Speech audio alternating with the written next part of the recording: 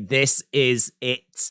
This fight has been made twice before. It's been called off twice before. The first time because of a rib injury. The second time because Tommy Fury was struggling to get into America. Now, I know that people doubt that, and I know that there's question marks around that. I must admit, I believe him.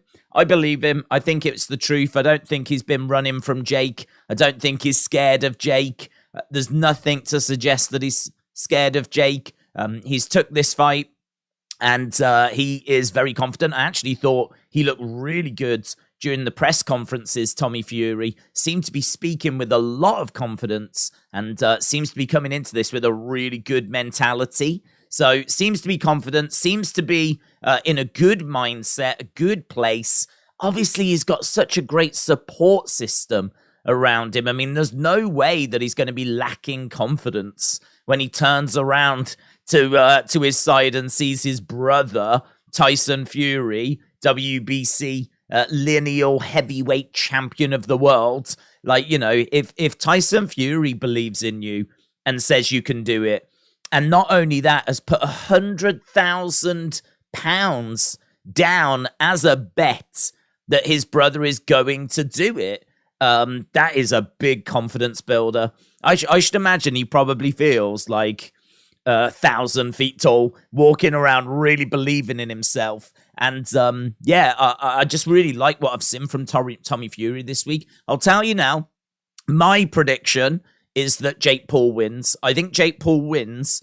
I would love Tommy to do it, but if Jake wins, he gets all the credit. Honestly, I'm not someone that's going to be sitting here trying to find excuses as to, like, you know, well, Jake still hasn't done this, he hasn't done that.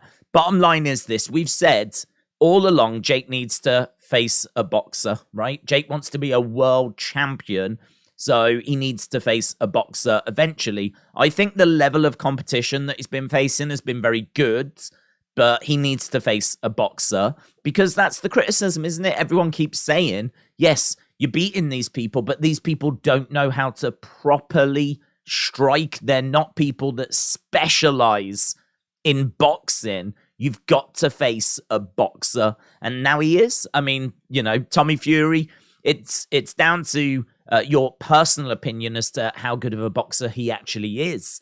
But listen, everything I've seen, all the noises, I think Tommy Fury is a credible opponent. I think that he's got good hand speed, he's got a good jab, he's got good footwork. There's a lot about Tommy Fury that you can really like, but the one thing with Tommy Fury is he will present openings. Tommy Fury has not got the best defense, and unfortunately, his offense is quite nice. Going forwards, Tommy Fury is very dangerous.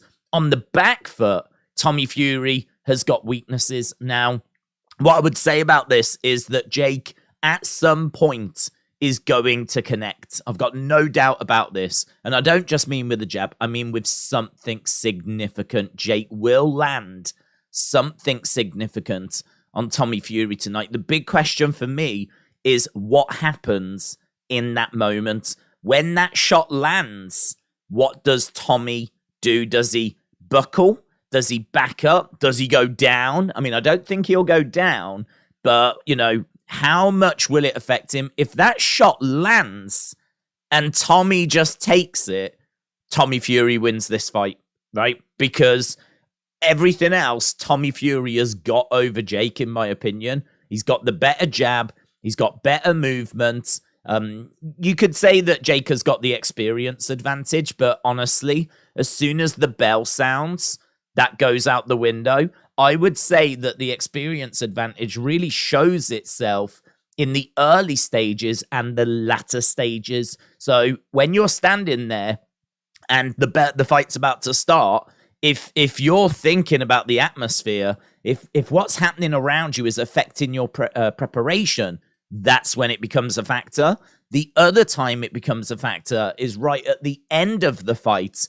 And at the end of the fight, that's when your cardio, your conditioning, right? If you've had an adrenaline dump because of how amazing it all is, right? Plus also, if you're just not used to going into the deep waters of 8 rounds, which Tommy Fury isn't, that's when it could show itself as well. So I will give Jake Paul that, and I will so he can have the experience. I think he's got a better defense than Tommy Fury as well. Jake Paul has got undeniable power, so he's got that as well. You know, he's got a lovely right hand, big right hand. We saw that right hand. And what was great about the right hand that put Woodley down was that Jake was going to the body. So he was going to the body. He was looking at the body, and you've all seen this clip, right? I'm not telling you anything you don't know, but you've got to give him his props. You've got to give him his props. He's going for the body, and then last minute brings it up, cracks Woodley in the head. Woodley goes down. Woodley was expecting body shot, got smacked in the face, down he went, right? So what I love about that is that, you know, in the moment, and we are talking milliseconds, right? For you to set it up and then execute it, we're not talking loads of time. We're talking that he's having to think and process these things. These will have things that he will have been working on. These are things that he can just turn to in the right moment. Like, right, I'm going for this now. Bang. And it's a skill that he's practiced and drilled again and again and again and again and again, right? That's the kind of thing that you work on in the gym that you then bring into the ring. And Jake has got this. Jake has got these abilities. He's got this ability to, you know, go for the body and switch it last minute. Because everything about that, it's not just like keeping your hand low. It's where your vision is as well. It's your body language. Everything was telling Tyron Woodley, I'm going here. All the signals, I'm going here. And then last second, bang, right? That is a lovely skill to have. So he does have boxing skills. He does have tricks and things that he works on in the gym that he can bring into the ring. He is someone that has definitely earned my respect. When I first started watching Jake Paul, I gotta be honest, I was not impressed. I was not impressed because honestly, I don't think there was much to be impressed by. I think you can be impressed that he was in there giving it a go. I think you can give him that, but there wasn't really, and I'm sure Jake would even agree, there wasn't really much in the way of skill at the very beginning to kind of hang your hat on.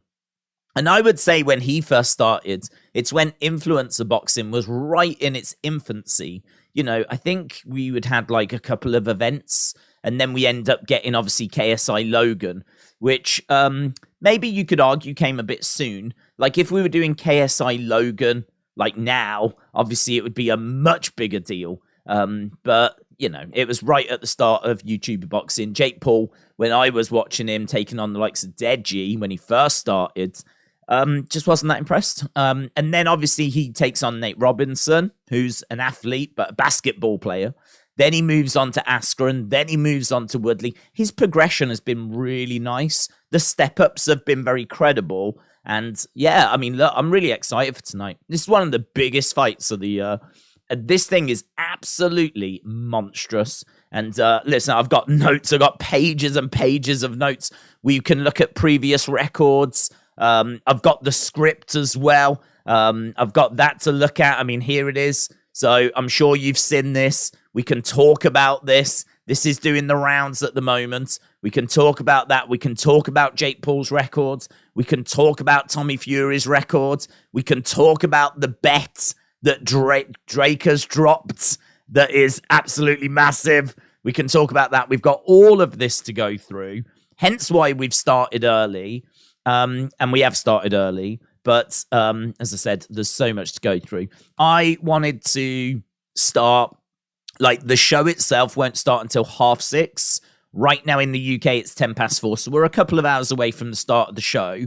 But this is going to be your chance to get your thoughts across. I'm going to read out as much as I can in the chat. I want to talk to you guys, get your thoughts. Obviously, we got the poll running as well. What I love about this poll in the chat is not only is it going to give us a good indication as to what people are thinking, but it will tell us which way it will be won as well. So if the majority say Jake Paul, lovely, but how is it going to be decision or is it going to be knockout, technical knockout? Same with Tommy. Will he win by decision, or will it be knockout, technical knockout? We can have a look at that as the stream progresses. So vote if you haven't voted already. Obviously, drop a like if you haven't. We're trying to get to 1,000. We always look to get to 1,000 on these big streams. And this really is one of the biggest boxing matches of the year. It doesn't even really matter what else comes along this year because of this fight being made and cancelled twice before. That's what makes this so big now. It's not just a Jake Paul fight. This is the Jake Paul fight because Jake Paul against Tommy Fury is the one everyone has been waiting to see. And everyone has got opinions on this. Everyone either thinks that Jake is now going to get found out because he's taken on a real boxer, or people think that Tommy Fury is a fraud. Everyone has got their thoughts on this. Everyone has got opinions on this. Honestly, share yours in the chat because that is going to be a big part of the stream tonight. Carlin, 1985, Gareth, shout out to you, my friends. Really appreciate the support. I hope you're well. Hope you're excited. Says, I am looking forward to the boxing. It should be good, man. I mean, not only have we got Jake Paul against Tommy Fury, our co-main event tonight is for the WBC World Cruiserweight Championship. This is the belt that Jake Paul one day would absolutely give his empire. He would give everything for this title because this is the title. I mean, there's a few championships, of course. There's not just the one belt in the Cruiserweight division. I think there's 4 that you can get your hands on. But the WBC is always seen as one of the biggest ones. For example, Tyson Fury has got the WBC Heavyweight Championship. Well, we're going to see the WBC World Cruiserweight Championship defended tonight. And that's the co-main event. Isn't that crazy? There's a lot of people quite angry about that.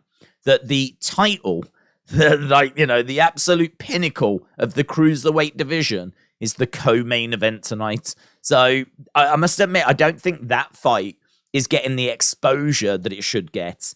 When Makabu is going to be taking on Badou Jack. So we can talk about that as well. Of course, I mean, look, this is all about Jake Paul, Tommy Fury. So totally understand why that's where the conversation is. But it is just pretty crazy that there is a world title in the co-main. And it's a proper world title as well. It's not some sort of made-up donkey thing. It's a proper world. It's the world title Jake Paul would give his empire for. That is in our co-main event.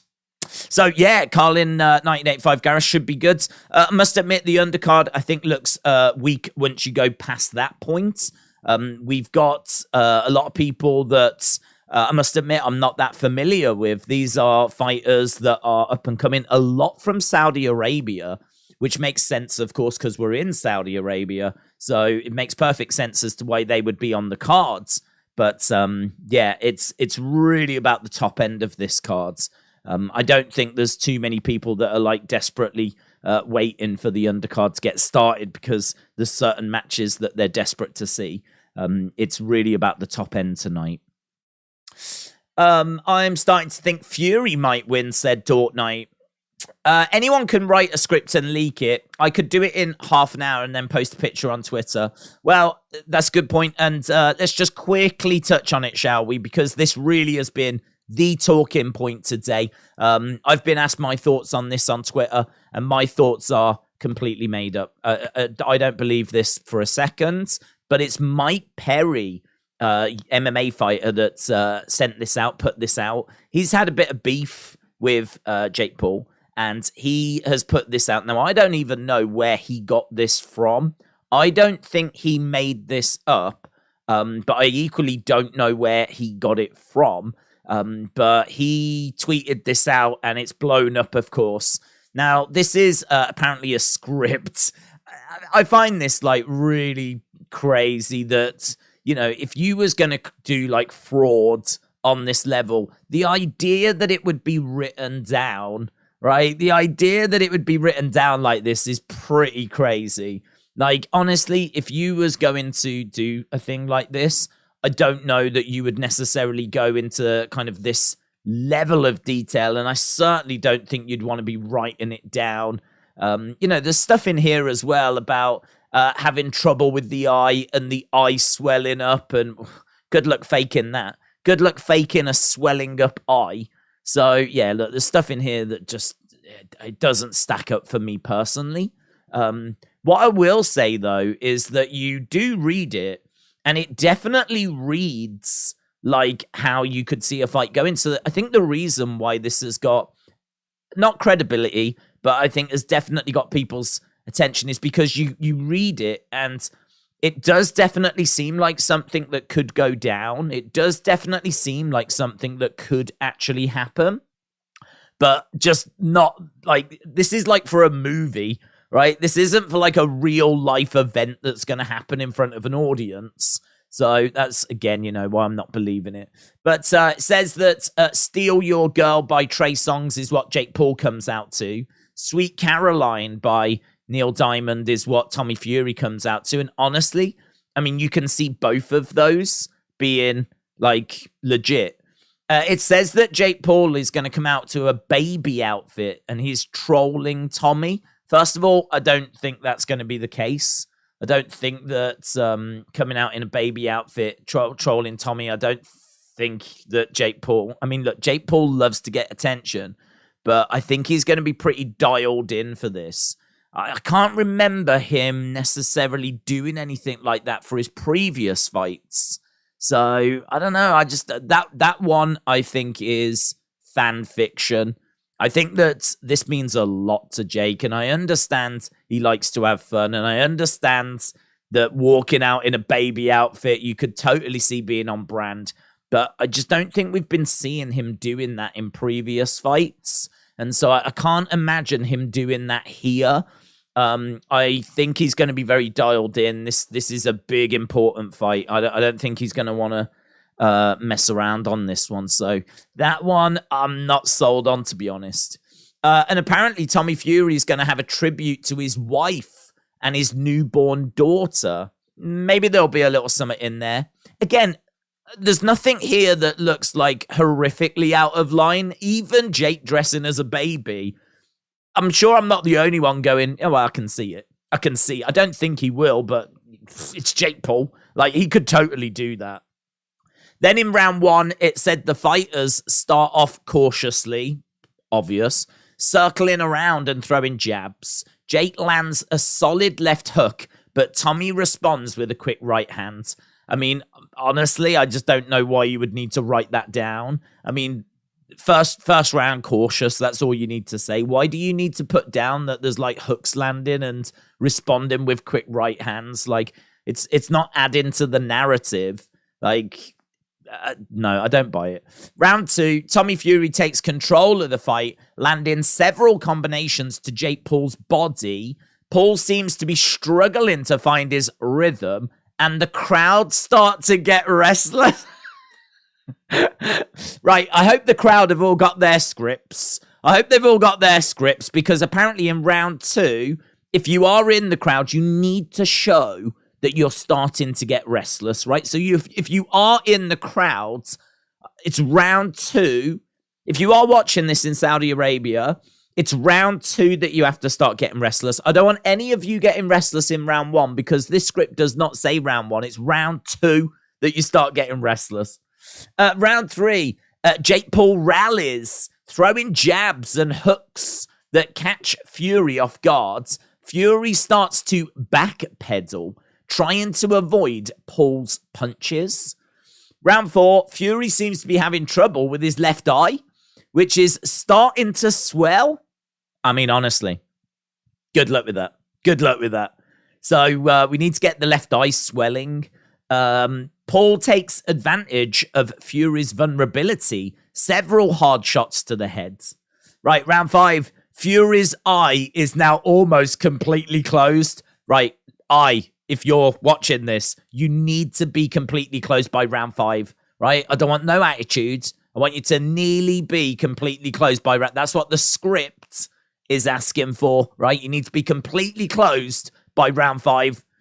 The ringside doctor is called in to take a look. The doctor determines that Fury can continue, but warns him that he might have to stop the fight if his vision deteriorates any further. Round 6, Paul smells blood, and he starts to press the attack. Fury is having trouble seeing Paul's punches, and he starts to take more punishment.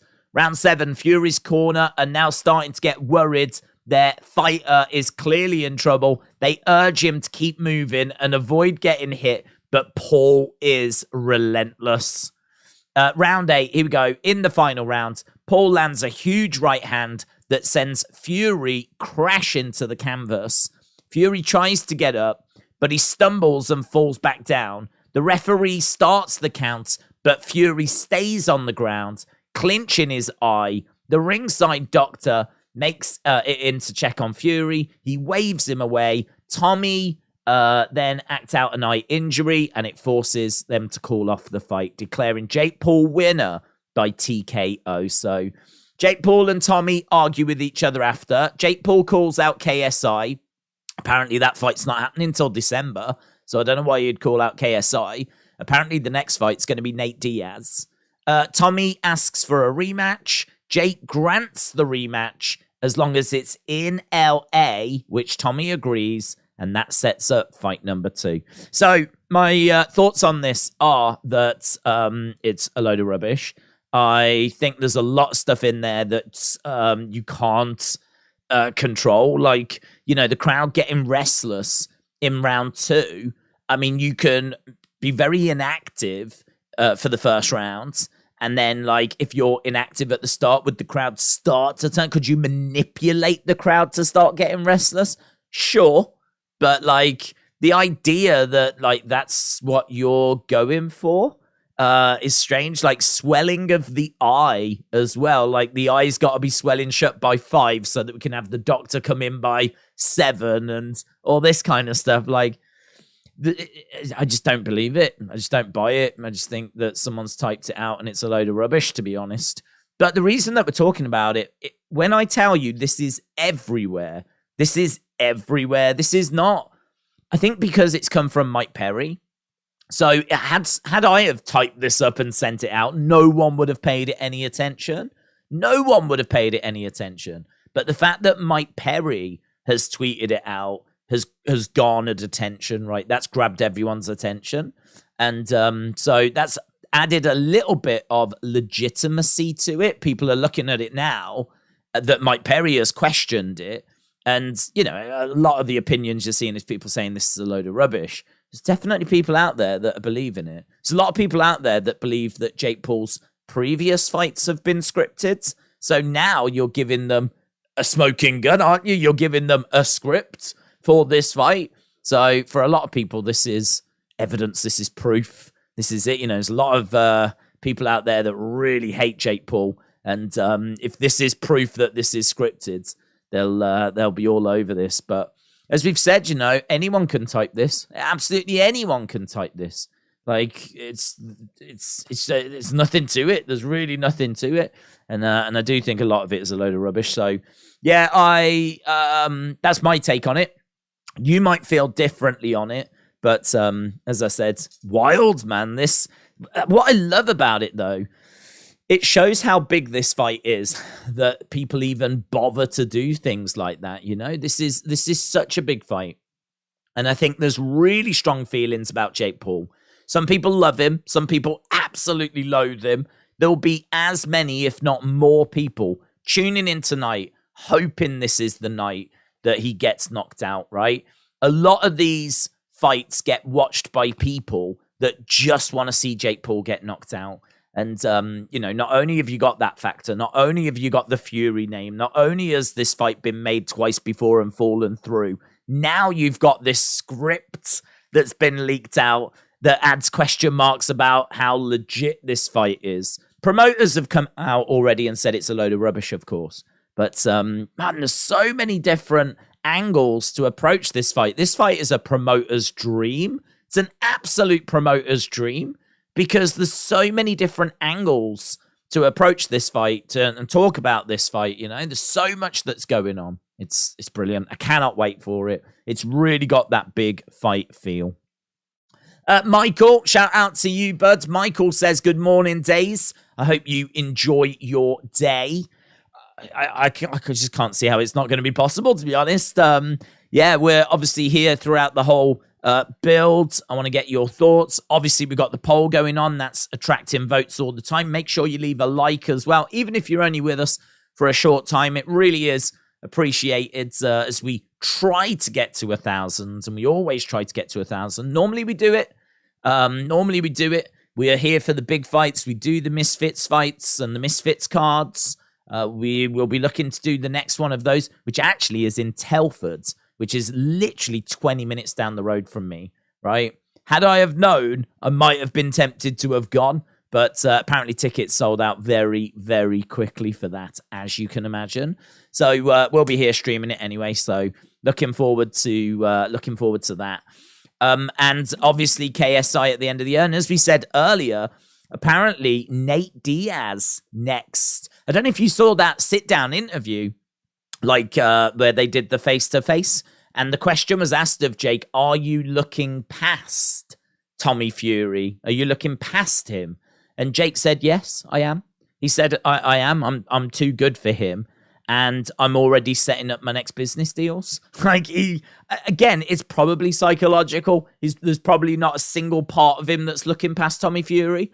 But they are in talks with Nate Diaz. We know that talks are happening for the KSI fight for the end of this year. So those, you know, what a year this will be for Jake Paul. If Jake Paul wins all 3 of those fights, I mean, that is just going to be absolutely phenomenal. To beat a proper boxer, a thorn that has been in your side for so long in Tommy Fury, then to go forwards and beat the likes of Nate Diaz, who really is a god in the MMA space, right? I mean, so was Anderson Silva. But what I would say about Nate Diaz is he's just got this real street credibility about him. Like, he is someone that, you know what I mean, like, would get stuck into a fight in a bar, would get into a brawl. He's just a fighter. He's just a fighter. You don't really get that from Anderson. Anderson is more a pure mixed martial artist. Nate Diaz is just, you know what I mean, just on the streets, man. He's on the streets, just getting stuck into fights. And he really is someone the MMA community just really love. So, I mean, that would be a big, big fight. They even asked the question, what's bigger, this one or the Nate Diaz one? They even asked what was bigger, Nate Diaz or KSI. I don't think there's a question there. I think the KSI fight is clearly going to be the bigger fight. But Nate Diaz is still a very, very cool opponent. And actually, it's a fight I think Jake would win because Nate Diaz is not a boxer. He's not a boxer. He's an MMA fighter. He has done boxing. He has trained in boxing. But I don't know. I would feel pretty good about Jake Paul winning that one, to be honest. And I feel pretty good about him beating KSI as well. There's levels to this game. And I just think that Jake has been putting that work in for a long time. Like, I don't know how KSI closes that gap. There is a gap between KSI and Jake Paul in boxing ability, and I don't know how KSI is going to be able to close that by the end of the year. And I think Jake knows it as well. Hence why Jake is, you know, desperately trying to get this fight sorted for the end of this year. I think the longer it goes on, the more that KSI, the more time KSI has got to close that gap. And I don't think he'll be there by the end of the year. So I really quite fancy Jake to get the win against Nate Diaz, get the win against KSI. The question is, can he get the win today? Will he pick up the dub today? If he does, I think he stands a great chance of winning all 3 fights. And the reason I tell you that is because you could get some pretty good odds, you know, on Jake winning all 3 of those fights. If you went to the bookies and spoke to them and said, what are the odds on Jake beating Tommy, Nate Diaz, and KSI all in 2023? I bet that's a nice number. And honestly, I think his biggest challenge here will be Tommy. So, yeah, Interesting. I think, did we get another super chat I just saw come through? Bitblob, shout out to you, buds. Did you watch Floyd versus Aaron Chalmers? No, I didn't. And seemingly no one else did as well. I saw pictures. So I don't know if you saw the O2, but the top section of the O2 was roped off. No one was up there. And then the bottom section was quite sparse. So I didn't see a picture of the crowd when the fight was actually on, but I did see a picture of the crowd for the undercards. And honestly, it was like a flipping ghost town. And do you know what? I'm in the UK. I'm sat here in the UK. I saw no promotion for that fight. I didn't see anything. I didn't see any adverts. I didn't see anything on TV. I didn't get anything pop up on the internet. I order so many boxing things and Google search for so many boxing things. And I've watched Floyd Mayweather's previous fights. So, you know, all my history and everything, you know, they know that that's what I'm interested in. So I would be the target audience. I'm the kind of person that those adverts should be reaching. No, I didn't see a single one. I didn't see anything. I didn't even know he was fighting until about a week ago. And then, like, it was like, oh, yeah, of course, that's coming up. That's this weekend.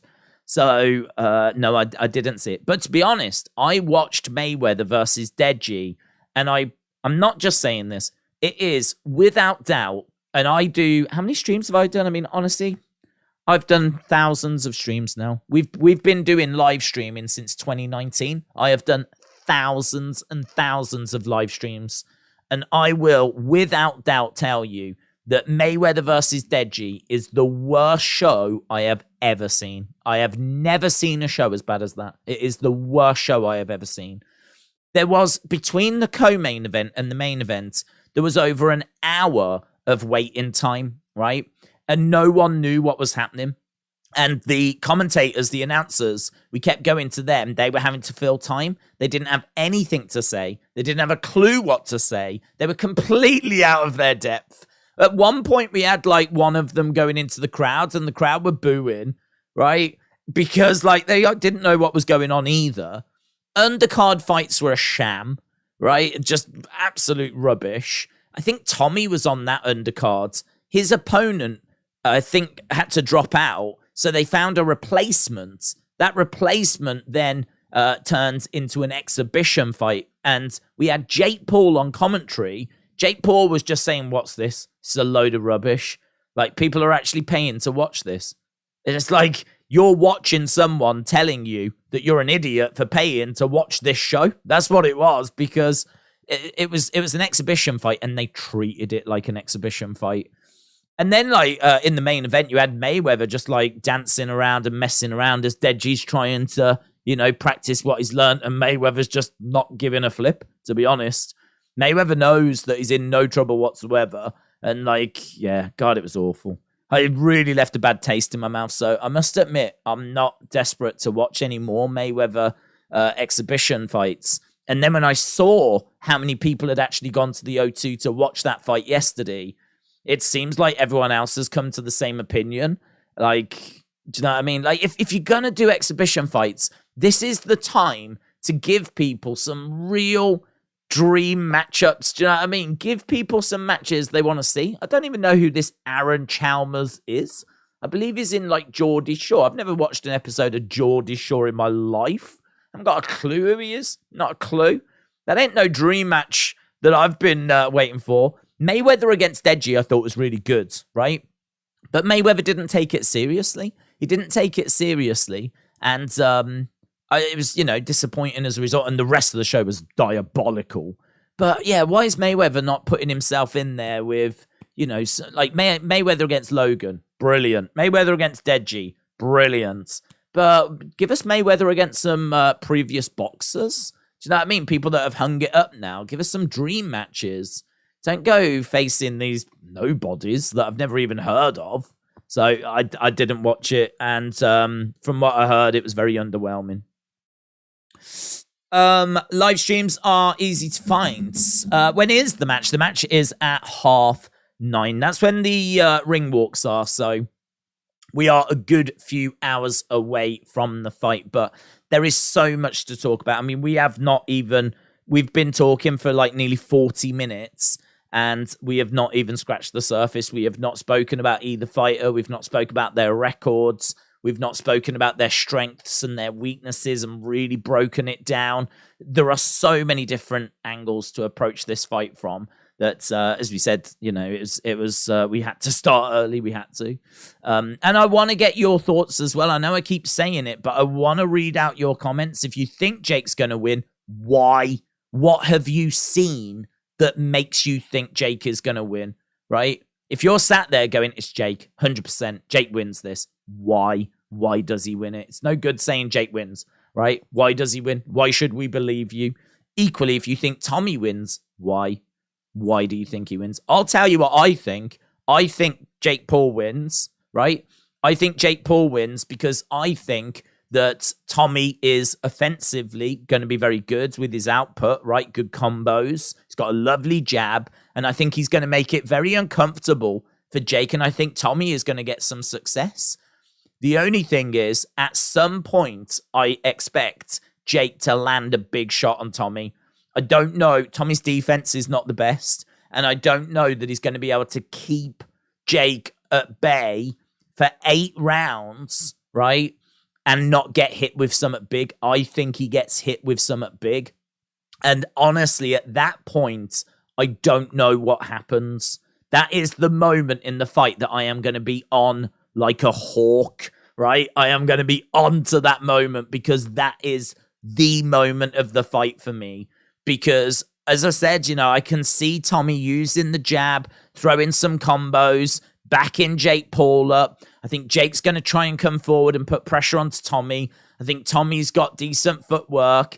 You know, Tommy needs to make sure that he's not getting backed up. It's going to be a real, it's like 2 monster trucks colliding. They're both going to try and back the other person up. They both know that the other person is not brilliant on the back foot. Jake Paul is not very good on the back foot, but neither is Tommy Fury. So they're both going to try and back each other up. I think Tommy wins that battle with his jab. The jab is critical, and Tommy's is better than Jake's, right? So I think he backs up Jake, but Jake is going to get success, right? He is going to get moments of success. He is going to land something big. What happens then? What happens then? I know Tommy has been hit with big shots in the gym, in sparring, but in this moment, in this fight, when you're not expecting it and bang, just comes in. We saw Tyron Woodley get laid out flat.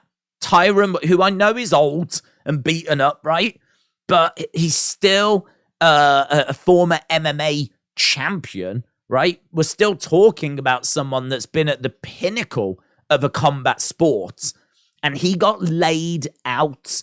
We saw Ben Askren get laid out. I know he's not a striker. I know he got hit clean, but he still had been in the UFC. He'd been a champion outside of the UFC. He got laid out. So did Nate Robinson. We know that Jake Paul has got some power to him. Now, what that power is going to do to the likes of Tommy Fury, I don't know. I don't know if when he hits Tommy Fury clean, what that's going to result in. And this is where, for me, the fight is absolutely fascinating. I expect the early stages to be both guys trying to assert their dominance, trying to drive the other person back. I can see Tommy using that jab. He's got a lovely jab on him. Really nice jab. Much better than Jake Paul. And I can see him using that, and that's going to bring him success. But as I said, at some point, it may be round 4, it may be round 5, it may be round 6, it might be round 7, it might be round 8, but at some point, Jake Paul will land something big. How does Tommy deal with that? William Hensey, shout out to you. Appreciate the support, bud. Said, Daze, can you help me? Triple T won't stop calling. I am beginning to wonder if he knew it was me the entire time. I will have a word. Don't you worry. Noah said, did you see the leaked script? Jake Via 8 due to eye injury. Yeah, we just broke it down, buds. We just broke it down, and honestly, it looks a load of rubbish to me. There's things in there like the crowd start to get restless in round 2. What it looks like is the script for a film. That's what it looks like. Doesn't look like a script for a real life event. It doesn't look to me like there's too much detail in there, and there's too many things that feel out of their control, like crowd getting restless in round 2 and the eye swelling shut in round 5. Like, how are you going to get the crowd restless in round 2? How are you going to get an eye to swell shut in round 5? Like, you're going to have to be actually hit hard. And honestly, what's to say that you don't get knocked down and knocked out? Who's to say that the effect is going to be an eye swelling shut? Who's to say the eye will even swell? So, like, there's stuff in there that just doesn't make sense to me. Like, if you was going to throw a fight, I think there's things in that script you wouldn't do. You just wouldn't do those. You wouldn't write those things down. Like, the fact there's even a physical script is crazy to me. I mean, if you was going to throw a fight, you'd probably have both fighters in a room. You'd make it real simple, right? You ain't going to be doing all the levels of detail that's in this, right? Because half of it doesn't even matter. I've got the script right here. We have literally just looked at it, but let's go back to it. There's things here, like, look at this, round 1. They circle around. Jake Paul lands a solid left hook. Tommy responds with a quick right hand. Why does that need to be in there? Why does that need to be in there? Why do they need to do that exchange in round 1? What is the purpose of Jake going into this fight, trying to remember that he needs to land a solid left hook and that Tommy needs to land a right hand? I don't get why that would be in there. Like, if I'm just going to be honest, if I was going to throw a fight, I'd have both fighters in the room and I'd be like, right, what I need you to do whatever you're doing, right? Keep it close. But in round 5, this is what I need you to remember. Round 5, you've got to let him hit you with something significant, right? Now, if you get knocked out at that point, it's not the end of the world. But what we're looking for is we want to get the doctor in, right? We want to get the doctor in. We want to get the doctor to check your eye. So it needs to be... you don't need all this crowd gets restless in round 2. You don't need he lands a hook in round 1. You don't need that level of detail. Like, you just don't need any of that. That, to me, reads as a script for a movie, right? Does not read as a script for a real-life event. So it's really interesting. It's really interesting as we have looked at it. We've read it all. We've broken it all down. But as I said, like, for me, I just think it's a load of rubbish. I just think it's an interesting little caveat, did you see this type thing? But it just shows how big this fight is. That someone has gone to the trouble of doing that. Damien said Gervonta Davis against Ryan Garcia, April 22nd. Damien, shout out to you. Will we be doing that fight? Yes, of course. We did Tank's last fight. I think, did we do Ryan Garcia's last fight? I can't remember. But we've done Ryan Garcia fights, and we have done both of Tank's last fights. Thoughts on that? I think it's a brilliant fight. That is the fight we've been hoping for. I think that Tank has got fantastic power, lovely counter shots. Ryan Garcia is just a really highly skilled boxer. Garcia could win that by going to decision. I could see Garcia winning rounds. Tank, to be honest, Tank tends to look pretty rubbish at times. Tank just really seems to take a while to get going. But once he gets going, he's deadly, man. Once he's in his rhythm and he's in a groove, he is deadly. If Garcia can make sure he doesn't get into that rhythm, I could see Garcia winning that. I will be rooting for Tank, though. I really like Tank. I probably shouldn't. He gets accused of loads of real shady stuff. But every interview I've seen him with, I really like him. So I really like Tank. Is someone that I enjoy watching. And we will be all over that fight. We will be all over that. But right now, sitting here, I would lean Garcia by decision.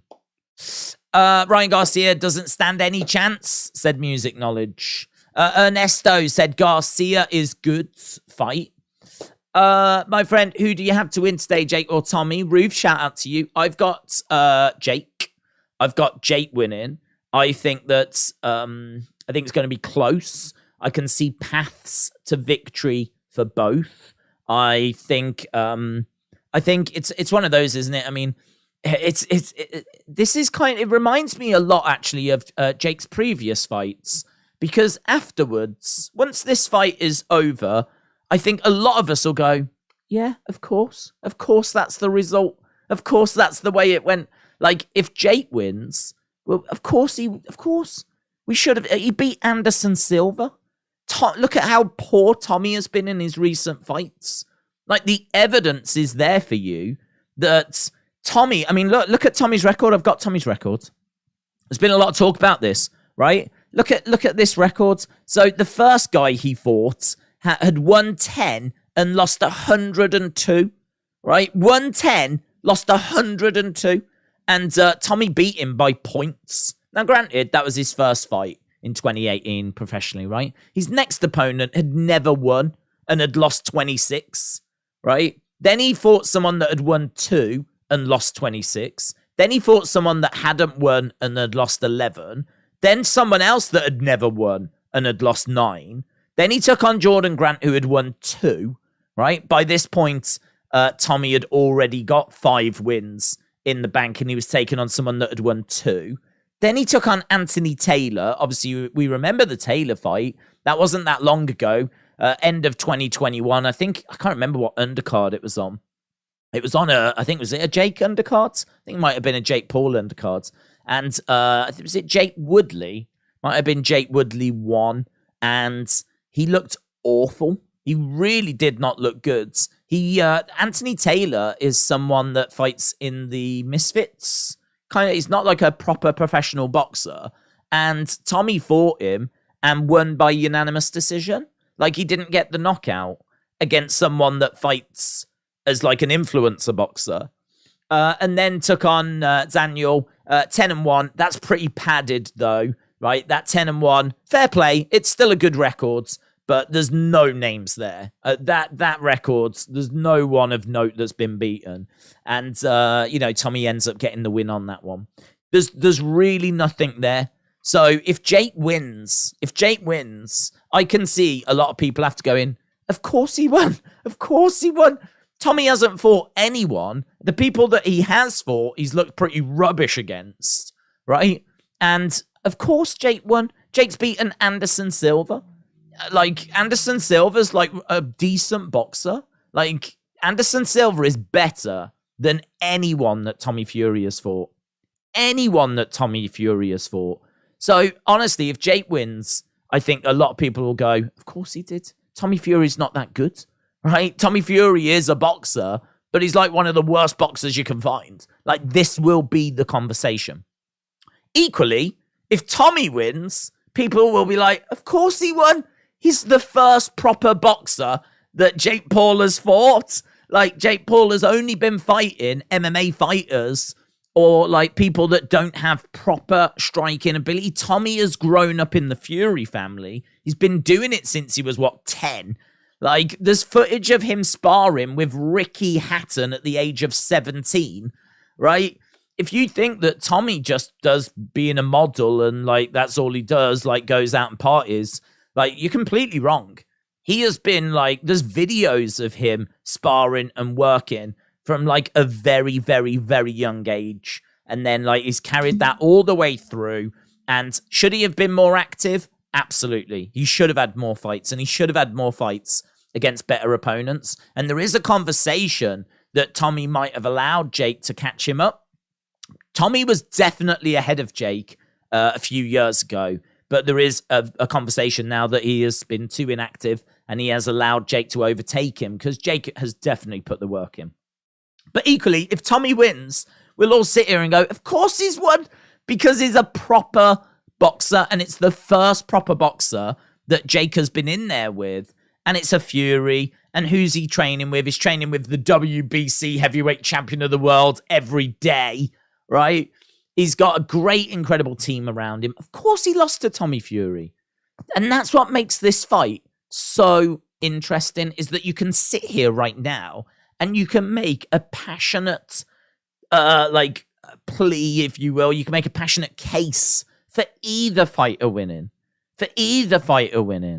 If you look at the odds, a lot of times in boxing, it's like minus 2,000 and all this kind of stuff, like really wide odds. This is like minus 170 for Jake Paul and plus 120 for Tommy Fury. It's really not much. It's really not much. I mean, it's really close.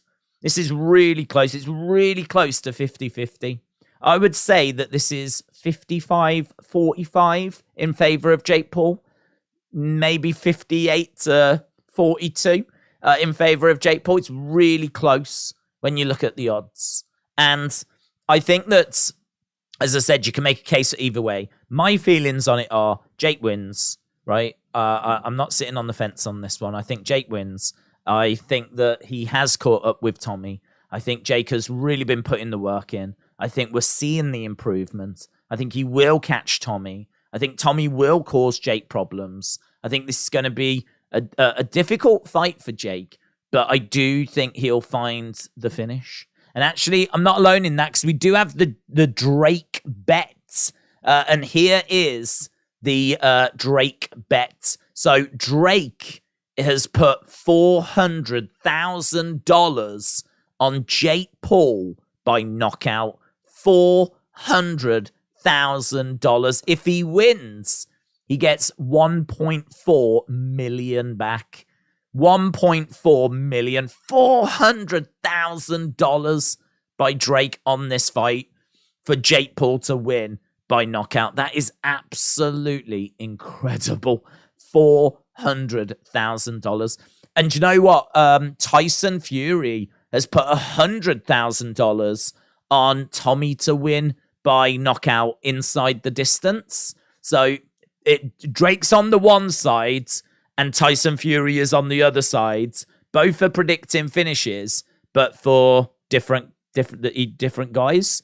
So someone's losing their money tonight, of course. But yeah, I think I'm agreeing with Drake on this. If I could choose to be on a side, if I was going to put my money down on it, I'd be going with Jake Paul by knockout, because I think he will connect on Tommy with something, and I think that he will put him down if he does. I just think that power.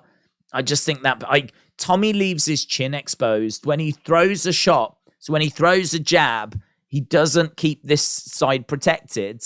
He'll like throw and this hand will come down. And Jake will have spotted this. Jake has already said he's spotted weaknesses.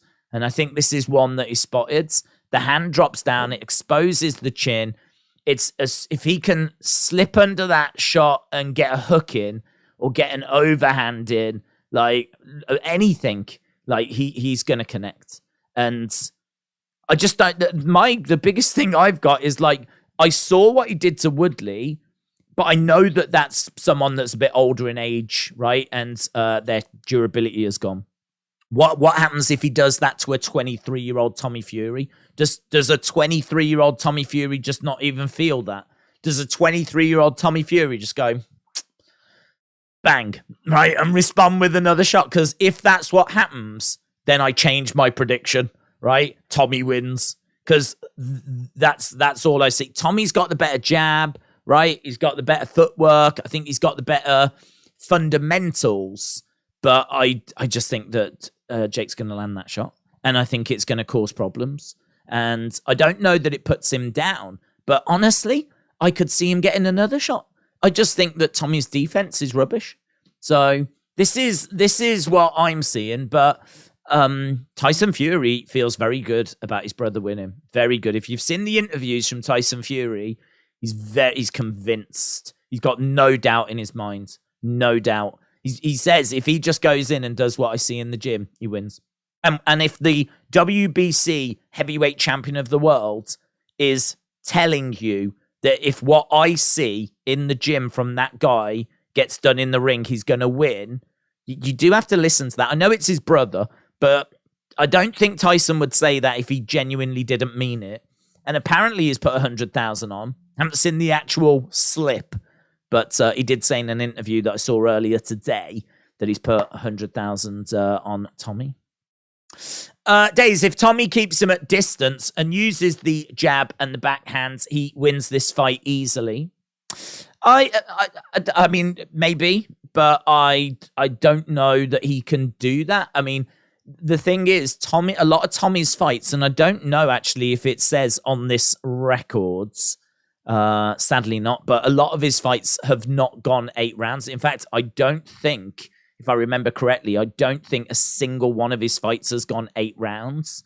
So there are question marks around Tommy Fury's conditioning and what he's going to look like in the deeper waters. I mean, he fought against, I think it was Anthony Taylor, and honestly, he looked gassed after 4 rounds. Like, he looked gassed after 4 rounds. Now, obviously, he's been training and working hard and improving and everything since then. But you have to go by what you've seen. And what I've seen from Tommy is a better jab, is skill. But I haven't seen enough to give me confidence that he is going to be able to go 8 rounds and keep Jake off him for 8 rounds, keeping your opponent away from you and not getting hit with something big. Like, how are you going to do that? How are you going to do that? How is he going to keep him away for 8 rounds? Jake, at some point, is going to get through. He's going to get through. I'm sure of it. He'll slip a jab.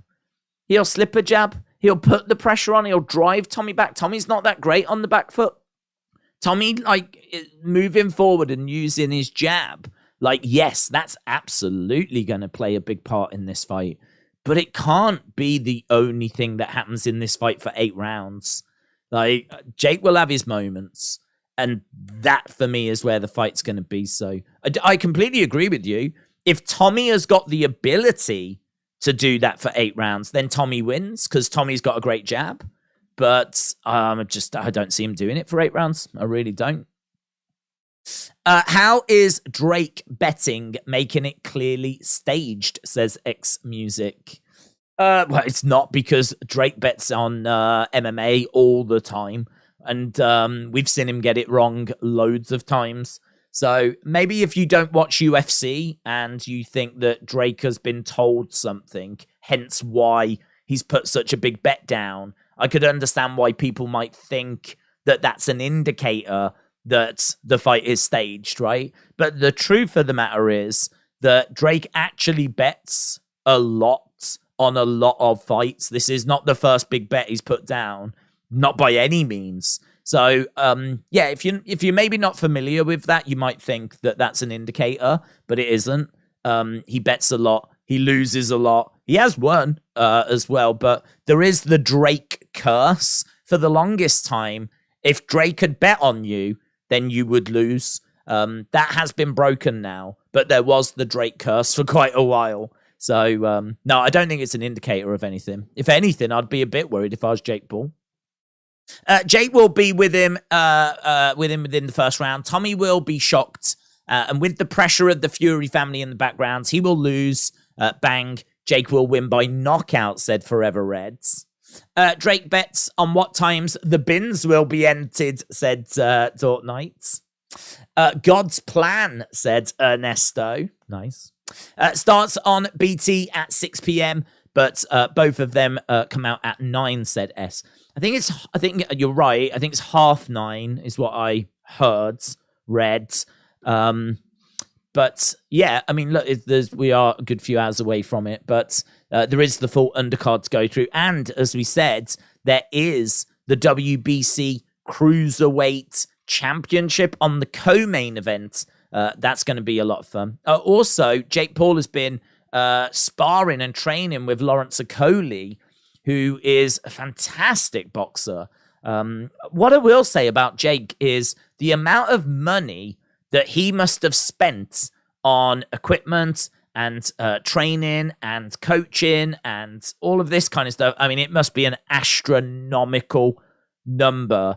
He just constantly seems to be sparring and around like just champions and big names. Like the wealth of information that he must be receiving. I mean, it must be like second to none. The progress that Jake must be making. you can be the biggest Jake Paul hater in the world, right? But even you would have to admit that if he has got the best equipment, the best coaches, the best of everything that you can have for a training camp, and the work ethic that he's got, I mean, I don't think anyone in the world is going to say that Jake has not put everything into this and has not worked hard. It's not like Jake is just sitting around like, you know, I'll do an hour here, I'll do an hour there. Everything you see of him is him training, working, improving, grafting. It's all he's doing. It's just constant. And obviously, you know, he's got to have downtime. The body has got to recover. And in those moments, you know, maybe that's where he does his podcast or has his meetings or does whatever. But he is just constant with this. Like his level of improvement. When he says that he wants to be a world champion, I have no doubt that he means that. Like, I've got doubt that he'll achieve it, but I've got no doubt that he means it. And I mean, honestly, it would be quite inspirational if he did do it. Again, I know a lot of people don't like him. I'm not his biggest fan either. But we're talking about a kid who took up this sport really late. And granted, he's got the best coaching and best equipment, all that kind of stuff. But if he could do it, if he could get there, if he could actually get to a world title, that would be pretty crazy. That'd be pretty crazy. Eddie Hearn gives him no chance. Eddie Hearn says you won't do it. You won't be a world champion. I've seen loads of people. I saw Carl Froch put out a video saying stop speaking my name, right? And showed him world championship belts that Carl Froch had won. And he was like, you'll never have these. Like Jake is being told constantly by loads of people, Tommy Fury as well, of course, in the build of this, that he will never be a world champion. And he doesn't care. He's going to go for it. And I really believe that he believes he will. I really believe that in his mind, that is exactly what he's going to achieve. Honestly, it's fascinating. Jake really does work his ass off about boxing. You do have to give him that. Tommy's biggest weakness, said huge MMA fan, are clearly low hands. Not much head movement. His gas tank. Days, that was an exhibition. This isn't going to end well after we saw how tough Jake is against Silver. Music Nolly said, Tommy will be destroyed. I can't believe you think he has a chance. Mega Money said, you got Tommy Fury's reach wrong. It's 98 inches. What, Tommy Fury's reach is 98 inches? I'd be shocked if it was. I think this is all correct, to be honest. This is information that I've got from some pretty good sources. Dort Knight said Carl Froch fought George Groves in front of 80,000 at Wembley. He did. What do you think of the fact that Jake Paul said he would give Tommy Fury all the money if he loses, says Alfie. I think that both of these are coming into this fight believing they're going to win. It's as simple as that. Both of these genuinely believe they are going to win. Jake is coming in surrounded by some of the best coaches, right? I mean, he is training with world champions, right? I know that Tommy is as well, but Jake has been doing this intensely for a few years. He has gone to bed, woken up every day, boxing. He's got a vision. He's got a dream. He wants to be a world champion. He's had big moments. He's seeing the progress. I mean, put yourself in his shoes. You know, he's fighting Deji. He's fighting Nate Robinson. Fast forward a few years. He's in there with Anderson Silva, right? Someone that he idolized as he was growing up. And he beats him on points. Like, he is getting confidence from the improvements that he is seeing from himself, right? He is improving and he knows he's improving and he knows that everything they've done so far has been perfect. I mean, he's done nothing wrong. Every opponent he's faced, he has beaten. Maybe he could have knocked out Tyron Woodley in the first fight, but it only set up the second fight that was just as big, right? So other than, like, you know, not knocking him out and not knocking out Anderson Silva, it doesn't really matter, does it? He's still got the dubs. And so everything has been perfect. And so now here he is taking on Tommy Fury.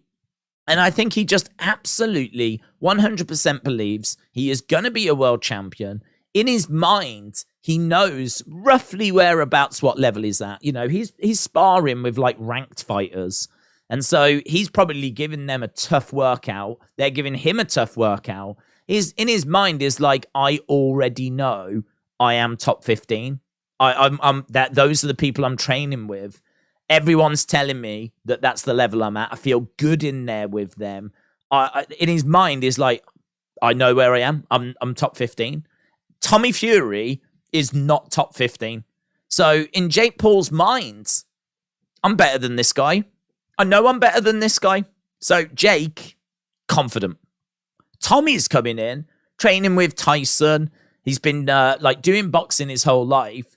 This is a YouTuber, right? We're the scum of the earth. So he's like, gonna deal with this guy, no problem, right? Get out of my sport, right? You're a fake, you're a fraud, you're a charlatan, you've never faced a boxer. Tommy's coming into this confident, right? I must admit, I was a bit worried about the mind games. I was a little bit worried that Jake was going to get the better of Tommy in the builds. And if you watch the weigh-ins and you watch the press conference and all this kind of stuff, I don't think he did. I really don't think he did. I actually thought Tommy did a great job standing his ground, holding his own. Like, they have just filled him with confidence. He genuinely oozes confidence. So he really genuinely doesn't seem to be bothered about Jake and the mind games and all of that kind of stuff. Like, he's in a good place mentally. You could maybe look at the weigh-in and say that he got a bit over-animated because they were both face-to-face and Jake was pretty chilled. I don't know if you saw the bean dip where he flipped him on the boob a couple of times and then Tommy pushes him as a result. Tommy was getting quite animated there. I would like to have seen him being a bit cooler in that moment because it definitely felt like Tommy was getting a bit too worked up, a little bit too emotional. And if I'm Jake Paul, I am looking at that thinking, can maybe use that during the fight. I can maybe get him to get a bit too emotional, abandon the game plan. You know what I mean? Like he can see red. Rather than like thinking strategy and whatever, maybe he throws it out the window, starts seeing red, and he'll present some openings, blah, blah, blah. So maybe there's something there for Jake to get a bit excited about. But by and large, I thought that I really thought Tommy came across really well in the press conference, in the face-to-face. Didn't get shown up by Jake. Thought he did really good. So both of these are coming in full of confidence. I don't think that Tommy wanted to do the deal, to be honest, not because he's not confident, but actually Tommy did an interview not that long ago where Tommy said, I'm not doing any deals. I'm a proper fighter, right? I'm not going in for all this getting tattoos and like giving away my money and all that kind of stuff. I'm not here for that. I'm a proper fighter. If you want to face a proper fighter, then let's talk, let's fight, right? He did that. He said that in an interview not long ago. So then we get to the press conference. Jake turns around and he's like, do you want to do like winner gets all? I don't think that Tommy wanted to do that. I don't think Tommy wanted to entertain it, not because he's not confident, but because he's already said, I'm not playing these games like what, he played last time. But the thing was, his dad spoke for him. And his dad shouted out, yep, we'll do that. Well, we'll take that deal. And obviously it's, everyone's seen the clip now where Tommy turns around and looks at Big John. And a lot of people have taken that he doesn't fancy it, all this kind of stuff. I don't read it that way. I genuinely read it that Tommy was very vocal about not wanting to go down those roads. So he'd already made it clear, I'm not interested in any bets or anything like that. I'm a fighting man. This isn't like the YouTuber influencer world. You're facing a proper boxer, so let's dance. And then all of a sudden he gets on stage and his dad accepts it for him. So I think that's where it came from more than like a confidence thing. But oh God, it's just another thing, isn't it? Do you know what I mean? It's another thing. Like, not only have we got the script that has leaked, Not only have we got this fight being cancelled twice before, you've got the Fury name, you've got the fact it's just Jake Paul naturally, but then as well, you've got the bet now that's been put in from the press conference. It's just so many different angles and so many different things that are happening that you can really get your teeth into. This is one of those sporting events that there's plenty of people that like are not into this idea. There's plenty of boxing purists that I've seen that just don't want anything to do with this. It is undeniably one of the big sporting events of this year. It is absolutely massive from every angle that you look at it as well. And it's so exciting. I'm so excited for this. And even though the quality might not be there, the fight itself might be awful. Because there was lots of boos during Jake's fight with Woodley because they were both standing off each other. Like Jake didn't want to commit. There's a lot of respect. I think Jake will have a lot of respect for Tommy Fury, actually. He might not admit it, but I think he knows that this is a big fight. This is a proper boxer, and he's not going to want to get caught with anything. You're going to see Fury like with a lot of feints, and we haven't seen loads of feints out of opponents that Jake has faced before, but you know, Fury's going to be feinting a lot, trying to see if he can like read Jake. And I think Jake's going to be going to need to be a bit cautious. I say that, but then part of me also thinks Jake will be aware that Tommy's not that great on the back foot, and he'll also be aware that his defense is not very good. So equally, as much as Jake's going to have respect for Tommy's abilities as a boxer, he also knows that he can't allow Tommy to be on the front foot, working the jab. He's got to drive him back. It's honest. It's fascinating. This is what's so great about the sweet science. This is what is so great about boxing as a sport, is the fact that you've got all these different elements that are just so interesting. Like, as soon as that bell sounds, and we're here for it. I mean, we're going to be here for it, and I cannot wait. But as soon as that bell sounds, who's on the front foot? Who's driving forwards? How's the other person reacting? Like, what are they feinting? What are they looking for? What shots are getting thrown? Are they both working jabs? How do the jabs look? When they throw the jab, do they present openings? What's the footwork like? Where are they placed? Are they in the center of the ring? Has one driven the other one back? Like, you know, and this is just in the early stages. Then we're going to be looking for it to open up a little bit more. We're going to be looking at combos. Like, so much stuff that's going to be happening during this fight. Even though it's only 8 rounds, there's going to be so much to look for and enjoy. So, again, can't wait. A 98-inch reach would have Tyson shaking, said huge MMA fan. Yeah, I mean, I don't even know what Mike Tyson's reach Tyson Fury's reach is off the top of my head, but a 98-inch reach would be incredibly significant. I can't say that I've seen either fighter listed as having a 98-inch reach on any of the sites I've been on. Obviously, Tapology, BoxRec, loads of different sites. But so I believe that information is correct. What I will say, though, is there's a lot of disparity. Like, you know, there's a lot of different sites that do list different numbers. So it really wouldn't surprise me if there was a website out there that did have 98 inches listed, but certainly that's not one I've seen. Matt, shout out to you. Appreciate the support. Matt Khan, he said, both fighters are obviously technical and well-skilled, but who, in your opinion, has access to the most gladiatorial savagery? Whose demon is cruelest?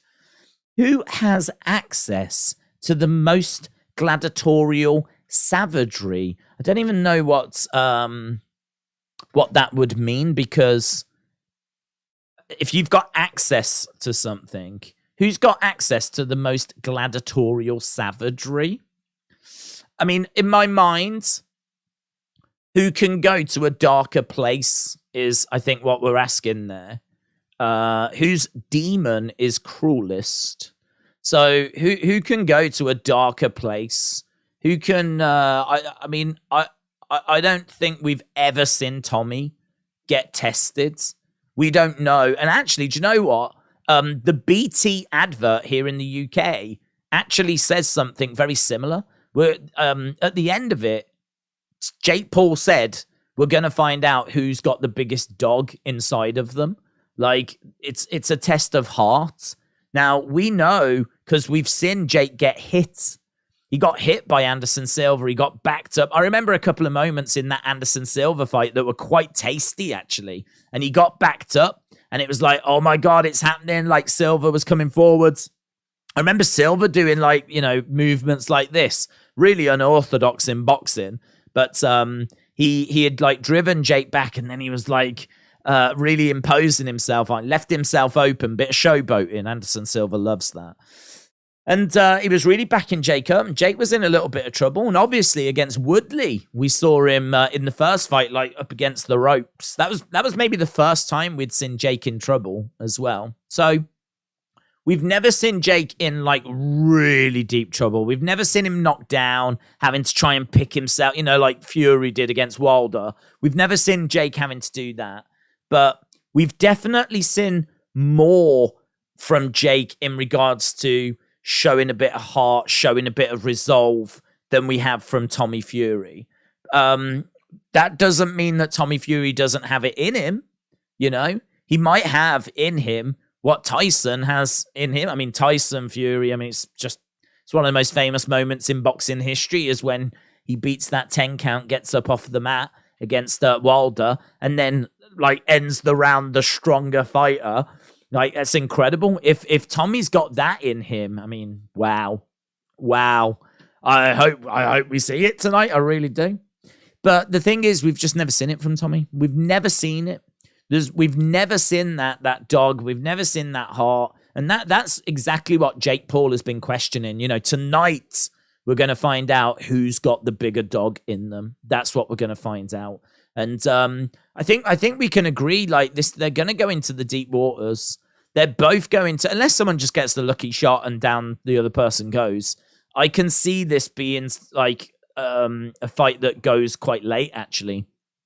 Mainly because I think in the early stages, there will be a lot of respect. And I think that I can see both corners telling the fighters that they need to be a bit more aggressive. Right, you've got to be moving forward more. You've got to be on that front foot. You've got to drive him back. I can see both fighters having to be told that because there's so much at stake. And I know that they can both say that, you know, they're the best and all this kind of stuff. But we all know that when the bell sounds, there must be a little voice in their heads, both of them, that says, be careful, make sure you don't do anything stupid, right? And so what you tend to find in the early stages is you tend to get them both being quite cautious and both being quite respectful. And we always see this from Jake. Jake tends to have, like, a slow pace. And actually, in his last fight against Anderson Silva, that was something that Jake actually said. He knows that he needs to fight at a quicker pace. He's got to work at a quicker pace. And that was something that we did start to see in his last fight against Anderson Silva. We definitely saw a quicker pace. Still don't think it was an amazing pace, but it was a quicker pace. And could we see him step it up again? So I'm thinking it'll be a little slow in the first rounds. I can see them both being told to move forward and be a bit more aggressive as the fight continues. They'll both settle into the fight.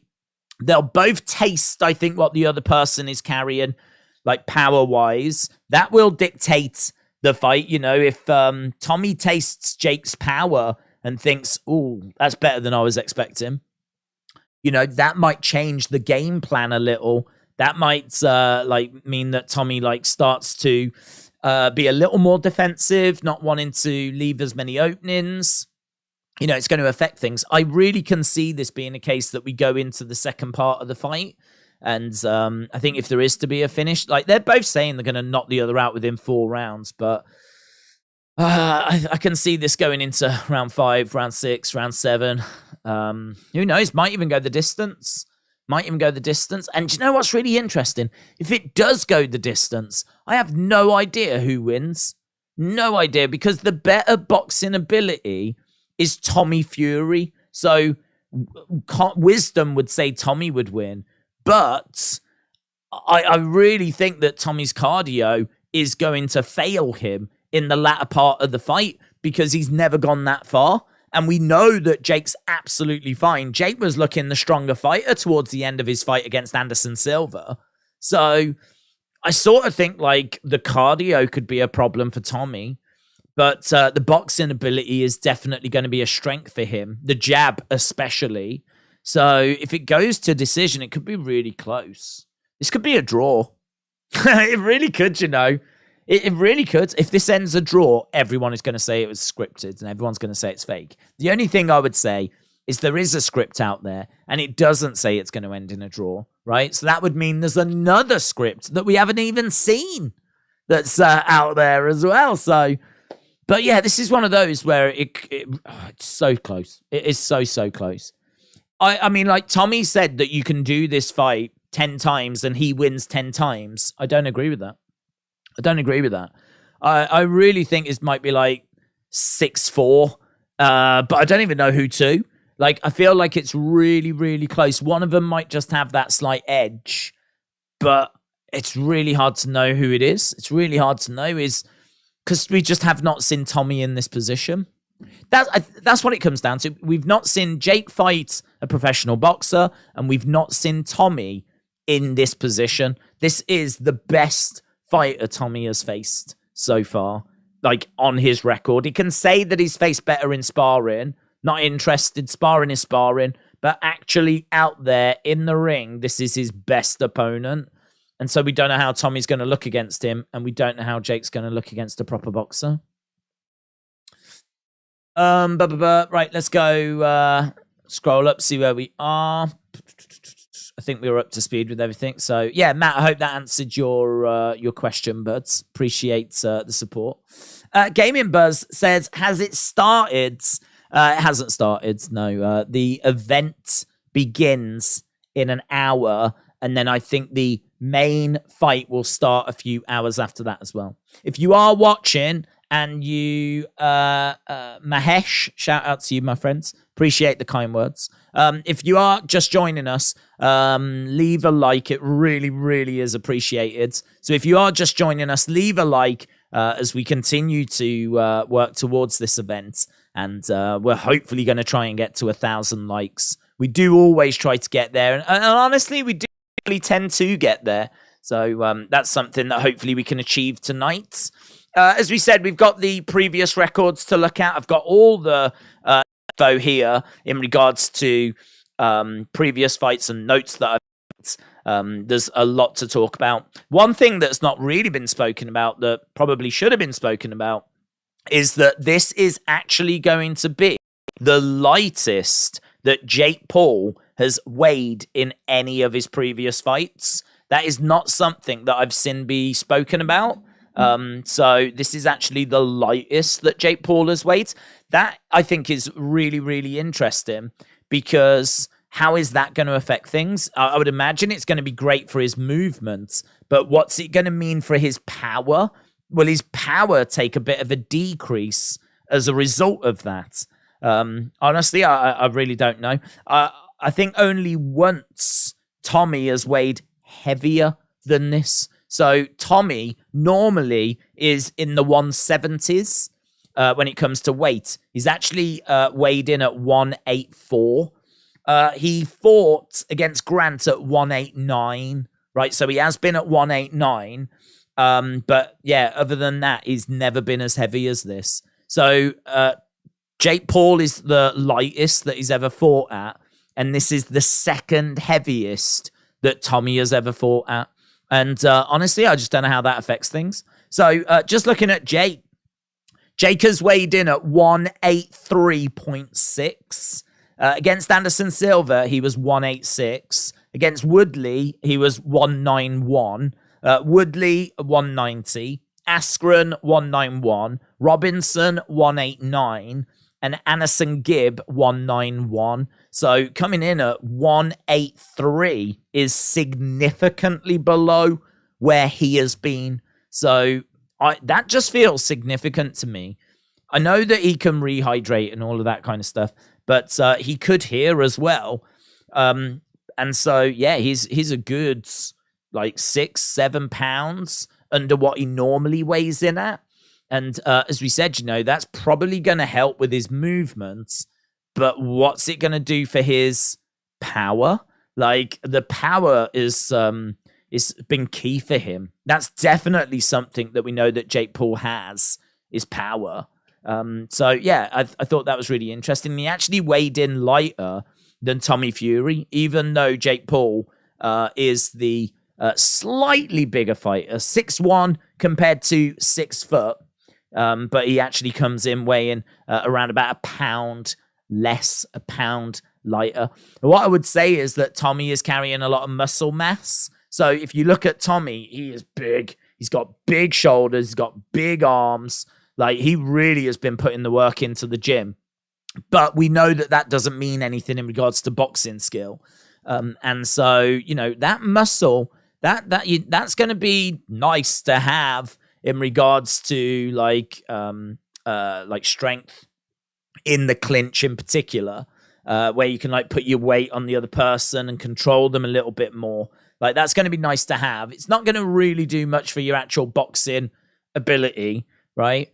Because we've seen with Tyson Fury, when he fights, he has not got the physique of an Adonis, and he is the WBC heavyweight champion of the world. So the muscles are only going to get you so far, and he's going to have to carry that weight around. Muscle is quite heavy. He's going to have to carry that weight around for 8 rounds. So I think Jake is looking to go into the deep waters, to be honest. I think Jake has come in the lightest that he has ever come in, because I think he is thinking to go into the deep waters. Tommy has never been to the deep waters. Tommy looked gassed out after 4 rounds against Anthony Taylor.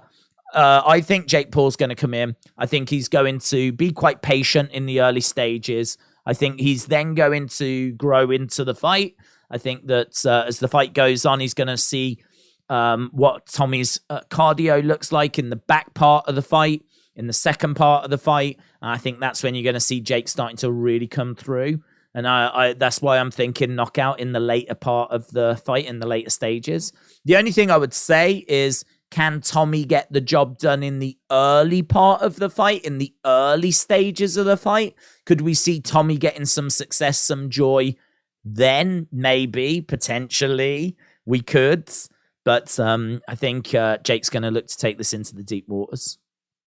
Macca Rice, shout out to you, said, what's your prediction? My prediction is Jake winning, knockout in the later part of the fight. So I see him finding a shot in like round 6, 7, 8, somewhere around that kind of ballpark. I think that he is going to land something big and significant on Tommy. And as I've been saying for the past hour and a half, I don't know what happens at that point. When he lands it, I don't know what happens then. Because I think that landing that shot on Tyron Woodley is one thing. Woodley, who, as we know, is well past his prime. Landing it on a 23-year-old who really has not took any punishment in his career so far. Like, a fresh 23-year-old. Like, what happens if he lands it on that person? And honestly, I just don't know what happens. I really don't know what happens. And that's like the intrigue in the fight. But I think by the time we get to the latter stage of this fight, Tommy's going to be tired. I think he will definitely be feeling it. And Jake has shown that he has got excellent conditioning. So I give a tick to Jake for his cardio. I give him a tick for his defense. I give him a tick for his power. But I don't know how that power is going to look against Tommy. And I give him a tick for his experience as well. I think the experience is going to be key. And as we said, he's got an incredible team around him. So when it comes to finding weaknesses in Tommy, like, he's got fantastic team that can go, right, this is what you need to do. Look at this right here. Bang, bang, bang. Do this, do that, do this, do that. You'll win the fight. And he's got a team that can identify those things, train him for those things, and then he can go out there and execute those things. So I feel pretty good about Jake getting the win here. But Tommy's got a chance.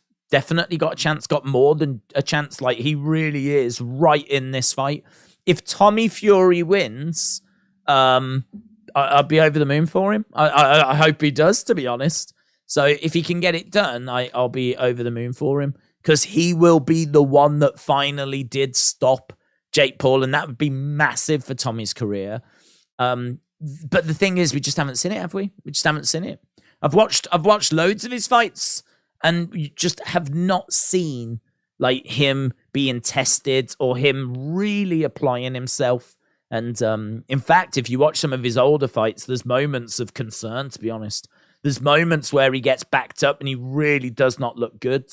But, you know, some of that is from a few years ago, and hopefully he's sorted that out now. You got to remember, he's 23 is the improvements he's making are pretty rapid at that age.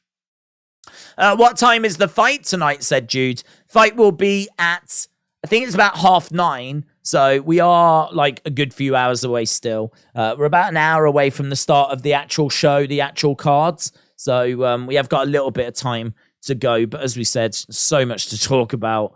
So much to talk about. Jake Paul will knock Fury out in round 2, said JM. Tommy is overconfident, but behind it all, he knows he's beat.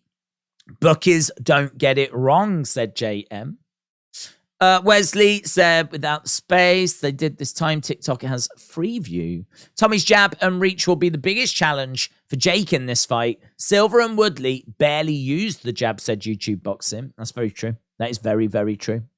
The jab, I mean, you're absolutely right. You're not wrong. The only thing I would say to that is that Jake is going to be very used to it in sparring. He's been sparring with like world champions, and just because his previous opponents in the ring haven't shown it doesn't mean that he's not experienced facing it. Like he's been training with Lawrence Okoli. I mean, honestly, you just cannot get better. When it comes to like cruiserweights and like seeing what's out there, like they are getting some of the absolute best in the world to come in and train with Jake. So in that sparring, he's going to be used to, basically he's been training for opponents well above the level of people he's been actually fighting. When he's been stepping in there against Woodley, where you're absolutely right. I mean, there's no jab. The footwork's not going to be the same. If the footwork in MMA is so drastically different to the footwork in boxing, because of course in MMA you're constantly having to think not only about striking, but you're worried about being taken down to the ground, right? And you don't want to go down to the ground if you're a striker. So you're constantly having to not only strike, but also get ready to defend a takedown. And obviously you just don't need to think about that in boxing. In boxing, the stance is different. And you don't need those concerns of, all these other things, kicks and like things along those lines. So your stance is different. So again, this is where he's not going to be used to facing someone in that in a fighting environment in that stance as well. I mean, there's times where like Anderson Silva was very good and was constantly trying to get into a boxing stance, but there was times where he definitely slipped out of that. But I mean, you're absolutely right. You're absolutely right. He hasn't fought a proper boxer. He hasn't fought someone that has just learned and been trained in the boxing fundamentals and the boxing stance and throwing a proper jab and proper footwork, proper head movement, all this kind of stuff. There's things that Tommy does really well. There's things that he doesn't really do much of at all, like getting your head off the center line. He's pretty rubbish at that, to be honest. And as we said, pretty rubbish at dropping hands. So there's fundamentals that Tommy just seems to be getting slightly wrong, but will it result in him still having too much for Jake Paul? Honestly, the answer could be yes. The answer could easily be yes. Hence why he's got a fantastic chance here. I think the odds are probably about right. I think the odds are about right. I don't think the odds are that far out. I think Jake being slight favourite is how I've got it as well. But it's one of those where I said earlier, when the fight ends, if Tommy has won, I mean, I won't say it because I've already gone on record to saying I think Jake wins, right? But it's one of those where if Tommy wins, a lot of people will be like, of course he won. Of course he won. I can't believe that you thought Jake would win. Jake's never faced a proper boxer. This is the first boxer that he's actually faced. And of course he's going to lose against a proper boxer. Like, that will be the conversation. That will be what people are saying. But I honestly think sitting here right now, that's definitely a way it could go. But equally, it could easily go like with Jake Paul picking up the victory. Because, you know, he's been in there with good opponents. And, oh, man, the people that he spars and trains with, they literally get the best in the world in. Like, the stuff that he works on and the information that gets fed into him, it's stunning. It's absolutely stunning. So, yeah, it's going to be a real interesting one. When is the fight in Germany or Austria or Slovenia? Well, I don't know in regards to their specific time zones, but it doesn't really matter, to be honest, because wherever you are in the world, add about 4 hours on from now, and that'll be when the fight is. So whatever time it is in Germany right now, add 4 hours. Same with Austria, same with Slovenia. Shane's Warped World Creations said, Jake doesn't have any footwork. He's very flat-footed. He telegraphs every punch. He virtually has no defense. You give Jake too much credit. If this fight isn't scripted, then Tommy will knock Jake out. Well, what I would say in response to that is I think that's very fair. I think that the way you've worded it is very fair. I don't disagree. Footwork is definitely something that I don't give to Jake. That's definitely something Tommy's got the advantage on. Jake's jab is no good as well. I mean, it's really not very good. He reaches a lot, and he doesn't let the jab do the work for him. Sometimes he uses it seemingly, though. I do think he gets a bit of a bad rep there. Sometimes I think he uses it as a rangefinder. I saw a video breakdown of like Jake's fighting style, and the person was saying that, like, look at this, and they were showing Jake's jab, and he was flicking it out. And they were like, look, there's just no zip and there's no power in that. I don't think he was trying to be honest. I think he was just using it as a bit of a rangefinder, as a bit of a way to maintain distance. And he was just kind of putting it out there to give his opponents, I can't remember who he was facing. I think it was Woodley, but he was just giving him something to think about. I don't think he was trying to land it. So, I don't know. There's a lot of information out there. Some of it I'm not totally sold on is accurate. But, no, look, I think Jake's performance against my feelings on Jake are very different after the Anderson Silva performance. I thought his performance against Anderson Silva was quite impressive. You know, Silva has been in there with some great names when it comes to boxing. He actually did a lot of boxing before he stepped into the MMA world. So it's something that he's had plenty of training in. And even though Jake's fundamentals are not brilliant, you know, there's definitely things that he needs to continue working on. I think the level of improvement that we've seen out of Jake has been good, and that Anderson Silva performance I thought was impressive. I was really impressed after it. I think that Jake is going to need to weather a bit of a storm in the early stages. Hence why I think, you know, I don't think he knocks out Tommy in the first 4 rounds like Jake's saying he will. I think that the jab is going to be a big thing for Tommy, but I just think that Tommy's going to tire. I really do. I think can Tommy find a way through? Can Tommy stop Jake in the first 4 rounds? That's a big question. That's a big question because he didn't stop Anthony Taylor, right? And like, if we look at, I've got his record here. If we look at his records, I mean, look at that. Points, unanimous decision, points. He did get some wins here, like back in 2020, 2021. But I mean, look at who he's beating here.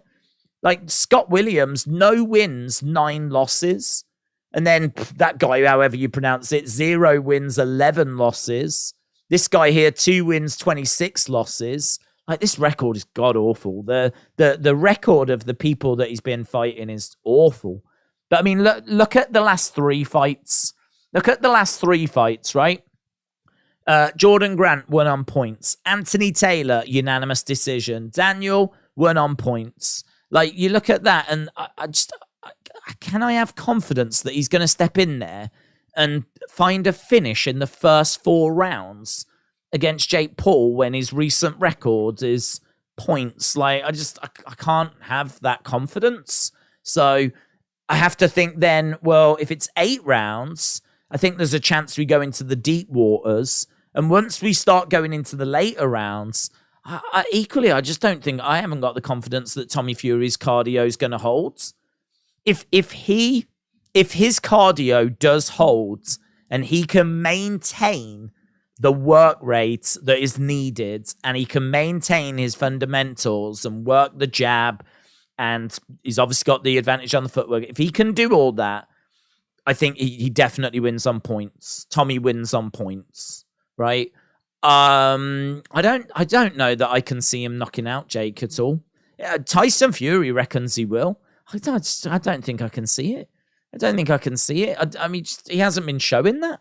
This would have to be a hell of a performance for him to get a knockout win over. I mean, Anderson Silva couldn't do it. Anderson Silva's, as we said, more than held his own in the boxing world. He couldn't knock out Jake. So, like, is Tommy going to do it? I think if Tommy wins it, I think he wins it on points, to be honest. So, Tommy on points, I don't mind. But I do worry about him fading. Jake, I think, could get it on points. But I think Jake can get it on knockout as well. But, I mean, there's honestly some excellent points being made in the chat.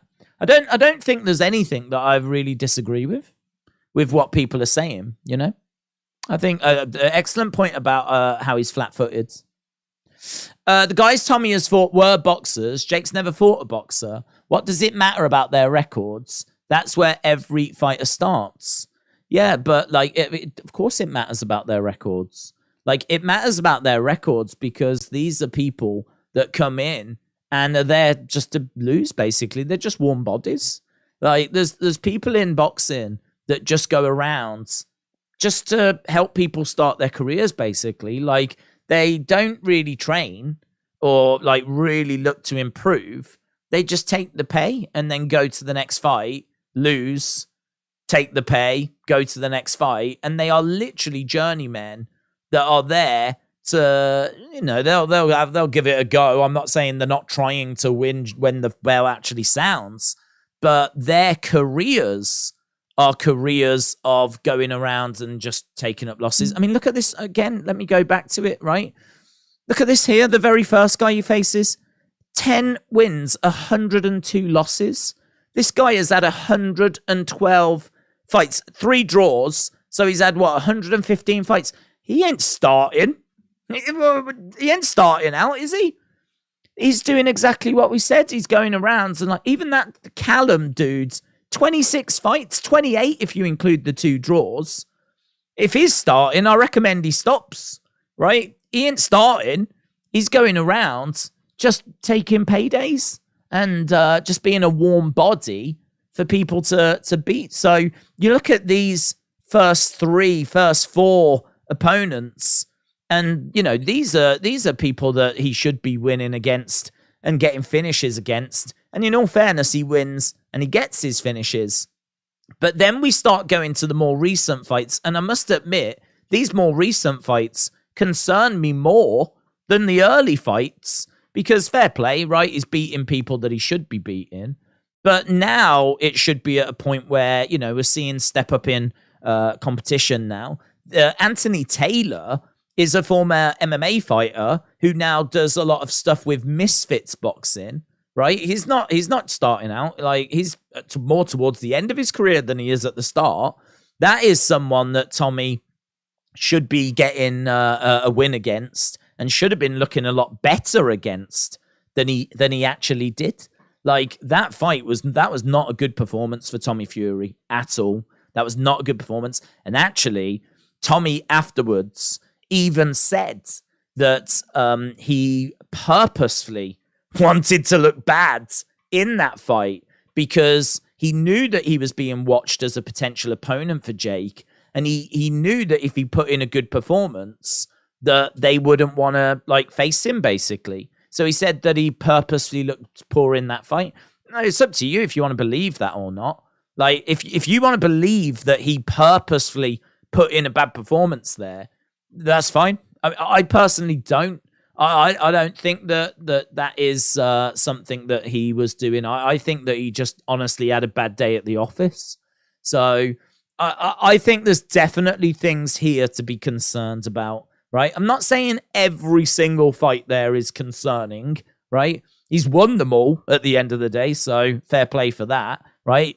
People have stood in front of him and he's got the wins. Fair play. He's still undefeated, right? It is what it is. And honestly, this is nothing that other fighters don't do. So he hasn't done anything out of the ordinary, right? There's nothing out of the ordinary there. But let's not make out like that's a good record. That is a padded record. That is a record that really lacks any sort of name being on it. If you actually look at Jake's records, I think it's undeniable this is a better record. It's a better record. I know that like Anderson Gibb, forget that. Nate Robinson, forget that. Ben Askren, forget that. Right? Maybe when we're getting to Woodley, who has thrown hands in the UFC, we can start like really looking at that. And I think the fact that he got a split decision against Woodley in that first fight, that kind of showed that that's where Jake was around kind of the middle of 2021. Like, but then, you know, the next fight, a few months later, he gets the knockout. That, I think, was a big moment for him.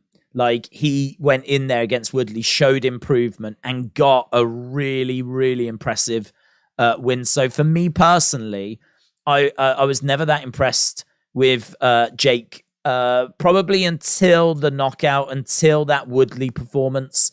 To go in there and face someone that you'd struggled against just a few months before, and then you go in there this time, and you actually managed to find the knockout. I thought that was a really good showing for him. And then the Anderson Silva one. I mean, Anderson Silva's a GOAT to me. So love Anderson Silva. And Anderson Silva has beaten former world champions in boxing and done it recently as well. So the idea that like beating Anderson Silva is not an achievement, I think is flawed, to be honest, because beating Anderson Silva is better than beating any one of these. Any one of these.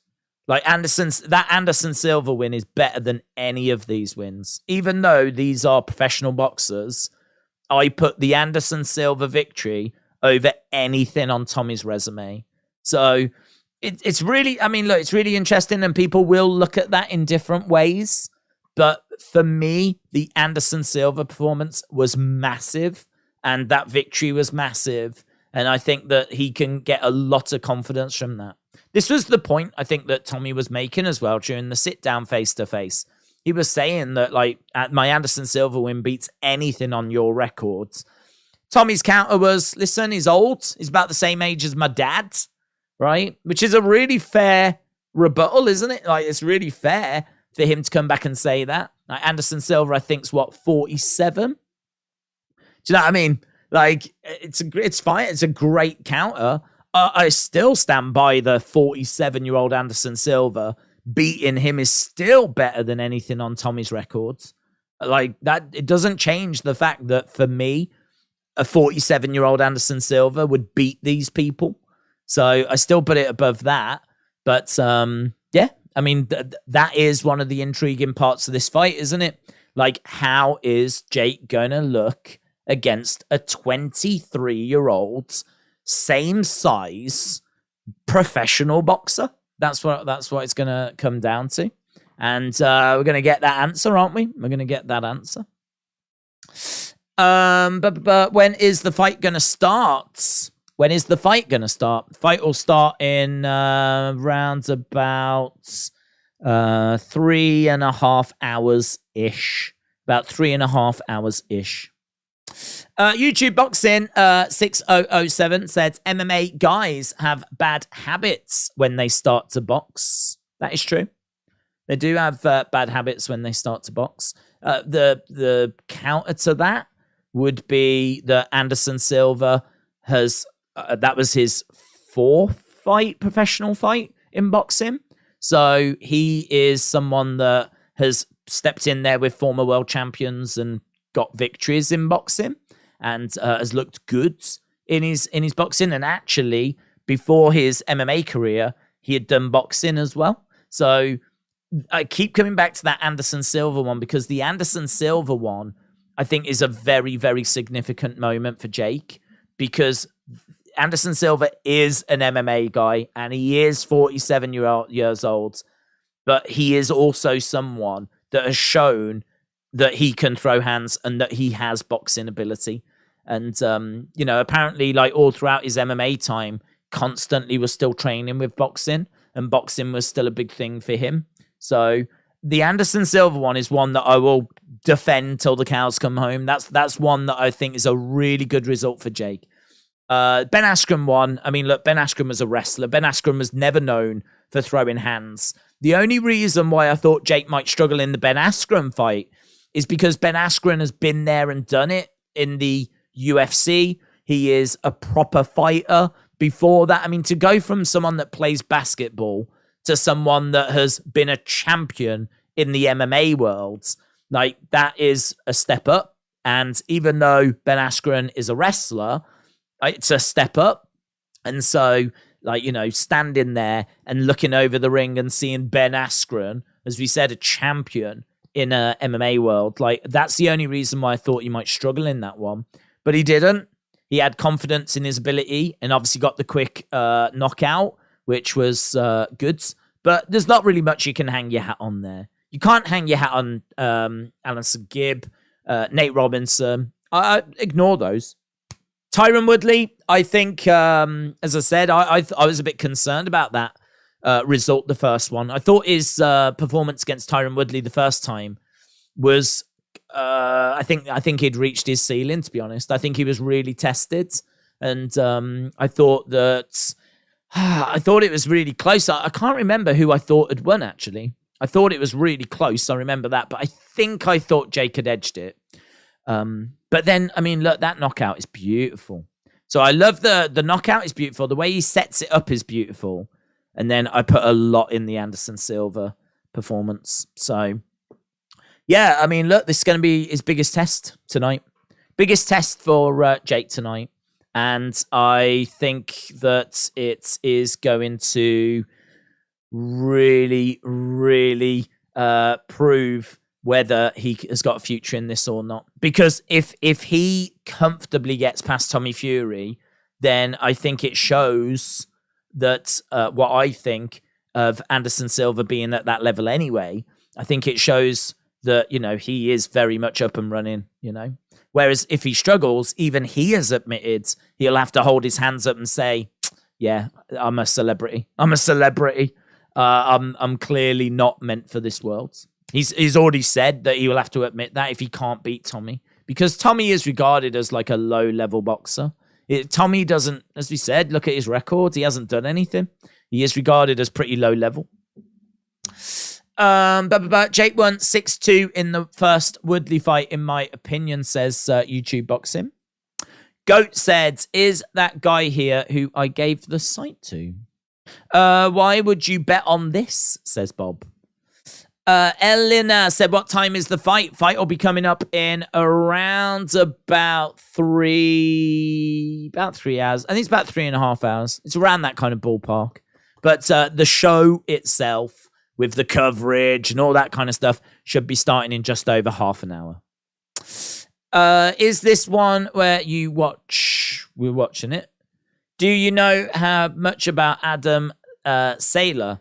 I don't know loads about him. I have watched his fight before. He is a YouTuber. I know that he is from Brooklyn. I know that I think he opens the cards tonight. He is someone that I saw. Did he fight Dean the Great? I think he fought Dean the Great, didn't he, on the first Misfits cards. So he's going to be opening. It's a 4-round fight. He is... I might be getting him confused, actually. Stuart Kellogg might be the one that was on the Misfits cards. And yeah, he was. So Stuart Kellogg was on the Evil Hero. He was on the Misfits cards. We watched him. I wasn't very impressed.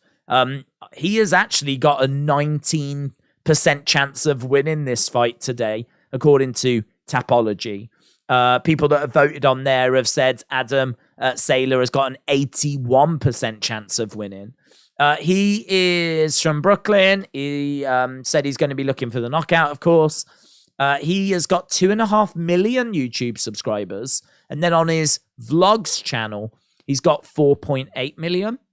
So it's an influencer boxing thing that looks like it's going to open the cards. Honestly, there's not much to them. Stuart Kellogg comes in with Evil Hero comes in with a 0-0 records. And Adam Sealer comes in, I think 0-0-1 draw. I think he's had 1 draw to his name. So it's 4 rounds, super lightweight. And that's opening the card. So there is actually, I think that's the only influencer fight, though. I don't think there's another influencer fight on this cards. And I'm quite surprised they made it on, actually. I didn't really expect them to be on here. But as we said, they're right down the bottom. We actually have a Cruiserweight, WBC World Cruiserweight Championship on the line. That's going to be our co-main event. Ilunga Makabu taking on Badou Jack. That's going to be absolutely massive. WBC World Cruiserweight Championship. Makabu is 73% chance of winning. Badou Jack, 27%. And I tell you what's really interesting, though.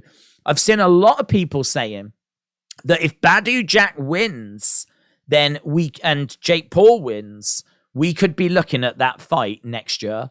Badou Jack, Jake Paul for the WBC World Cruiserweight Championship. Obviously, if Badou Jack can keep a hold of it till then.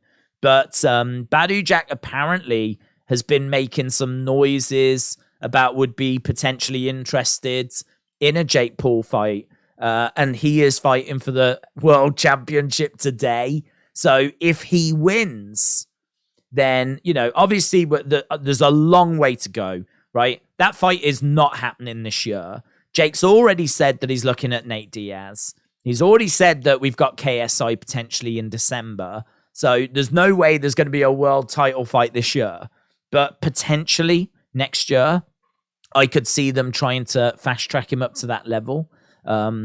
Because it's going to be difficult. I don't think by beating Tommy Fury, Nate Diaz, and by beating KSI that you're ready for a world title fight, right? I think that's ludicrous. So I don't think it would be early next year. But I think what you would see is him taking on a couple of names next year just to really, some people that are actually ranked. I think you'd see him making some movement next year.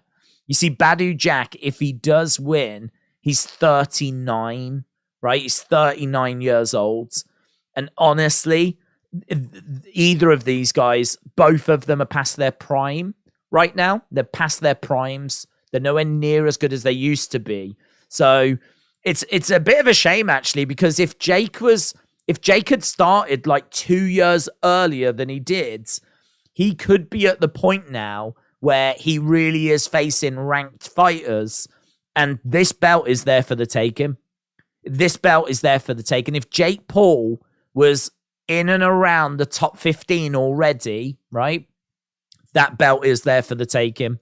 And I think it must be really frustrating for him that that's something that he really wants, and that's what he's working towards. But he's just a couple of years away from it. And I could see if they could get that fight, I could see them doing that fight next year. It'd be towards the end of next year. And honestly, if Jake loses, he loses. It doesn't derail his career. He'll just it might take him more than one try to win the world title. And if he steps in there and tries against Badou Jack next year and doesn't win it, well, so what? Do you know what I mean? It's a credible loss, isn't it? He lost to the WBC Cruiserweight champion. So, but it's just a case of, can Badou Jack hold it long enough for Jake to get to that level? Because you'd have to say right now he's well off. He's well off that level. And wins over Nate Diaz and KSI, what's that going to do?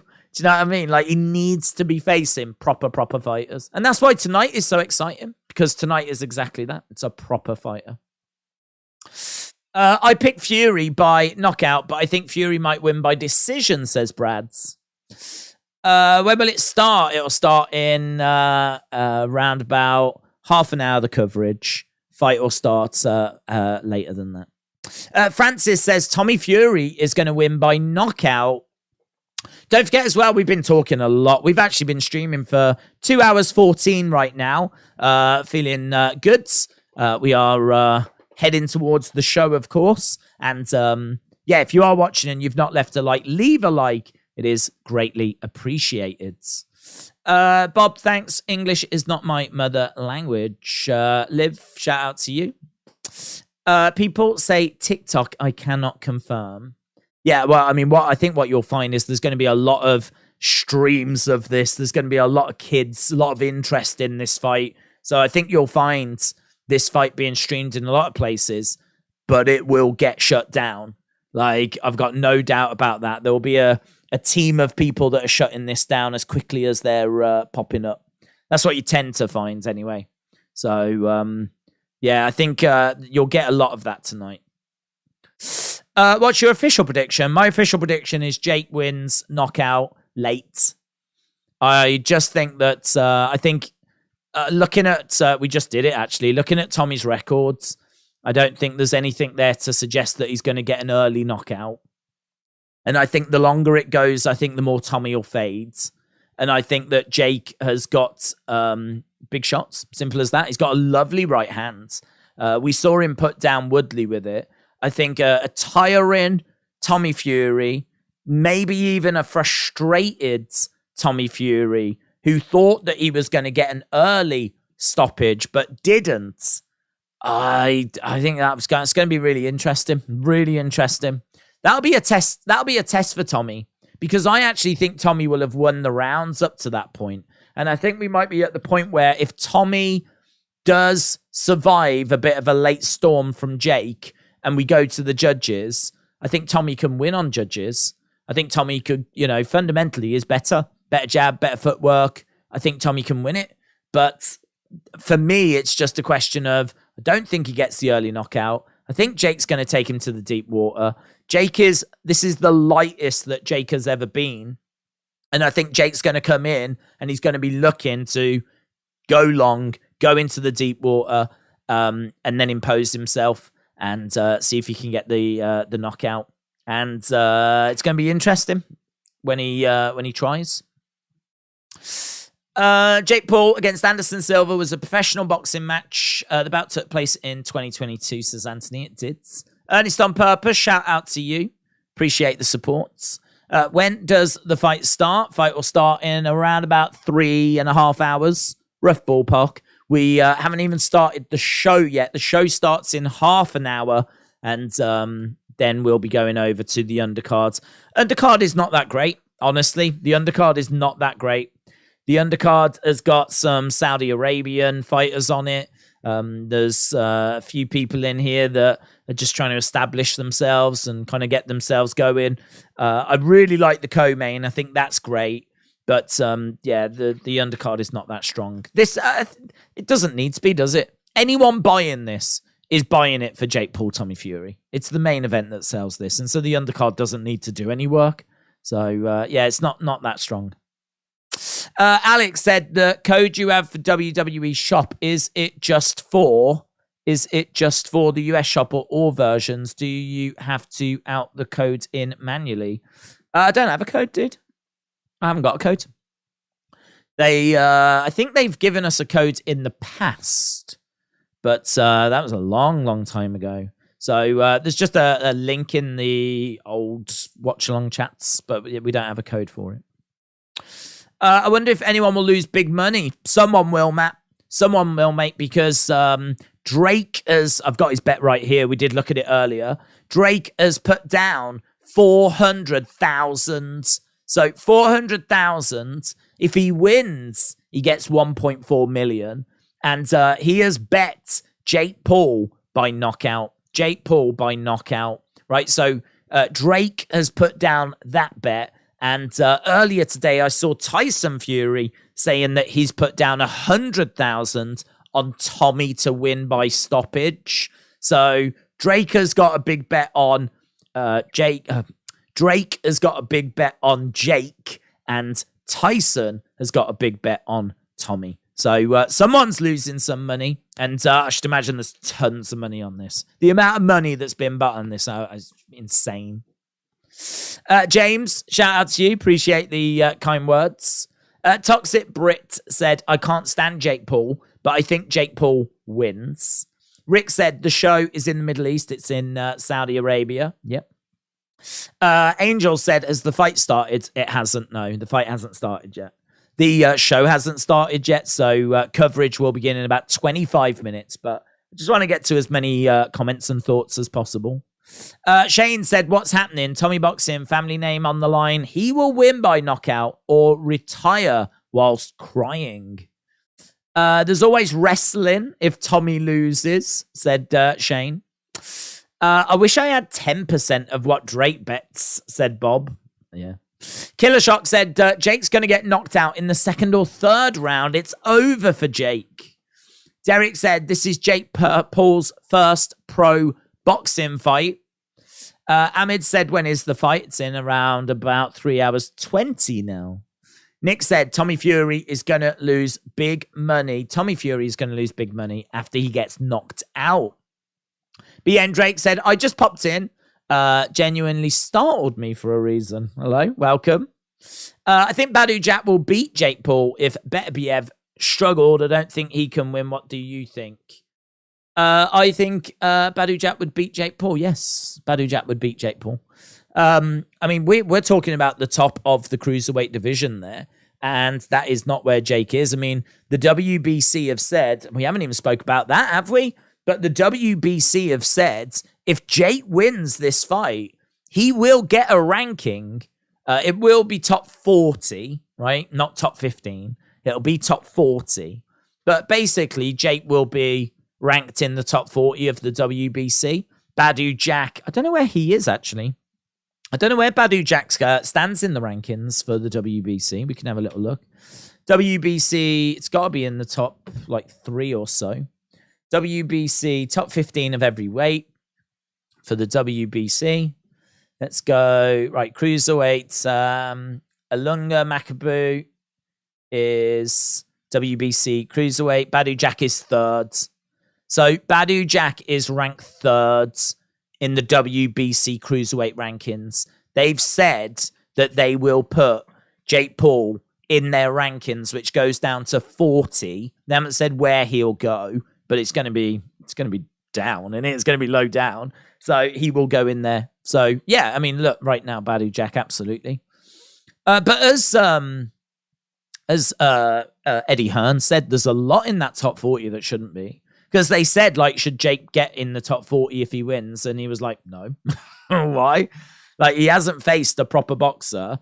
And you can't tell me that just by beating Tommy Fury, you get into the top 40. No, it's all to do with money, isn't it? It's all to do with money. And they want their fees. Because then all of a sudden, if you're a ranked fighter, then you have to start paying money to the WBC. And it's all politics. That's what it is. So, yeah, Badou Jack absolutely would win. But that's our co-main event tonight. The champion, Cruiserweight champ Makabu, taking on Badou Jack for the WBC Cruiserweight Championship. So yeah, big fight as our co-main. Whoever loses is done. Who do you think can handle this loss better, said Mr. Meme. Mr. Meme, shout out to you. So who can handle the loss better? I think Jake can handle the loss better. I think Jake will handle the loss better because I think that Jake has got big plans this year, and they don't need him to win, right? It doesn't require him to win. The kids that watch and enjoy this kind of boxing, influencer boxing, right? And, I think it's unfair to say that's what Jake Paul is, but it's undeniable that his audience is predominantly a younger audience, right? They are not going to care if he loses here and then faces KSI later in the year, right? That becomes a separate thing entirely, doesn't it? Because really, in this world of social media, like, it's kind of like, what side are you on? Are you team KSI or are you team Jake Paul, right? Like, that seems to be how it is at the moment. I'm team I don't care, right? That's where I am. But there's a lot of people that are team KSI or team Jake Paul. And I'm sure many of you watching right now have got opinions as to which side of that fence you fall on, right? So it does not matter if Jake Paul loses to Tommy Fury tonight, because it doesn't change the battle of the YouTubers, right? It doesn't change, are you team KSI or are you team Jake Paul, right? That is still a battle of two factions, two brands that hate each other. And it doesn't make that fight any less big. What it might do is it might just take some of the casuals away that want to watch Jake potentially get knocked out. If he loses today, gets knocked out today, you can definitely make the argument that takes away some of the intrigue of Jake's fights, because everyone's just waiting for that meme. That it will be everywhere. If Jake gets knocked out, that breaks the internet, doesn't it? That the knockout goes everywhere, right? And that's what a lot of people are waiting for. So if we get that tonight, I can definitely understand the argument that, all right, maybe it does lose some of the casuals. But the vast majority of the people that are tuning in are people that are into this, into Jake, into KSI, into influencers and all that kind of stuff. And so they ain't going to be bothered, right? So it doesn't change anything. I don't think it changes Jake's mindset. I think Jake will say, look, it was a setback. I let myself down in certain areas. I still want to be a world champion. I still believe in myself. We've got a massive fight coming up with Nate Diaz, got a massive fight with KSI. It doesn't change these things. And if he gets some wins, he's right back on track.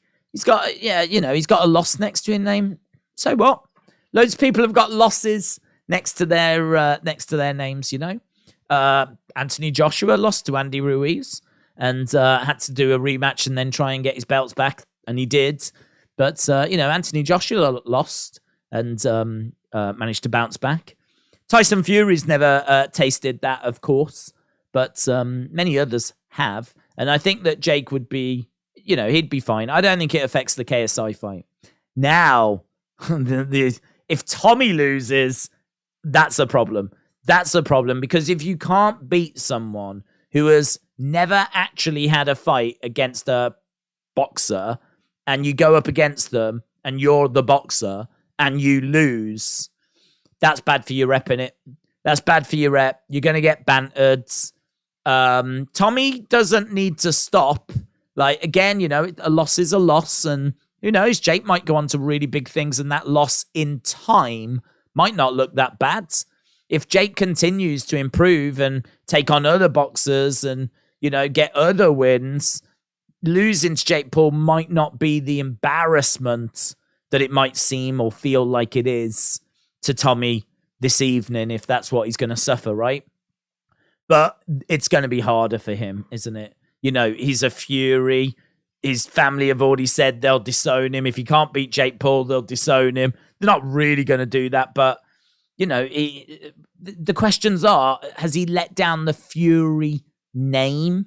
Like, it's Jake Paul's not getting any of that. No one's saying, will you have let down the Paul name if you don't win, are they? No one's saying that. No one's putting that pressure on. Like, really, Tommy is the one that's the first proper boxer that Jake's going to be facing. And there's a lot of pressure on his shoulders, man. There's a lot of pressure. It's not even close in my mind. The person that's going to struggle more if they lose is Tommy Fury. And does that factor into the fight? Does that make it another interesting angle? Because, maybe Jake can afford to lose a little bit more. Not that he's going to want to, but he can eat a loss and it's not going to be as bad. Does that mean he can come in a bit more relaxed? it's so interesting. Just when I think, honestly, that we've kind of covered all the angles, because I think we've touched on a lot. We haven't really broken down the technical side of things, but there's plenty of time to do that. We haven't even spoken about the odds in regards to what are the odds on Jake Paul winning by knockout, Jake Paul winning by decision, Fury by knockout, Fury by decision. We haven't spoke about that. We can, of course. But just when I think we've kind of covered a lot of the big themes, something like that then comes along and it's like, damn, we haven't, have we? We haven't even touched on that. Who, it's a great question. Who can take the loss? So, Mr. Meme, shout out to you. That was a great question. And as I said, I think Jake Paul can absorb a loss easier. TD McInturf, shout out to you, my friend. TD McInturf said, Daze, which will be more disappointing for England if Fury loses this fight or the shot that Harry Kane skied? I think it's without doubt Harry Kane that's more disappointing to England. I think there was 25 million people that tuned into England versus France, which is not quite half our population, but it's not a million miles off. I think there's about 65 million that live in England and 25 million tuned in. So, I mean, that's, almost half. Had we have beaten France, we would have then played a very tired Morocco. So really, had we have got past France, I think we would have got past Morocco. I really think England could have got to the World Cup final, which that is the biggest thing. I mean, think about how big the Premier League is and how big soccer is over here. It's a religion. It's you can't even begin to understand how big it is. It's, I suppose, in a way, American football. I mean, I don't know. That's probably the only thing I could compare it to in America. Everyone supports a team. Everyone's got a team. It's everything over here. It really is. So it's not even close. Harry Kane skying it is definitely bigger. Definitely bigger. But to certain people, it will be Tommy Fury losing will be the bigger deal. Dare I say, to the younger generation who maybe aren't as engaged in soccer, aren't as engaged in football, to them, it's absolutely Tommy losing. But I must admit, I mean, I know that Jake has said this, but I don't view this as America versus Britain or America versus England. I know Jake has said he views it that way, but we haven't really gone down that narrative, have we? Like, we haven't really built it as that. It's not been promoted as that.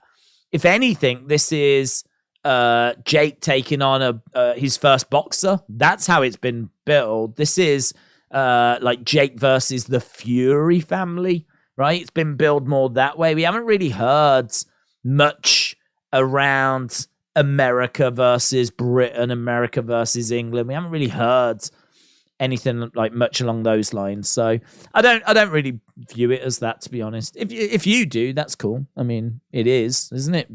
One fighter's from America, the other is from England, so it is that. But I don't know. I don't really view it as that. One more hour till the fight, said Billionaire Boy. Josh, shout out to you, my friend. Appreciate the kind words. Josh Kaya. I can see as well. Appreciate that, Josh. Thank you. I can see that we're over 3,000 votes now. Over 3,000 votes. And we haven't actually looked at this poll yet, so we can do that now. So over 3,000 votes. Keep your votes coming in. Keep your likes coming in. We haven't looked at the likes. I'll have to do that in a sec. Who will win and how will they win? So let's have a look at the poll. So Jake Paul by knockout or technical knockout, 36%. Tommy Fury by knockout or technical knockout, 38%. So 38% of you have gone with Tommy by knockout. That is the most voted on option. 36% of you have gone with Jake Paul. And what's amazing, Jake Paul by decision, Tommy by decision, both 13%. Isn't that amazing? Isn't that amazing? Jake Paul by decision, 13%. Tommy by decision, 13%. Jake by knockout, 36%. Tommy by knockout, 38%. Oh, wow. Wow, that is how close. Over 3,000 votes. We've only been streaming for a few hours. Over 3,000 votes, and that is how close that poll is. Amazing. Keep your votes coming in. Keep your votes coming in because that is fascinating. Honestly, I honestly would have said that more people would have gone with Jake Paul. I know there's a lot of anti-Jake Paul sentiment out there, but I would have expected a lot of Jake Paul fans to have come in and, you know, backed him. So the fact that Tommy's winning that, I think, is really interesting. Rap Legend said Drake got it right this time. Tell us, where can we watch it for free? Said Trolling the Scammers. I seriously don't know. I mean, any streams are just going to get pulled down. Like, that's what tends to happen for these kinds of events. So I don't know that there is a place there. I think you can find like streams, but as to whether they're going to last for the whole evening, I really doubt they will. We're here for Daze and the fight. Sorry for the confusion. SP, shout out to you. Hawks, hello, my friends. Hope you're well. Damn, that's really close, said Bob. I mean, that's really what's making this so interesting, isn't it? As we said, I feel like if we're going to be really honest, right, and obviously I will, I think this is really close. I think it's really close. I'm not sitting here saying, oh yeah, this is Jake easy, right? I'm not saying that at all. I can make an argument for Tommy winning. I can make an argument for Jake winning, right? I think it's really close, but I feel really good. About, I can see in my mind one of the ways this can go, and I feel very good about that way, and it is Jake winning, right, by knockout in the later stages, and that's the one that I just feel more comfortable with. That's the one that I can see happening. I can see more likely, and that's the one that I've gone with. But that doesn't mean that there's not a way for Tommy to win. There's multiple ways for Tommy to win. There's multiple ways for Jake to win. I think they're all on the table, and yeah, it's so exciting. It's so close. But the amount of people afterwards that are going to come out and say, I knew it would go that way. I knew that was going to happen. I said that was going to happen. Blah, blah, blah, blah, blah. Like, so, you know, fair play. If you did do that, fair play. If you called it right, fair play. We just all know there's going to be people claiming they called it right when maybe they didn't. I mean, like me, I will sit here and go, yeah, I knew Tommy would win. I told you Tommy would win. Yeah, rewind the stream. I said Tommy would win. No, I won't. I am backing Jake on this. This is where it's going to end for Jake, says Blowing in the Winds. Jake, round 8 by doctor stoppage, said Trav. Metal Sonic said, do you think it could be a gas tank battle? Yes. Both guys fighting safe the whole fight. That's what I've gone with, Jake. So if you are just joining us, my official prediction is Jake wins. I think he wins in the later rounds. I certainly don't think there's anything in that script, right? So if anyone's thinking, oh, you're only saying that because of the script. No, I don't think there's anything in that. We've actually, at the start of this stream, we ripped it apart, right? So I'm really not thinking that. But I am really thinking that Tommy's going to slow. I really do. I just don't think his cardio is going to be there for 8 rounds. If Tommy is still out there throwing, looking good in round 8, I think he wins the fight. I think he wins the fight because I think he's got the better fundamentals. I think he's got the better jab. He's got the better footwork. And I think as long as he's going to be able to give 8 rounds of output, I think he would win it on decision. But I have not seen anything in his previous fights that suggests to me that he is going to be able to go 8 rounds. I really don't. I haven't seen anything. I haven't seen anything that says he's not going to fade later in the fight. So I am with Jake winning, catching Tommy when Tommy starts to tire in the later stages. But as I said, that's just one way that this can go. It's not necessarily the way that it's going to go. You have to look at the options on the table and you have to go, what's the most likely? That's the one that feels most likely to me. But Tommy could go out there, look amazing at the start, drive Jake back, be really aggressive, like overwhelm him. Jake's not used to like this kind of onslaught, and he could put him away early. Like, that is another path to victory. That's another thing that could happen. Is that more likely than what I said? I don't think so, because we haven't seen Tommy do that against his recent opponents. We haven't seen, like, again, I've got his record here and I keep coming back to it, but I mean, look, he won his last fight on points. Before that, he won on unanimous decision.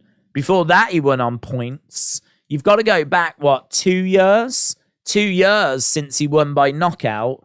And that was against someone that had never won a fight. Never won a fight. Scott Williams, no wins, 9 losses. And Tommy managed to get a knockout win against him. So this is what I'm saying. Like, the 3 recent fights have all been going the distance. And when we say going the distance, not even 8 rounds. Most of these are 4 rounds. I think the Anthony Taylor fight was 4 rounds. I can't remember how many rounds the Daniel fight was. But yeah, I've got concerns about his cardio. 3 minutes, and then we will be going over to the show. Do you think Fury could take a dive? No, I don't think so. I really, really don't think so. I think the Fury name is a very proud name. That is a family that aren't hurting for money, right? They're not hurting for money at all. And I think that they're quite proud. You see it with John as well. You know, like how John, I don't know if you saw the face-to-face, but basically Jake was like, look, before we say or go any further, I just want to apologize. I just want to say I'm sorry for leaking your baby announcement, right? Now, I don't know if Jake was trying to get into the heads of Tommy, but he basically said, I'm really sorry that I leaked the news of your baby announcement, right? And he said, we've actually got a gift. And so there was a gift for the baby. And Tommy never opened it and looked at it, right? And obviously, we don't know what was in there. It could be something that's a bit cheeky, right? He never opened it, so we don't quite know if it was a bit of a trap, right? But either way, Big John came straight in, just during the interview, just walked right in front of the camera, right? Walked right in front of the camera, but went straight to Jake and shook him by the hand. And he was like, you've just gone up in my estimation there, young man. Like, they are, everything they do is about, like, being a man and being doing the right thing and showing levels of respect. And, because he had apologized and because he had bought the baby a little present, like, Big John was straight in, shook him by the hands. I just really don't feel that family is a family that's going to be taking dives. I really don't. And honestly, it could just be a big work, couldn't it? It could be a big sham. They could be like taking dives their whole careers, whatever. But the level of respect they tend to show and the way they carry themselves, I think is very admirable. I really do. I think Big John's so likable. He's so likable. And I really like the family, the whole family. Right, we are with the coverage. Coverage is going to be beginning. So we've got BT Sport just showing the coverage now. And we've got all the tweets and everything that's been sent. The Traveller Furies are embarrassing in the Traveller community, said Vladimir. Are they? What makes you say that? Maybe they are. I don't know. I don't know. I don't move in the Traveller community circles, so I honestly don't know. But that's interesting if that's true. Exposing said they wouldn't take a dive, but they would take a draw. I don't know. I really don't know. I just don't see that in the family. I don't know. I really think that they are. Again, it could be a branding thing, but the way they act and portray themselves, they are from a lineage of fighting men. They are proud fighting men. They are proud fighters. And like the idea of them taking dives or taking agreements or things being premeditated, I just don't buy it. I just don't buy it. And I have no problem with people like going, you're naive, can't believe you don't think they would do that. I just genuinely don't. I just really don't. I haven't seen anything to suggest it. There's nothing about the way that they carry themselves or the way they talk, or I've seen loads of interviews, tons and tons and tons of interviews from Tyson and Tommy and Shane. I've even watched an interview with their cousin, who's like trying to become like a heavyweight fighter as well. All of them just talk about respect and carry themselves with like respect, and yeah, I just don't see it. I really don't see it. Right, we are seeing this stadium, and it is a stadium. I didn't know. I knew we were in Saudi Arabia. I knew we were in Riyadh, but I didn't know what the venue was. But looks nice, looks outdoors, looks big as well. What way are you watching this? I'm watching it on BT, dude. They're from the Irish Traveller background, said Drew Who. Vladimir said they're not real members of the traveling community. Their dad lost an embarrassing fight years ago. That's interesting. That's interesting. I mean, like, they are, I don't know. I don't know, like their lineage. I think they are from the traveling community, but they're not. I don't know if they're still. I don't think they're part of the traveling community anymore, are they? I think they're pretty much planted in Morecambe, aren't they now?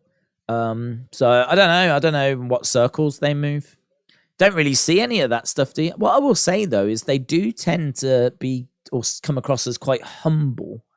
Again, it might be nothing, mightn't it? You might look at it and think, oh, it's just branding, but they do tend to come across as being like quite humble. Do you know what I mean? Like, it's not like they're, you know, you could go to Morecambe and there's a chance that you could bump into Tyson Fury. Just trains in Morecambe. And, like, you know, they're just going out on the town, having a few drinks and whatever. I reckon if you went to Morecambe, hung around enough, you'd bump into the Furies. They're just really, like, out there with the people. I really like them. Was you affected by the earthquake in Turkey? No. What do you mean? Like, did we feel it here? If that's what you meant, no. I mean, it was far too far away. When is it starting? Fight will be in about 3 hours now. About 3 hours. Right, they're just talking about, obviously, what we've been talking about as well. I haven't had a chance to look yet, but we are at 377 likes. 377 likes. So if you are watching and you've not left a like, leave a like. It's greatly appreciated. We're trying to get to 1,000. We're at 377. So if we could get that moving, get it as, like, you know, start getting it up there. Need to get to like 500. That'll be like the first little target, but we always try to get to 1,000. So smash those likes if you haven't already.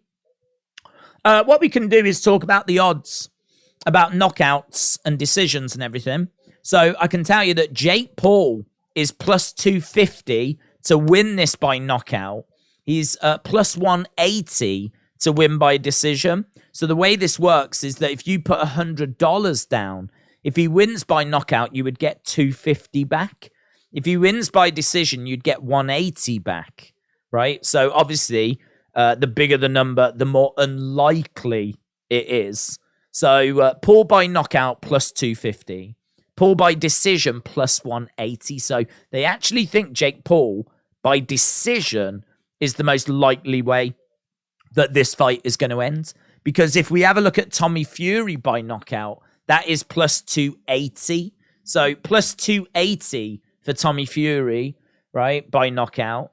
Plus 390 for Tommy Fury by decision.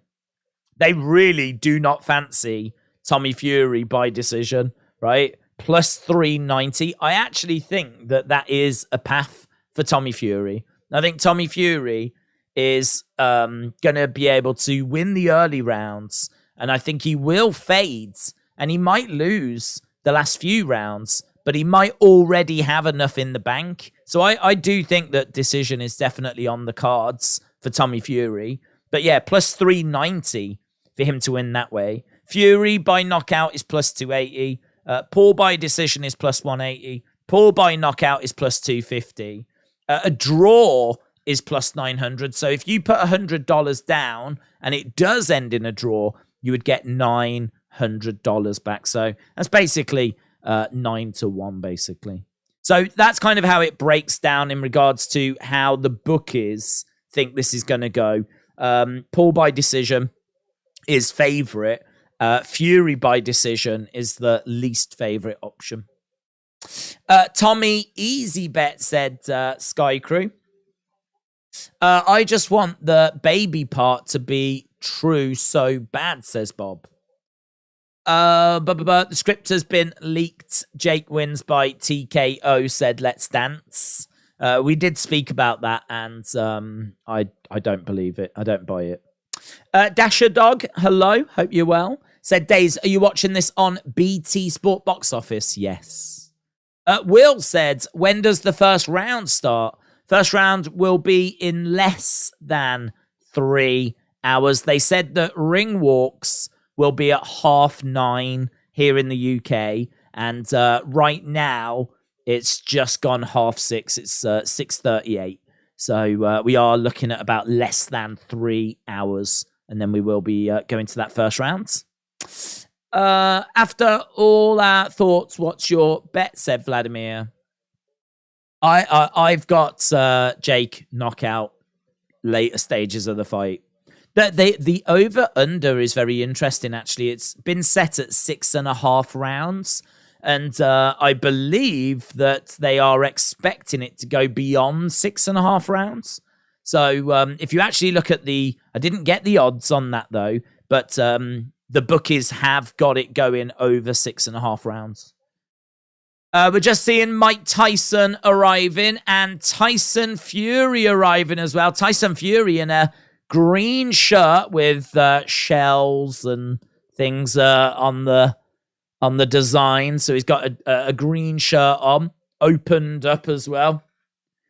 And he's looking very relaxed. They were just showing Mike Tyson turning up as well. Apparently, Cristiano Ronaldo is going to be there as well. So he's expected to be in the crowds. I think they were saying, actually, there's going to be a lot of people that are going to be in attendance.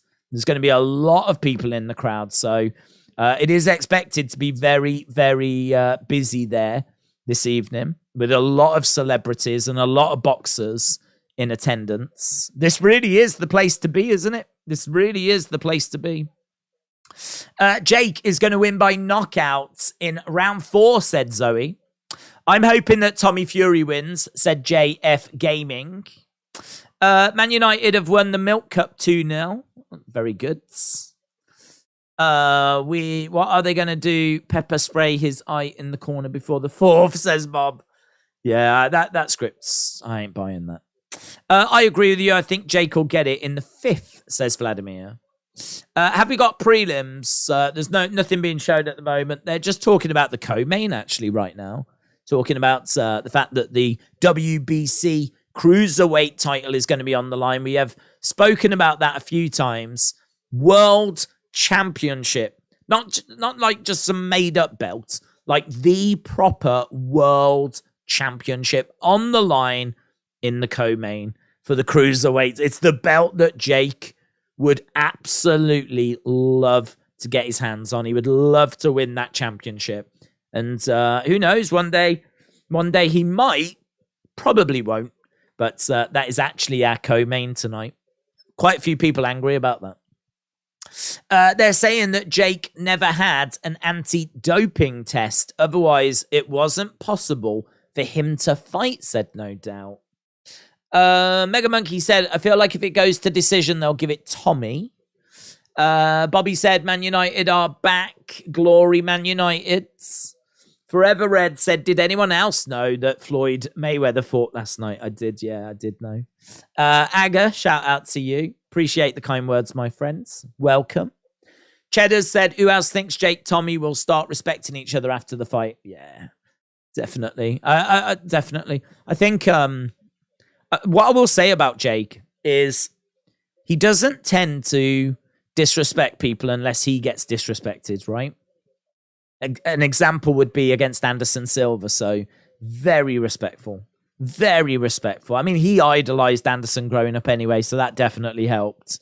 But very respectful towards Anderson Silva. And I think that if he wins tonight, I think that he does tend to show respect after fights. He doesn't tend to trash talk his opponents after winning. So I will give him that. The other thing as well is I think that Tommy is, he's going to just. I think there's such a release, isn't there? Do you know what I mean? Like you get yourself so worked up, and I think you just release it all during the fight. That then afterwards, like there's just not really much there. Like it's done. It's done. Now you've got your money. What has happened. If you've won, you're just going to be on absolute cloud 9. You're just going to love everyone and everything, aren't you? It's just going to be like euphoric. So, if Tommy does win, he's just going to be in such a fantastic headspace that, I don't think there'll be any bad blood afterwards. Honestly, we've seen so many fights like this where that's what happens, but it's all part of the game, innit? Who is your favorite, said Justin. Do you like KSI, Tommy, or Jake? I think boxing ability, Tommy is the best. I think most entertaining would be Jake. You could actually make an argument for KSI being quite entertaining, but the thing is that KSI just has not fought really anyone of note. He's still just facing, KSI is still in the influencer boxing world, isn't he? He hasn't even stepped up to facing like MMA fighters.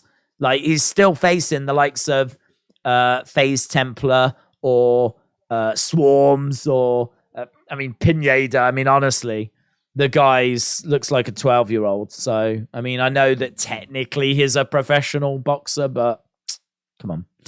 So, I sort of feel like Tommy has got the best boxing ability, fundamentally. I think Jake is the most entertaining in regards to taking on the likes of Ben Askren, Woodley, Anderson Silva. Now here's the Tommy Fury fight. He's talking about Nate Diaz. He's talking about the KSI fight. Like, got mad respect for that. And I think he's taking it super, super seriously. But I think KSI is someone that really has got hunger to make sure that he is in this conversation. So no shade on KSI. I ain't got anything against KSI. It's just he's only really just come back to the game. That's what it is, isn't it, really? He's only just come back to it. So I can't really sit here and say too much about KSI because, he was a pioneer when it came to this kind of YouTuber boxing. He was very much leading the charge, but he stepped away for too long, didn't he? He just stepped away. How many fights on the main card before we get to the main event? I think there's about 6 fights on the main cards, including the main event. So about 5, but some of them are only 4 rounds. So I wouldn't worry about it. And a lot of them are not that interesting as well. HR said boxing has really gone downhill. Joanne said, I hope Jake wins because of the bet they made. Justin said, since you're from the UK, you like KSI over Jake Paul? No, it doesn't really work that way. I'm not I don't watch any of them, if I'm going to be honest. I've never watched a single KSI video in my life. I've never watched a single Jake Paul video. The only things that I tend to watch are their training, their boxing. Like I'm more from the combat world in regards to, we do like UFC streams on a Saturday, and we watch pro wrestling. There's obviously like big crossovers there between those worlds. We do boxing streams as well. So very much we watch fights, whether they be scripted, whether they be legit, whether they be in a cage, in a ring. Like, that's where we operate. So I don't watch like the Sidemen and all that kind of stuff. I ain't got nothing against them. I'm sure they're great, and they've obviously got a massive following. KSI, Jake Paul, more power to them. I ain't got no shade to throw. I'm sure it's all brilliant stuff, but I'm not part of this war. I'm not part of this. What side are you on? Like, are you team KSI? Are you team Jake Paul? I'm out of this conversation. I am literally just, I enjoy watching and looking at fighters and trying to figure out who is going to win and who's the better fighter. What I want to do is try and make sure that I give you the best information that's possible.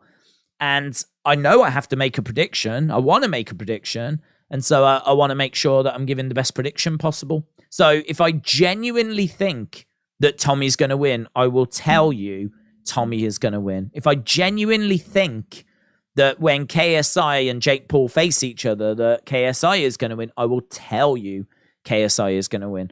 I am a lot more dialed in and focused on that rather than, come on, KSI. Like, do you know what I mean? Come on, Britain.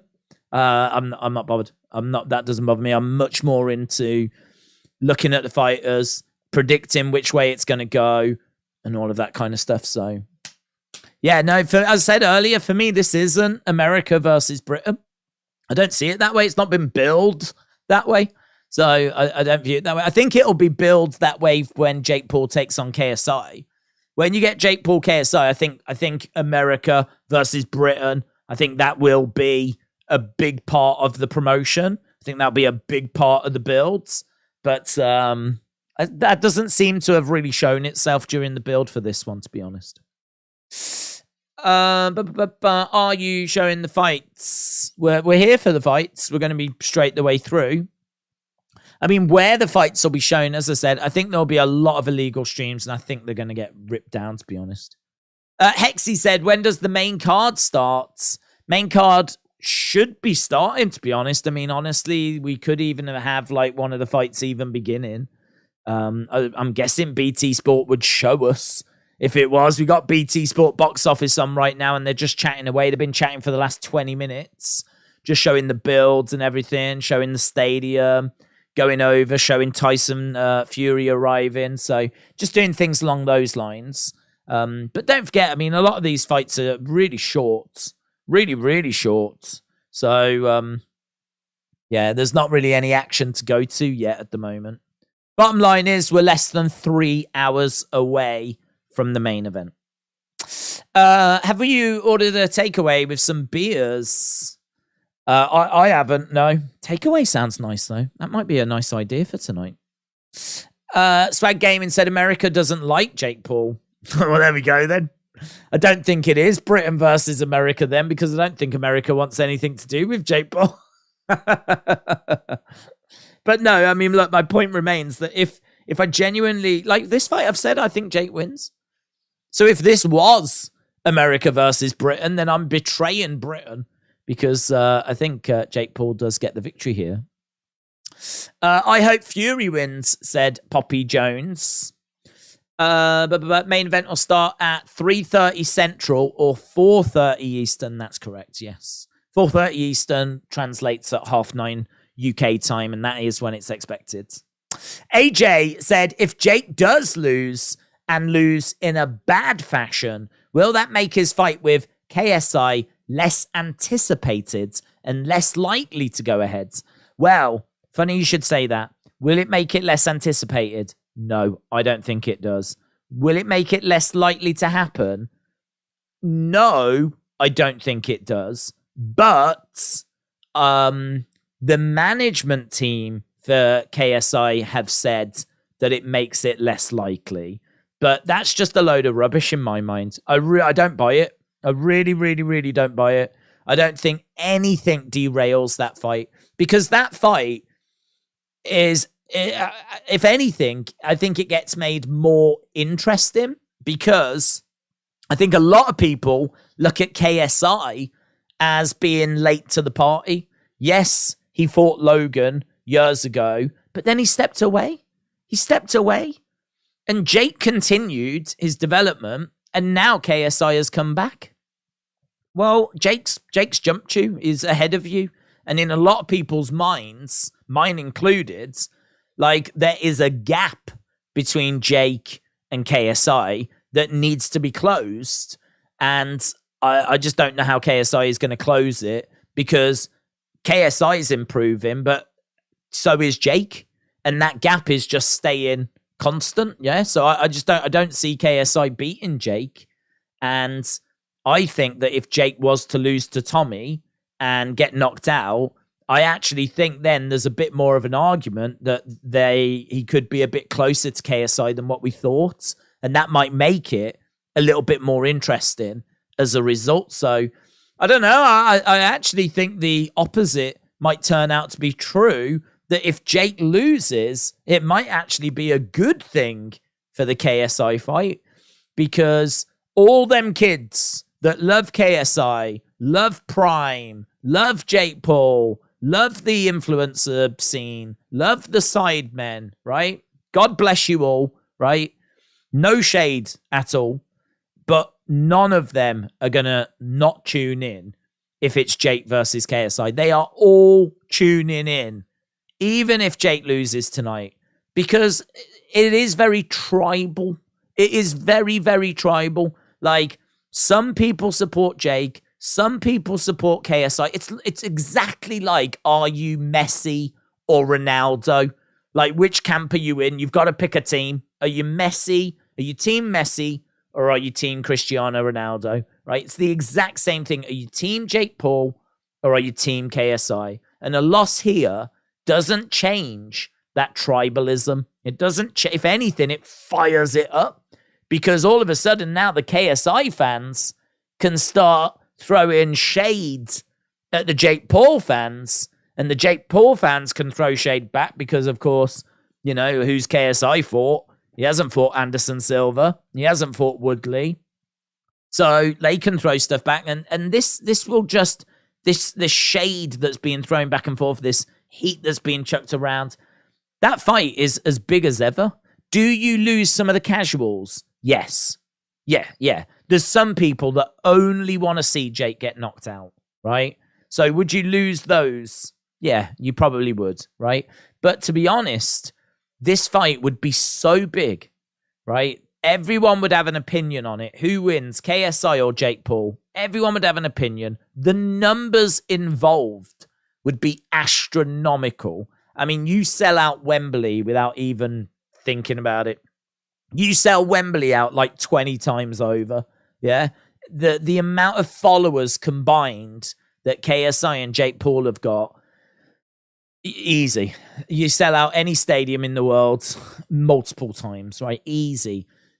The companies are going to look at that. They're going to want to be connected with that. The advertising, the build, the press conferences. You're going to grab people just by the hype. The hype is going to bring people in. So as much as you might lose some casuals that just want to see Jake get knocked out, if he gets knocked out here, you ain't going to lose the kids. And equally, you're going to have a ton of people that are going to get sucked into the hype of it all, because that fight is so big. So I really don't think it damages. If he loses, I really don't think it damages the KSI fight. Although I do have to say that KSI's management have said that it would damage that fight. But I think they're just trying to, like, you know, they're trying to just make this fight seem like a big deal. And if he wins, like, you know, it builds up the KSI fight even more type situation, you know. So I think it's all just games. As the fight's already happened, Paul Knockout said 6.2 cam. WWE is clear of KSI and Jake, said Justin. The fight won't be streamed. The time is Mapaku. Yeah, he's fighting in the co-main, isn't he? I can tell you right now on BT Sport, they are still just showing builds. We're just looking at some of his previous fights, some of the pundits giving their thoughts. A lot of the things that you guys have been saying, a lot of the things that we've already touched on. So a lot of similar themes being repeated here. But yeah, this is huge. Dragon said, Jake showing his honor for boxing. He respects the sport. He said, I have a why. He's going to win in the 4th round. I hope he knocks Fury on his ass before taking his head off, said Dragon 9477. I think that's a really good point you make. A really good point. We haven't really touched on that. Jake has said that he has got a bigger why for doing this. Now, I don't know that that's true, right? I don't know that that's true because Tommy wants to have a career in boxing. Tommy obviously is fighting for the Fury name. He's got a bigger why, or he's got a big why as well. Like, I think both of these legitimately want careers in boxing. And so I don't know that I necessarily agree with Jake on that, but certainly he makes a good point that he is coming in with a lot at stake, and he's hungry for this victory. And I think both are going to go for it. I think both have trained hard for it. I think this is a fight that is not a disservice to boxing. I strongly disagree with that. You do hear a lot of people saying that this fight is a sham, shouldn't be allowed. It's a disgrace to boxing. They're not real fighters, all this kind of stuff. I really strongly disagree. I think this is brilliant for boxing. I think this is a fantastic thing for boxing. I think both of these have had to train and work hard to get to this level. They're both fighting against each other. It's not that someone is... It's not like he's taking on like Lawrence Okoli, right? And Lawrence Okoli is going to take a dive. Or that would be bad for boxing. But this is two fighters with big followings going up against each other. It's got the attention of the world. This is good. There's a lot of people right now around the world super excited for this boxing fight and this boxing thing. And it, where's the shame? I don't see where the issue is. I don't see where the disgrace is. Like, both of these guys have took this real seriously. Both of them genuinely want to win. I don't see where the shame is. It's not like in WWE, right, where we get influencers coming in and getting like big title fights and all this kind of stuff, because obviously that world is scripted, so you can do whatever you want in that world. I mean, I could understand if it was a case that Jake had come in, had a couple of boxing fights, and now he's fighting for the title, right? And he's jumped over a load of more worthy people that could be going for a belt. Like, I would totally understand why people would say that was a disgrace. But that's not what we've got here. That's not the situation. This is Jake climbing that ladder, you know? He's not jumped ahead of anyone. There's definitely people jealous of the money that Jake is making, but that's because he has already made a name for himself in another world, and he's bringing that fan base over with him. So, you know, it is what it is. Tyson has said he thinks there's a lot of jealousy going on in regards to this fight, but I do not see it as a disgrace to boxing. Tommy won't have the dedication to win the fight that Jake does, said Ollie. Cason said, hopefully Tommy doesn't crumble from the pressure on him, because if he loses, he will have to give up the Fury last name, and he'll be seen as a fake because he's boxed his whole life, unlike Jake. Because of the quality of the boxers are not as good as it used to be, imagine watching Jake fight Sugar Ray, said A. Charles. Yeah, but no one is saying, though, that this is the top of the sport. So, like, no one is advertising this as, like, the two best boxers. It's not like we've got it's not like the WBC have put the Cruiserweight title on the line for this fight. Do you know what I mean? This is what I'm saying. Like, no one is saying that this is the top of the sport. Everyone knows where these two are. They're both, like, quite early in their careers. One of them's 23, has had 8 fights, professional fights. The other one is, 25, 26. He's, yet to fight a professional boxer. I can understand people saying it's a disgrace that the title match is the co-main. I can understand that, right? And actually, a lot of people have said, wouldn't have done that. That should be on its own card. That fight should be on its own card. It shouldn't be on the undercard of this. I understand that, and I wouldn't argue that. But that's not their fault. That's not their fault. And this is a big fight in it. You wouldn't put this in the middle of a card. This is the fight that, everyone's here for. This is the fight that everyone's looking for. So I don't see that argument. I don't see that argument that's this is a disgrace to boxing because they're not very good boxers. Like, we know they're not. They're just starting out. But where's the problem? Fury is going to destroy him. Paul hasn't fought anyone who can really box. Not fought a boxer. Watch what happens. Fury is a heavy puncher for his weight. It'll be over within 4, no doubts, says Undercover Manager. Love it. Jake has already won, said Tanu. Ollie said, if Tommy wins, is it an upset? Who do you think will win? I think Jake wins. I think Jake wins in the later rounds. I think if Tommy wins, is it an upset? Not really. Not really. I don't think either way is an upset, to be honest, because if you look at the odds have got Jake Paul at -170 and they've got Tommy Fury at +120. It's pretty close to a pick'em, actually. Like, a pick'em is where the odds are the same. This is, like, you don't get, like, -50 or -80. I think you can get, like, a -100, -150. This is -170 for Jake. And actually, I think the odds have dropped on Jake as well. I think that more money has been coming in on Tommy the closer we've got to the fight. I think people have really been impressed with Tommy's press conferences and how he's handled himself and the fact he's actually there, right? So I think money has been coming in on Tommy. And so it's been getting closer and closer as the fight's been getting closer and closer. So we're at the point where, on paper, if Tommy wins, is it an upset? I mean, sort of, but not really. Not really. I don't think either way is an upset. I think this is, you could pretty much say it's a 50-50 fight.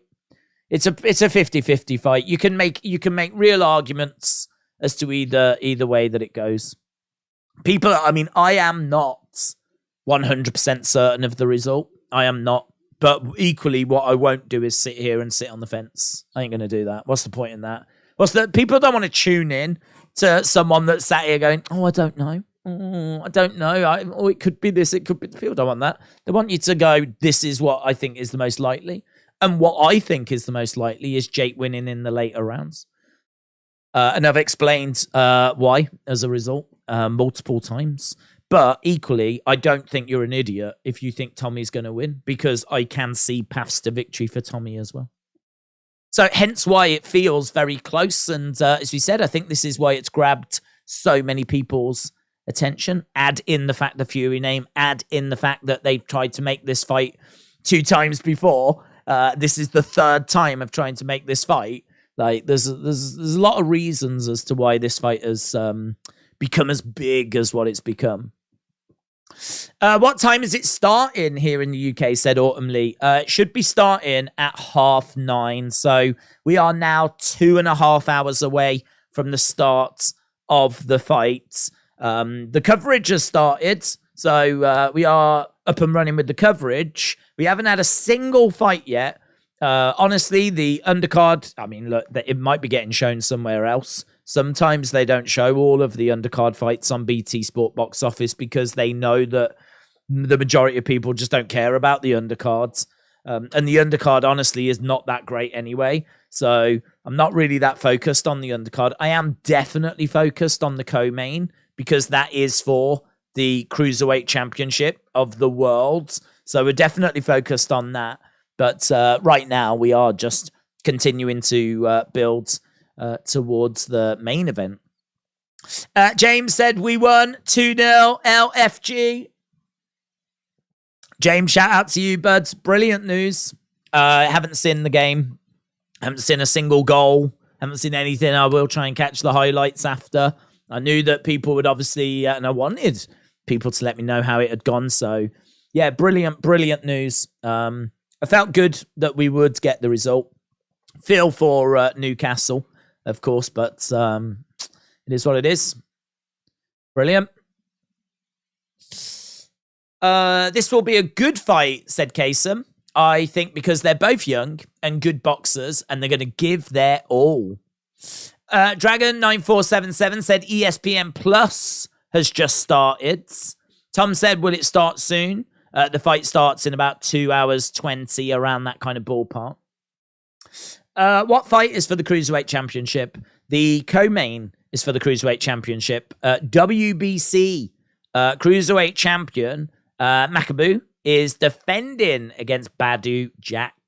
So that's going to be our co-main this evening. And it is both two fighters that are getting on a little bit. Makabu is 35 and Badou Jack is 39. If you think about it in that regard, I mean, look, Badou Jack is 39 and he's going for a world title. Jake Paul is, 25? He's got so much time. Jake has even said that he'll make a run for the title in a few years' time. He's really looking like in a few years' time, that's when he's going to be entering his prime, and that's when he'll make a run for the title. So between now and then, he just wants to be getting experience and testing himself against better and better opposition. Well, I think the KSI fight is a bit of a problem because I don't think that's him testing himself against better opposition. And so it's a bit of a detour, really. But it's going to be such a big fight. That's invaluable experience. You know, fighting in a stadium. Like, I don't know that he's done that necessarily. So, like, it's invaluable. That will be a great experience for him. And, you know, the whole build and press conferences and just the amount of attention that fight would get. That is a mega fight, isn't it? They're amongst the two biggest YouTubers in the world, two biggest social media stars in the world. The level of interest on that would be off the scale.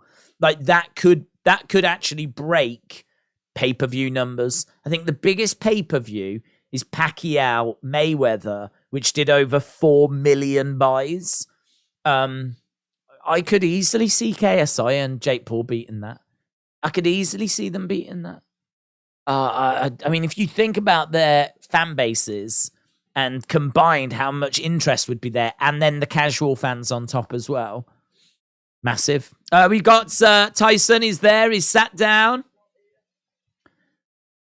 WBC heavyweight champion just being interviewed. He's looking very relaxed. Lot on the line for Tommy.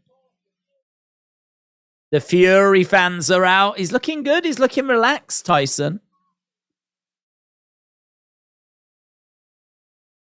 So Tyson said Tommy has just got to do what he does in the gym.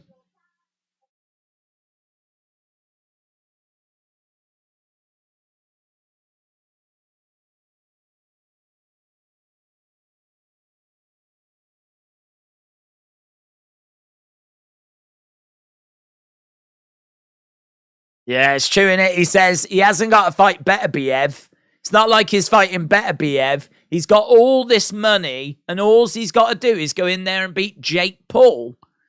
I mean, when you think about it that way, it is mental.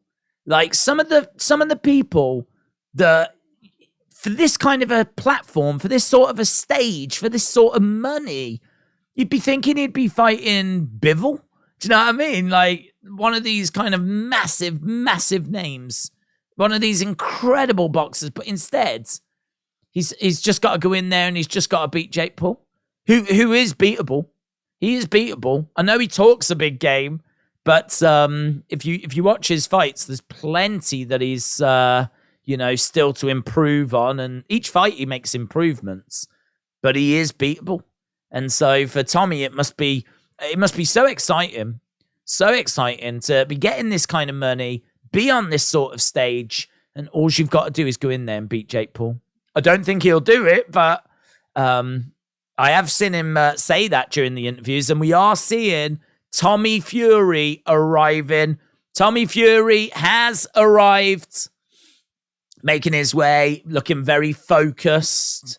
And so Tommy Fury is in the building. I don't think we've seen Jake Paul arrive yet, but Tommy Fury has arrived. Right, we've had over 5,000 votes. Big shout out to everyone that's left a vote. Likes, we are at 463. So if you are watching and you've not left a like, leave a like. It's greatly appreciated. We are at 463. 463. We want to try and get that to 1,000. So again, if you are watching and you've not left a like, leave a like. It's been a little while since we looked at our poll results. So we'll do that right now. So Jake Paul by knockout or technical knockout, 33%, right? Jake Paul by decision, 12%. Tommy Fury by knockout, 41%. Tommy Fury by decision, 13%. So, do you know, it's crazy, isn't it? Because the odds makers have got Jake Paul as favorite, but that is getting wider and wider towards Tommy Fury. Our poll here, which has nearly been voted on by nearly 6,000 people, that has got Tommy Fury at 41%. So it seems like we're seeing more and more support coming in for Tommy Fury. Tommy is younger than Jake and he's faster, said Cason. He's got a longer reach, so he needs to use that to his advantage. And he has more experience, says Cason. Jake wins in the 5th by knockout, says King Savage. Is the fight right now? The fight's not right now. We're a couple of hours away from the fight. Well, maybe a bit more than that, actually. They said half 9. Right now it's 7:30. So, yeah, about just over a couple of hours. And then we'll be at the main event. Right, let's go down. I just want to read everyone's comments. Keep putting your thoughts in as to what you think is going to happen. What are you seeing in regards to this fight? Jake is in the arena, said Knockout Social. Appreciate it. Jake's going to win in round 4.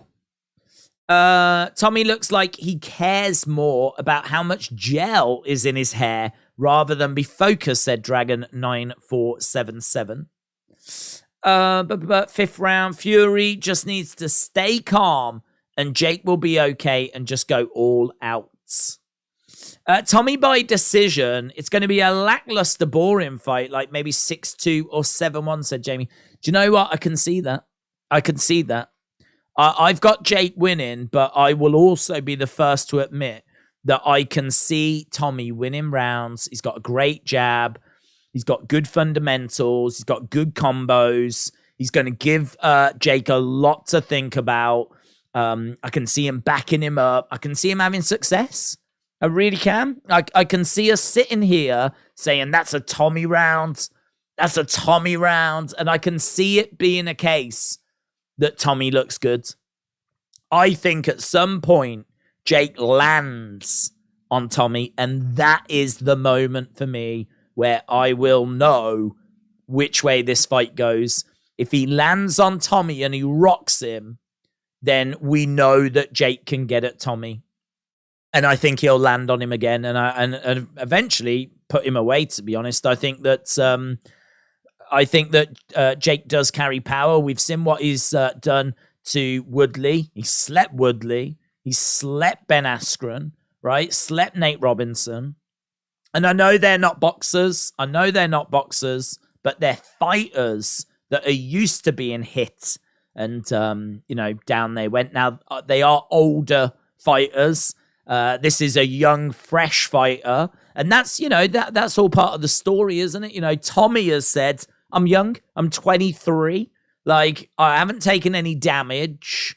Like, do you really think you're going to do to me what you did to Woodley? Do you really think you're going to do to me what you did to Ben Askren? Like, dream on. Like, you're going to, like, if you do hit me and I don't go anywhere, what are you going to do then? What are you going to do then?" And it's a really, really great point. It's a really great point because in my mind, he gets through to Tommy. I think he hurts Tommy. And I can see Jake then, going on to have success. But if he does get through on Tommy and it does nothing, Tommy wins. Tommy wins. Tommy wins. Tommy will win because Tommy has got better fundamentals. He will be able to, he'll land more volume than Jake. There's no doubt about that. His output is better. His combos are better. His jab is better. So he will land a lot more than what Jake will. So the volume will be with Tommy. So yeah, he can pick up rounds. It's gonna come down to, can Jake hurt Tommy? Can he rock Tommy? That's what it's gonna come down to. I think he does. Who knows? Maybe he doesn't. Summer Mitchell, shout out to you. Appreciate the support. I hope you are excited for this fight that's coming up in around about 2 hours, 10 minutes or so. But feel free, share your thoughts as we continue to move forward towards the fight. We've got Chisora just being interviewed at the moment. So, Derek, look at the chain that he's got, a thick chain around his waist. He's been living the high life, hasn't he? He's been absolutely loving it over in Saudi Arabia. Yeah, what is his role? That's a really good question. What's your role? I think he's just a friend of the Fury family, isn't he? Yeah, no answers there. No answers. He's really in with the Fury family, though. I think they've brought him over and he's just having a good time, to be honest. They seem to really like him and he likes being around them. And yeah, they seem like really good people, man. I really like the Furies. Mayweather Jr. fought a young undefeated Canelo. He did. When is the fight starting? Fight was starting in about 2 hours' time. Mike Tyson wouldn't be called legit since he's old and retired, says Chrome Cobra. I think, it's a really interesting conversation because, I think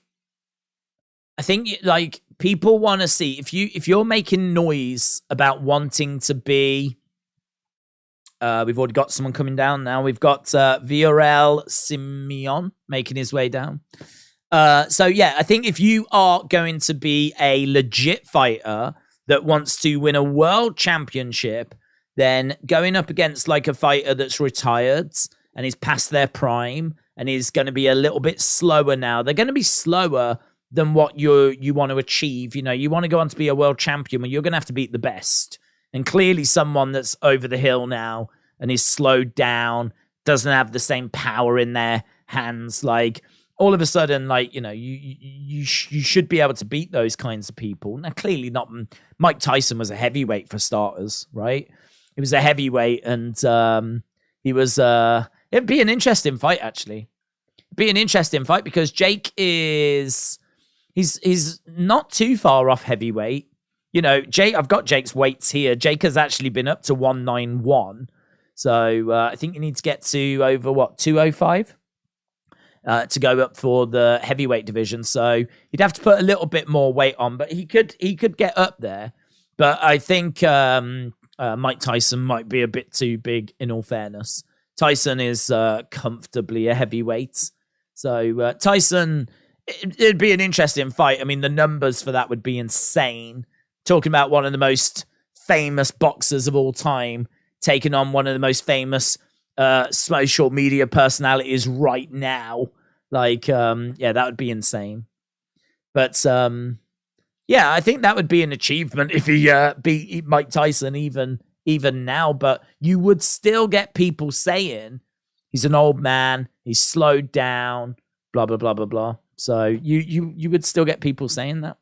If you want to be a world champion, you've got to beat young, hungry fighters that are in their prime, that are boxers, that are active. Do you know what I mean?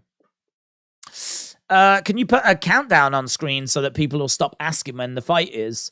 We've done that before, and it doesn't change anything. We normally do it, actually. I've done it for the previous fights, and the chat is always still people saying the same. People tend to jump in and type it before they even really look at what's on screen. So it doesn't really change anything, unfortunately. But Daze, do you think who do you think will really surprise the crowds? Who do I think will surprise the crowds? What, of the two fighters? I mean, I think, judging by what you lot are telling me, it seems like you lot are quite split. It seems quite close. Odds are close, and this is close. So if we look, Tommy is, 44% of the vote, and Jake Paul, 54. Jake Paul is around about 45%. So again, we're talking like 55, 45. It's really close, really close. I think the only people that are going to be surprised are the people that are absolutely adamant that it's going to go a certain way. If you are absolutely adamant that Tommy Fury wins this, right? You've no doubt in your mind that Tommy is winning this because he's a Fury. He's been training his whole life. He's got the better jab. He's got the better footwork. Blah, blah, blah, blah, blah, right? And you are adamant this is the first proper boxer that Jake is facing. You're absolutely adamant that Tommy Fury wins this. I think those are the people that will be surprised if Jake wins. If Jake's looking really good, those are the people that will be surprised. Vice versa, if there's people adamant that Jake Paul's going to win. Obviously, if Tommy Fury starts looking good, then, it works the other way around as well. So I think the vast majority, though, are probably in the middle. I think there's a good chunk of people that are like, oh, I'm not too sure. I can see an argument for this person. I can see an argument for that person. That's kind of where I am, to be honest. I've said, I've made my official prediction that Jake wins, but that's not a hill that I'm willing to die on. Do you know what I mean? Like, that's not something that I'm willing, that's not a ship I'm willing to go down with. I just think of all the outcomes I can see, what feels the most likely to me is a late stoppage by Jake Paul. And I put that down to a couple of things. First of all, I think Tommy will fade. Tommy has not had 8 rounds. He's not gone the distance. Whenever he's gone the distance, they've been 4-round fights. Like this 8 rounds and going 8 rounds and working the jab and working as much as he's going to need to work. That's going to be very taxing. It's going to be very a big toll. It's going to be difficult. And I just don't know that he's going to be able to do it. I really don't know he's going to be able to do it. He went 4 rounds against Anthony Taylor and he looked awful at the end. He looked gassed. So how's he going to look after 8 rounds in this fight? So, listen, he's going to have put the work in. His conditioning and cardio may have vastly improved, but I can only judge on what I've seen. And so my concern is that Tommy will slow down. This is also, and I said it earlier, this is also the lightest that Jake Paul has come into a fight. Jake Paul has never been this light. This is the lightest he's ever come in. He's actually come into this fight at 183.6 pounds, 183.6 pounds. His last fight, he was 186. Before that, 191. Before that, 190. Before that, 191. Before that, 189. And before that, 191. And here he is at 183. So he's not just like a pound or two. Like, he is substantially, like, nearly 8 pounds, 7-8 pounds below, like, his normal weights that he's normally fought at. So he's going to be lighter. We saw him against Anderson Silva quite comfortably go the distance against Anderson Silva. So we know that Jake's cardio is fine. And now he's carrying less weight. So I said this earlier. I think Jake's plan is to be quite patient. I think he's going to be respectful. And I think he's going to try and go into the late stages, into the deep waters. And I think that might be why he's come in at the weight that he's come in at. So that's my concern, is that he's not going to look very good later on, Tommy. And I also do worry about Jake's power. We've just had a stoppage already here in this fight. So just as we were talking, they had already got started with one of these fights. It was Simion taking on Samreen. And Samreen, I believe, getting the victory in very early in the first round. Very early. He was expected to win this. 97% of people that voted on Tapology voted that Samreen was going to get the win. And he did in the first round of 8 rounds. That could have gone 8 rounds. But he wins in the first round. But, right. Are you not doing the other fights? Nah, not really. No one cares. Tommy Smash said Crone's chosen. They are amateurs. This fight decides who gets to start their journey. Daniel Bryan is going to show up and make it a triple threat, said James. James, shout out to you. Jacob said Jake Paul is the best boxer that has ever lived. Hard to argue, isn't it? If we think about some of the iconic boxers of history, it's hard to argue that Jake is not the absolute pinnacle out of all of them. I remember Rocky Marciano gave a quote where he said, "I'm just trying to be this generation's Jake Paul." I remember him saying that, actually. I think Muhammad Ali said something similar as well. And Sugar Ray. GSV said it's going to be a draw. Believe me. That way, Tommy, it's not retired from boxing. Jake continues his career whilst talking about a rematch to make some money. Mark my words. Joseph said, do you think when John Cena comes back, do you think he will confirm Austin Theory and he for WrestleMania?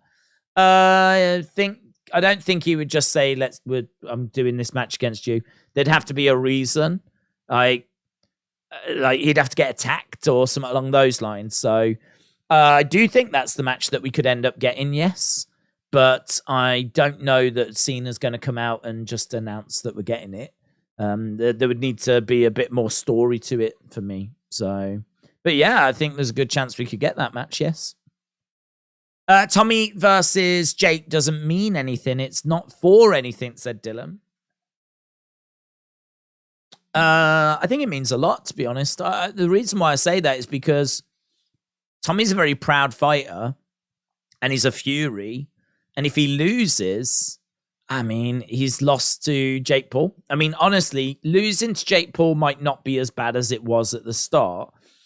I think when, like, Ben Askren lost to Jake Paul, it was, kind of that stung.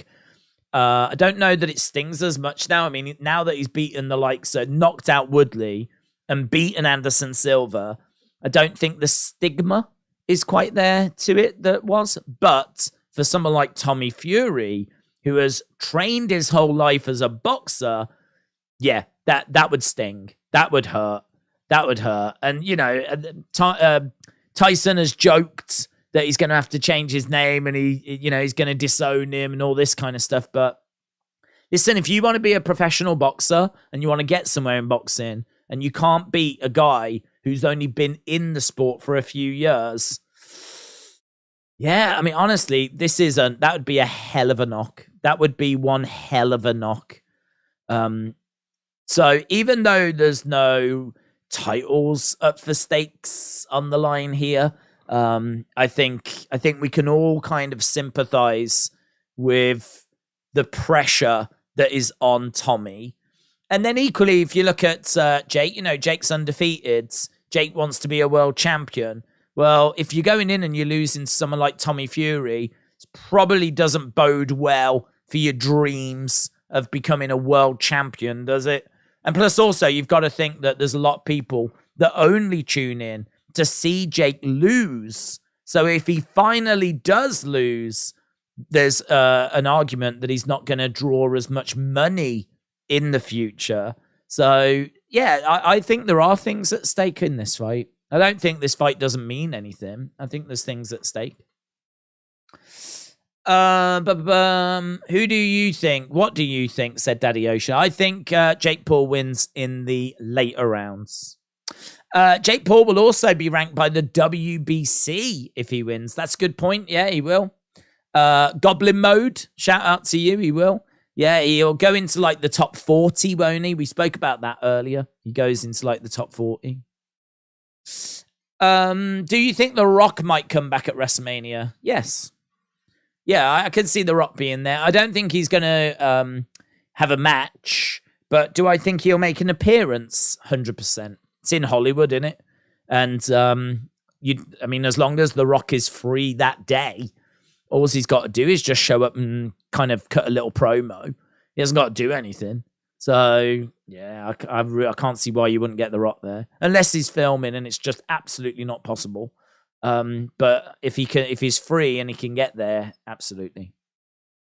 If this goes to a decision, I wouldn't be surprised. They've put so much dedication over the weeks, said Ollie. Tommy will win, said Luke. Legend Killer, shout out to you. New Flex said, let's be honest, Jake Paul needs to beat a current contender to be taken seriously. I think, though, if we're being honest, we also have to acknowledge that you can't just go from 0 to beating a contender, as you say. So I think we all understand and accept that you have to work your way up towards that, right? No one would expect someone to take up tennis and be taking on Roger Federer straight away, right? You would, of course, work your way up through the system as you would in UFC, as you would in any sport, right? Like, it's very rare that you'd come out the gates and just go boom right to the top. I mean, those things do happen, of course, but they're rare. And for someone like Jake, I don't think Jake is someone that is gone about this the wrong way. I think he's someone that's got the right attitude. I think he's got the right work ethic. I think that he has beaten what's been put in front of him. And I think what's been put in front of him has been very well chosen. And I think he's got himself at the point and at the situation now whereby he is starting to take on boxers and he is at that level where he can beat certain boxers. But if you was to put him in there against a contender, as we say, if you was to put him in there against someone from, say, the top 10, I've no doubt that he would lose. No doubt that he would lose. But he's got plenty of time. He's still, 25? I mean, he is talking about facing contenders and going for world titles in like 2 years, 3 years, 4 years. You know, think about it. In 4 years' time, he's going to be, 29? 29 in 4 years' time.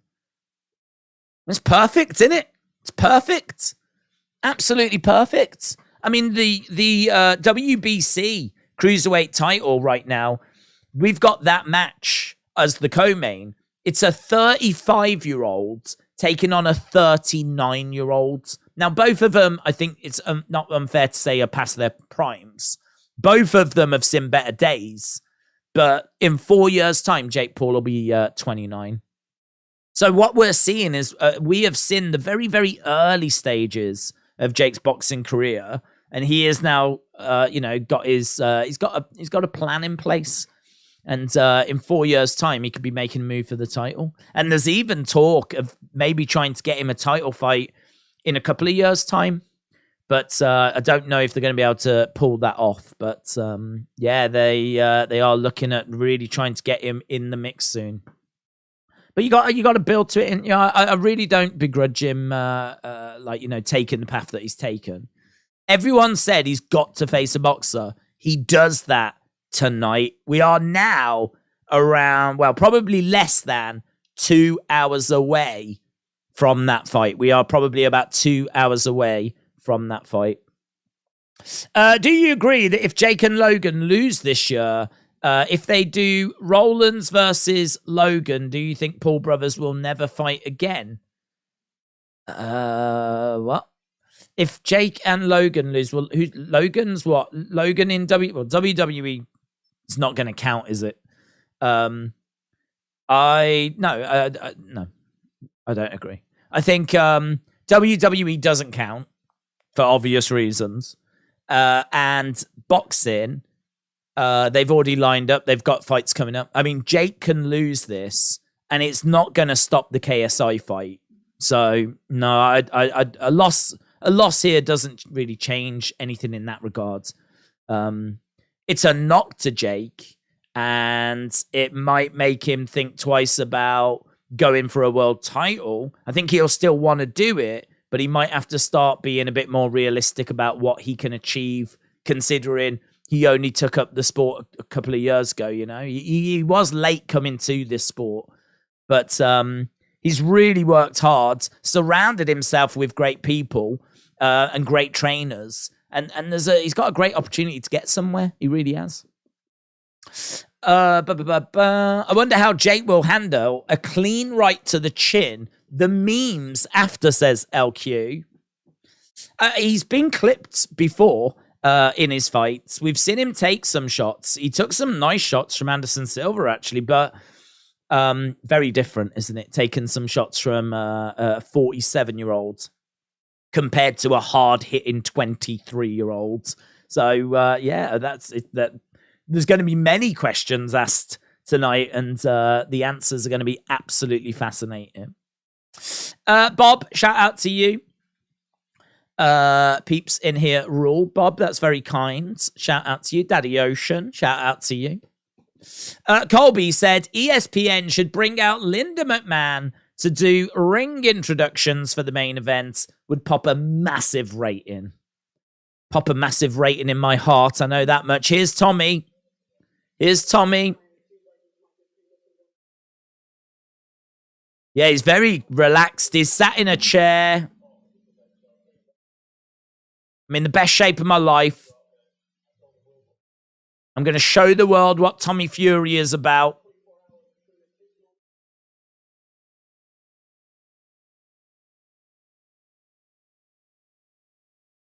Tommy said he's been calm and relaxed, and he does seem that way.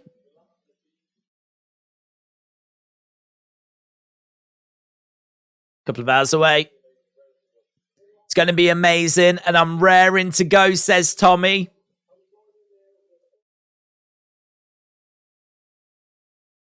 %100% Tommy Fury tonight, he said. I'm going to give absolutely everything. We're seeing Logan Paul arrive. So, of course, Logan is in attendance. I don't know if KSI is going to be there, but I'm guessing he will be. So, yeah, we're just seeing... Is that Deontay Wilder? Deontay Wilder is in attendance. Devin Haney is in the house. Man, we've got some big names in the crowds. Wilder is there. Haney is there. Logan Paul has arrived. Word is that Cristiano Ronaldo is going to be there tonight as well. Massive, innit? Massive. Imagine last minute, Tommy walks out and CBA to fight. Deontay Wilder, Devin Haney at ringside. Devin Haney is my Muslim brother, said Retribution. Is Wilder sitting with Tyson? I don't think so. I think they would, though. I mean, Tyson really rates Wilder. He's got a lot of good things to say. I don't know how Wilder feels about Tyson, but Deontay Wilder, I think, is a very spiritual man, and I think that honestly, if they were sat together, I don't think there would be any problems, because I think there's a lot of respect there between the both of them. I think Fury really does regard Deontay Wilder as like the second best fighter in the heavyweight division. He puts him well above Anthony Joshua, and I think he really respects him. That trilogy, I mean, it's iconic, isn't it? Between those two. Has the fight started, or are they behind? They're not behind. We're just got another fight's about to start. Cason against Jafarov. So that's the next fight that's starting. This is going to be 8 rounds, cruiserweight fights. I can tell you that Muhsin Cason has gotten apparently 95% of people on Tapology think that he's going to win this. So this might be another one that doesn't stick around very long. Do you think KSI versus Woodley will happen this year? Yeah. So I think that's going to be KSI's next fight. I haven't heard his... I know that Fournier was teased, but I've not seen it announced. You can tell me if I'm wrong. I know that they definitely was looking at that, but I think Woodley is the better fight to make. So I know that they've been looking at Woodley, and I know they've been looking at Joe Fournier. Fournier is someone that's had some professional fights, but he's never really fought anyone. I think he had like a bit of an exhibition thing with David Hay, and it just really felt like an exhibition. So again, you can't really read into that. But Woodley, I mean, that would be such a good barometer, because the bottom line is Jake Paul knocked out Woodley, and so KSI would have to do the same. And I think that's the fight to make, to be honest. If you're building towards KSI and Jake, then facing Tyron Woodley before that would make a lot of sense. But the Fournier fight might have been announced. I'm not sure. There was actually some that was teased. I don't know if you saw this earlier today. I think, is it Misfits 10? Misfits 10? I think they've teased something big. They've said it's not KSI Jake Paul, but this would break the internet once they announce it. There's a big fight coming out of Misfits. A few people are saying that it might be Salt Papi against Manny Pacquiao, which would be mental. That would be mental. So there's a few people saying that.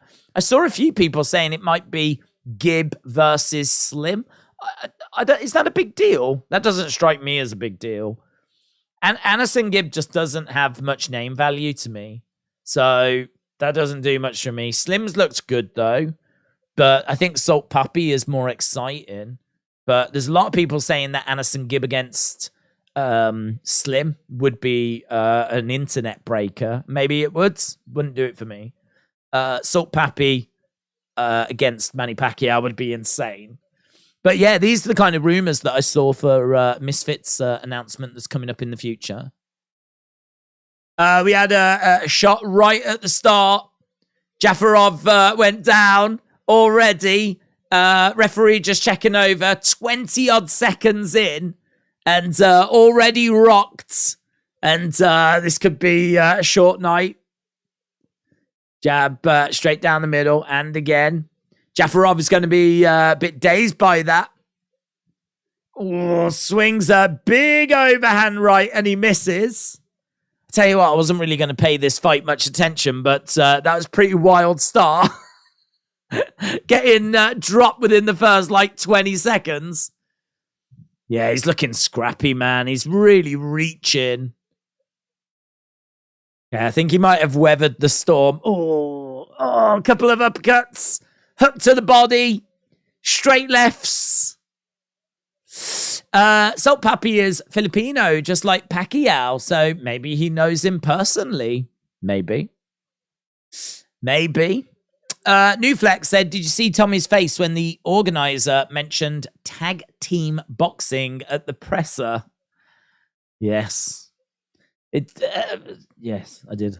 It's, I mean, what I will say is that Misfits, I think, does a good job of catering to an audience, catering to a market, and they don't interact with professional fighters. So I was actually listening to them talking about their business model, and they really are only interested in just getting in influencers, getting in people like that.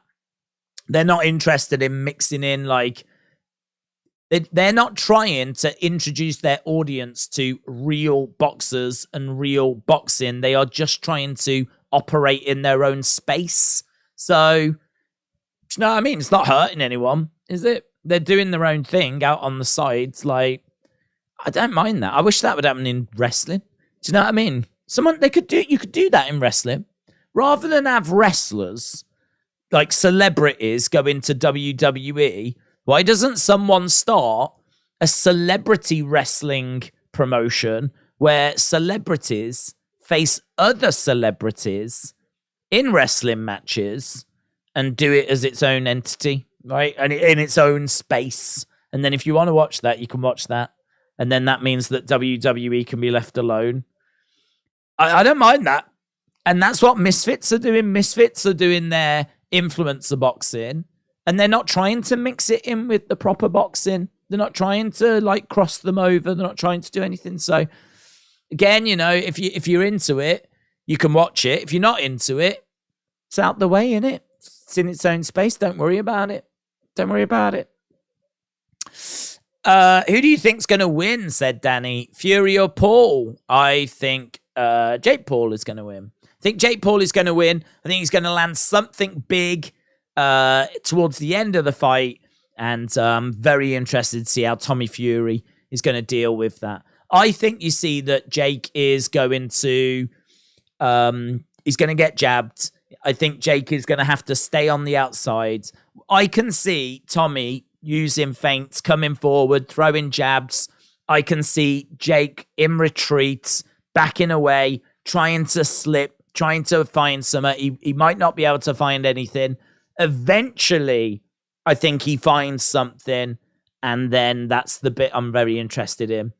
I think how does Tommy react when he gets clipped with something from Jake? This fight is done as well. I said this undercard was garbage. So there's our next fight. Done in the first rounds. JP, shout out to you. Why didn't Tommy accept the bet? I think he did accept the bet. I haven't heard the latest on it. I did see a video that Jake put out yesterday saying that his people had sent the paperwork over and that it still hadn't been signed. But Big John said that it would be signed. And Big John was adamant that he was a man of his words and it was going to get signed and all of that kind of stuff. So I think that it would have been signed and it will have been sent back. So yeah, I think that bet's on. I haven't heard that it isn't. I think the reason, and I spoke about this earlier, I think the reason to why he hesitated at first is because he did an interview where he said that he didn't want to do that. Tommy actually said, I'm not interested in doing these kinds of bets, right? Because the question came up, like, would you be willing to get a tattoo? Would you be willing to bet your purse and all this kind of stuff? And his answer was, I'm not an influencer. I'm a fighting man, right? I fight for money. This is my living. This is what I do. I'm not interested in any of those games. And he said this in a few interviews. And so I think when he went to the press conference and Jake started to play the games that he plays, I think Tommy's reaction was to shut it down and be like, no, you're only doing that because you're scared, like, blah, blah, blah, whatever, right? That's what he was going to say. That's what was going to happen. He was ready to shut it down. And before he could do it, his dad jumped in and was like, yep, we'll take the deal. We'll take the deal. So I think this is why you saw Tommy, like, turning around and everything. I didn't read into it that Tommy was worried or scared or anything along those lines. And I know that's a bit of a narrative that came out of it. But having seen his interviews about what he was saying building up to this fight, he was not going to engage in that. That was not something that he was going to engage in, because I think he was very aware of not getting sucked into the mind games of Jake. Jake's very good at getting into people's heads. And I think he was trying to make sure that didn't happen with him. And this was one way that he was going to ensure that he never got into his head. And so I think that's why he was going to shut it down. But his dad jumped in instead. So I think that's why we ended up with that. But if you see them talking now what you tend to see is you tend to see Tommy like, relaxed, yep, brilliant, do it, sign it. We'll absolutely sign this. Like, he's kind of gone with it, if you will. I think he's very confident that he's going to get the win. I think he's very confident that he's going to get the win.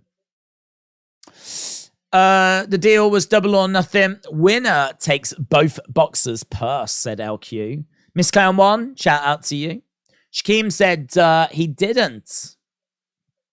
He didn't. I know he didn't yesterday, so we're saying that they still haven't sent it back today, have they?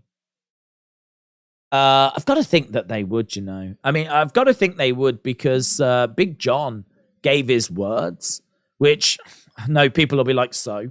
But I think, you know, Big John is a man of his words. I do believe this. He's a man of respect.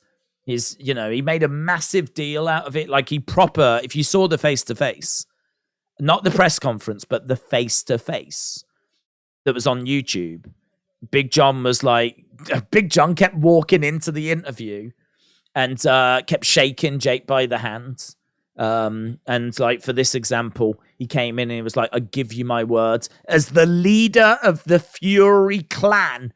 As the leader of the Fury clan, this will be signed. You've got my word. As soon as my lawyers have looked at it, you've got my word. So if by the time the fight starts, that has not been signed, I will be shocked. I will be shocked. Do people really think a guy with 271 would risk his stream? It would last 10 seconds, says Jay Kehoe. Yeah, it's true. It's not even that. I mean, it's just like, it just wouldn't work. Like, yeah, it just wouldn't. It wouldn't work. Like, they just get taken down. I mean, I've uploaded videos that have had videos to react to in them, right? So they're not even full videos, but they'll just be little clips. And they just get taken down immediately. Like that, the whatever software YouTube has got, it's just constantly monitoring. Like there's no escaping it, is there? I wouldn't even know how you could. I wouldn't even know, honestly, how you could do it and hide it and show it and get away with it. I genuinely don't know how you could do it. I've tried so many different things so that I can do reaction videos. And yeah, I've had videos taken down loads of times. So it's one of those. They're seemingly all over it. Are you streaming UFC and Revolution next week? We're doing UFC next week. Revolution, I don't know if that's colliding or how that works. 100% we're doing UFC next week. If I can do Revolution as well, of course I will. But yeah, no doubt whatsoever. If I have to choose UFC, it's John Jones next week. It's absolutely massive. AJ said, what's your thoughts on tag team boxing? I think that's taking place at the next Misfits. I don't know, to be honest. I really don't know. I can't really give you an answer on that because I haven't seen it. So I don't know. The only thing I would say is that it feels... I'm a bit worried about head traumas, because if you've got two boxers that are boxing and they're wearing each other down, and then all of a sudden the one guy tags out and a fresh person comes in, well, then all of a sudden you've got one guy that's tired and you've got one guy that's fresh. And all of a sudden the guy that's tired, you know, I mean, he could get clipped and, you know, we could be seeing some knockouts and all this kind of stuff. But I suppose in a way that's what you want to see from boxing. But like, I don't know, like strikes me as a bit, I don't know. All of a sudden, it doesn't become about skill, does it? It's about whether you can make the tag or not. Like, I don't know. I just don't know anything about it. I don't know if you would you have two single boxers teaming together, or would you have specific tag teams? Right? Because there'd be a knowing when to tag and when to weather it and ride it out, knowing when you need to make that tag or whatever, like that. That would be important. Like, you'd need a bit of like chemistry, wouldn't you? Don't know. It's such a weird idea that I'm totally down for seeing it. Totally down for seeing it. I can see loads of people just hating on it. My initial reaction is that it's not really about skill, because two boxers in their boxing, one person wins, there's your winner. This one, you could be getting the better of your opponent. They can then tag out, and then boom, in comes another fresh person, and all of a sudden, you're now having to face someone fresh, and so how's that fair? Do you know what I mean? But listen, if that's what you signed up for, that's what you signed up for. So I'd be down for seeing it, but I can understand the boxing purists absolutely hating it. They're just showing Jake Paul arriving. He was wearing a balaclava for some reason. Maybe sending a message that this is going to be a robbery. He's going to be stealing Tommy Fury's money. I believe Tyson will disown Tommy if he loses to Jake, said New Flex. You should be able to do both, as UFC is on Saturday, Revolution is on Sunday. Awesome. Then that's what we'll do. Another banger coming up, Jones and Garn. Yeah, we are here next week for Jones and Garn, and if I had to prioritize that over Revolution, I would. But seemingly I don't need to, and they're both on, which is good. I mean, we did UFC last night. It didn't do very well because we lost the main event. And I must admit, because I had to research this so much, it meant that I couldn't research like the UFC as much. So it was a bit of a flat show last night, to be honest. But we still had some fun on the stream. So yeah, we did that last night, and then obviously this tonight. Next week we got UFC, which we're going to be doing. John Jones in action, and then also Pro Wrestling AEW on Sunday. Tag team idea fits better with MMA rule set, says Martin V. I love how some want to know like extra times. What about Yudong versus Hasbulla? Do you know, I was thinking earlier, we were talking about how Misfits have got this big world-shaking announcement coming up. That was the first name I thought of. The first name that came to my mind is Hasbulla. Like, why have we not got Hasbulla fighting? Because Hasbulla is someone that is caught the world's attention. He's very popular. He's been ringside at UFC. There was rumors that they were going to try and get him a UFC fight. Nothing ever came of that, or certainly nothing's come of it yet. But if Misfits have reached out to him and managed to get him boxed, that would be absolutely huge. Absolutely huge. Like, that would be something that I could see really grabbing attention. So Hasbulla was, a name that, I think it was the name that came to my mind. But I don't know. They haven't released any details. They've just said that there is something massive that's going to be announced. Hasbulla against Ngannou, said Drew Who. Crypto said, what's your prediction for all the fights tonight? Well, I mean, we've already had a fair few. I don't think there's that many fights left, to be honest. We've got, about an hour and a half until we get to the main fight. So I think there might only be 3 fights left.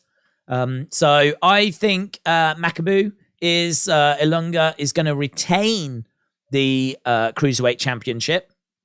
So I've got him in the co-main, and then I've got Jake Paul in the main. What I will say about Jake is I'm not swimming with confidence on that.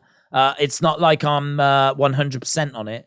I just think it's the most likely outcome out of everything I can see happening. Don't you'll be severely disappointed. Thoughts on SummerSlam in Detroit? Do you think we could see Eminem Kid Rock as the official theme? Maybe, yeah. I don't know if the official themes tend to be from people that are in those areas, though, are they? I don't know. No, I don't think they are.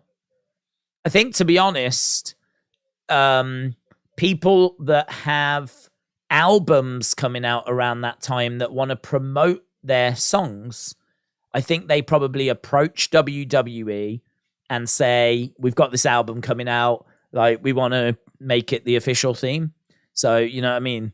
Thanks to Ozzy Osbourne for this track, which is from his new album. So I think the official theme will probably have to be from a new album. So if Eminem happens to have an album coming out around the time of SummerSlam, then yeah, maybe. But probably it will be something from a new album. Moldy, hello. Shout out to you. Hope you're well. Felix said, feeling better today. Very good. Yaman said, thoughts on Logan fighting this year? Do you mean in boxing? I don't know, to be honest. I think he might do. I know they wanted to have him fighting, but he got injured in his WWE match. So he took on Roman Reigns and picked up an injury in that match. And so they did have plans for him to fight, but it fell through. Was it going to be Tate? I don't know. I can't remember who he was meant to be facing, but he was meant to be, something was in the works and it ended up falling through. Well, Logan is going to be wrestling at WrestleMania for WWE in about 30 days. After that, he might be free. I think Logan will do WrestleMania. I think there's a great chance he'll be at SummerSlam as well, which tends to be like July, August. He's going to need a camp to train. He's obviously in great shape anyway, but in order to box, he's going to need a couple of months. Then he's going to, it's really, time-wise, it's awful, isn't it? I mean, you need a good couple of months to have a good training camp. So he's going to need, August, May, then maybe fight in June. Then he'll need to start training for SummerSlam that's going to be in the July, August. It's really tight. It's possible, but it's really, really tight. Really tight. So, yeah, I think there's a chance he could make it work. I think there's a chance he could do it. But I think it's going to be really, really tight. I think he's got a couple of WWE dates. Definitely WrestleMania. Definitely. Right, here's Logan talking to the man. Logan is backstage, munching on something. Don't know what he's eating. He's eating some nuts.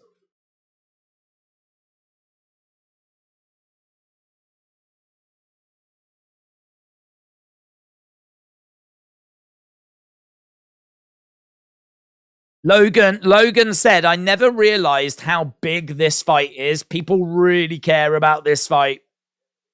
Big fight.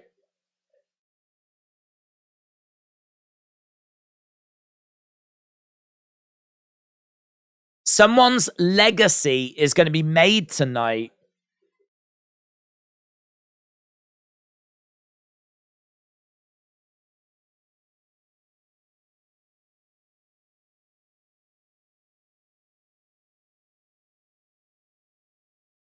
Okay, so Logan said he's beyond supremely confident that Jake wins.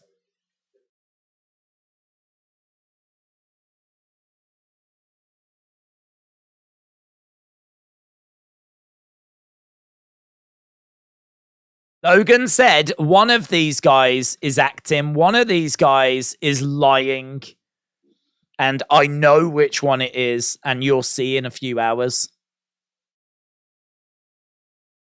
It's really interesting, and it's really, really interesting because you got people that are really diehard that Tommy is winning this. Absolutely, they will not be swayed. Tommy is absolutely winning this fight. And last time we checked, the poll that we had Tommy winning it.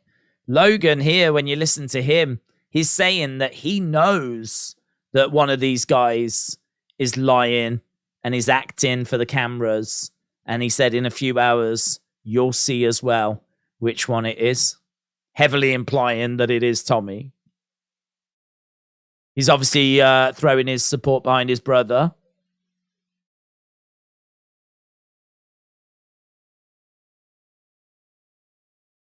Boom. Tank Garcia prediction. Yeah, we spoke about it a little bit earlier. I love the fight. I think Tank's got great power. I think he's got knockout power. I think if he does land somewhat significant on Ryan Garcia, I think it could be Tank that wins. I think Tank would be the person I'd be supporting, and you could sense a but was coming there. I think Garcia probably gets the win. The reason why I say that is because I think Garcia is just so highly skilled. I really like him as a boxer. I think that he can be quite evasive. I think that he does have the ability to avoid Tank and Tank's power. Tank is very inactive at times. Tank looks awful at times, actually. There's large parts of the fight where Tank just really doesn't look like he's in the fight. Just really doesn't look like he's got going. And then he'll deliver something seemingly out of nowhere, or, he'll start looking better, and then boom, he'll get a moment. I just think that against someone the quality of Ryan Garcia, it's going to be hard. It's going to be really hard to find that moment. We are seeing Mike Tyson arriving, so yeah, I would go with Ryan Garcia. If Paddy doesn't win, then I agree this must be fixed, says Bob. Right, we're nearly at 7,700. We're sneaking our way to 8,000. Massive shout out to everyone that's joining us. There is Cristiano Ronaldo. Ronaldo has just been shown on camera. Ronaldo is there with his son with him. So Cristiano Ronaldo on his phone in this little stadium. It's weird. I don't know how many people this holds, but this is a weird fight as well, by the way. This is a weird fight. This is Ronald Martinez fighting out of Ecuador. He's got a record of 3 wins and 1 loss, right? And he's making his way out. He's going to be taking on Ziyad Almaayouf. I think that's how you pronounce it. And he is from Saudi Arabia. So that's why this fight is here. He's got a record of, get ready for this, 1 win, no losses. That's it. That is it. So absolute dream match coming up now. But this is one for the Saudi people. This is something for them to cheer. So again, if you just wanted to know what was happening at the moment, not much. F. Ronaldo, said James. I never knew Ronaldo was there. Ronaldo in the house. And I'd imagine that he is probably there for his boy. I can't imagine that he himself is like a massive Jake Paul fan or KSI fan or whatever, Logan Paul fan. I would imagine it's probably his kids. Who knows? This stadium only holds 15,000, says Michael. Do you know, it looks bigger. It looks bigger. I think it's because it's got quite a large floor size and then just kind of goes up a little bit like this, right? So the actual stands are not that big, but it's got like a bit of size to it. So I can believe that it's 15,000, but it does feel more.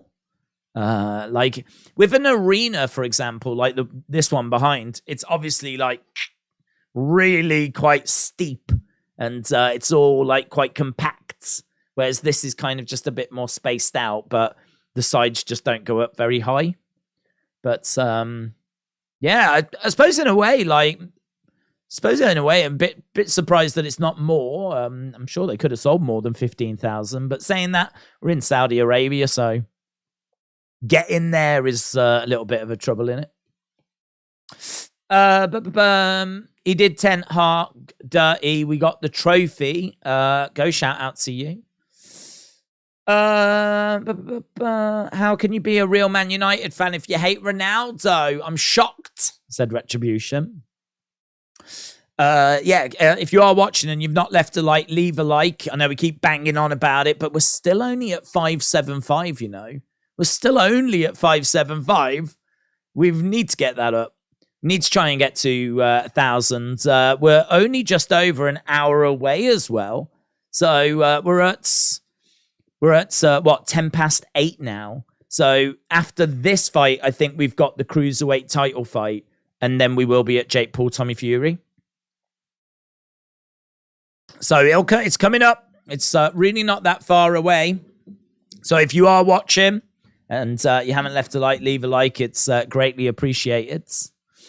Soldier Boy said Ronaldo is in the building. He is. Thoughts on Jake in the PFL? I think it's a disgrace, to be honest. That one really annoys me because I can sit here and I can defend Jake in boxing because I think he really has shown that he really does give his all. And I think when he says that he wants to be world champion, rightfully or wrongfully, I do believe that he wants to achieve that. Now, whether he can achieve that, that's different. But I think he wants to achieve that. And I think that he works very hard. I think he's spent a lot of money. He's got a lot of money, but he's spent a lot of money in having the best training facilities, best equipment, best advisors. Like his support team is incredible, right? And I think that he has made progress. If you look at where he is now compared to where he was before, he has drastically improved, right? So we are seeing improvements. I honestly, I think he's gone about it about as good as you could. I really don't know what more he could have done. He seems to be living it, breathing it, putting all of his effort into it, surrounded by an incredible team. I've got respect for that. I've got respect for that. I mean, like there is no way of cutting corners here, like other than like actually having it scripted. So I can sit here and I can make an argument for Jake being good for boxing. I can make an argument for him showing the right level of respect for boxing. Like, I can make all of these arguments. And then you've got the PFL, right? And the PFL is Jake going off to have an MMA fight, right? So all of a sudden, you have these conversations, and then people turn around and go, okay, well, why is he going to the PFL then? If he's so passionate about boxing, why is he going to the PFL and he's going to have an MMA fight? And I can't answer that. I can't answer that. You know, he's talking about how his jiu-jitsu is coming on and his groundwork is coming on. Why the flip is he spending time doing that when he wants to be a champion in boxing? I can't answer it. I don't know. I mean, the only thing I can tell you is that he must be constantly approached with various different offers, right? I can only imagine if you was Jake Paul, you are constantly having people hitting you up going, can you promote this? Do you want to do this? Do you want to do that? Do you want to do this? Do you want to do that? Right? And I think that he has started his own boxing promotion. And I think that he's very interested in doing that. And I think he loves promoting Serrano and all this kind of stuff. And we know that he's got a bit of a war with Dana. And I think an opportunity has presented itself for him to go into the PFL. And I think that he now is been presented with this opportunity, and I think that he's accepted this opportunity, and I think that it is a bad move for his boxing career. I really do, because I understand that he can't just do boxing 24/7. Like, you do have to let your body recover and whatever, but spending time learning jiu-jitsu and groundwork is just taking time away from the boxing improvements that we all want to see him make and continue. Like, you know, if you want to see him get to that title, if you believe that he takes boxing seriously, him going into the PFL makes no sense whatsoever. So that one really annoys me. That really annoys me because that one does absolutely spit in the face of everything that he says. So that is one that I find annoying. Yeah. But the only thing I can say is that I think it's a massive opportunity. He is going to basically be the face of an MMA company, and an MMA company that wants to make some moves. And I think that he's in a war with Dana. He doesn't like Dana. And I think anything that's going to hurt the UFC, I think he's interested in being a part of.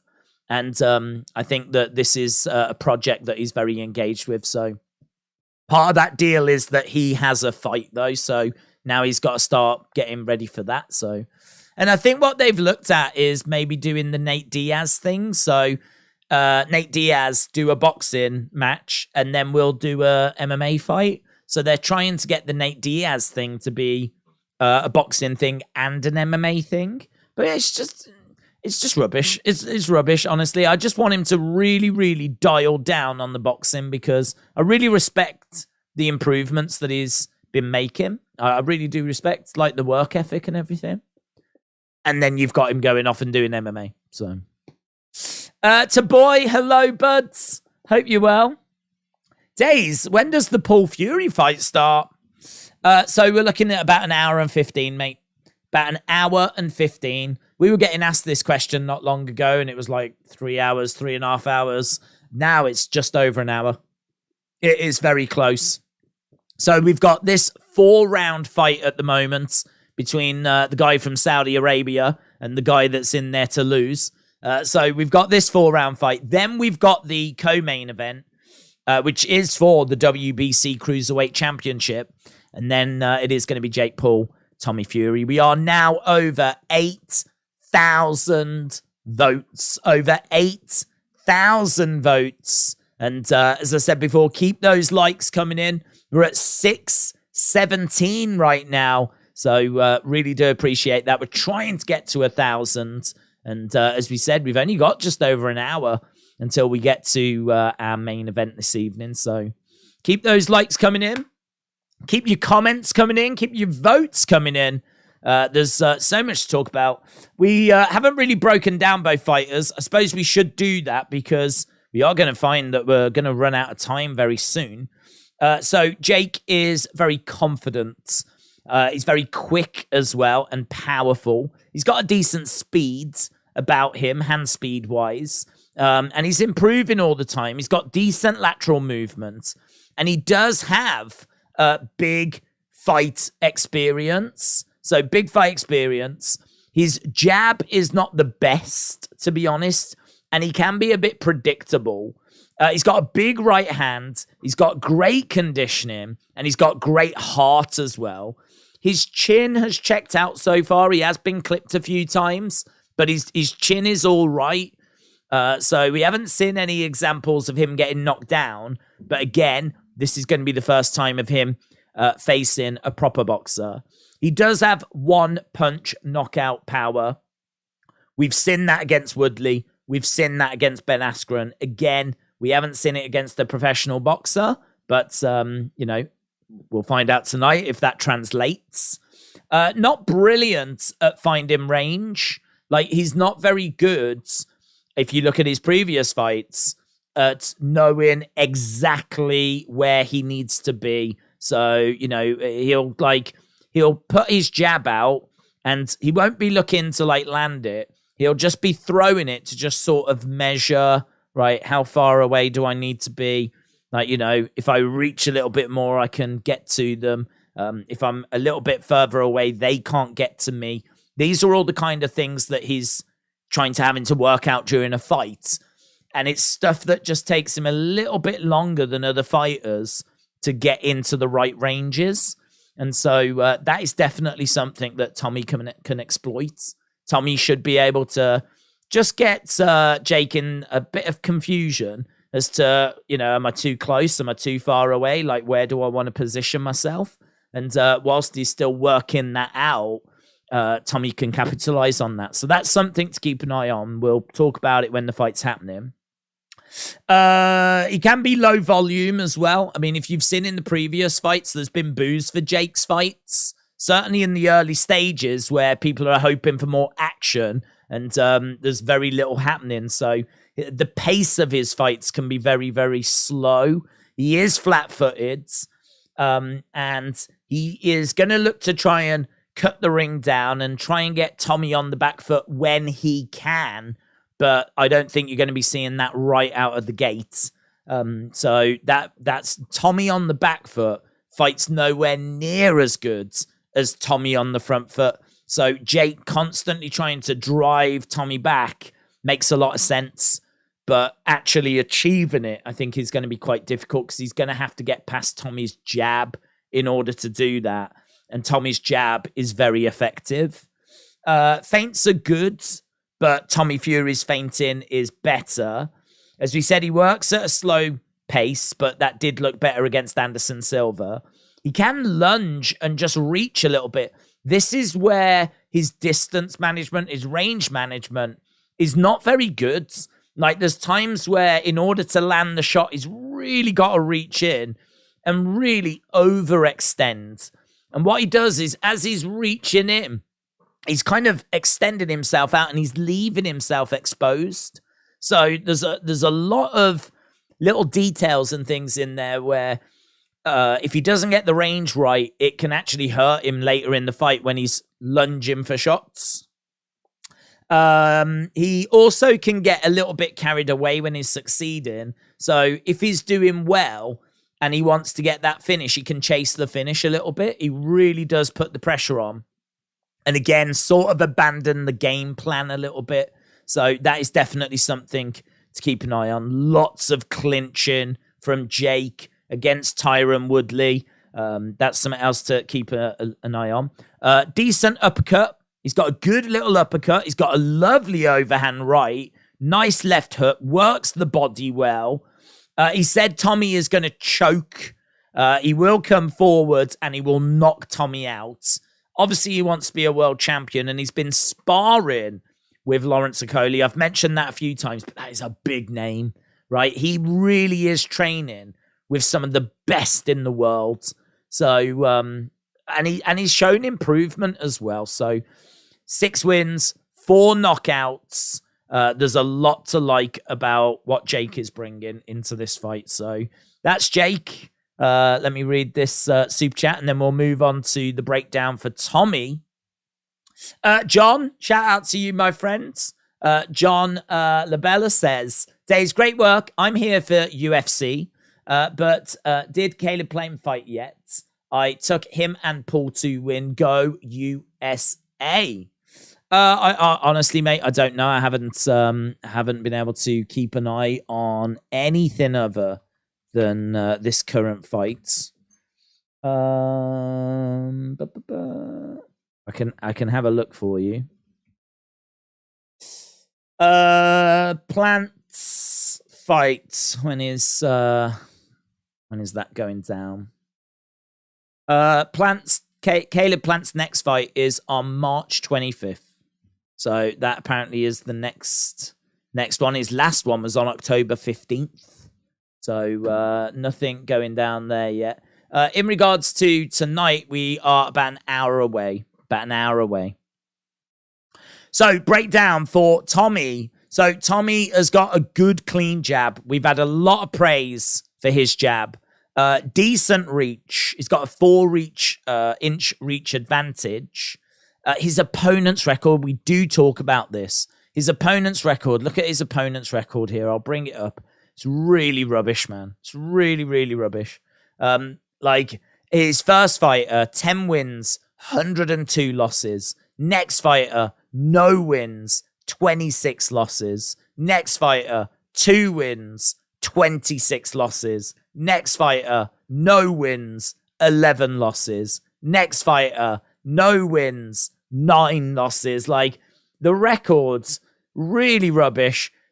Even Jordan Grant, 2 wins, no losses, right? Anthony Taylor, no wins, 1 loss. It's only his last fight, 10 wins, 1 loss, where we actually got someone that you could say had a decent record, right? Anything before that was hot garbage. So Tommy just has not fought anyone.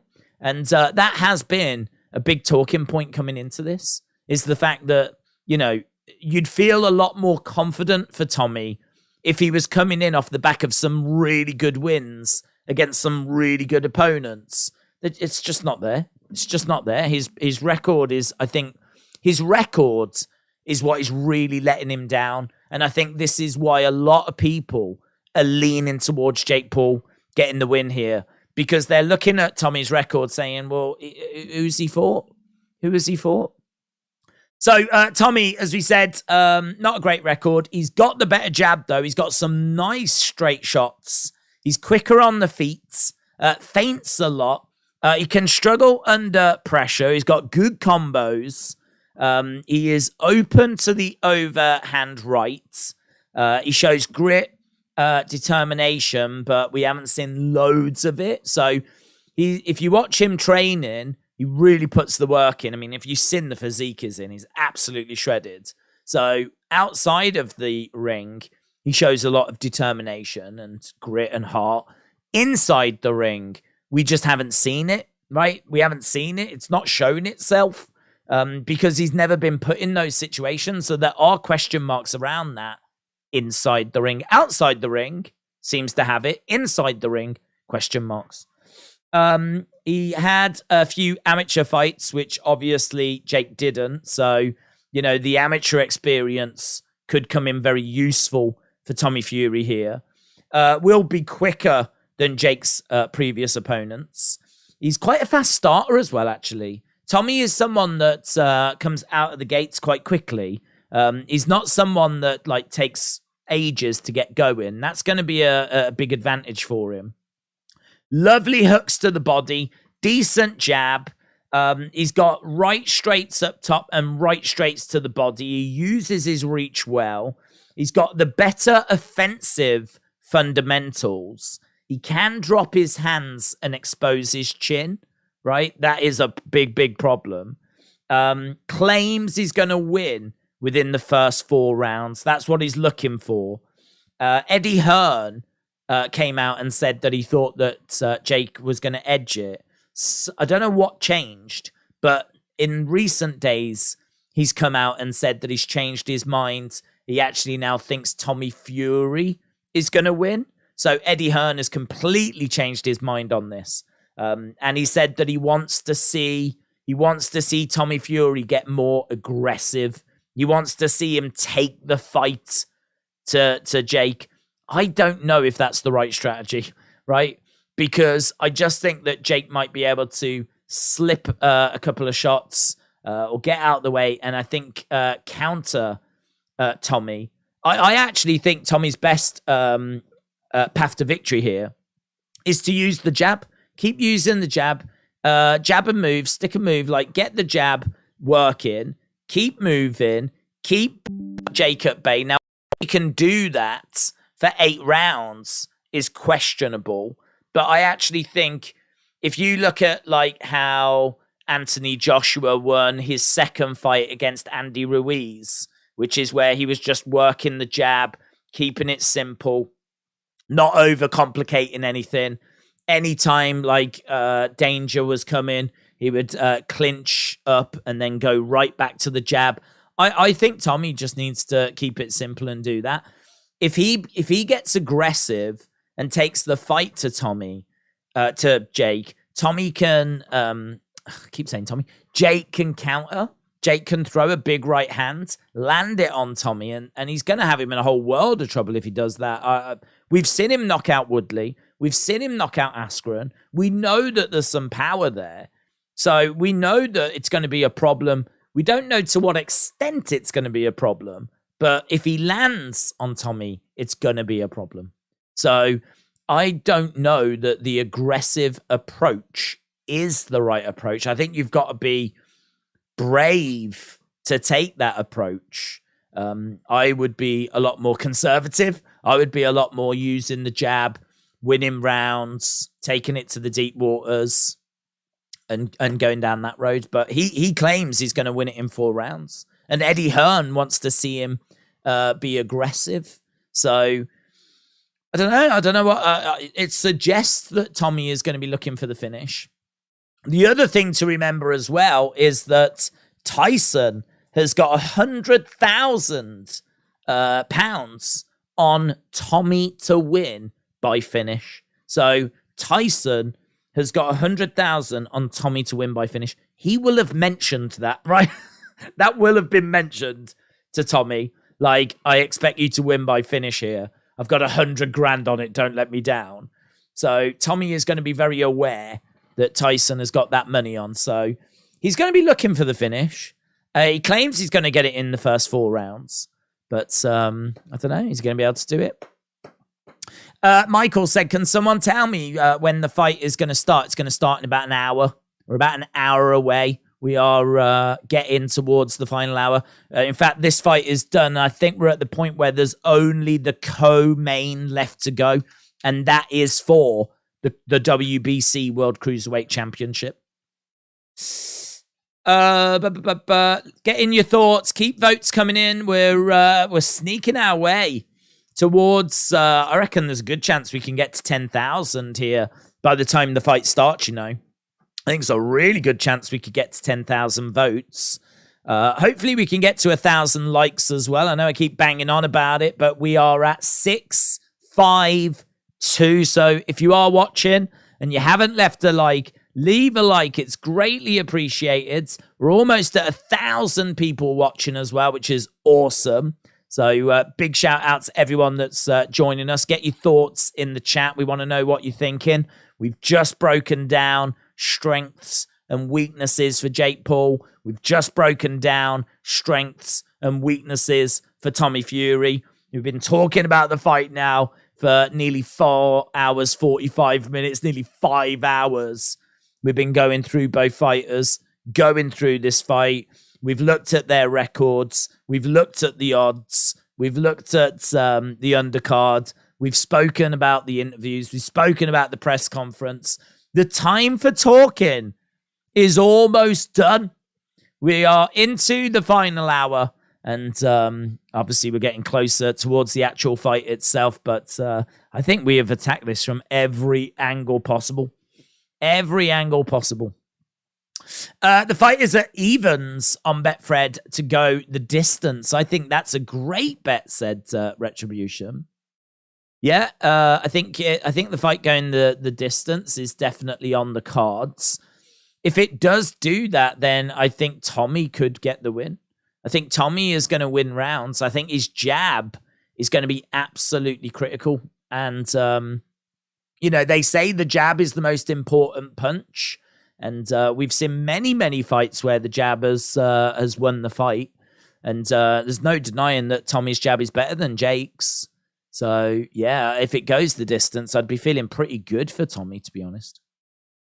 I never failed to miss your stream, said X Music. Thanks for doing the content. X Music, appreciate the support, my friends.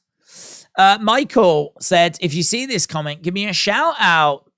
Michael, shout out to you. Weakness of Jake is Tommy Fury's lineage, says S.E. Barber.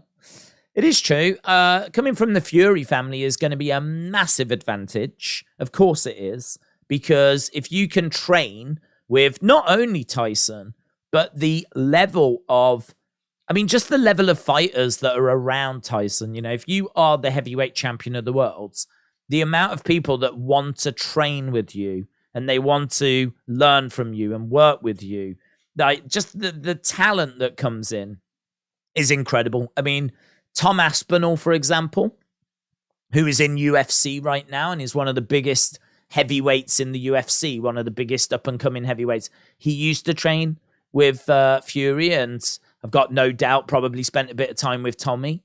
Joseph Parker is training with Fury at the moment. Derek Chisora has trained with Fury. Ricky Hatton has been around the Fury family and the Fury camp. So, you know, not only do you have access to the WBC heavyweight champion of the world, who just happens to be your brother, but all of the other fighters that are coming in and are around as well. You know, he has been around that for a long time now. And yeah, you're absolutely right. You know, that is a massive benefit. But not only that, the fact that the Fury name, you know, I mean, we know what the Fury family are like. We know what Big John's like. We know the fire, the heart, the desire. We see it in Tyson as well. You've got to think that Tommy has got that in him also. So yeah, you know, it's gonna be a big advantage for him. Right, we got super chat. I want to get to this. Big shout out to Richard K. Richard, shout out to you, my friends. Nice juicy message to get our teeth into here, so really appreciate it. Here we go. Daze, you're forgetting Jake isn't a boxer. He is an online personality who has fought UFC fighters in a boxing match. Woodley isn't a boxer, so he would lose a boxing match. Fury is a boxer. Jake isn't. Fury. Jake isn't going to win. Fury is going to mangle him. Richard, really appreciate the support, dudes. And yeah, as I said earlier, I think this is a very close fight. I don't disagree with anyone that's got Tommy winning this fight. I don't proclaim to know the outcome of this fight, but I do think that it is close. I can see areas that Jake has got an advantage over Tommy with. So, for example, we don't know how Tommy is going to cope on this big stage. Like, Tommy has never main evented a show of this size. Jake has, right? And also, I would argue that Anderson Silva is a better boxer than anyone that Tommy has faced. Anderson Silva, for me, beats every single person that Tommy has faced. So that means that Jake Paul, even though he's fought non-boxers, has still fought a better level of competition than what Tommy Fury has fought. So I can see advantages that Jake has got over Tommy, and I can see advantages that Tommy has got over Jake. But it comes down to, like, what do you think is more likely? How do you think this is going to play out? I think it's more likely that Jake finds a finish in the later rounds, because one of the areas of concern is Tommy's cardio, and Tommy's cardio failing and fading. And so I've got big concerns over Tommy's cardio. I don't like it. I've not been impressed with it. And but I do like Jake's cardio. I thought he looked good against Anderson Silva towards the end. But, you know, you make a great point. We are constantly talking about Jake's performances and about how he's looked and the damage he's been able to cause and knockouts and all of this. All of that has been against non-boxers. So you do have to have that asterisk next to all of Jake's achievements. And it's what makes this fight so interesting, because Jake says that it doesn't matter and that he has been doing it to people in the gyms, for example, right? Sparring and all of that. He's been knocking out proper boxers. So he knows he can do it. So he said it's not a problem. And obviously Tommy is like, well, you haven't done it in the ring. So it's very, very interesting. And we are not far away from finding out who is correct. So I can tell which side you're on, Richard. And I don't disagree with you when you say what you say. I don't disagree with you. I don't disagree that Jake is going to have to go in there and show that he can hang with a proper professional boxer.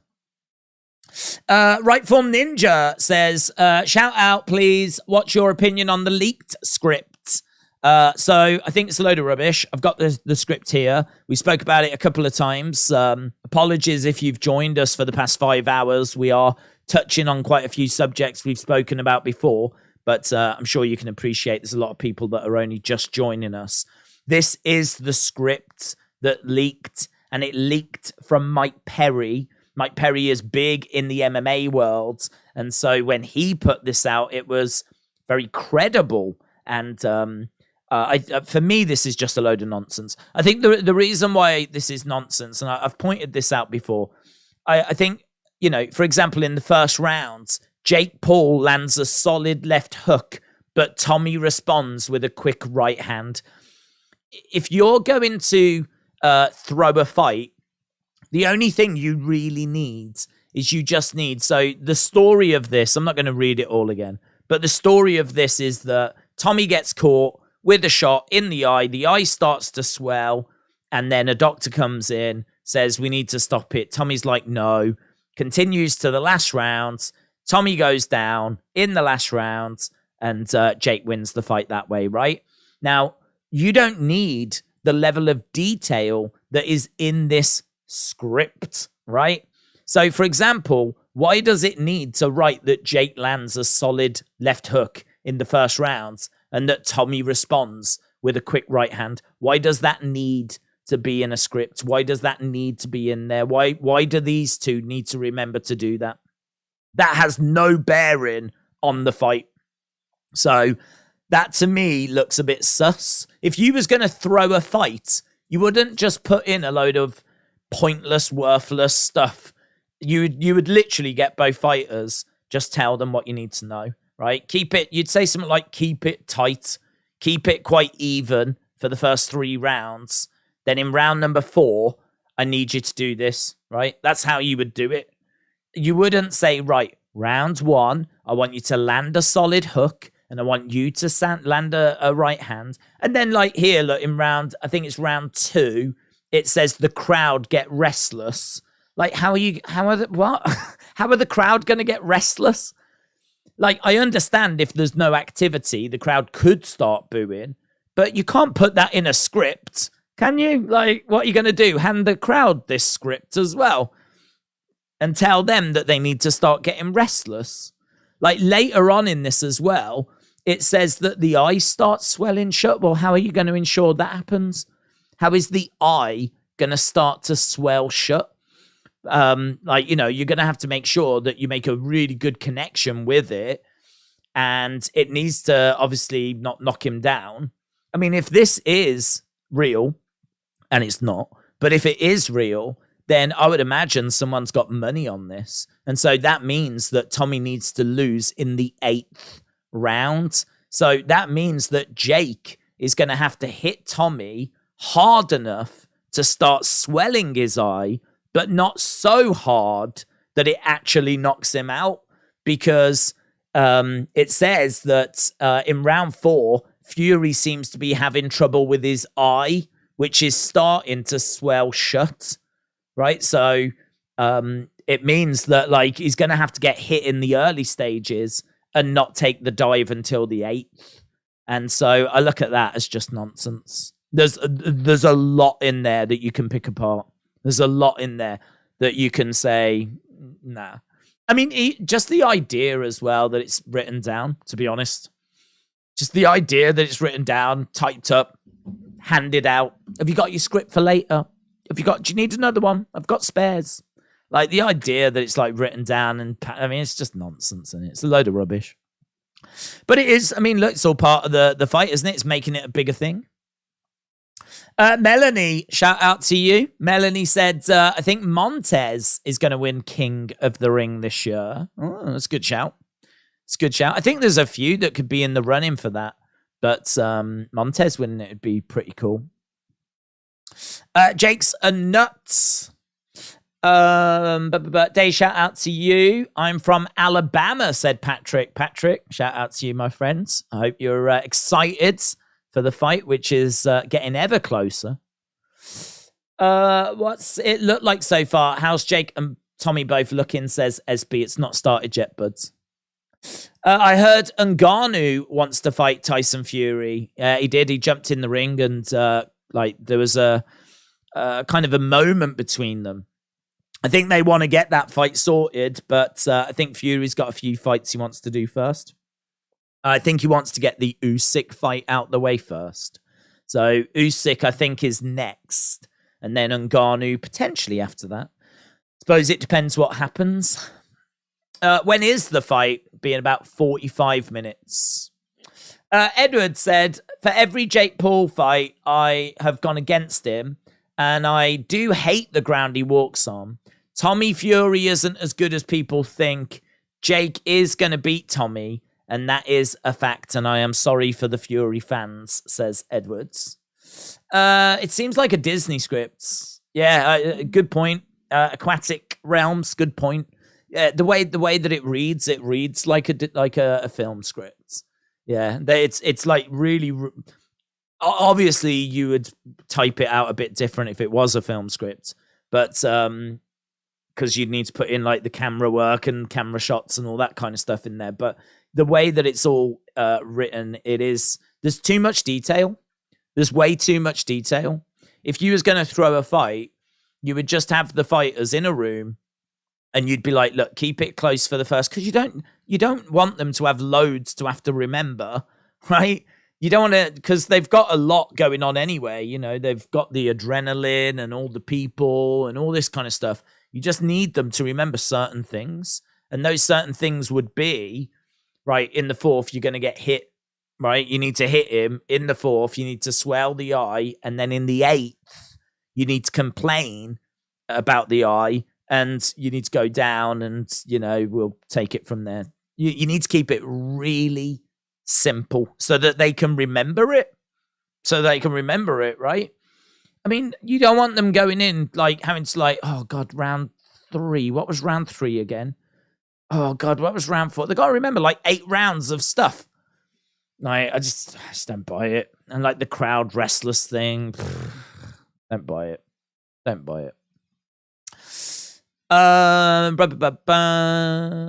footage will be shown. Right, let me go down.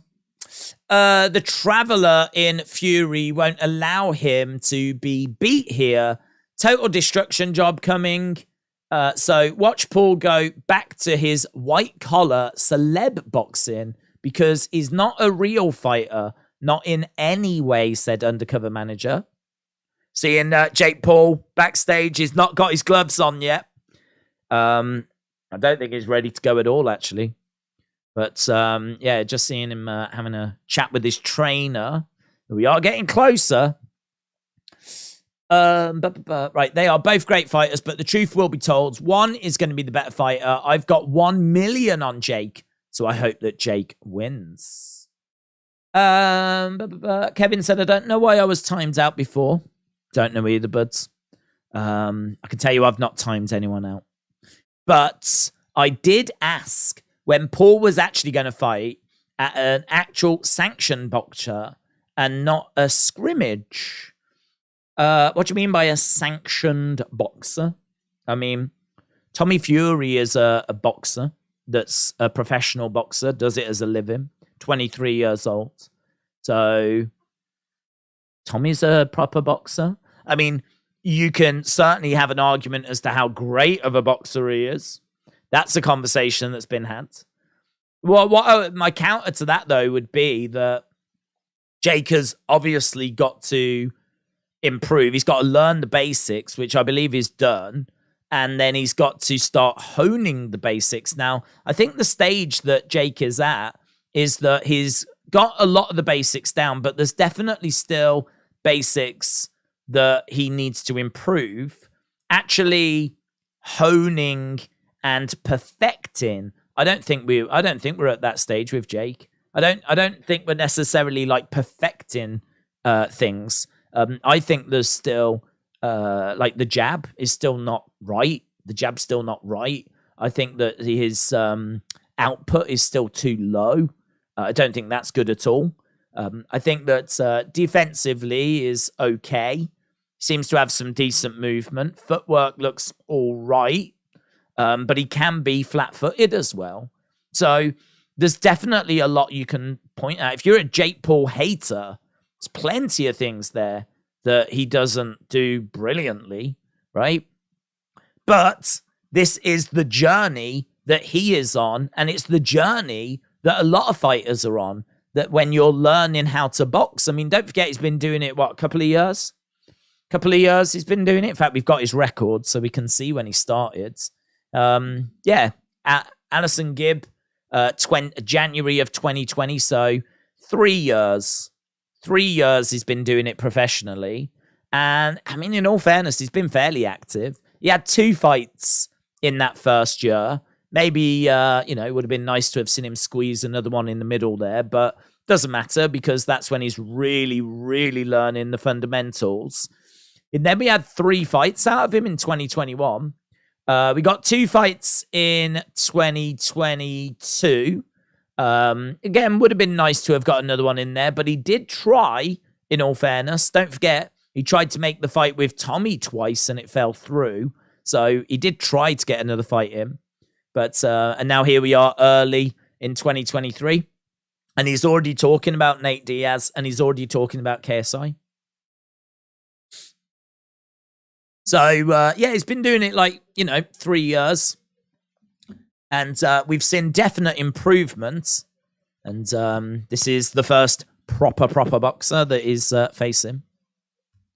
Right, this is our co-main event of the evening. Co-main event of the evening, and it is for the WBC Cruiserweight Championship. Badou Jack is making his way down to the ring. And so we are going to be really paying attention to this one. This is for the Cruiserweight Championship. I think we've got the Saudi Arabian national anthem playing at the moment. Makabu versus Badou Jack. And there is a thought that if Badou Jack wins this, we could see Jake Paul against Badou Jack in the quite distant future. That won't be anything anytime soon. But Badou Jack, I think, has already spoken about being open to facing Jake Paul. And he would be the Cruiserweight champion of the world. So this is mental that this fight is the co-main. It is absolutely mental. Hello.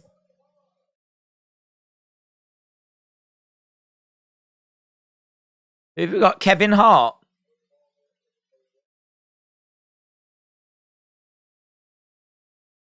Cristiano Ronaldo gets a mention. And there's Ronaldo getting shown on camera.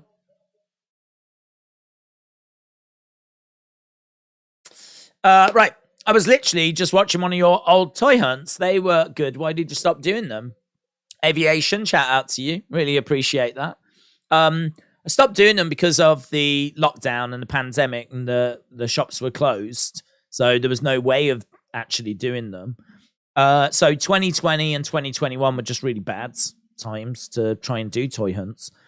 2022, I did a couple, and I know people were a bit disappointed that we couldn't get more done. But I think the truth of the matter is that the channel has kind of evolved because obviously with lockdowns, it's meant that we've had to lean more into watch-alongs. And so we do a lot of watch-alongs now. So I just don't go to the shops that often. Is that Deji as well? I think I can see Deji. So yeah, it's, they'll always be a part of the channel. We'll definitely do more. And I love doing them. I'm so grateful that people enjoy watching them as well. Massive part of the channel. They won't ever go away. 100% will do more. But yeah, that's why, to be honest. Nothing to do with not loving them or anything. I still love doing them. We're seeing Tyson Fury when he arrived earlier. Sure, I just saw Deji in the crowds. Haven't seen KSI, to be honest. I don't know if he's there. But basically, before we go to this co-main, we were just getting people announced. Cristiano Ronaldo being pointed out. Devin Haney being pointed out. Iron Mike Tyson being pointed out. Showing off a lot of celebrities and former fighters. He is standing right next to Badou Jack. When is the fight starting? Well, it's meant to be in half an hour, but I think it's probably going to be later because we have got Badou Jack and Ilunga Makabu fighting now for the WBC World Cruiserweight title. And Badou Jack is making his ring walk with Iron Mike Tyson. I mean, that's pretty sick, isn't it? You're making the walk with Iron Mike Tyson. It's pretty cool. Jake Paul is going to win, and then he's going to fight Nate Diaz, said Red Mess. And maybe it will be Jake versus KSI. Whoever wins gets all the prime and bragging rights for the best out of the two. How come only WWE gets crud for being in Saudi Arabia, said Defcon. Yeah, to be honest, I haven't seen any of that, to be honest. It's a good point. I haven't seen any comments about Saudi Arabia and human rights and all of that kind of stuff.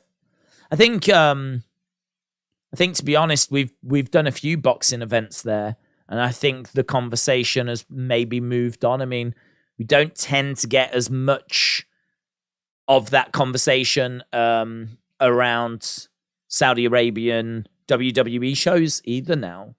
There was a lot of noise when that partnership first started, and I think there was quite a bit of noise. You heard a lot of people saying like how like it's a disgrace the women can't fight and all this kind of stuff. And then I think like the women started having matches, and then I think it settled down a little bit more, and I think it's kind of settled. But yeah, it still gets mentioned.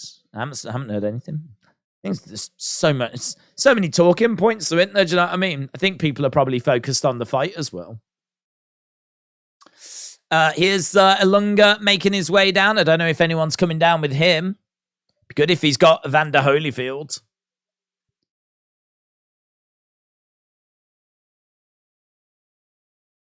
Yeah, he lost to Tony Bellew, but did manage to pick himself up, and now here he is as the WBC Cruiserweight Champion of the World. He's a natural cruiserweight as well. He's got good experience. He's got more experience at cruiserweight than what Badou Jack does.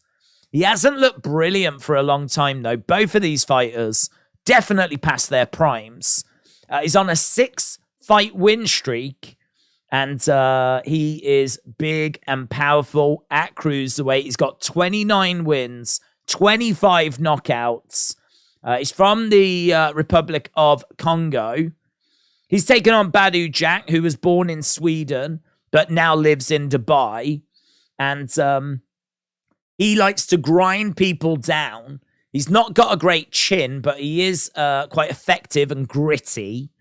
He's got a solid defense. And as we said, he could be a future opponent for Jake Paul. He seems open to it. These two sparred each other back in 2016. And Badou Jack is a former champion, holding gold at super middleweight. And he wants to get, obviously, this cruiserweight championship as well. And as we said, this is the belt that Jake Paul dreams of winning. And here it is on his undercard. It's so mental. So mental. The world is all messed up, where the champions are the co-main, and people that are just a few fights into their pro careers are main eventing. Here they come, making their way down to the ring then, so we should be underway with this one fairly soon. The reason Tyson walked out, Jack, is because they're both close friends. They've been seen praying together. They are both my Muslim brothers, says Retribution. Suzanne, shout out to you. Jess said, how long until the fights? Well, we was expecting it to be in half an hour.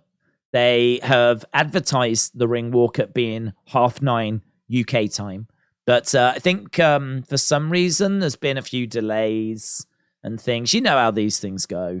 And so it depends how this fight goes. I mean, if this fight is going to go the distance, then obviously that's going to really delay things. Taylor the tape. So Ilunga has got an 80% knockout rate, but Badou Jack's is only 48%. There's 1 inch reach advantage for Makabu.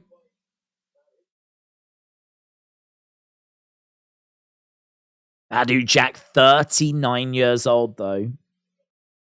So, both fighters inside the ring. This is our co-main event. Jake Paul, Tommy Fury is going to be after this fight. Daze, what's your prediction for this fight? For this one, I am leaning towards the champion retaining. Ilunga Makabu is -170. -170 favorite. And Badou Jack is +140 underdog. So, yeah, I've got Ilunga picking up the victory here. But it's going to be close. It's going to be close. Neither guy has looked brilliant for a long time. Sup, guys? I'm going to order a pepperoni pizza with jalapenos. Does anyone want one, says Neo. Oh, I'd like one. That sounds nice. Edward said, if I was Tommy, I would keep Jake at distance. When Jake comes forwards, hit a fast 1-2 down the pipe and use combos and power shots. Yep. Dort Knight, shout out to you. Shout out to everyone that's joining us as we're just getting the intros for this co-main. And again, I know a lot of people want to know when the Tommy fight is, Jake fight. It's going to be after this fight. It's going to be after this fight. We've got this fight first. Badou Jack bids to become a 3-weight world champion. He's won 4, drawn 2 of 7 world title fights. He's beaten 4 former and current or future world champions. The Ripper. We've seen him quite a few times, actually. He tends to be on undercards for like the Fury family. So whenever we watch Tyson, you tend to see Badou Jack in action. No idea how he's managed to get this opportunity, though. But, you know, he's got a decent record. 27 wins, only 3 losses.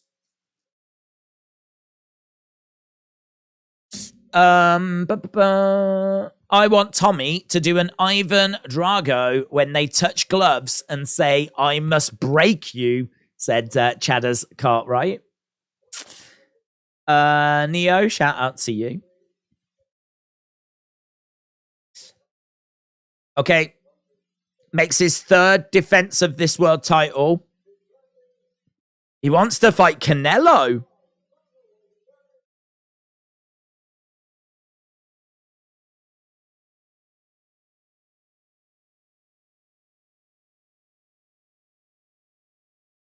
Right, Makabu. Getting his intro. Ilunga about to get looking good. Looking ready, looking focused. He's defended this 3 times before. He's the bigger guy here as well. Natural cruiserweight.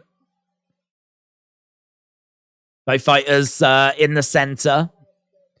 This is a really interesting fight because this is the standard.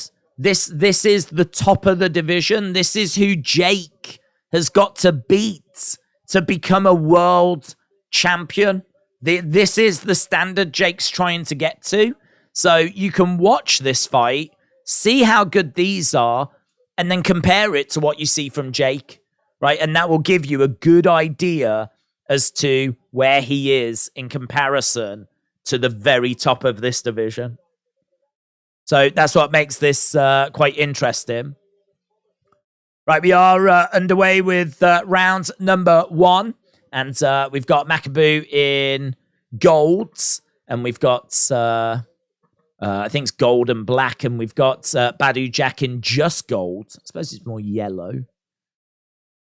But we are underway. And we've got Jack in the center. This is going to be quite cagey in the early stages. It can go 12 rounds, and it's one that we're just going to be keeping an eye on. Jake and Tommy fight after this, said William. Yes. I want Jake to win. I've got a bet on it, says Connor. What's your bet, Connor? Have you chosen a certain round, or what's your bet, mate?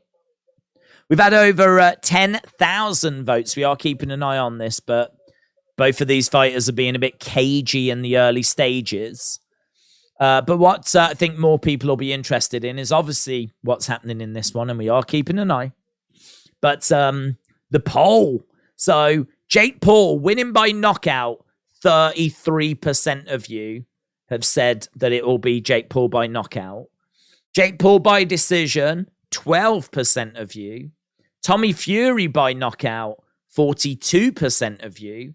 And Tommy Fury by decision, 14%. So that means that 56% of you have voted for Tommy Fury and 44% of you have voted for Jake Paul. So Tommy Fury seems to be your favorite to win, and by a landslide, actually, knockout. So that seems to be what the community have gone with.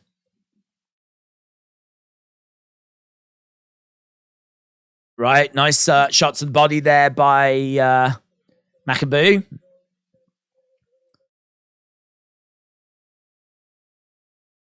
Accurate poll, said that guy Murdoch. Daze, I'm stumped for what to go for. Both fighters to get knocked down at 4-1, or the fight to go decision distance at evens. Can't help you, mate. I think it's a really close fight, and I think there's paths to victory for both guys. I mean, I would not be surprised if Tommy went in there, looked like the best opponent Jake had ever faced, and managed to use his jab, wear Jake down, and find a knockout. That wouldn't massively surprise me. Equally, him working his jab, picking up points, picking up rounds, winning by decision, that wouldn't surprise me either. And I've seen Jake win by decision, so I know that he's got the ability to do that. And I've also seen Jake knock out like loads of people. I know he's got the ability to do that as well. So I can't be much of a help to you, unfortunately.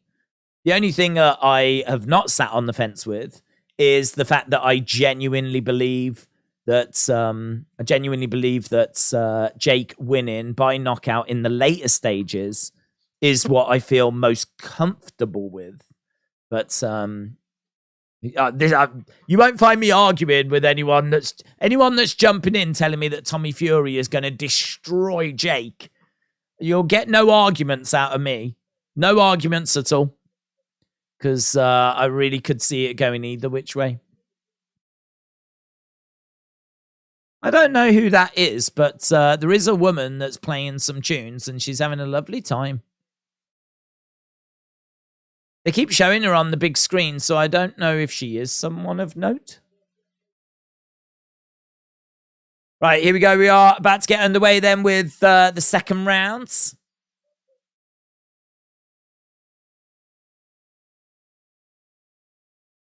She was having a great time.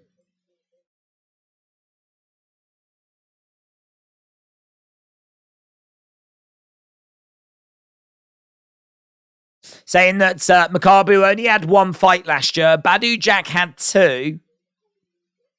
They're quite evenly matched. They're saying that they've both had very similar number of contests. Both have got very similar experience. Quite cagey in the early stages of this one. Do you think it's not rigged? I don't think it's rigged. No. No, I don't think it's rigged. Got lovely shots coming in here by Badou Jack. And we've got Makabu edging forward. We've got Jack on the outsides. Nice hooks. Oh, rocking. Rocking Makabu. So Makabu standing his ground in the center. We've got Jack coming forwards. Nice shot coming into the body there by Jack. Lovely shots there by Makabu. Body shots coming in. Got Makabu edging forward. Again, swinging away at the body, going upstairs. Mixing up the levels. Again, trying to find something of significance. That's a lovely right hand there by Makabu. It's nice. Is it funny that Jake rhymes with fake? It is, William. Well spotted. Well spotted. Now it's going to take a dip. My bet is Jake to win in the 8th round. I'm thinking that maybe restarting devices will work. Oh, are people having a little bit of lag, are they? Well, we definitely don't want that now, do we? You have all the times for lag to strike. Definitely don't want that right now. Well, I tell you what, I hope you're getting excited. I mean, we are, it feels like this. I tell you what, we're starting to see them throw hands, though. I mean, look, Makabu's starting to really pour it on to Badou Jack. I don't know that this is going to go the distance, but the next fight is the fight. Tommy Fury taking on Jake Paul. Really feels like the world is watching this one. Jake Paul and his brother are both morons, said David. Tommy is going to put the pressure on with the long arms for sure, said Cutters. Shout out to you. Shout out to Mr. Quake. Makabu is going to be the winner, said Jean. Right, we are in between rounds here. Round 2 done. We're about to be going to round number 3. So I know people are jumping in all the time wanting to know when the fight's going to be. It is after this one. This is our co-main event. We're just seeing that Makabu has thrown 80 shots and landed 19. But Badou Jack has thrown 57 and landed 16. So Badou Jack is definitely got better accuracy, but just very, very slight volume advantage to Makabu. Just me said the leaked script BS will be put to rest in a couple of hours. Michael, shout out to you. Said, who is calling the match between Jake Paul and Tommy Fury? What do you mean in regards to commentators? Couldn't tell you. It's on BT Sport, so the normal BT Sport commentators, but I don't know. I couldn't tell you as to who they are. I always have to have it turned down because of like copyright, so I don't really listen to the commentary. And it'll be different anyway in America. You guys will have different commentators to the ones we have. Because you will have the ESPN. I think ESPN Plus, isn't it? So you'll have the ESPN commentators. We don't have those. We have our own commentators. Chelsea getting battered everywhere they go, said Dr. Killian. How do the channel numbers compare to a UFC or WWE event? How do the channel numbers compare to a UFC and WWE event? What do you mean? The number of people that join us? I would say comparable. I would say, to be honest, I think that, say, a WWE event, there's only going to be so many people that are going to be doing like watch-alongs for that. It feels like the world and his wife doing watch-alongs for this fight tonight. It is, everyone's doing it. Everyone is doing it. So it's very, very, very competitive tonight. There's a lot of people doing watch-alongs. There's a lot of people, I would imagine, trying to put up illegal streams. There's just a lot of activity tonight. And even with all of that activity, even with all of that competition, the numbers tonight should still be very, very competitive. Should be sort of in line with like a big WWE show or a big UFC show.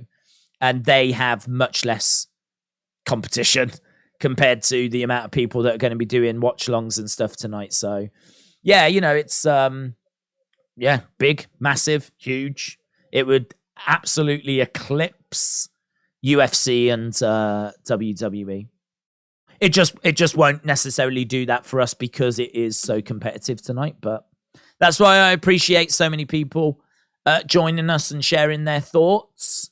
Because, as we said, there's a lot of other places that you can be right now. And we've had over 10,000 votes. Nearly 11,000 votes.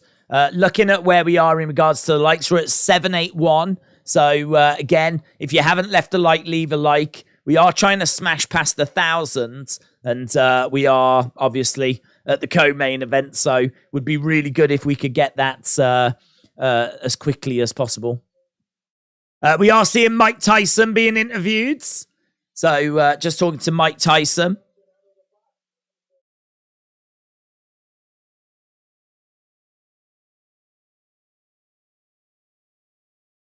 Can you believe that Jake Paul and Tommy Fury have been able to get a crowd like this? So Mike Tyson seemingly just really impressed with the event.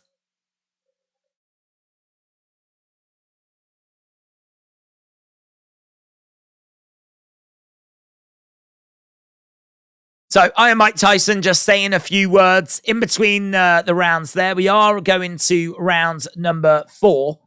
So round number 4 in this. This one can go all the way to 12 rounds. Of course, this is for the Cruiserweight Championship.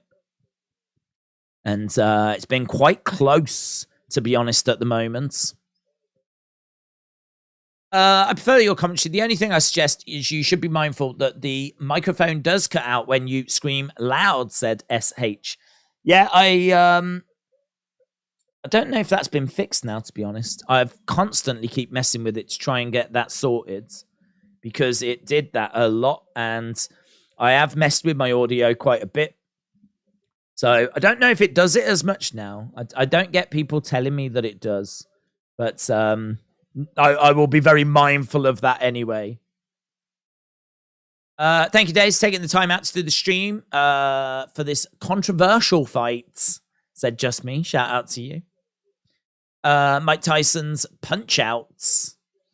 Enjoying the show, said Blowing in the Wind. Shout out to you. Tony, shout out to you.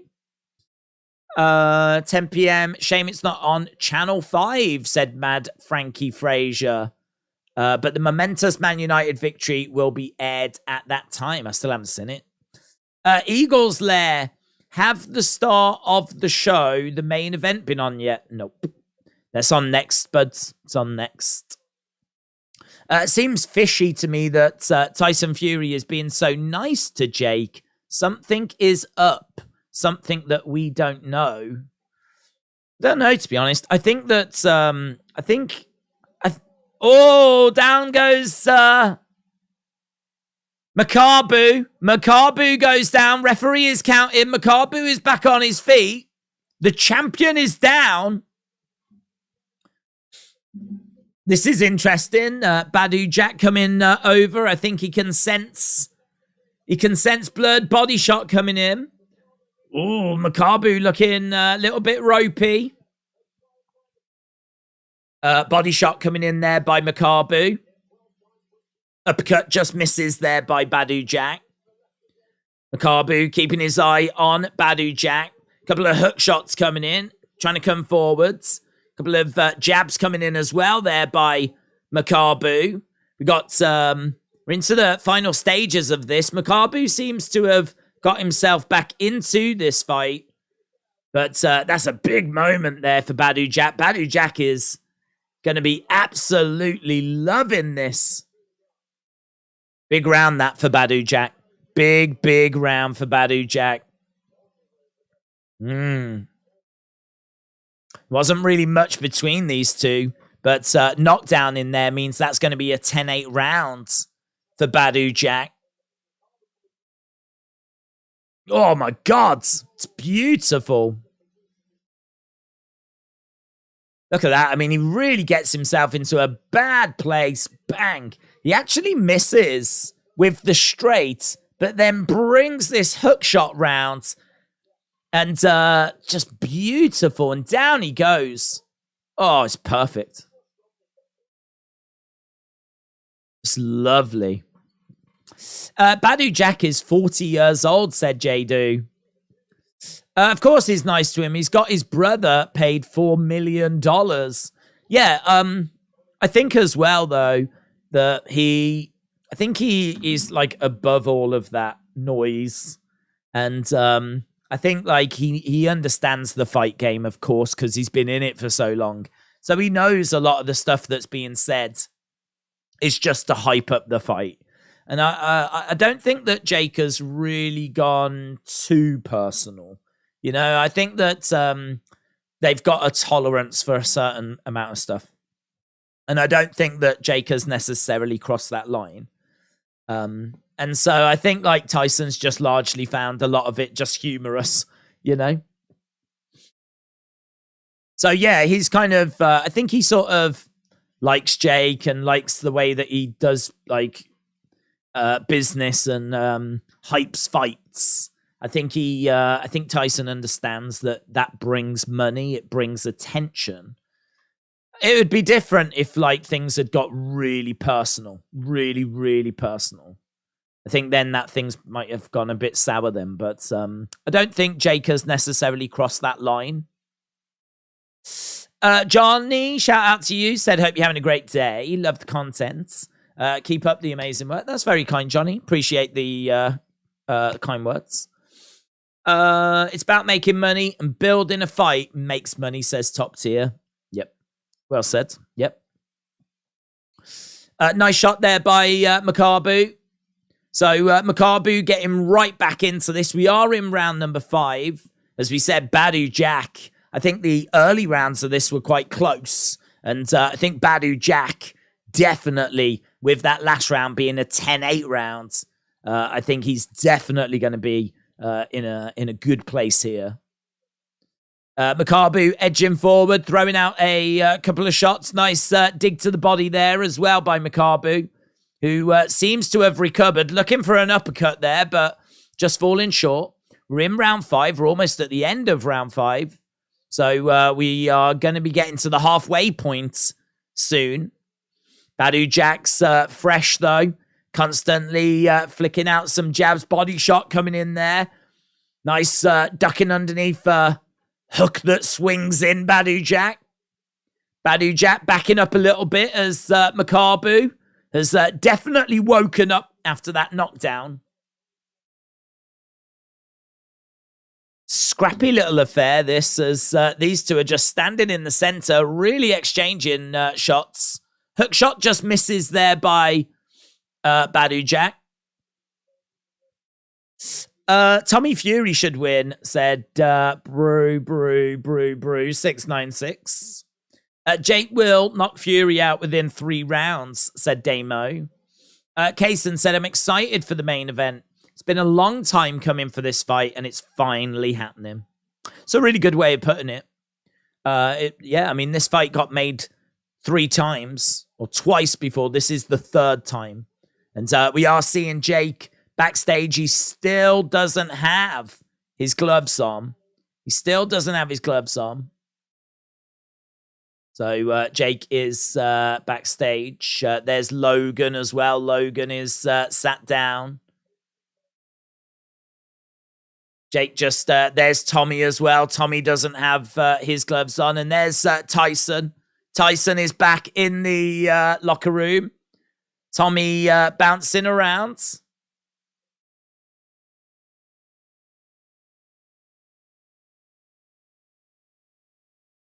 Yeah, that's true, actually. Like, it does seem like Tommy is coming in as the more popular fighter. That is true. He does seem to be the more popular fighter in Saudi Arabia as well.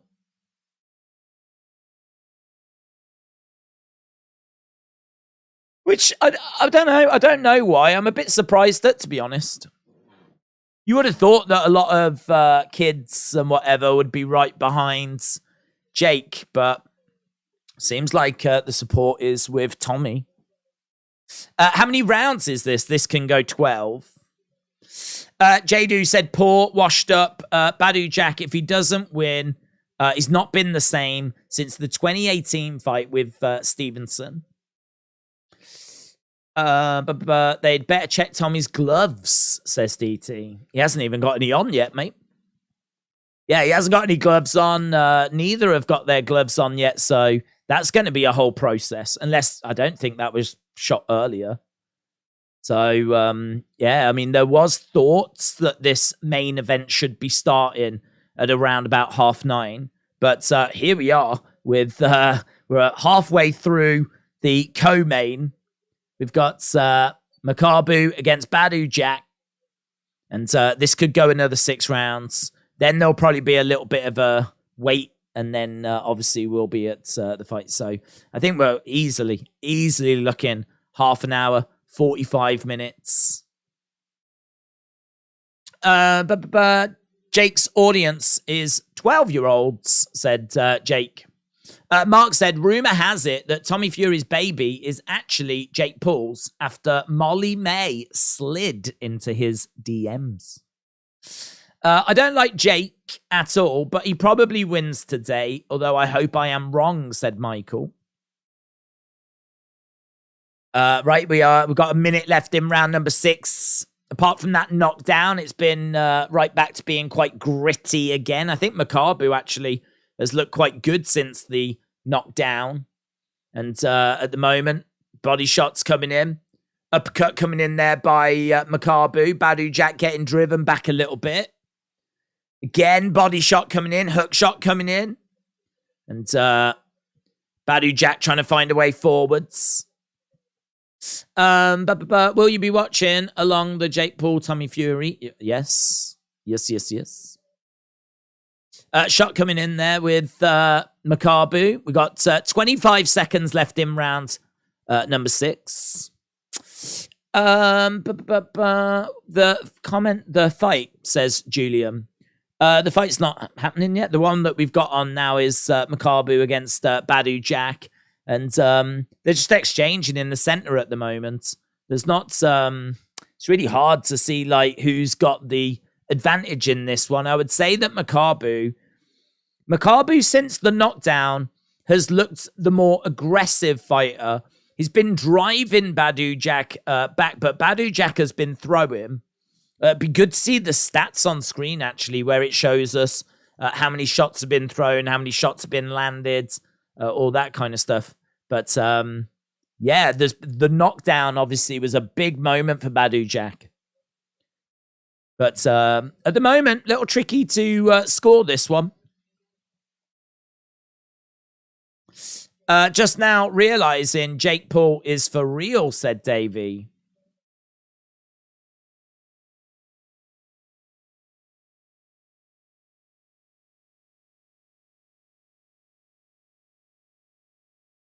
So they're saying to Badou Jack that he is losing these rounds. The commentators think that he is willing to take shots, to wait for the opening, to land a big blow, land a big punch.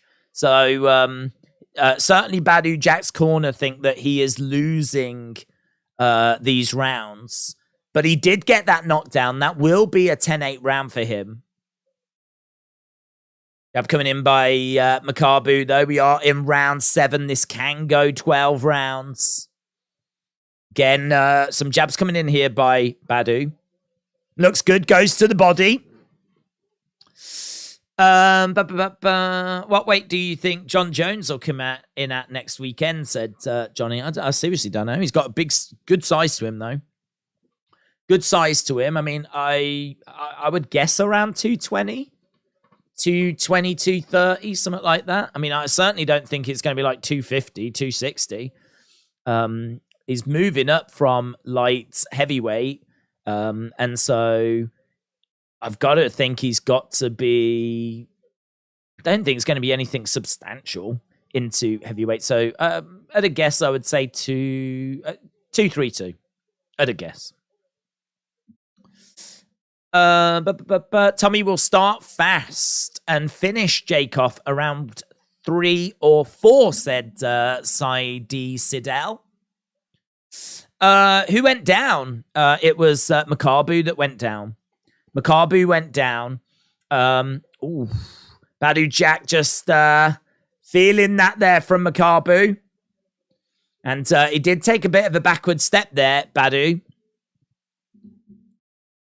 But honestly, I can't say that Badou Jack is winning this fight, even though he did get that knockdown.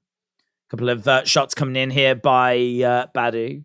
Makabu throwing out some right hands. Shot to the body there by Badou. Makabu unloading. Looking for an uppercut. Just missing. We are into the final minute of round number 7. It's been quite a bit of output here by these two. This has not been slow and plodding. There's been quite a bit. Explodes forward there, Badou Jack. Little uppercut coming in there by Makabu. Few jabs coming in as well. Body shots coming in.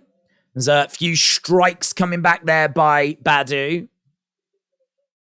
I think this might be a better round for Badou because Makabu takes a backward step there. And again, body shot coming in, going upstairs as well. It's a really fun fight, this one. It's a really good contest.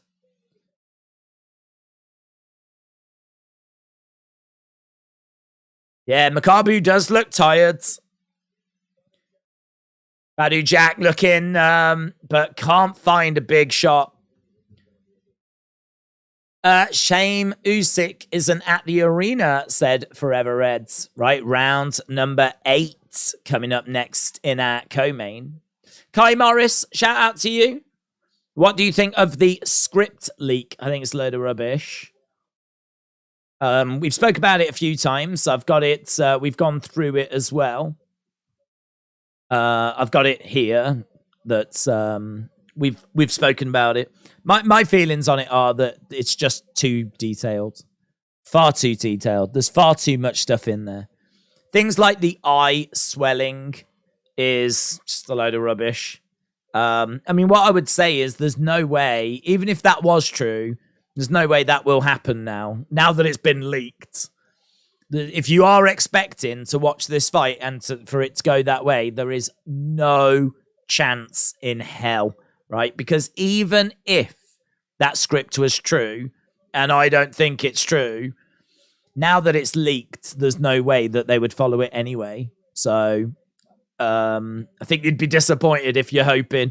If there's anyone sat there with the script printed out and they're hoping to follow it line by line, forget it. But I think it's a load of rubbish anyway, because I just think it's too detailed. I think there's too much stuff in there. I just think that if you was going to throw a fight, you only need to tell the fighters a couple of things. Do you know what I mean? Like, you take a shot in round 4, your eye will start to swell. And, later in the fight, we'll get the doctor in, we'll stop it, something along those lines. There's far too much detail in there. Way more than what I just said. The script was picked up off the floor from Creed 3, said Johnny. Let's go, Makabu, said Davids. Top Tier said it's 100% fake. It's nonsense. Fury by decision. I need to see Paul leaking the red stuff, said Michael. Jay Do said if Makabu wins, Jack was one of those boxers who had a nice run. Forehand, full strength of years.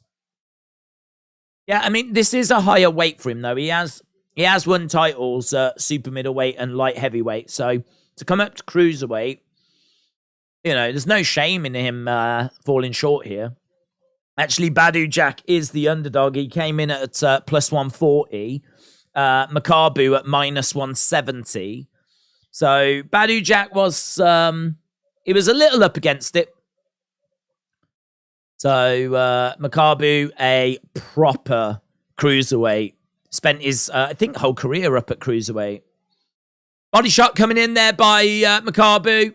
Makabu trying to throw some shots through, but Badou Jack responding into the final minute of round number 8. I saw Creed 4. They thought out Rocky and Nufo Wesley Snipes. Is it Creed 3 that's coming out soon? I like the Creed films. I don't know that I love the Creed films, but I like the Creed films. I love the Rocky films. But Yeah, I don't know. I think feels like it's just like a bit of a same thing, but just for the modern generation, you know? I think Rocky had a bit more originality around it. I think Rocky as well just kind of grabbed people's attention a bit more than what the Creed franchise has. But it's still very good. Tommy's dad is going to throw in the towel, said Dan. Fake script. Tommy is too proud to go by a script for a fight, said Luna Clothing. What are your odds on John Fury taking his shirt off after the fight, said Mark Martin. Has he done that before? I can't remember him doing that before for the for Tyson's fights. I don't know. I feel like it'd probably be plus money. Makabu is 575 thrown, 162 landed. Badou Jack 361 thrown, 137 landed. So Makabu is working so much harder. He's thrown over 200 more shots, but he's only actually landed like an extra 20 odd shots. That's mental. His accuracy is atrocious, but the volume is with him. So round number 9, we are underway. Don't forget our fight after this is going to be that main event. This is the co-main event right now. We have been streaming for nearly 6 hours. Nearly 6 hours of streaming. Right, we're at 857 likes. 857 likes. If you are watching and you haven't left a like, leave a like. It's greatly appreciated as we try to get to 1,000. And I can see that we are nearly at 2,000 live viewers as well, which is awesome. Big shout out to everyone that's joining us. Body shots coming in here by these two. We've got Makabu standing his ground in the center. Jack on the outside. Couple of shots coming in. Lovely hook shot there by Badou Jack. Makabu going upstairs and working the body as well. Makabu edging forward. Couple of jabs coming in. Looking for an uppercut. Both of these fighters in the center of the ring at the moment. Again, couple of jabs there by Makabu. Good work so far, this by both fighters.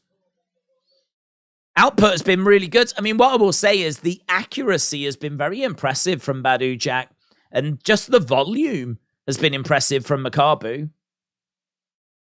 James, shout out to you, my friends. Appreciate the support.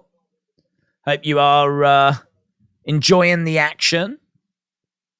Ellen said, are you Team Fury or Team Paul? I'm not really Team anyone, to be honest. I do like the Furies, but I do respect the work that Jake has put in.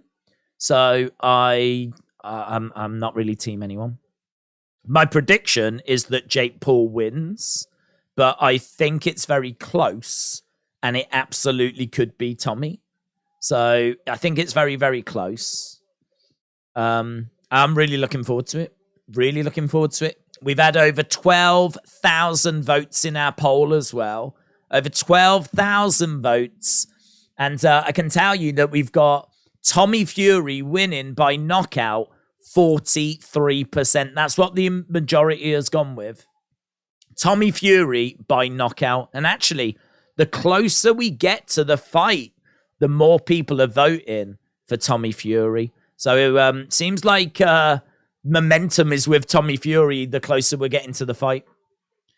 Makabu is unloading there. Yeah, both of them swinging away. And that is the end of round number 9.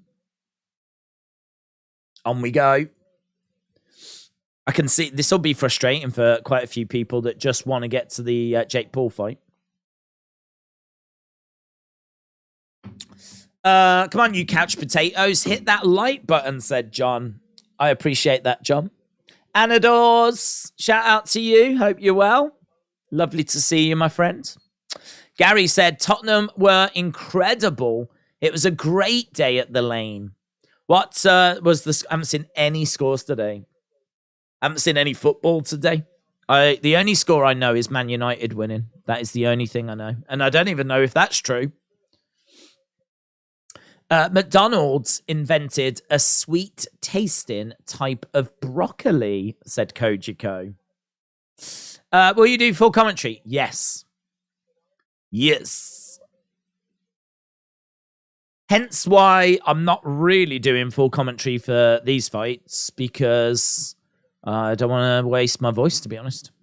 I could have done like commentary for all of these, but then by the time we get to the main event, my voice might be shot. So doesn't really make much sense, does it? Might as well save. Keep an eye on this. Tell you what's happening. It's very close. We did get that knockdown early in this fight. Makabu with the volume, but Badou Jack with the accuracy. And it's very close. Very, very close fight, this one. We're in round number 10. It is for the WBC Cruiserweight Championship. And as we said, the main event coming up after this. Oh, it's a lovely right hand there by Badou Jack. Lovely right hand. Super Chat, Daze, sources close to both fighters are adamant that script is fake, TMZ has learned. Bob said, Cody, the stream is coming through fine for us. Restart your device if it isn't showing. Chris said, awesome stream. Chris, shout out to you, buddy. Appreciate the kind words. Lovely shot there by Badou Jack. Oh, Makabu in trouble. Makabu in trouble. He's back against the ropes. Badou Jack swinging away. That was a lovely hook shot. Makabu just really seemed to be up against the ropes, not offering anything in response. Just absorbing a little bit of punishment there. He's stepped away from the ropes and now starting to get a little bit of joy again. But yeah, not a brilliant part of the fight if you are a Makabu fan. Oh, now he's unloading on Badou Jack. This is a better part of the fight. Swinging away. Oh, a couple of shots coming in, looking really good. Good work by Makabu. This fight is swinging back and forth. Hook shot coming in, uppercut coming in as well. Some lovely combos. Lovely body shot there by Badou Jack. That was lovely. Yeah, really got it through. Mason Mount Lover, shout out to you. Makabu is gassed out, said Mark. He's been gassed out since about round 2, isn't he? Oh, big shots here by Badou. Badou really just smashing in these big blows into Makabu. Yeah, look at this. Badou Jack really putting his foot on the gas. And really getting them in there. And that is the end of the round. I think that's a really good round for Badou Jack, you know. Crowds are applauding. They're really enjoying this. Commentators are saying it's tremendous stuff. Yeah, lovely. Lovely. I wonder if Logan is a fan of the BBC. Oh, I love the BBC. I'm always on the BBC. Absolutely love it. I think everyone is. Certainly here in the UK. You can't avoid it. You can't avoid the BBC here in the UK. So, yeah, I'm a big fan. I'd imagine that... I'd imagine Logan is as well when he's in the UK. And he probably comes to the UK quite a bit because obviously Prime and KSI and all that kind of stuff. So... Jamie said, how does it feel to finally win a title after 6 years? Must feel great as a United fan. I am a United fan, and I can't really enjoy it, to be honest, because we are fully focused on this stream. So I will watch the highlights and the interviews and all that stuff after, and then it'll like properly hit me. Oh, just like that hit Makabu! Makabu down! Makabu goes down. He gets right back to his feet, though. Referee counts 8. Makabu is up. And Badou Jack coming forward.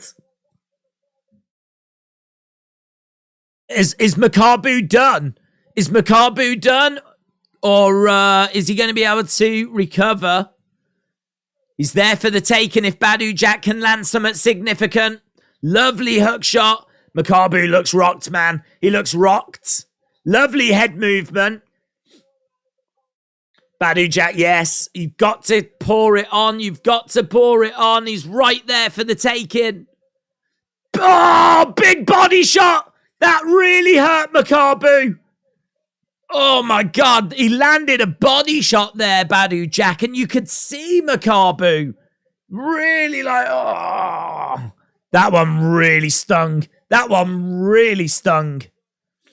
Big shot coming in by Makabu. He's having to dig deep. Makabu's been down twice, so that means that there's 2 10-8 rounds. But I think Makabu has took quite a few of the other rounds, though. Oh, my God. We got 1 minute 15 left. I know I didn't do the clock on this round. I'll do it for the next rounds. We are just approaching the final minutes of round 11. Makabu is gassed, man. Makabu is gassed. He is absolutely there for the taking. Yeah, he is absolutely spent. The commentator said if Makabu goes down again, oh my God, look at these combos. Bang, bang, bang. Beautiful work by Badou Jack. Beautiful. And he looks so lively and fresh. Badou Jack is looking like an absolute killer at the end of this fight. Moving. He seems to have like belief and confidence coursing through his veins. Makabu just standing in the center, just lunging forward, just trying to get anything to connect. Badou Jack coming forward. Badou Jack definitely looks like the champion in this fight. Some shots coming in there by Makabu. It has been a terrible round for him. And we're about to get to the end of this round. So 1 more round to go. Who is going to leave as the WBC Cruiserweight champion? Final round coming up. Makabu looks spent, man. He looks absolutely done. Out on his feet.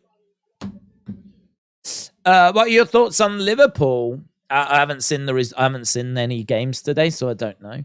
I mean, I don't know if they played today. Didn't they draw with Crystal Palace? 0-0 with Palace? Was that yesterday? All the days just kind of blur, to be honest. So I don't know what their most recent result was. I saw that they drew 0-0 with Palace. I think their midfield is seemingly letting them down. I think that Henderson doesn't seem to be able to run anymore. There's injuries in that midfield as well. Here we go. Final rounds. So I would imagine the summer to be a big, big summer for Liverpool. I would imagine they're going to need to sort that midfield out. They're saying that Makabu might need a 10-8 rounds. This is the final rounds of our co-main event. Someone is going to leave as the WBC World Cruiserweight Champion. Makabu, the current champion, in there with Badou Jack. Badou Jack is managed to get 2 knockdowns. He's definitely given away some rounds, though. And at the moment, we got Makabu coming forwards. You got to say, Makabu. Oh, lovely right hand. Badou Jack's right in there. Makabu getting smashed and the refs called it. Badou Jack wins. Badou Jack wins. We've got a new champ. Wow. The ref stopped it. Badou Jack's done it. Wow. Wow, wow, wow. three-weight champion, former super middleweight champion, former light heavyweight champion, and now the WBC Cruiserweight champion. He is someone that has said that he would be open to fighting Jake Paul, and he is now the world champion, the world Cruiserweight champion. Wow.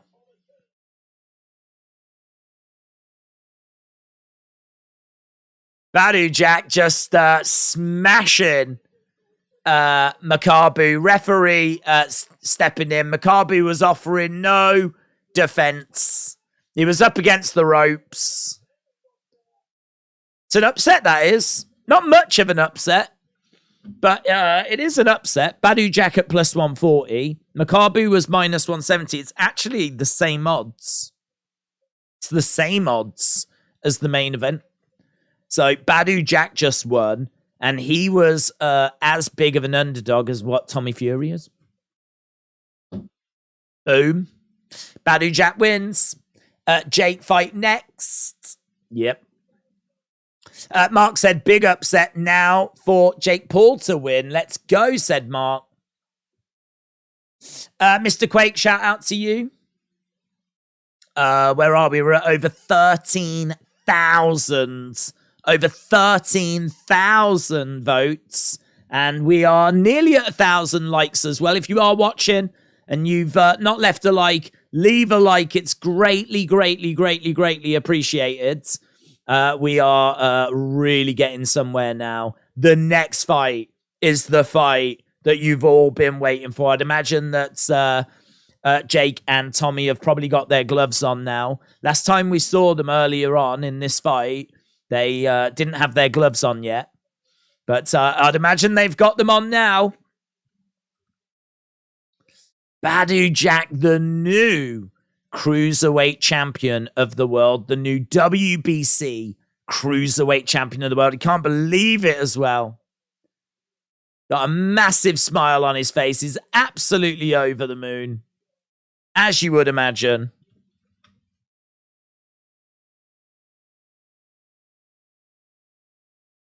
A three-weight world champion. Absolutely fantastic. I'm really pleased for him. I really like Badou Jack. Firestream, John, shout out to you, my friends. Roddy said Jake is going to win this easily. Chrome says, I don't care who wins. At least one will be humbled. I make you humble. Shout out to the Iron Sheik. Daze, is Tyson Fury there? He is. Yeah, he's in the he was in the locker room with his brother. But yeah, he's been a big part of this. He's been around for the weigh-ins and the press conferences. He's been everywhere. Yeah, he's absolutely been a part of this. Badou Jack's wife, such a beautiful couple.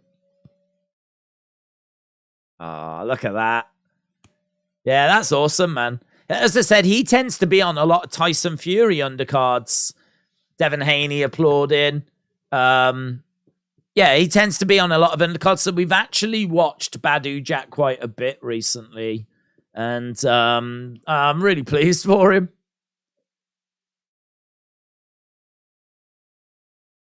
A three-weight world champion. Amazing. Right, Daze, will John Fury take his top off? Oh, I hope so. That's the only reason I'm streaming it, to be honest. It's the only reason I bought the pay-per-view. I'm not interested who wins the fight. Oh, I just want to see the good stuff. I just want to see a topless John Fury. Imagine that if he did like a Christmas calendar. Do you know what I mean? Just the different poses of Big John with his top off. Be the best-selling calendar of all time.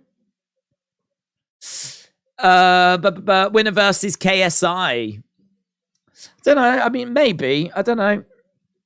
I think Jake KSI will lap him. Listen. Tommy will take the KSI fight because this is crazy money, right? So he would take that fight. I don't know that he'll look for that fight. I mean, he's been saying that as soon as this is done, that's it. He's moving on to, proper fighters and moving on to climbing up the rankings and all that kind of stuff. So I don't know. He's not making noises about going after KSI, but who can say? X-Fatal, shout out to you. Who do you think is the better boxer, KSI or Jake? I think it's Jake. It's no shade on KSI, but it's just like anything in life. If you step away for as long as what KSI did, because KSI did fantastic in getting the win over Logan, and then he stepped away. I mean, he didn't continue it, did he? He went away for a few years, and Jake stuck with it, continued with it, and Jake has kind of got to a level, and KSI, from what we've seen, is not at that level. And so I've got Jake ahead of KSI. I really don't know how KSI is going to close that gap by the time this fight happens at the end of this year. But obviously, if Jake loses here, then there'll be a lot of people that will start, believing that gap's not as wide. And so I made the argument that if Jake loses here, it might actually help the fight with KSI, because I would imagine Jake goes into that as heavy favorite. Not just slight favorite, heavy favorite. And if he loses this, it might actually make it seem like a closer fight. So Jake can't really lose here, to be honest. Well, he can, but I don't think it affects the KSI fight at all. I don't think it affects it at all. They're just interviewing Badou Jack. Who won the last fight? Badou Jack. We need a shirtless John Fury in the corner of the stream. I don't know that I have access to a shirtless John Fury picture, to be honest. I mean, what I can tell you is that if Tommy wins, I will search for and display proudly a shirtless John Fury for you. That I will do that, but only if Tommy wins. In celebration, we will find a shirtless John Fury. Just explain everything about the fight. Every punch, said Jax. We'll aim to do that, my friends. Daze, he went away, but he was still training in boxing, says Edwards. Don't listen. If you restart the device, you might replace the chat. I'm going to watch the fight. Rahat, shout out to you, my friends. Anyone that thinks Jake is going to win doesn't know anything about boxing, says Matthew. Ken says Fury by vicious knockouts. Tommy is going to knock out Jake Paul. Tommy is going to win, said Rosie May. Shout out to Bonnie L. Shout out to Bonnie L. If Jake wins, I'm going to throw up, says John. If we see a shirtless John Fury, does that mean we get a shirtless Daze? I have no idea how that has worked in your brain, to be honest. So I think the shirtless John will do for now. Are you going to watch Creed 3? I will, yeah. I will. I've seen Creed 1 and 2. I really enjoy them. They're good films. As I said, though, I enjoyed Rocky more. But I think there's like a whole nostalgia thing with that, isn't there? Do you know what I mean? Like, who doesn't know, like, Rocky running up the steps and, celebrating at the top of the stairs and all that, So, yeah, I would watch Creed 3. I don't even know when it's out, but I know it's not far away. They keep showing adverts for it. Tommy will win. Yeah, keep getting your thoughts in. It's time. This is it. We're at the dance. We have been streaming for 6 hours, 12 minutes of constant talking, constant analysis, answering questions, getting your thoughts, getting your theories.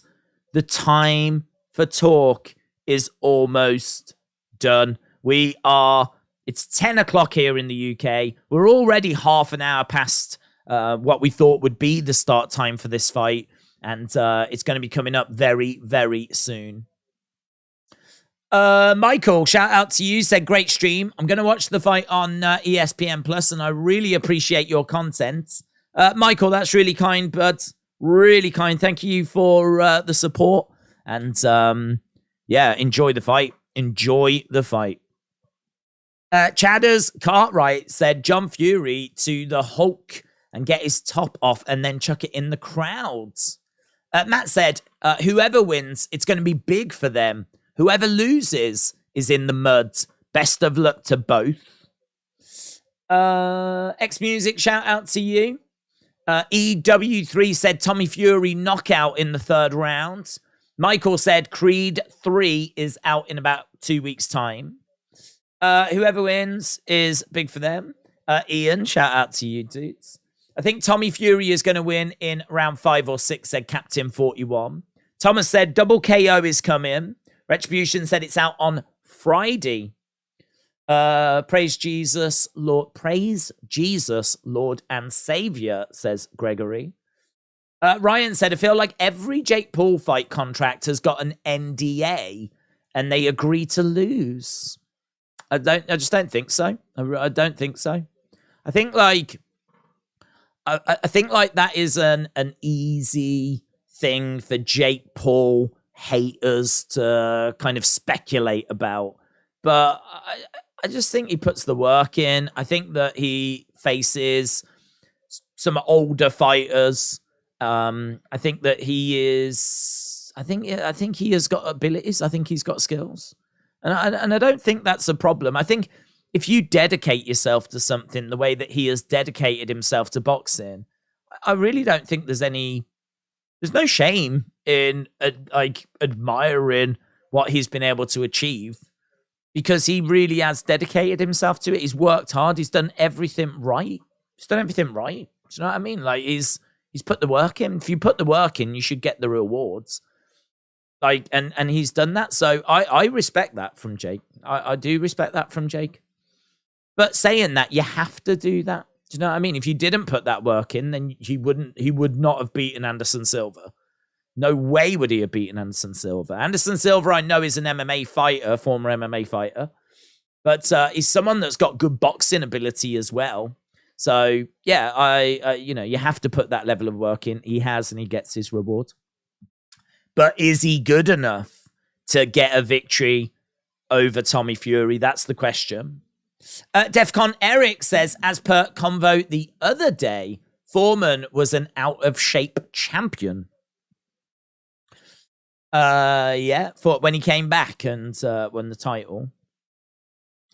When is the fight? The fight will be coming up next. They haven't said like 10 minutes or anything like that. Ring walks were meant to be half an hour ago, so it is later than we were expecting. But it's coming up very, very soon. Again, if you are watching and you've not left a like, leave a like. It's greatly, greatly appreciated. We're at 1,090 likes now, so really appreciate that. Smashing through 1,000 really does mean a lot, and that's fantastic. So thank you so much to everyone that's left a like. But if you haven't left a like, drop a like anyway. It's still greatly appreciated. Honestly, I don't know what number that could get to. I know that for UFC the other week, we did 1,400. So I don't know if that's beatable. I would imagine we could get close to that.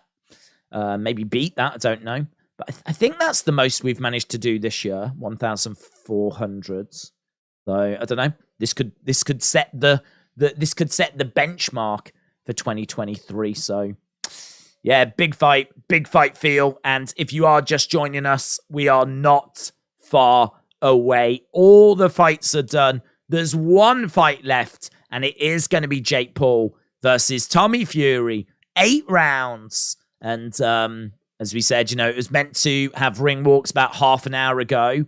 The last fight just went the distance, went all 12 rounds. And now here we are just waiting for ring walks, and we're just getting video packages, and we're just seeing the builds, and, they're hyping it up, as you can imagine. So, but I don't think they'll make us wait too much longer. Jake Paul is a joke, says Gaming Contents. Let's go, said William.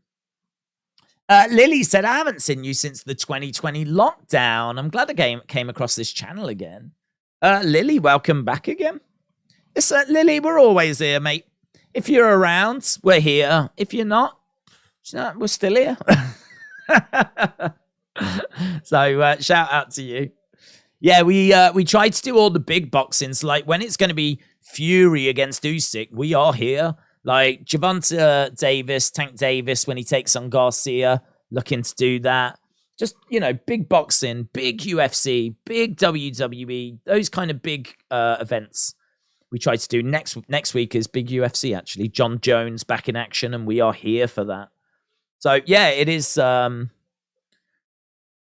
constant, never stops, does it? We've had some big weekends this year already. Force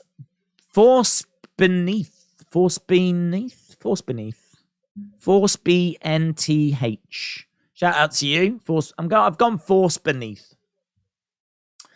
Are you showing the fight? We can't show the actual fight because it'll get ripped down. So, but we are here for the fight. I don't think anywhere's showing the fight.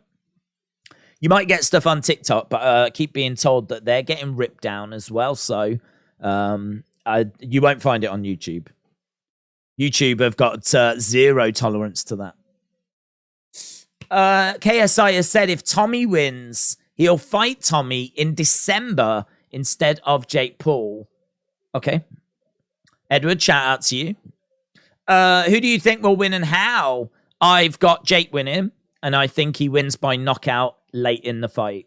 I'm not 100% on that. I don't feel brilliant about that. That's not a hill that I'm willing to die on. If it doesn't go that way, then, do you know what I mean? I'm fine.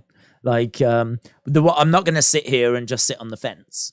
I've already said, looking at the fight, the way I see the fight going is I think that Tommy's a fast starter. I think he's going to come out the blocks. I think he's going to use his jab. I think he's going to drive Jake Paul back.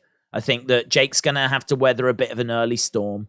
I think he'll cover up. He'll get a few counters. He'll give Tommy something to think about. I think Tommy will get better in the early stages. I think that the fight will settle. And I think that as the fight continues to go into the later rounds, that's when I think Tommy will start to slow down. And I think that we will then see Jake coming on, and I could see him getting a late finish. Because the thing is, Tommy's very good at going forward, but his defense is rubbish. So when he throws a shot, he drops his hands, and so he leaves himself exposed. And we all saw what Jake did to Tyron Woodley. So if Jake's going to throw a shot like he did against Woodley on Tommy, the question's going to be like, what happens then? I genuinely don't know. It could be that he throws a shot like that to Tommy and Tommy just doesn't even notice it. And if that happens, then Tommy wins this fight, right? I've got no doubt then. Tommy wins the fight. But I think that Jake will throw that shot, and I think that it will rock Tommy. I think Tommy will be rocked by it. And I don't think he'll go down, but I think he'll be rocked by it. And I think that's when we'll start to see, Jake making some progress. Once Tommy's rocked a few times, I think then we could see him go down. So, yeah, looking at it, it's really hard to say which way it's going to go because Tommy, I think, will look good in this fight. And I think he will have moments in this fight. And there's every chance that Tommy finds an early finish. There's every chance Tommy using the jab, working the combos, getting like Jake in a bit of discomfort. Do you know what I mean? Like Jake getting backed up against the ropes. He's not as good on the back foot, Jake. So when Jake's getting backed up, he's not very good. And so he's going to have to try and get out of there and use his movement. And like, if you've got like Tommy coming forward, jabbing away, landing combos, I could see Jake Paul getting into a whole world of trouble. I think though that's something he's going to be prepared for. And I think that's a storm that he can weather. And certainly when you look at Tommy Fury's recent records. So if you look at Tommy's records, which I've got here, I mean, look at his recent record. His last 3 fights have all gone to decision. So his last fight, which was in April of last year, that one went points. Before that, against Anthony Taylor, he got a unanimous decision. And then before that, against Jordan Grant, that went to points as well. So the last time that Tommy actually knocked someone out, that person, Scott Williams, had never won a fight and had lost 9 times.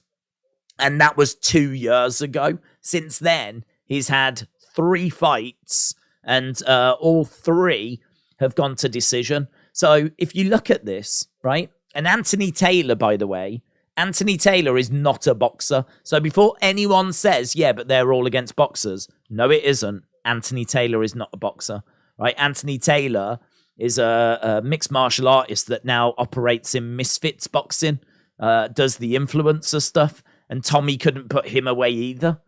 So if we look at like the recent records, there is definitely some concern there as to if Tommy has even got the ability to put Jake away, because he hasn't really shown it.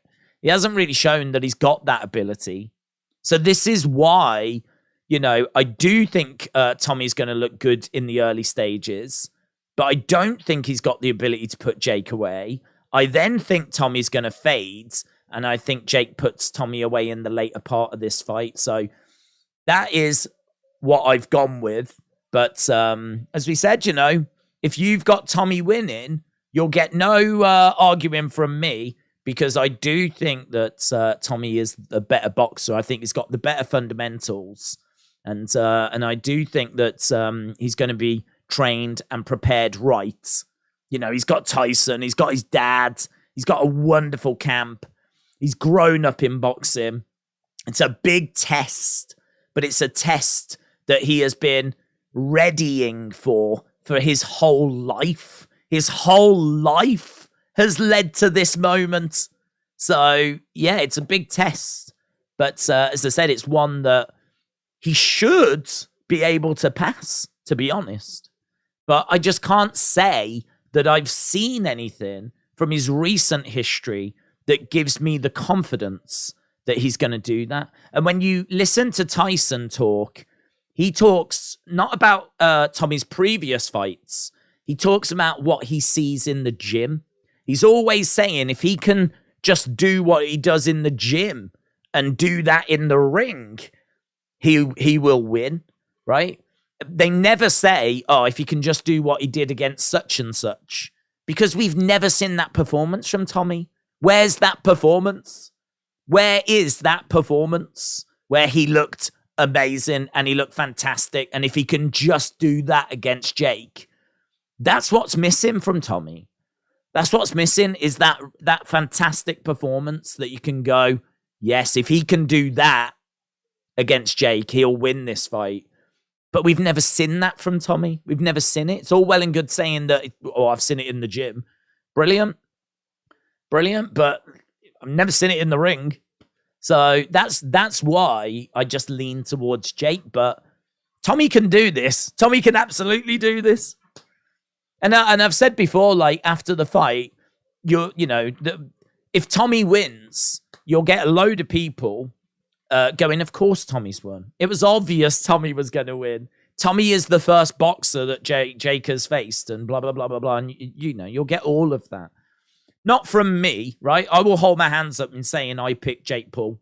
That's it. It's recorded. It's on the internet. I picked Jake Paul. But,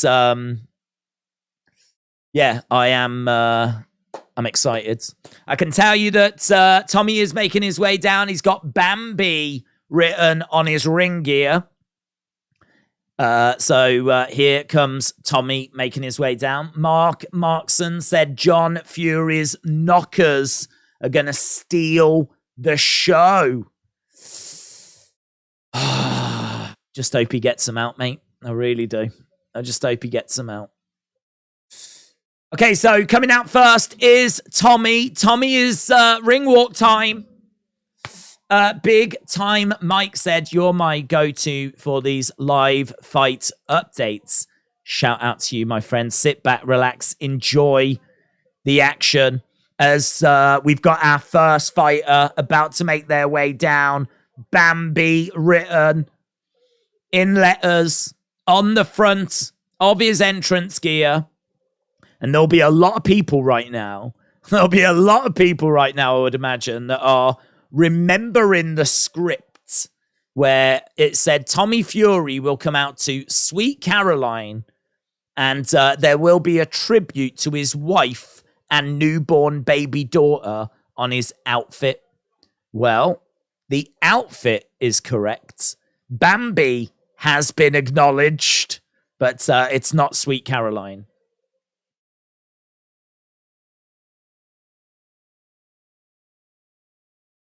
Well, at least it's not yet anyway. Let's go, said Butterscotch. Come on, Tommy, said Warsaw till I die. Prayer City Mats. Yeah. Smile on Tommy's face.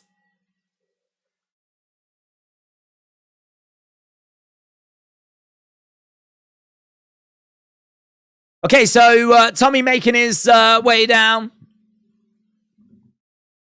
Right, Gary, shout out to you. Bambi to show deer in a headlights. Good choice, Tommy, said Michael. Sweet Caroline is played out. Sweet Caroline is what was predicted, but it's not the song that's being played. If there was a script, they should both forget it and just go hell for leather, said Jax. Who do you want to win, said Ahmed. Probably Tommy. Probably Tommy. I think this is more important for Tommy, to be honest. I think Jake can lose and bounce back from it. I think if Tommy loses, it's going to haunt him throughout his whole career, to be honest. I think this, you know, what with him being a Fury and what with his brother being the WBC heavyweight champion of the world. And, you know, I mean, like, this is going to be a hard one for him to shake. Do you think Tommy is nervous or just putting on an act, said Ellen?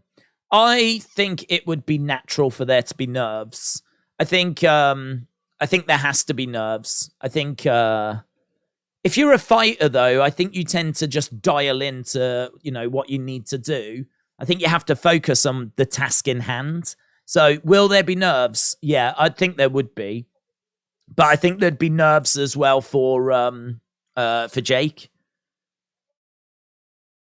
I mean, he seems relaxed. I don't think this is an act. I think fighters have to get into a headspace where they have to really focus on what they need to do. They need to focus on the game plan, you know? And he's got what a team around him. What a team, you know. He's got Tyson in the ring. He's got his dad in the ring. They will have him mentally ready for this. Right, so Tommy is in there. There's Tyson in the corner. Tyson's all relaxed and Tyson is ready. Richard said, Daze, just to let you know, I always watch your streams. I'm a big WWE fan. When I watched my mom saw it the other day, she thinks you're hot. And she said that if she was just 20 years younger. Shout out to Richard. Shout out to Richard's mom. Tell her if only I was 20 years older. Richard, shout out to you, buddy. Really appreciate it. Right, we've got Tommy in there, and obviously Jake's probably going to make them wait a little bit because you get yourself all warmed up and everything. You want to keep yourself warm, and obviously the longer that you kept to wait, the more you're going to cool down. And these are all just tactics. We've seen them so many times. There's a slight door opening. No sign of Jake yet.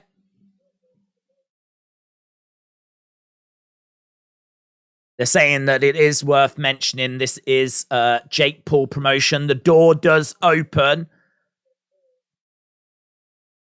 Door opens and Jake should be making his way out soon. There's a big... The hell is it? There's some kind of top that's got lights all over it.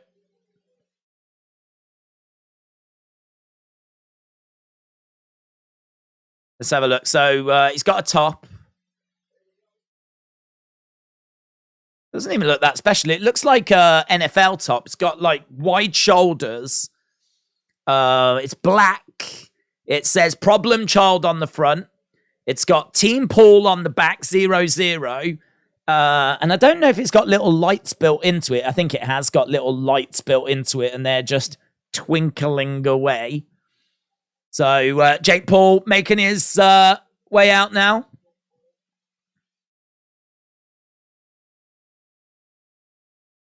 So, yeah, I'm in the ring. It looks okay. I don't think it's anything that special, to be honest. But we're just seeing Tommy in the ring.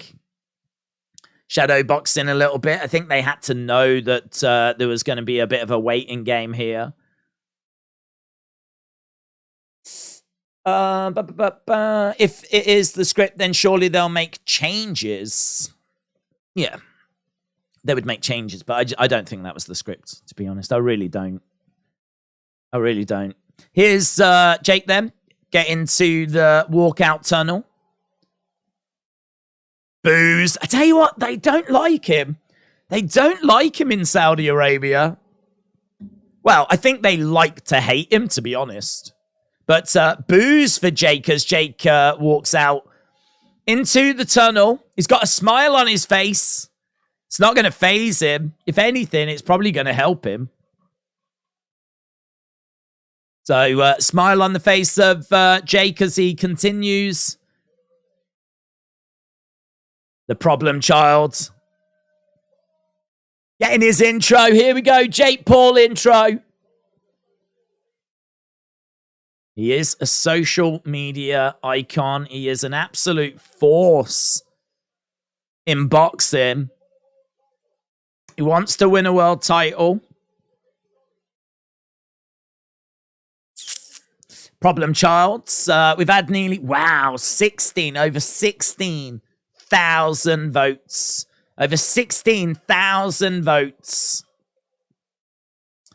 I think this is going to be a glorified sparring match where nothing happens. I'm hoping for a double KO, said DC. Tony, Jake has concussion due to ramming his head into the door, said Tony. If they were smart, they would plan a trilogy and rake it in, said S. Bassett. Come on, Tommy. TNT Fury said it's me, Riley. This is going to be interesting, said Cason. Absolutely. It's not a very long ring walk, you know. Logan is walking behind Jake. He's got a whole crate of Prime. There's Deji. There's Mike Tyson.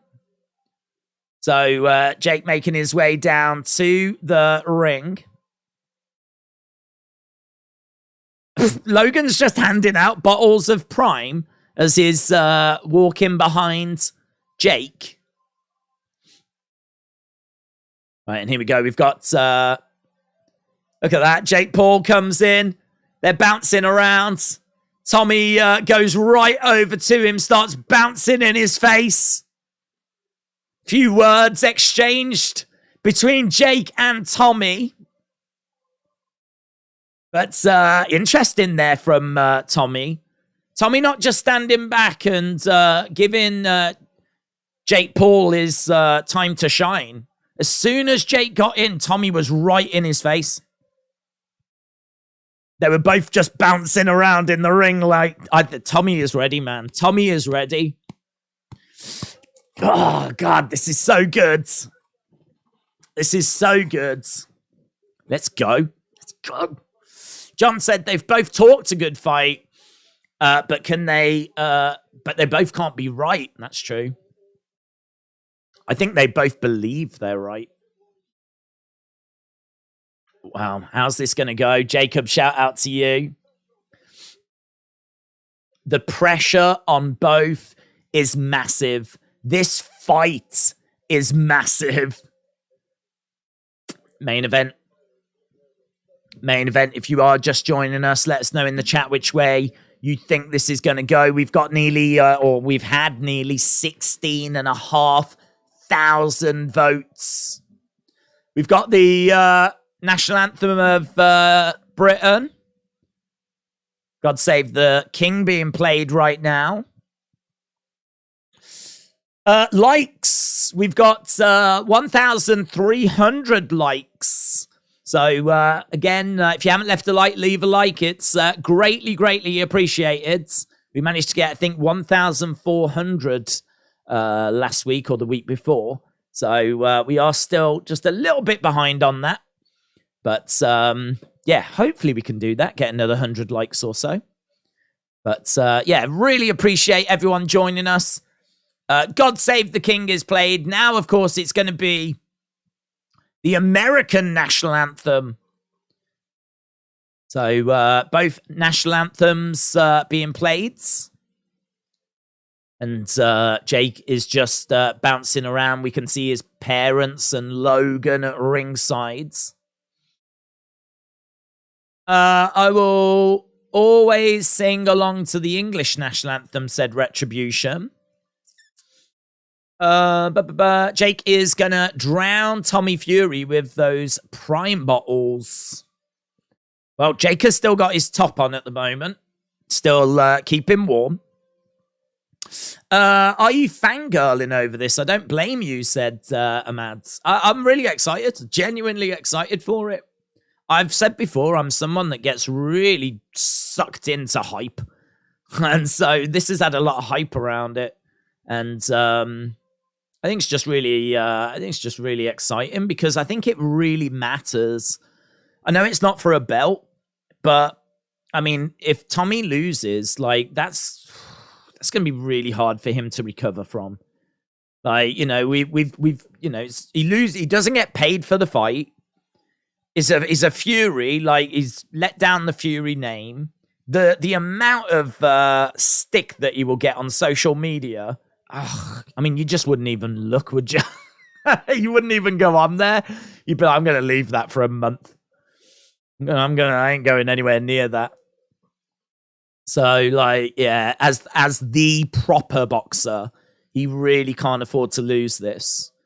And equally with Jake, you know, everyone is waiting for Jake to get knocked out. That's what everyone's been waiting for throughout his whole run.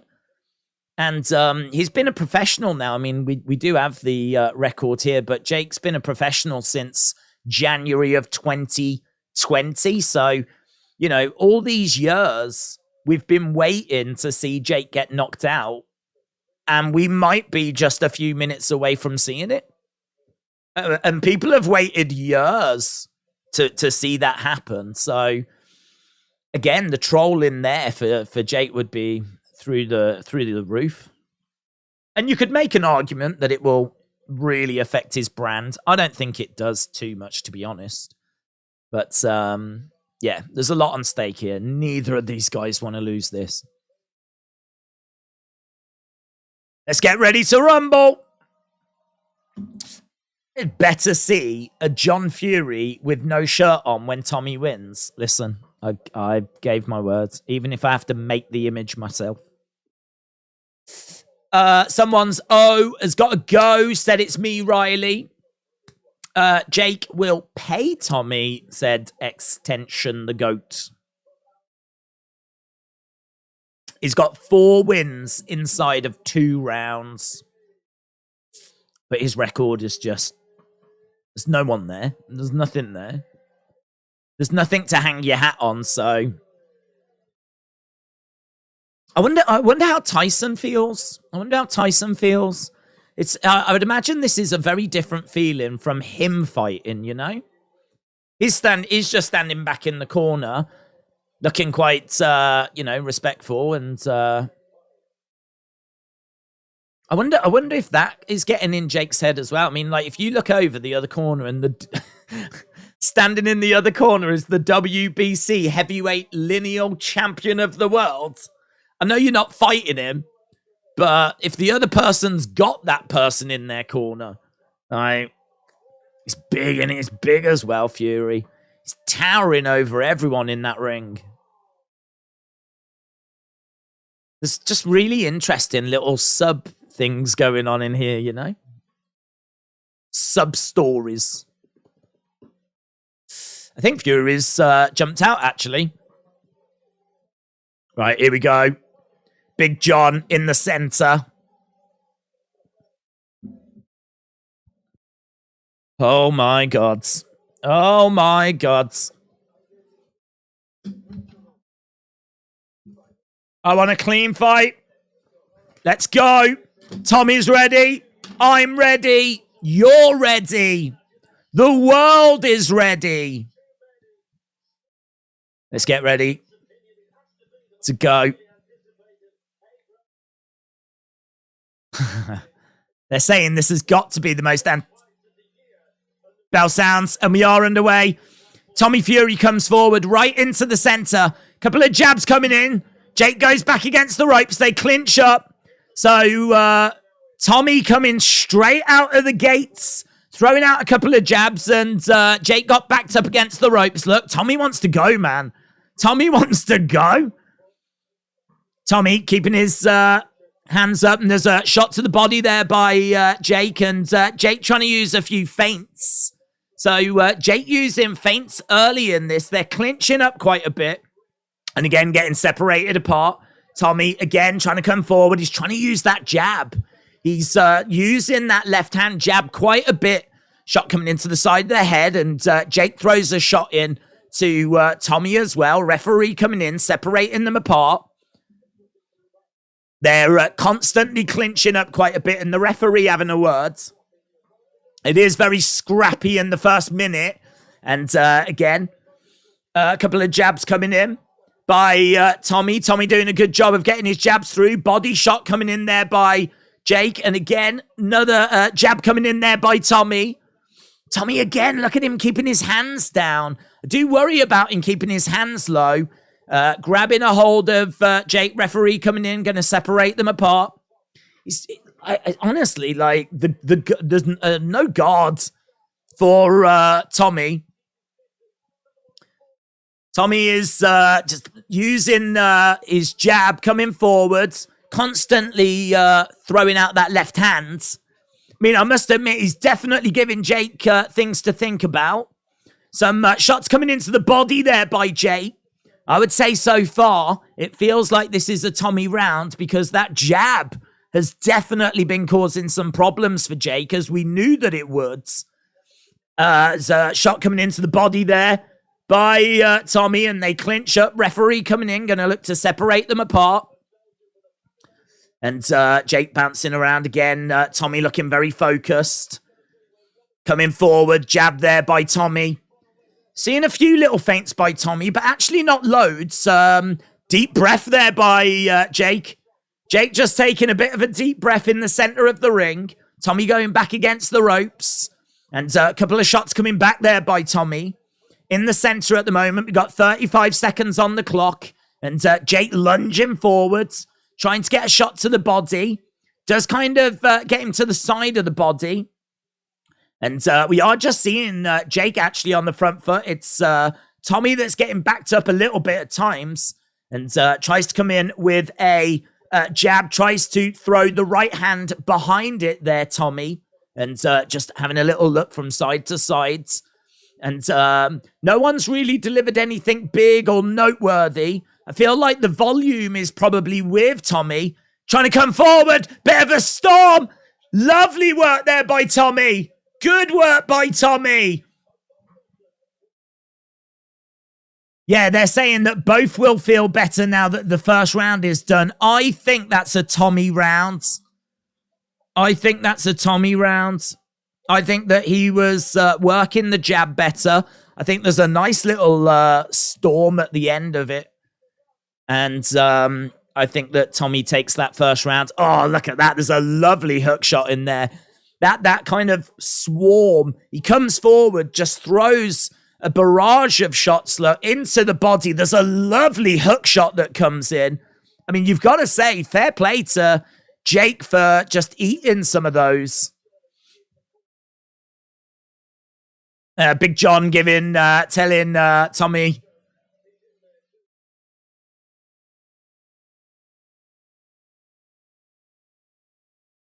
Yeah, there is a shot that came back there that seemed to just sting Tommy a little bit as well. So Jake definitely getting some success as well. It's not totally one-sided, but I would say that was a Tommy round. 10-9 Fury, said John. 10-9 to Tommy Boy. Right, here we go. We got lovely work there by Tommy going forward with that jab, and Jake trying to respond with a few shots of his own. Tommy back against the ropes, trying to find a way forward. Look how low he keeps his arms. He's on the outside. His hands are all the way down here. The problem is that we know that Jake has got this big overhand right, and I know that Tommy knows that he's got that as well. And you do think that it's going to land at some point. Jake in the center, jab coming in there by Tommy, body shots. Tommy getting driven back. He's having to throw a few counter hooks. Oh, left hook shot there by Jake Paul. Connects with it. Jab coming in by Tommy. Again, quite scrappy in the early stages of this round. Quite even at the moment. And we've got Tommy against the ropes. And again, just throwing out a jab. There's a shot that comes in by Jake. Jake seems to be the one that's putting the pressure on Tommy. Tommy is on the outside. Tommy trying to come forward. Again, throwing a barrage of shots. And again, getting backed up a little bit. He's keeping his range quite well here, Tommy. He does seem to be just out of range of Jake. And again, like he's just circling around on the outside, coming forwards, using that jab. You can see a bit of damage on the face of Jake. You can see where these jabs have landed. Lovely shots coming in there by Tommy. Tommy, undoubtedly the best fighter that Jake has faced so far, but vice versa. Shots coming in, jab coming back there by Jake. Tommy getting a shot off as well. It's quite even this round, not much in it. The only thing that I would say is that Jake standing his ground in the center, Tommy being on the outside, the optics might just make it look like Jake was in control. So neither fighter has really landed much in the way of significant strikes. But I feel like the volume might once again be with Tommy. Tommy on the outside, Jake coming forward. There's a shot to the side of the body. I could see this round being scored either way, to be honest. Oh, there was the big overhand right. There was the big overhand right. The big overhand right came in by Jake Paul. Didn't land it. Jab coming in. That's a lovely counter shot there by Jake. And shot coming in by Jake, but that one falls short. Tommy again being quite patient. Hard round to score, that one.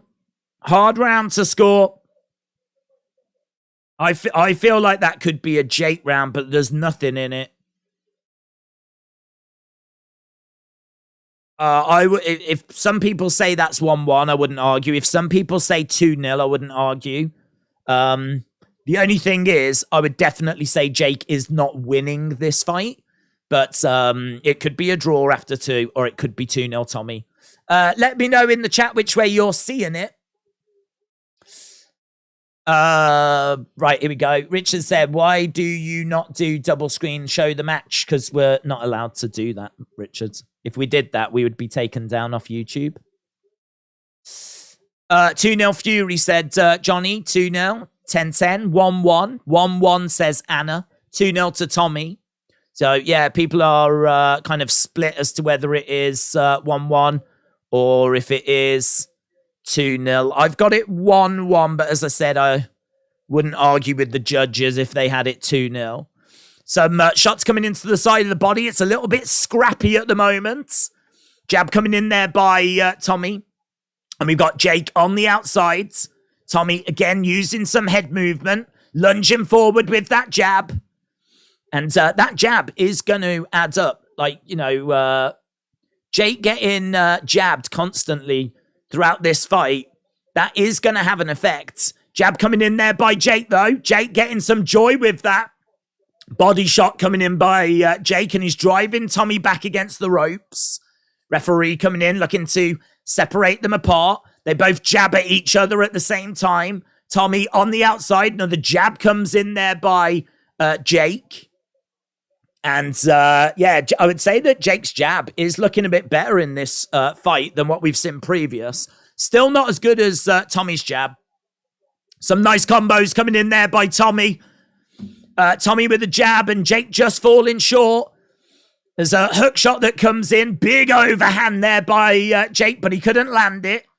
Tommy over on the outside. Couple of jabs coming in. I must admit, Tommy looking better than what we've seen of him in recent fights. So Tommy on the outside. And we've got half of round 3 already gone as Tommy comes forwards. And we've got Jake kind of planting himself in the center of the ring. And again, jab coming in there by Tommy.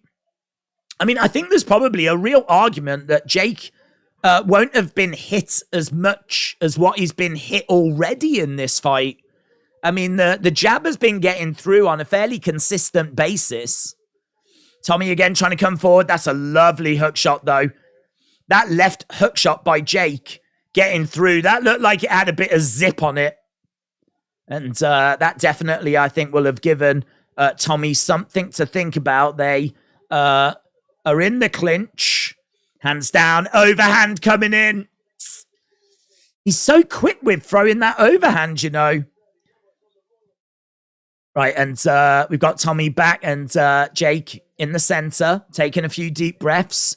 Tommy coming forwards, trying to have a little look. Jab coming in there, and again, clinching up.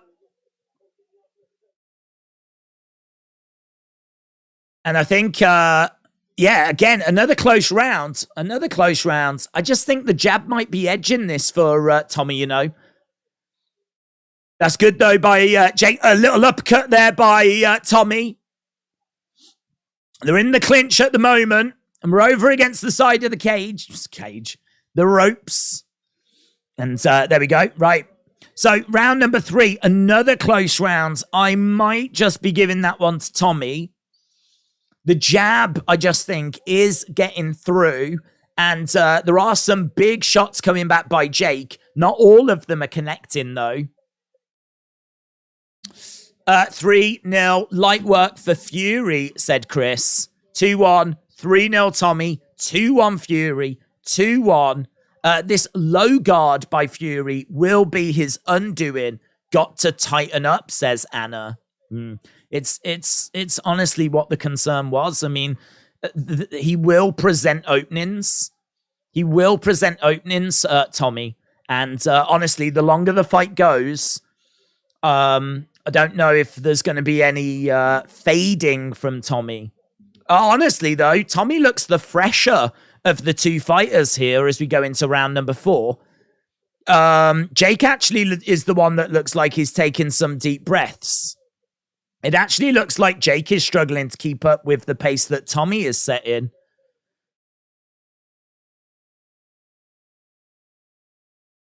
Right, nice body shot coming in, hook shot coming in. This is great by Tommy. That was really good by Tommy. Nice shot coming in, swinging away. Yeah, Fury has started the round well. And clinching up. Referee coming in, looking to separate them apart. Tommy just applying himself well, getting a few shots through. Tommy on the outside, Jake in the center. Couple of jabs coming in. And into clinch at the moment. Referee coming in, separating them apart. This is that's a lovely hook shot. Great by Tommy. Really good work, straight down the middle. This is definitely a Tommy round. Yeah, this is a great round for Tommy so far. He's had some real moments in there. Jab coming in. And clinching up as well. Jake just really looks a little gassed, to be honest. Jake just really does look like he's struggling to keep up with the pace of this, which is quite a surprise. Tommy is the one that normally fades or normally doesn't look as good, but he looks conditioning fantastic. Yeah, there's more damage on Jake's face than there is on Tommy's. Tommy steps to the sides. It's a lovely shot there by Tommy. With a minute to go, this is definitely a Tommy round. Definitely a Tommy round. I think this could be, after this, it could be 3-1 Tommy or 2-2.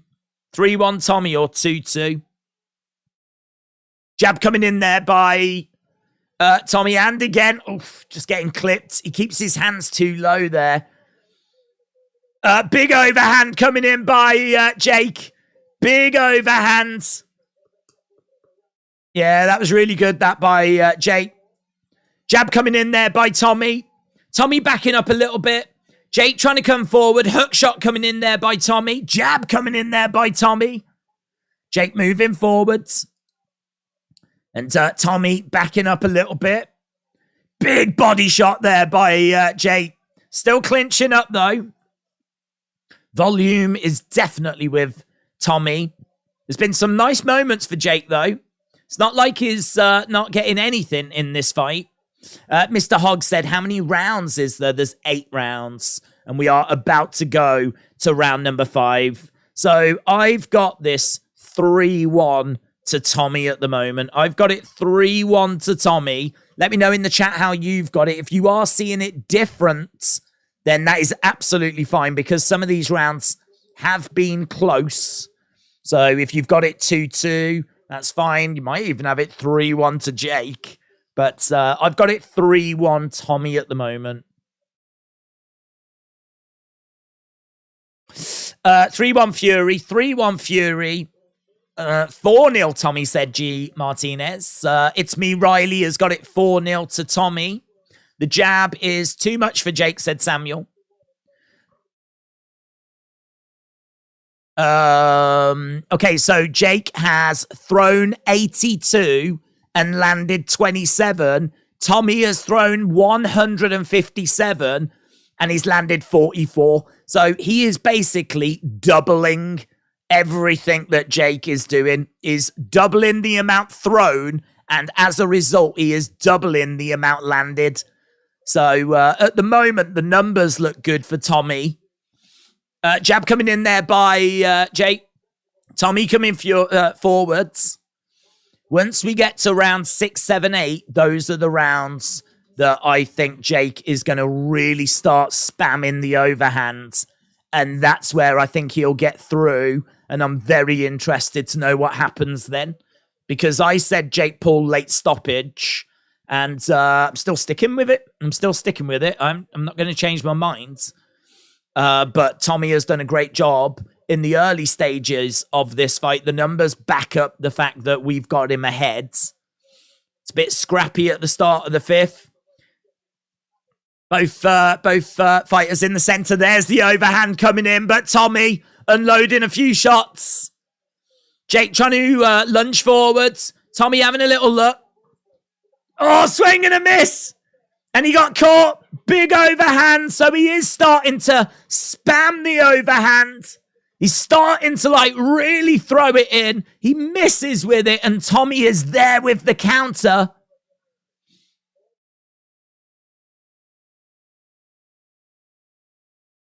Jake Paul has a point taken off.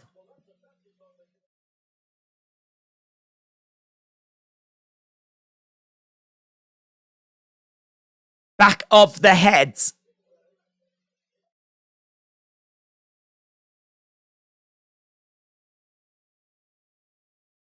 So I think Jake has just lost a point because of hitting in the back of the head. But there's a lovely left hand there by Jake. Jake is angry now. Jake knows that he's down. So that is a big moment, and he really caught Tommy there. And this has been a close round as well. So you could probably make the argument that with the point deduction, this round might be drawn because this might be a Jake round. Yeah, I mean, look, Jake's going to be really looking for this now. He's going to be really going for big shots. Maybe some of the sweet science might go out of the window. Tommy needs to be really careful to not give Jake any openings. We got 30 odd seconds in this. So Jake loses a point in this round, punching in the back of the heads. And again, they're exchanging. The jab really has been significant here. Shot coming in there by Tommy. Tommy backing up a little bit. Jake putting the pressure on. Oh, big shot coming in. Lovely work. Love the overhooks as well. Going over the top, the overhands. When they're clinching up by Tommy. Jab coming in. Couple of jabs coming back there by Jake.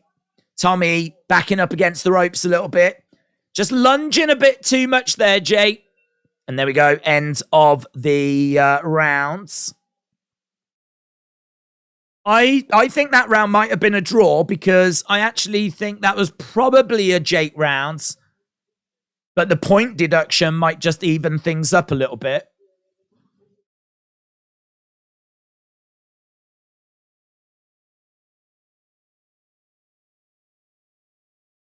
Put in your thoughts. Put in your thoughts. Retribution says Tommy has won every round.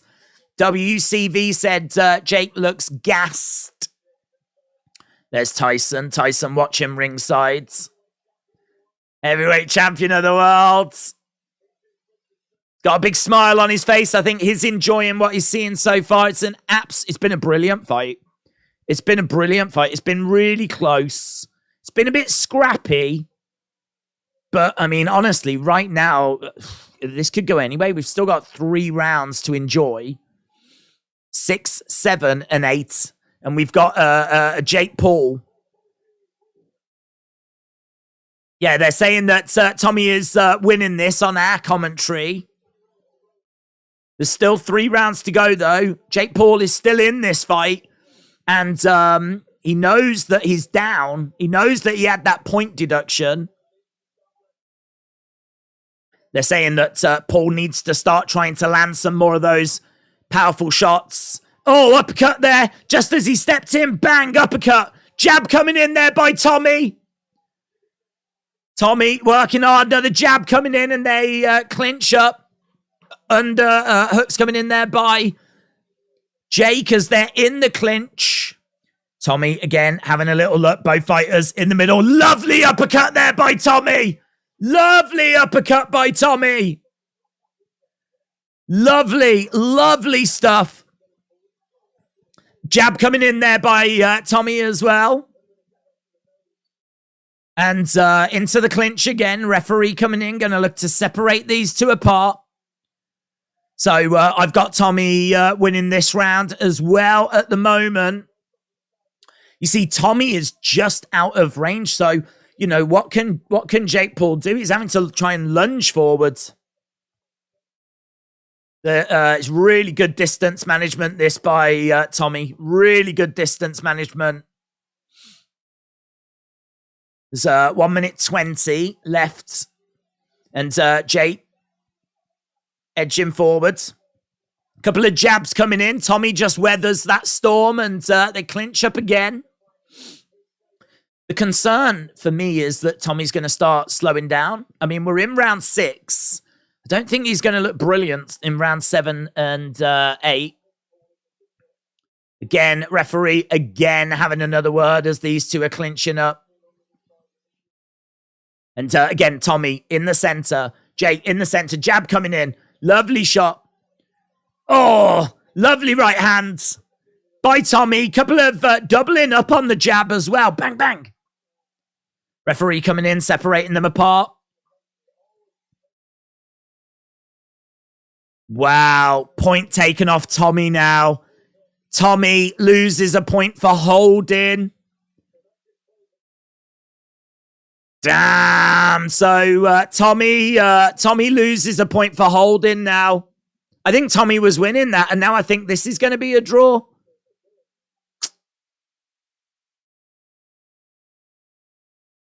Fury is doing the better work in this round. I think Fury was winning this, but the point deduction is really frustrating.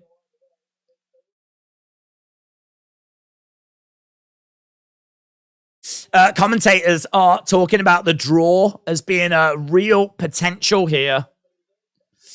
Couple of shots coming in there by Tommy. Oh, lovely work by Tommy. I think this is a Tommy round, but he's lost that point. 10-9, and then he loses the point 9-9. So I've got that being scored as 9-9. I've got the last round as 9-9. I had Tommy in round 4, Tommy in round 3, Jake in round 2, Tommy in round 1. So I'm still 3-1 after 6 rounds, which is mental. I've got Tommy winning, but it's not a very wide margin at all. It's not a very wide margin. That point deduction is a real shame, man. That is a real shame. That is a real shame. 6-0 to Fury, said Kian. How? How? He just had a point deducted? He can't be 6-0. They're saying 56-56 on their scorecards. If they've got it even. They've got it even. Right, here we go. Big shots coming in by Tommy. These could be 2 massive, massive rounds. Clinching up. Referee coming in, separating them apart. Someone's got it 56-56, and someone else has got it 58-54. It really has been that sort of fight. Jab coming in there by Tommy. That was great. Great jab by Tommy. And then Jake swings and misses. Oh, lovely shot by Tommy. And Jake clinches up. Fury on the outside. He gets tagged there by Jake. Gets tagged. 1-2. Lovely. Body shot coming in. Couple of shots coming back there by Jake. Here we go. Referee separating them apart. Again, Tommy having a little look. Slips the jab. Shot coming into the side of the head. Jake with a shot to the side of the head of Tommy. Jake coming forward. Swing and a miss there by Jake. And again, clinching up. There's a shot that comes in. They are both shattered. They are both shattered. And again, swinging away. I tell you what, I mean, honestly, Jake's looked quite tired for quite a while. Jab coming in there. Oh, look at these shots. Big shots there by Tommy. Yeah, some big shots coming in there by Tommy. Referee separating them apart. Jab coming in by Tommy. And again, straight into the clinch. This referee, man, he must be so tired of having to step in and pull them apart. It's all he's doing. Jake with a shot coming back. Feel like this is a Tommy round. We got less than a minute to go. Less than a minute to go. We need to get rid of this poll, don't we? Let's get rid of that. Jab coming in by Jake. Jab comes right back there by Tommy, though. Jake seems to be a little bit wobbly. Tommy is doing a really good job. Jake standing his ground. Hook misses. Shot misses there by Tommy as well. Jake bouncing around on his feet. Jake trying to come in and try and do something, land something. There's been a lot of one-way traffic in this round for me, though. Swing and a miss there by Jake. Tommy backing up. Jake on the front foot. Tommy back against the ropes. Jab coming in there by Tommy, and he lands it. Steps into the clinch. Referee separating them apart. And another jab comes in. Tommy round.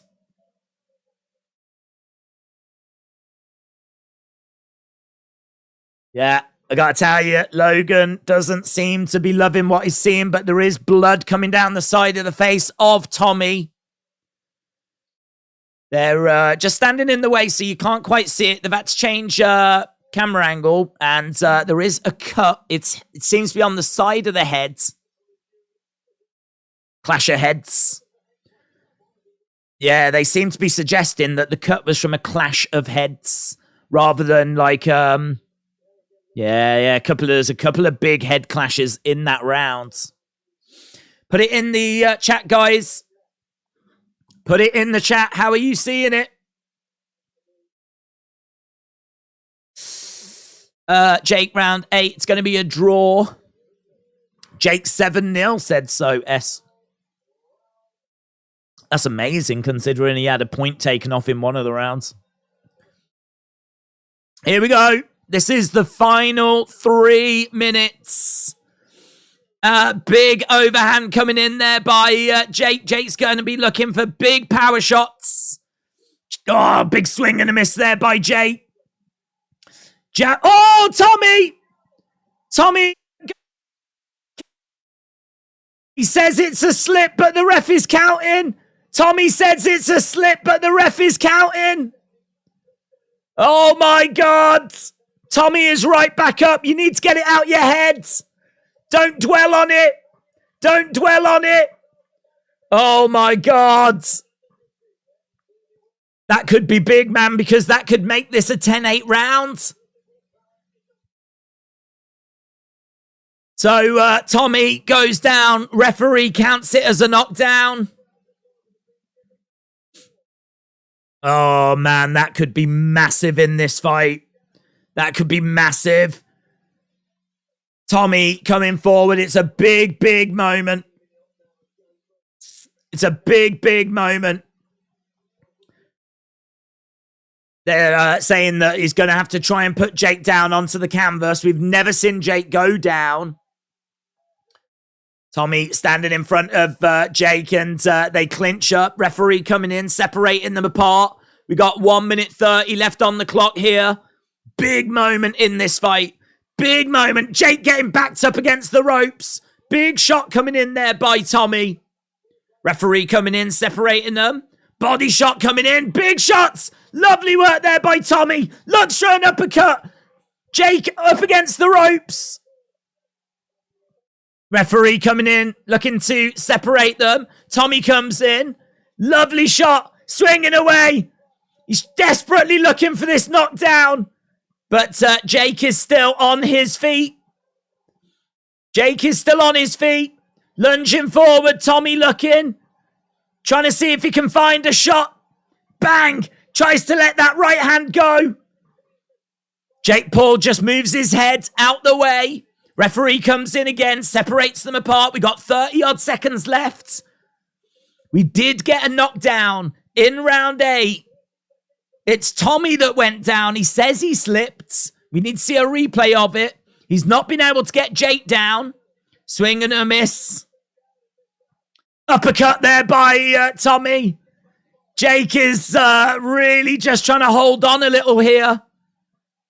Tommy is the one that looks like more likely to put his opponent down. Oh, big right hand. But again, Jake just moves out the way. They're clinching up. Body shot coming in. Referee trying to separate them. And there is the final bell. Both fighters go over to the corner. Both fighters think they've won it. Oh, my God. I think this is so close. I think Tommy wins this, and I think he wins it by like a round. And some of these rounds are so, so close. I've got Tommy winning that.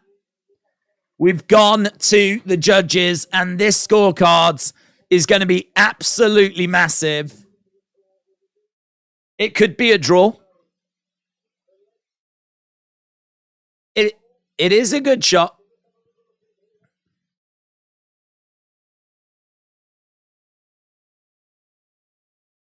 Yeah, I mean, both do connect with shots. Oh, God, man, that one punch might be a critical part of this fight. Eagles Lair said either this was predetermined with it being scripted and one of them either wins and one loses. Technically, they don't lose because they both get the bag. The points deduction is all to do. Don't know. I really don't know. I mean, no, they both put it all out there. Tommy Wern. Don't know. Put it in the chat. What do you think? What was your score? I've got Tommy winning by 1 round. If this comes back as a draw, I will not argue it. You'll get no complaints from me. The problem that Tommy has got is that he had a point deduction and he got knocked down. So as well as he did, he's got to overcome those things. How big is that knockdown? How big is that knockdown? Jake won by 1 round, said Kay. There's people saying Jake, people saying Tommy. Yeah, we still haven't heard yet. We still haven't heard. These two just sharing a few words. Oh my God. Right, here we go. Here we go. Jake had the point deduction too, he did. The thing is, we had that Jake point deduction first, and that felt like a massive moment. Oh God, that was great. That was so much fun.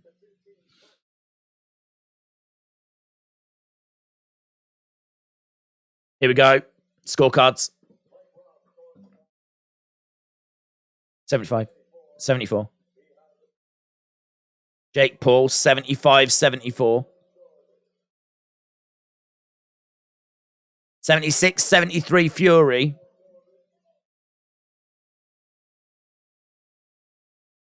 Winner by split. Tommy Fury wins! Tommy Fury by split decision! Someone's O has got to go! And it's Jake Paul's. Wow! Wow! Paul won 75-74 on one of the scorecards. 76-73 Fury. 76-73 to Fury. Fury wins on 2 of the scorecards. Jake Paul loses. He might not have been knocked out, but he loses to Tommy Fury. Yeah, there's emotion. There's emotion. Wow. So, as I said, guys, I fancied Tommy. I've said all along I fancied Tommy. I really thought he was going to get this done.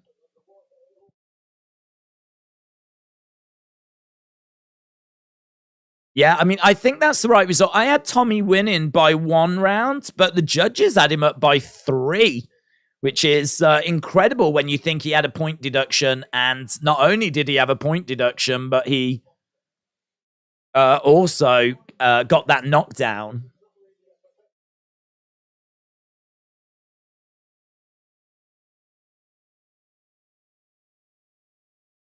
They're saying, considering that he's fought people in their 30s and late 40s, like he's not a bad fighter. Yeah, he's gutted. You can see that Jake Paul is gutted. I mean, he had dreams, didn't he, of going on to fight for world titles and all this kind of stuff. I don't know that if that's out the window, but this is a setback. It's a definite setback. And here we go. We said we'd put it on. Yeah! He loves it, doesn't he? He loves it! Ah! Big John, Big John, Big John, Big John, Big John, Big John, Big John. Big John is such a boss. He doesn't even take the labels off his lamps when he buys them. That's Big John for you. That's how much he's going to use that lamp and take it back in the morning. Yeah! Big John, Big John, Big John. Emotion all over the face of Tommy. We're going to hear from Tommy.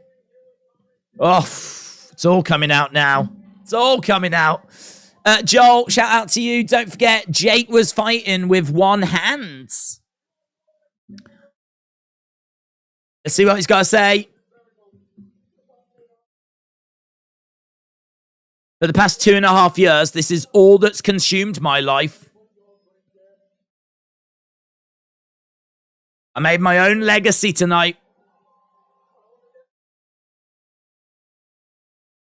I want to dedicate this fight to my new baby girl.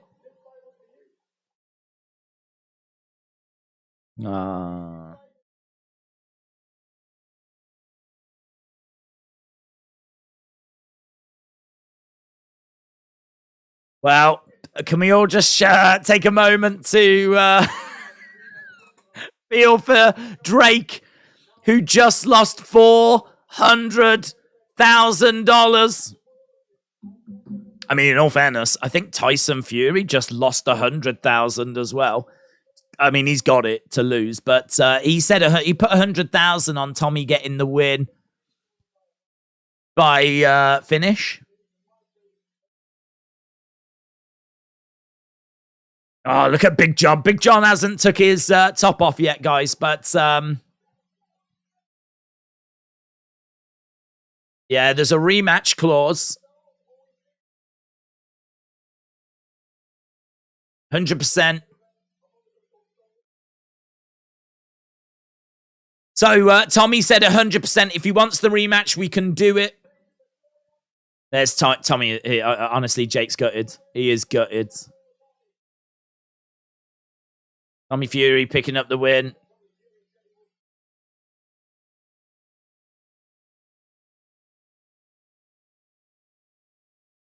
Yeah, there was a lot of pressure.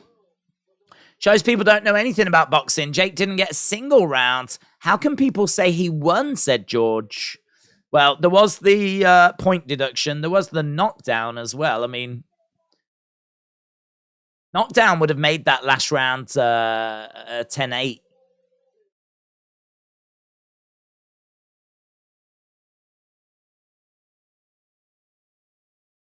We're just hearing from Tommy on BT Sport.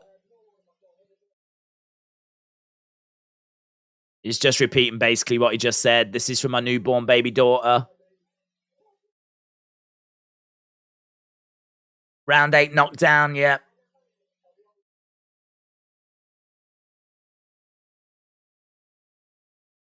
Tommy said there's no excuses. That was not a knockdown.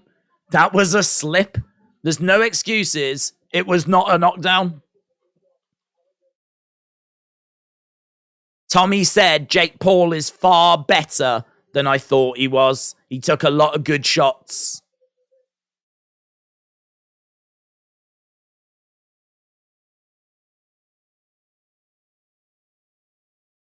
Oh, yeah? Does he get the WBC ranking now as well?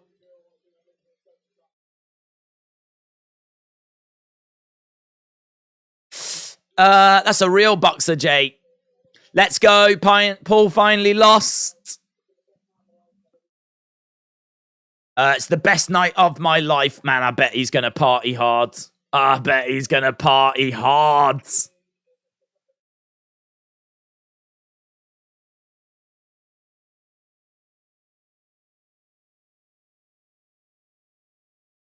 Here we go. We're going to hear from Jake. We're going to hear from... That's what I was waiting for. We're going to hear from Jake.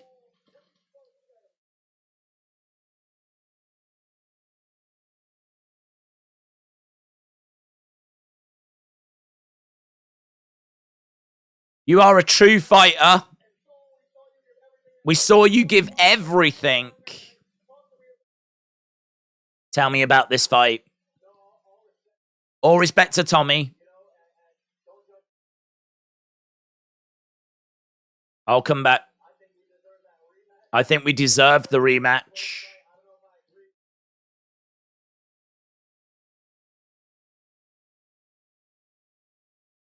I don't think I agree with the judges, he says.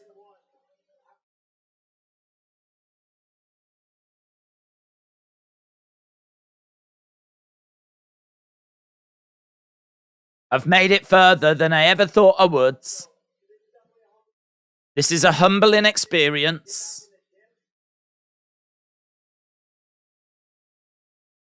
Jake said we can run it back because I think we put on an amazing show for the fans tonight.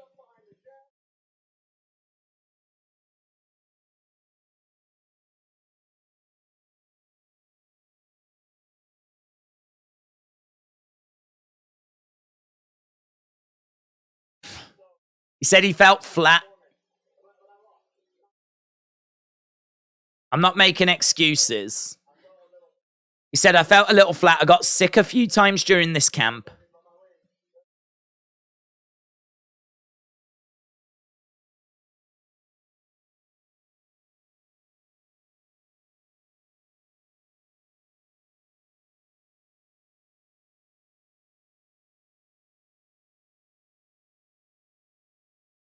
Are you ready to be a real boxer? 100%. Let's run it back, says Jake. And he thanks the kingdom. No rematch. Excuses. That jab was on point.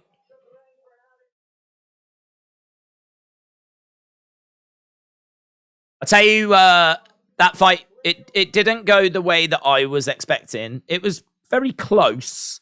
We know that Tommy's jab is better. And we knew that Tommy was going to win rounds. What didn't happen was Tommy just didn't seem to fade. I was actually quite surprised at how quickly Jake seemed to fade. Like, Jake seemed to be struggling with the pace of this. And I was really surprised at that. Like, he seemed to be showing signs around round 3, round 4. Whereas that's normally where Tommy tends to struggle. But Tommy didn't struggle at that point. Tommy was going and kept going and seemed to be, you know, in the fight. And I was thinking that Tommy would tire and that Jake would catch Tommy with something. Now, in all fairness, he does. Catches him with something. Tommy claims it's a slip, but he does go down. He's certainly not down for very long. Certainly not anything that was like close to ending the fight. But yeah, I've got to say, you know, I think it's credit to Tommy. I think Tommy has put the work in. It's the best performance I've ever seen from Tommy. I think Tommy's cardio definitely held up and looked a lot better than what we'd seen before. I think Jake said that he felt a bit flat, and honestly, I think he was a bit flat. I don't think he offered much at all, to be honest. I think that jab is absolutely key. That jab is absolutely critical. Tommy used it so well and managed to go the distance and get the win. Very good. Very good. What do you think? Jake hasn't put the work in, says Daniel. No, oh God, no. I think he definitely has put the work in. I think that, I mean, look, Jake says that we know that Jake's jab is not as good. We've spoken about that throughout the whole stream. We know that his footwork can be a bit flat. Like, some of Jake's fundamentals are not perfect. And so we know that the better boxer, the person that's got the better boxing ability, that is Tommy Fury. But Tommy also is the boxer that we've seen fades. Tommy is someone we saw not that long ago struggle to get all the way through 4 rounds. He's someone that seems to gas out. And so my belief was that we would see Tommy looking good in the early stages, then he would start to fade, and then that's when Jake can come through and you know, start getting the better of the second part of the fight. And really, it could have gone that way, but Tommy's cardio and conditioning just held. I mean, it held to the point where he was able to get through the 8 rounds. And even though he did get knocked down in that final round, he'd already had enough in the bank.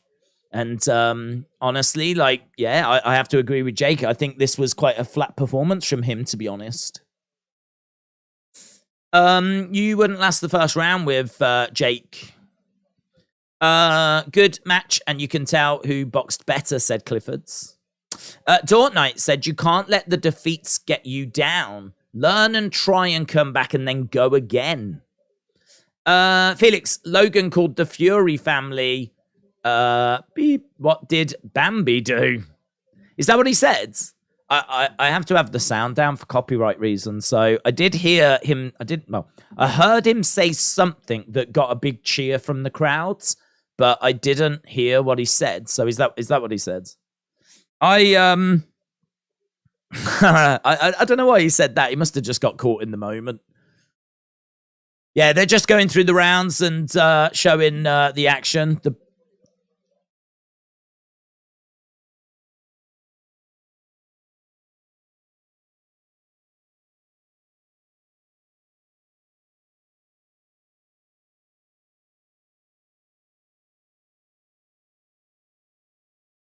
Yeah, they're saying that, you know, this is a massive pressure fight for him. And at his age of 23 years old, I tell you what as well, he is, he's been accused of being very inactive.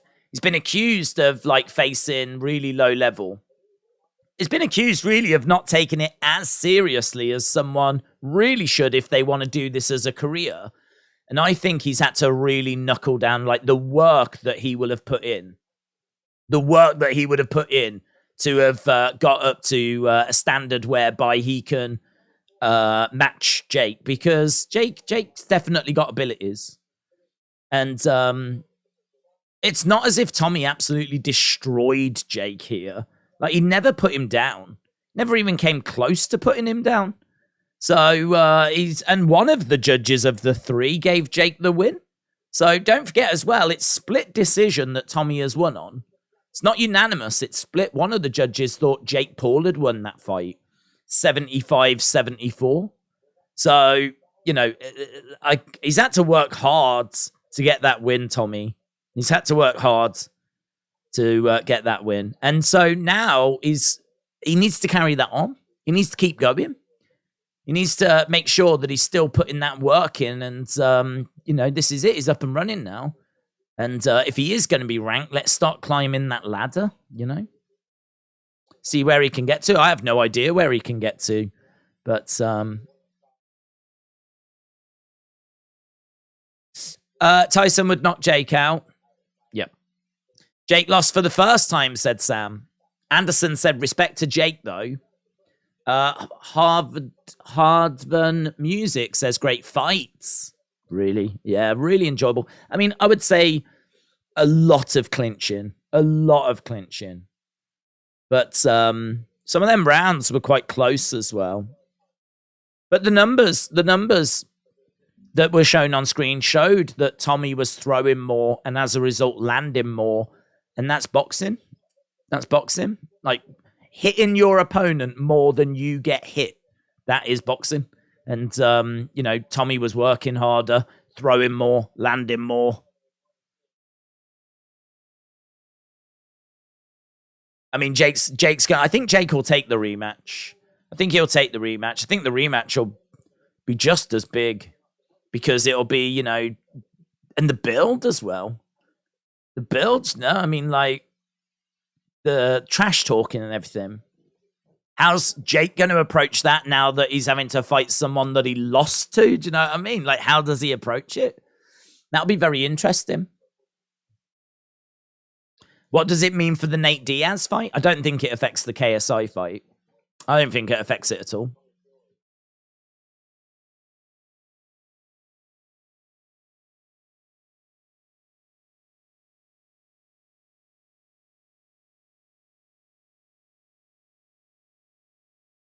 Yeah, that was a tough fight. They're all saying it was a tough fight. They're all saying that was a tough day's work for Tommy. That was by no means a walk in the park.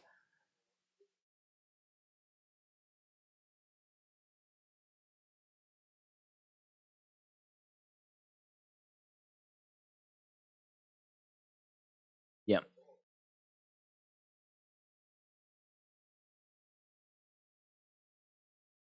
They're just talking about where could he get to, Tommy.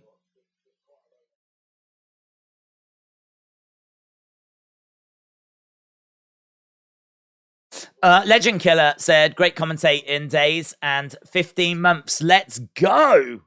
Legend Killer, shout out to you, my friends. Shout out to you. Really appreciate the support. I've had a really nice, good idea for the members as well, which we're going to talk about on our next members stream, which is a week on Thursday. So I'm quite excited about it. So definitely make sure that you're there for that. So yeah, Legend Killer, shout out to you. Melissa Rose said, that match had more clinching than me after a curry. Melissa Rose, shout out to you. Clifford said, did Tommy get knocked down twice? I saw him get knocked down in the 8th. He only got put down in the 8th. That was all. So no, he went down in the 8th. But the other one was he got a point deduction earlier in the fight. So he got a point deduction for, I think it was clinching. I think it was holding. But Jake got a point deduction as well. I had Tommy winning that by 1 round. I had Tommy up by 1. Now, 2 judges saw Tommy winning by 3, right? But there is a couple of rounds here that are quite close. So, you know, it's a little tricky. But and one of the judges had Paul winning. This is the crazy thing about boxing. 3 judges, 2 of them had it the same, and the other one had it like completely the other way. The other one had it 75-74 for Jake Paul. So it's just, you know, if you go to the judges, it's the unknown then, isn't it? It's out your hands. We've seen so many awful judging decisions. It's completely out of your hands. But I'm pleased that for me the right person won. I'm really pleased for him. I think this one really would have hurt Tommy a lot more had he have lost. I think it really, really would have hurt him a lot more. Clay said he slipped. Yeah, he's adamant that he slipped. I mean, the truth is, they both hit each other at the same time. And I think as he was like going, he says that he slipped. Did he? Don't know. Don't know. He said he did. But referee seemed to think it was a knockdown. Thankfully, it didn't matter. Clay said Jake Paul is too big for Nate Diaz. Inside Out and Again said, with all the clinching, you would have thought it was a WWE bout. Tommy and Seth versus Logan and Jake at WrestleMania. Petra said, Tommy struggled a lot, to be honest. Corey said, Daze, I wrote you. What did you write to me, Corey? What did you mean?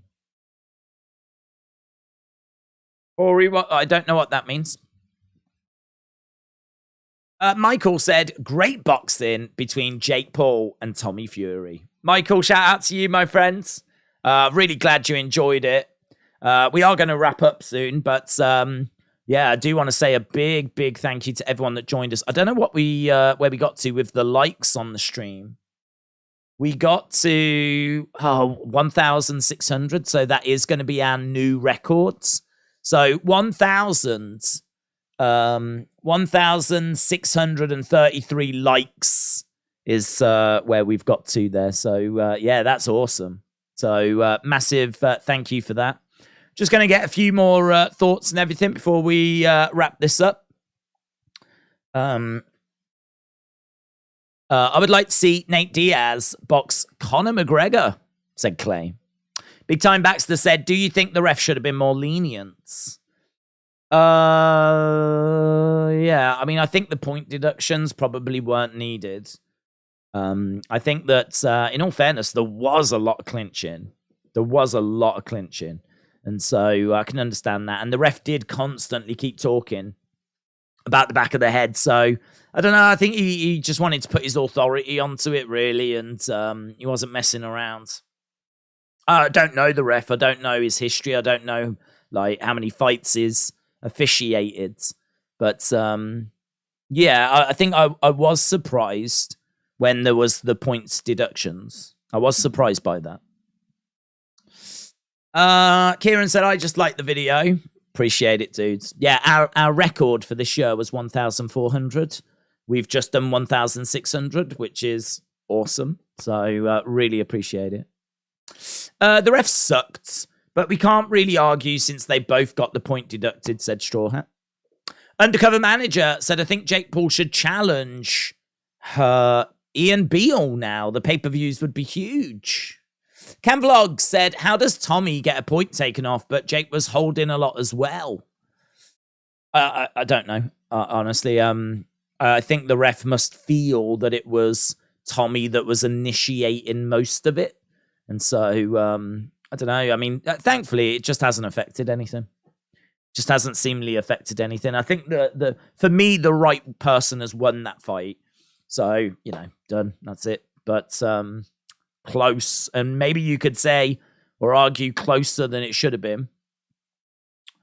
I think that knockdown hurt a lot more, didn't it? I mean, that knockdown in the final rounds, I felt really comfortable for Tommy. Really comfortable. And then you get that knockdown in the 8th, and all of a sudden, you just think, well, if Jake's going to win this round, this is going to be a 10-8 round. So all of a sudden, if Tommy is up by 2, all of a sudden, this is a draw. And I think a draw felt like could have been on the cards. But in all fairness, 2 of the judges did give Tommy the win by 3. So I think as we went into that last round, really, the truth was, we didn't know it at the time, but the truth was Jake Paul needed a finish, needed to get a finish. And Jake didn't agree with the judges, said that he thinks he 10-8'd at least 2 rounds. And but he did also add that he's not making excuses and that he felt flat. He said judge him by his losses.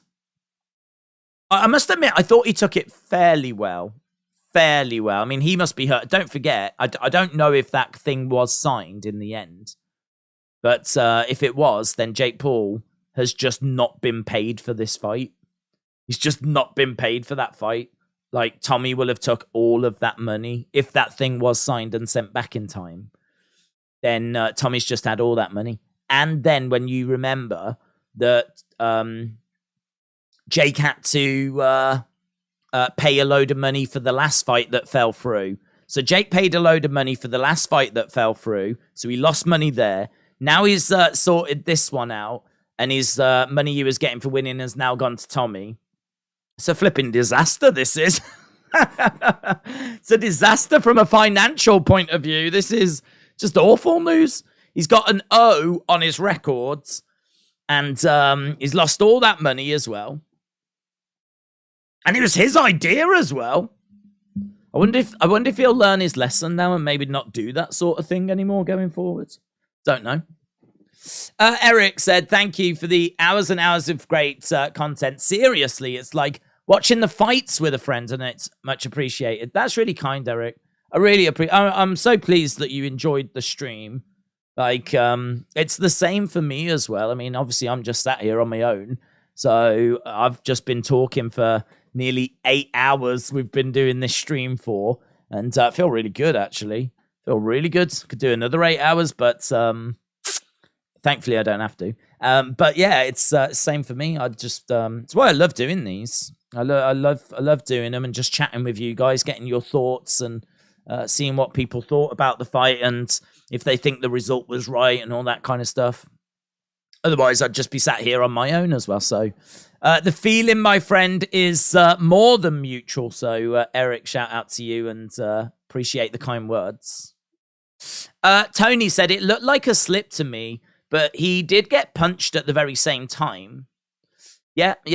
Honestly, it could have been a slip. Could have been a slip. One angle, I don't know if it was from behind Tommy, made it look like a slip. And then they showed the other angle where they're punching at the same time. And then when I saw that angle, I felt a lot more like it wasn't a slip. Like when I saw that angle, I thought, oh no, that is a knockdown. So I don't know. I mean, like it feels a little different whichever angle you look at. Referee clearly thought it was a knockdown because he starts counting, but Tommy is absolutely adamant. And even now, after he's won the fight, even now he's saying, no, listen, it was a slip. Like even, I think maybe because he knows that is going to come back maybe and feature during the rematch. So if he does have a rematch with Jake, you know, there's not much for Jake to hang his hat on, but the fact I knocked you down in round 8, I can see Jake using that as ammo for the rematch. So I think Tommy wants to be very, very clear that it was a slip. Matt said KSI has tweeted that he would destroy Paul and Fury. Thoughts on this? I have nothing against KSI at all. At all. But I with KSI, he is someone that stepped away now. He might have been doing boxing training, but Jake has been going out there and facing good fighters, and he's been stepping up his level of competition. I mean, right now, KSI, for what looked to be a 12-year-old, and then someone that had only been training in boxing for 20 days, right? Swarms. So he fought Pineda and Swarms. You can't count either of those, right? So you put that to one side. And then in his last fight, he took on what? FaZe Templar, who just didn't look that brilliant, didn't look that great. Never expected him to lose that fight. Complete influencer, boxer. I mean, we're not even at Tyron Woodley levels for, let alone Anderson Silva levels. So the idea that KSI would look at this fight and say that he would beat both of these guys is, I think, just something for his fan base. I think it's something for his fan base to be like, yeah, he would, blah, blah, blah, you know? But the truth of the matter is, we just have not seen anything out of KSI to suggest that he would even beat Anderson Silva. Or Tyron Woodley, for that matter. I think he would. I think if he fought Tyron Woodley, I think he would beat him. The Anderson Silva fight would be very interesting. Very interesting. And only then would we get a good idea as to where he is. Do I think that he would beat either of these guys? I don't think so, to be honest. I don't think so. I really don't think so. I don't think that he would be able to deal with the jab of Tommy. Don't think he'd be able to deal with that. I do think that Jake looked quite flat here. And I think it'd be interesting to see KSI against this version of Jake. So that would be interesting because Jake didn't really offer a great deal. But no, for me, I've got KSI just a step behind. We'll have to see who he faces. And I've got no doubt that he's putting the work in. No doubt that he's, trying to improve. But Tommy is doing that and Jake is doing that as well. So they're making those same improvements and putting in that same level of work. So it feels to me like there's a gap, and I just don't know quite how he's going to close that gap. I mean, don't forget, Jake has now tasted defeat and has been pushed really to his limit, if you will, by Tommy. And that is going to be a very interesting learning experience for Jake. Jake is going to know what felt right, what didn't feel right during this camp. He's going to know what felt right, what didn't feel right during the fight. He's going to know what he expected compared to what he actually got. There's going to be a lot of information for Jake to go away and think about. And ultimately, it's going to make him a better fighter. He will be a better fighter because of this experience. He won't be a worse fighter because of this. It will make him a better fighter. But yeah, I think Tommy beats KSI. I feel pretty good about that. This version of Jake, though, which I thought was quite flat compared to what we saw against Anderson Silva, KSI against that would be interesting. This is what I'm saying. I don't think the KSI fight, Jake Paul KSI, I don't think that suffers as a result of this loss. If anything, it actually makes me a bit more intrigued because before this fight, it felt like there was a decent gap. Having seen that performance by Jake and him afterwards saying that he felt flat, it feels like it might be a bit closer because what if he faces KSI and he feels flat on that night as well? So, yeah, interesting. Anthony said, KSI just released a video laughing at Jake for losing, but I think Tommy and Jake would both beat KSI, says Anthony. I agree, but I agree.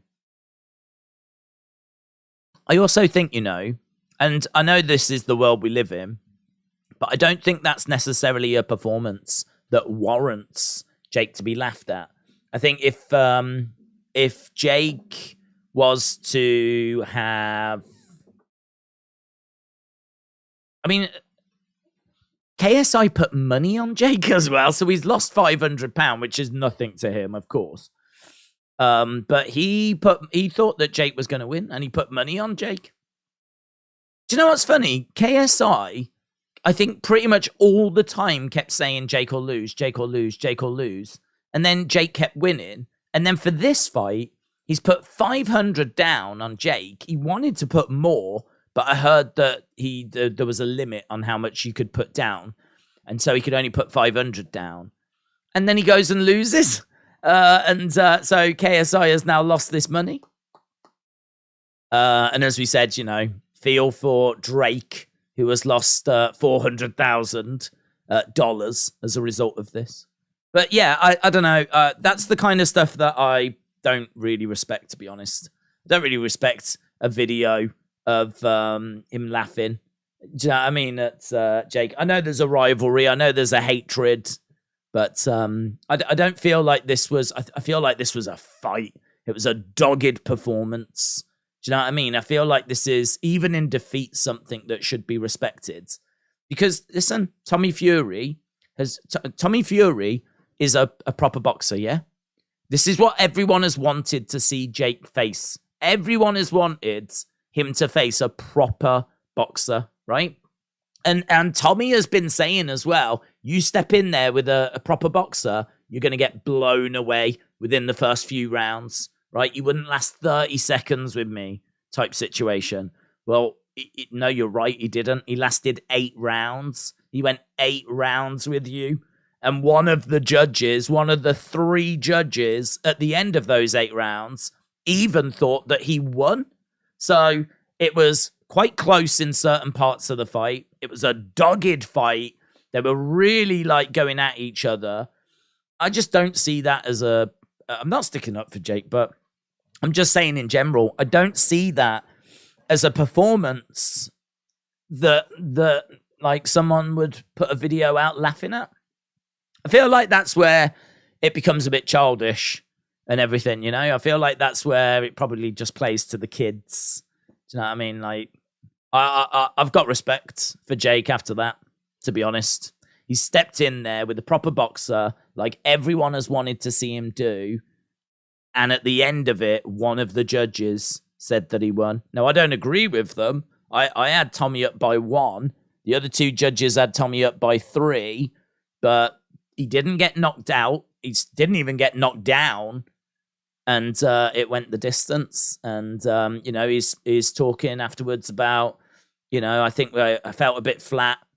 And we are going to do the rematch and all this kind of stuff. So, don't know, like KSI laughing at that. Like, had he have been knocked out in like the first round, I would get that. I would understand it. I'd be like, okay, yeah, I can understand why they would be doing that and laughing at him. But I don't think that performance warrants that type of reaction, to be honest.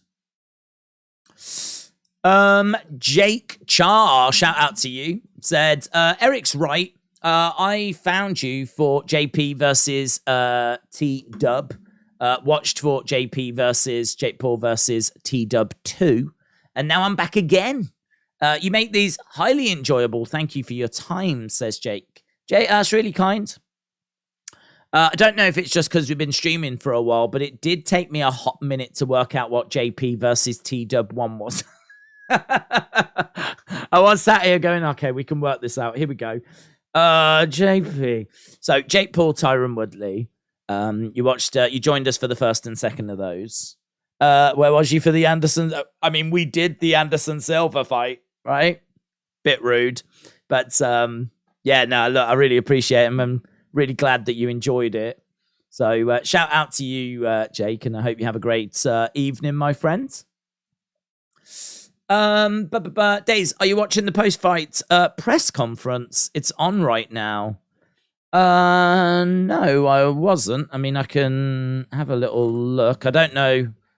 Wow. I was going to say, I don't know if there's anything that we need to know or whatever. I feel like the interviews kind of covered a lot of what we needed to know.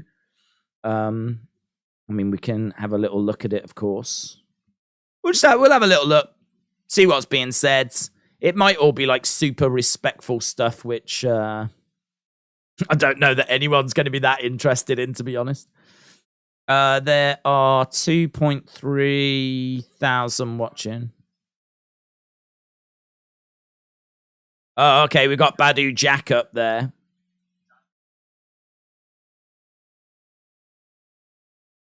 Yeah, I'm seeing people in the chat here saying that UK on top, UK all the way. I didn't take this as UK versus USA. I don't see it that way at all. Viper XXL said, Tommy, you didn't follow the script.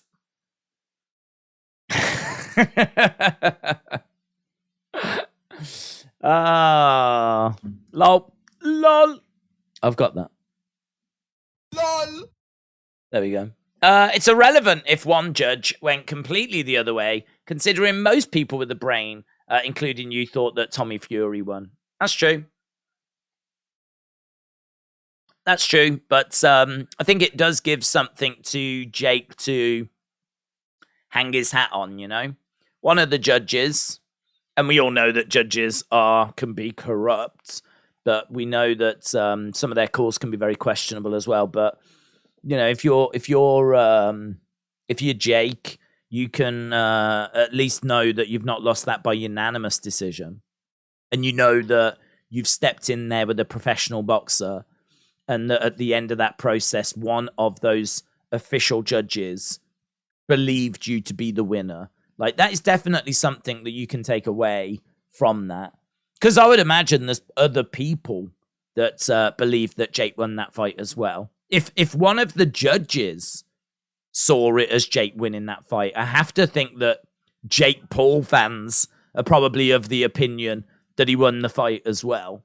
So, yeah, I think you can take that away from it. It's a small thing. It's a very, very small thing, but it's something, isn't it? Because it certainly ain't taking home any money, and he's certainly not taking home the dub, and he's certainly not taking home that pretty nice looking belt as well. Actually, pretty sick. YouTube fighters should be on YouTube, not box office, said Stone Outdoor Adventures. Professional boxers are professional for a reason. They deserve the money fighting most of their lives. James Chadwick, shout out to you, buds, said, Daze, the real loser tonight is Drake.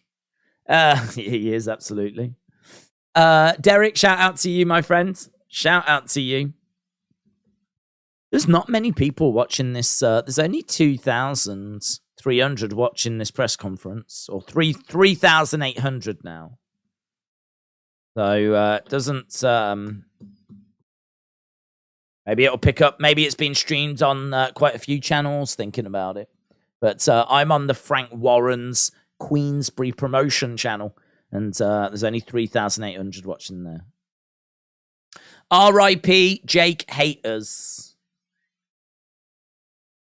People can't honestly think Jake won that fight, said Tommy. He boxed the bleeding head off him. Tommy would smoke KSI so quick. Tyson Fury Bray Wyatt said, "Did your DVD player come?" No, it didn't. It didn't come yesterday, and today is Sunday, and it was very unlikely it was going to come today. So, nope, still no sign of it. Heartbreak. I might have to buy a radio instead and just listen to the radio. Sticking to the theme of old technology. Did Jake lose momentum or pressure, says William. I'm wondering about his next fight. It's good. Honestly, I think a lot will be analysed. It's a good question. You know, did he lose some momentum? Did he start getting carried away with his own hype? Did he, I don't think he stopped training and working hard. I don't think that. I just think that Tommy was a challenge. And I think a lot of people in the early stages took Jake a little bit for granted, and I don't think they particularly trained all that hard for him. Like, I don't think Ben Askren trained that hard, and I'm not sure about Woodley for the first one, to be honest. I would imagine he probably trained a bit harder for the second one. Anderson Silva, Anderson Silva, I think, just trains anyway. I don't know that he would have done anything especially special for Jake, but I think what we might have seen here is Jake going up against someone that really put the work in, especially for this fight. Like, this meant so much to Tommy Fury because of all the aggro and the stuff that has been said. Like, really, Jake has fired Tommy up. All the hyping up this fight, all it's done is it just meant that it was just so important.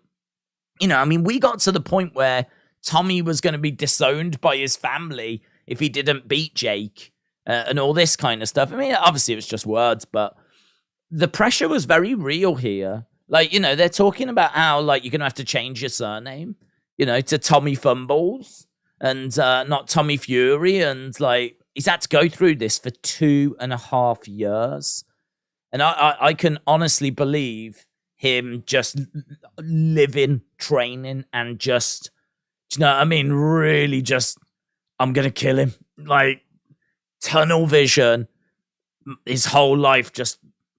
Someone probably, he only found out the other week he had a baby. Probably might not have even known. Because he was just so, I've got to get this done. And I don't know that Jake will have had someone that prepared that well for him before. There's no way that he was overlooked here. No way. And I do wonder if there was maybe a little bit of that. Right, we are in this press conference room. I wasn't going to be sticking around. Badou Jack has just gone. And so now we are just waiting for this, whoever's going to come in. I don't know who's out there. Seeing Badou Jack celebrating. I don't know if we've got no sign of anyone yet. Michael. Wow. Are you sure you meant to do that, Michael? Is that a 10 that's accidentally come through as 100? That is incredibly kind, but part of me does also think that that's mental, Michael. That's mental. Michael capturing the attention of everyone in the chat. Look at this. 100, damn. Guys, just imagine the DVD player you can get with that. Oh my God. It's going to be gold-plated. Michael, shout out to you, bud. That's so kind. But part of me thinks probably not meant as well. All right. Anyone else right now think Michael is like, oh my God. Oh my God. Oh my God. Oh my God. Delete. Go back. Undo. Michael, are you there? Are you alive? Are you breathing? Do we need to send help? Michael, are you all right, mate? Scenes, said Smurfy Tunes. Scenes. You deserve it. Retribution. Shout out to you, my friends. That's very kind. I just want to make sure that Michael's still with us and breathing. No way. Anyone else panicking that Michael's not around now? AJ said you can get the DVD player and some DVDs to go with it. Oh my God. Oh my God. Where's the yay? There they are.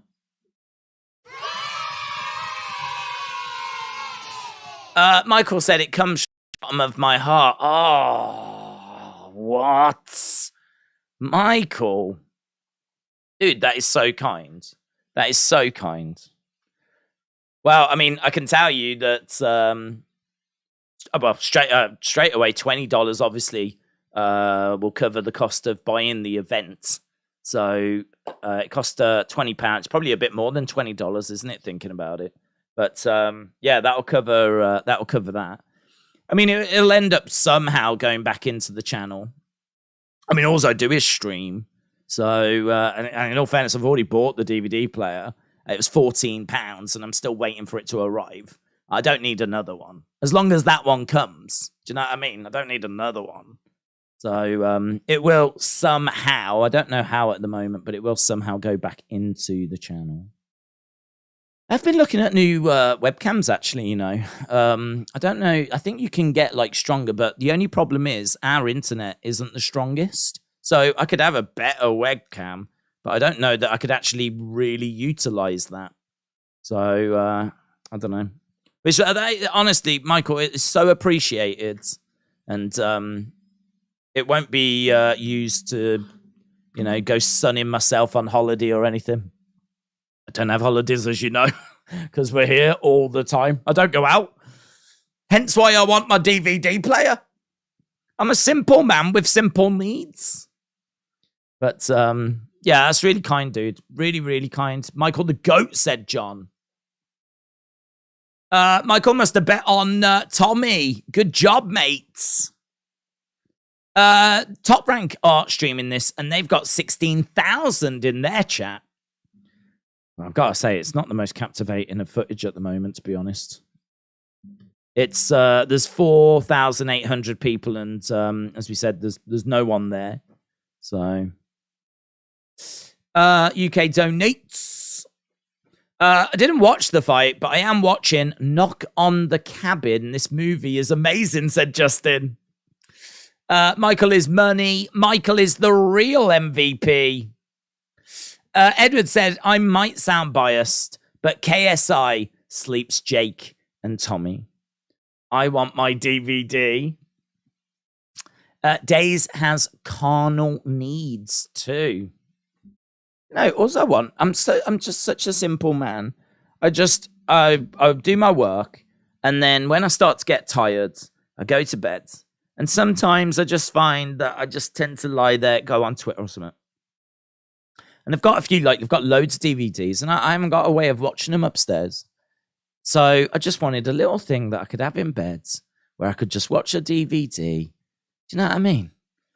In this 2023, in this day and age, a DVD player. Pennies. You'd imagine there'd be pennies. But they're like 60 quid and stuff like this. I can't bring myself to spend that on a DVD player in 2023.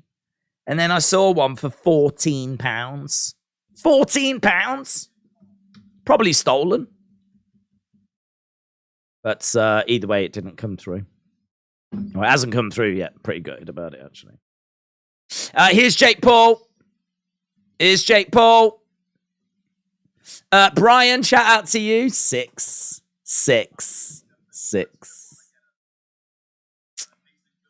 The number of the beast. Okay, here we go. Thoughts. Good fight. War. Tough kid. Fair play to Tommy. He won. And that's boxing. Good moments. Couldn't get my game plan going. But this is what the sport's about.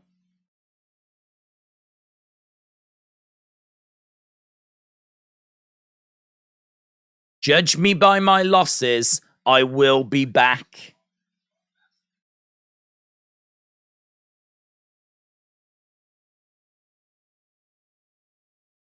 I think he was well prepared.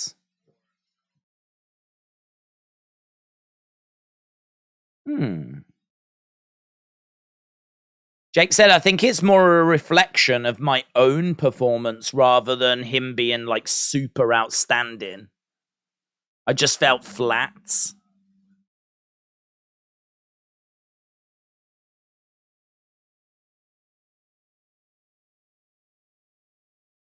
Was he stronger than you anticipated? Jake says no. He was exactly the fighter I thought he would be, says Jake. That's interesting.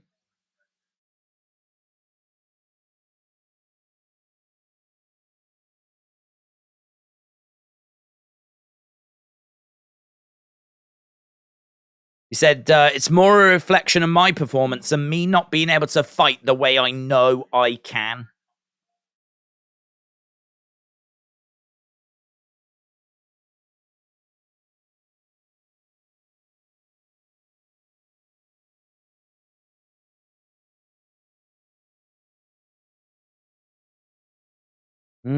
He's giving away a lot of stuff here. I mean, he's talking about, like, what the game plan was.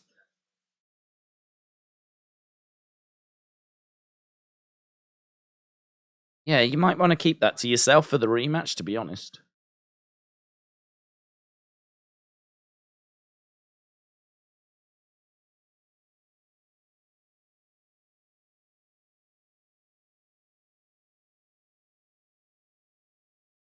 Couldn't get my best shots going.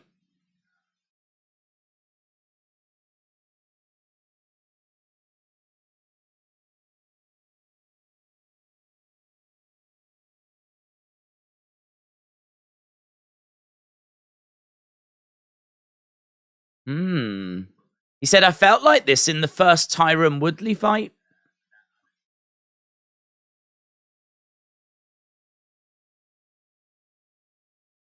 I tell you what, though, if this is going to be a big problem for him, whatever this feeling flat thing is, he says that he felt like this during the first Tyron Woodley fight, and he was able to pull that off as a result in his favor, and he's felt like it again here. So going forward, if he wants to become a world champion, this feeling flat thing just can't exist, can it? You can't, you've got to turn up and perform. Jake says, maybe we do the rematch right back here in Saudi Arabia. 10 rounds for the rematch, said Happy Wednesday. Keep going. Play on these guys' heartstrings, says S.E. Barber. Brian said, a real boxer would say, I'm not going anywhere, instead of saying, I'll be back.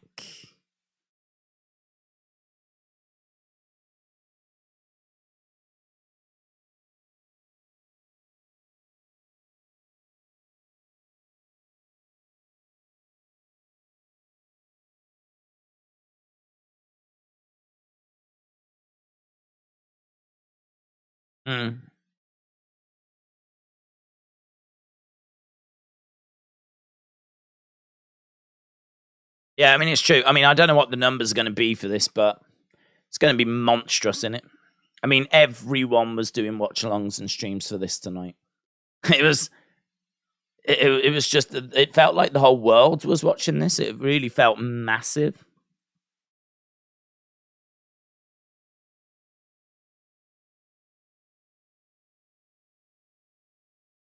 Michael said, I watch your streams for WWE, AEW, and UFC all the time. And I've seen you around, but obviously, and yeah, it's really appreciated. I mean, your support, as I said, really appreciated.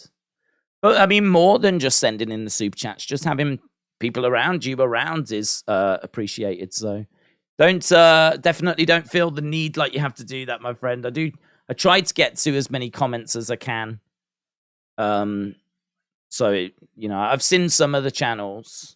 I couldn't even name names, just channels that I've been on, that have been live, that just really target the super chats. And sometimes we're a little guilty of that as I get stuck into the conversations. But I do try to kind of get to the non-super chat bits as well, as and when I can. So yeah, it's appreciated, man. It's really appreciated. In the rematch, what would you do different? I don't know, said Jake. I need to dissect it. I know when I'm in a flow state. I know when I'm feeling good.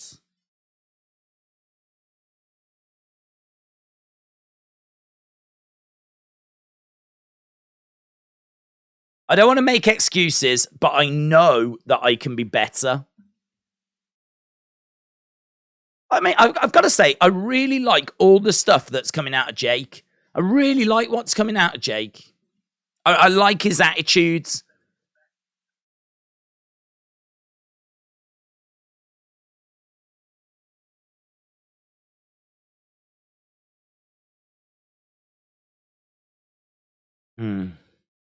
Tommy said he's been doing it since he was 6.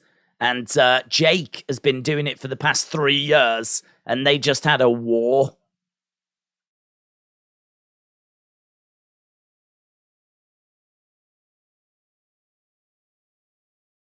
Jake says when you beat the blood out of each other, there's nothing but respect there then. Yeah, I think he really has taken the loss very, very well. I don't think I think he's gutted, but I think that he is being very respectful.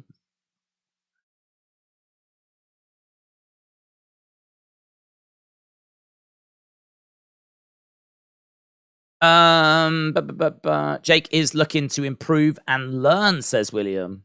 John said he got humbled. David said, I'll see you tomorrow. See you tomorrow, mates. Free top G on Andrew Tate, says Legend Killer. I don't know where we are with that. What's happening with Andrew Tate? Is he still locked up in Romania or whatever? I wouldn't call it a war, said John. Tommy beat him decisively. I've been on channels where they beg every 2 minutes for super chats. Can't stand those kinds of people, says James. Yeah, guys, but if you are thinking of putting in a super chat, fire away. I mean, go mental, honestly. In all fairness, I'm too busy talking about wrestling or whatever's happening to be going down them paths. So... Mackenzie said, I'm stupid. My brother was talking about it. Has the match happened? The fight's happened, yeah. Jake Paul has lost. We're just hearing from him right now.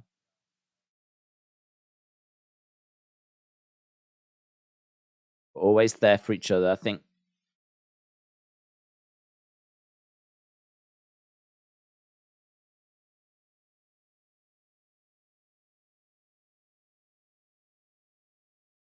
I didn't catch the question there, but he says we're always there for each other. So I think he was talking about his brother. Will you ever get an Xbox? Well, you know me, outdated technology.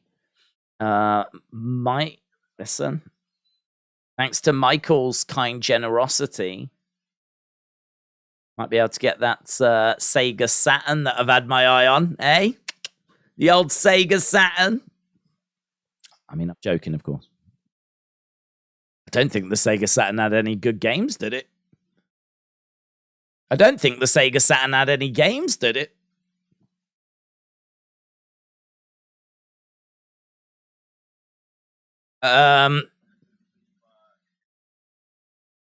Drake had 400,000 on you.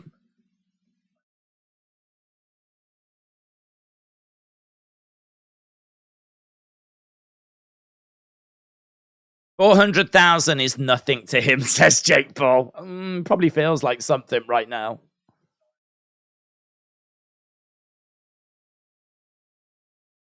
So Jake says, sorry, Drake, I'll get the dub in the rematch. Yeah, that's a good question. Are you going to do the rematch immediately?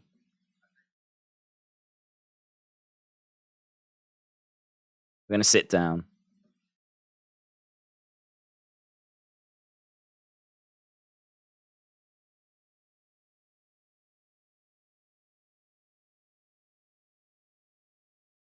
Yeah, they are looking at the rematch. I mean, there's all PFL stuff and Nate Diaz stuff and KSI fights, and trying to fit in a rematch now is going to be a bit tricky, isn't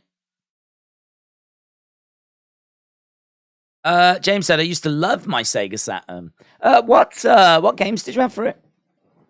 I'm not buying one or anything. I just don't actually, of all the consoles, that's the one I know the least about.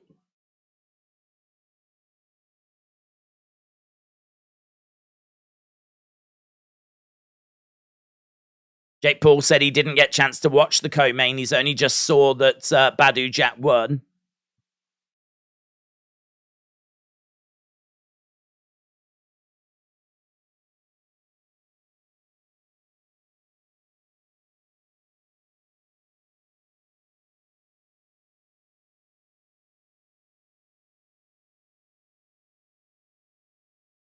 So this person said, I was backstage with all the legends that were there tonight, and they said that your performance tonight qualifies you to be regarded as a professional boxer now.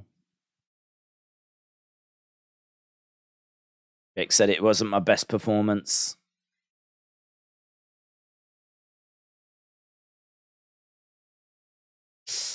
Virtual Fighter was pretty cool, said Deadman Talking.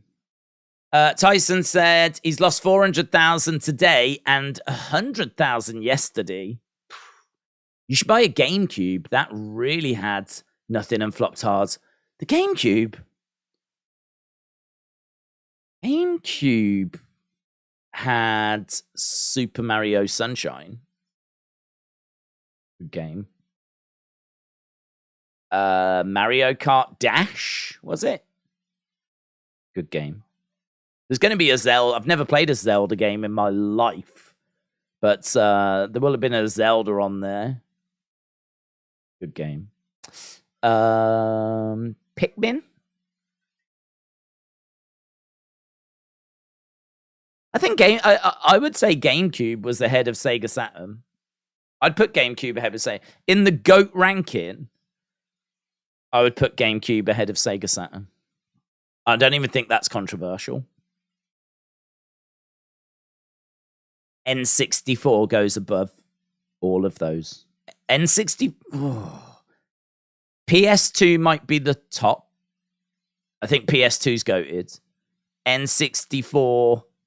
Oh, I mean, you've got the Genesis and you've got the SNES. This is a big conversation, guys. This is a big conversation. I just want my DVD player.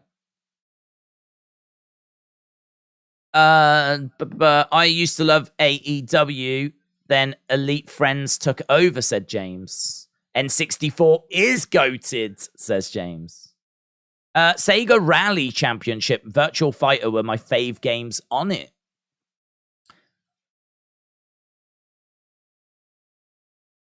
Jake said he wasn't nervous.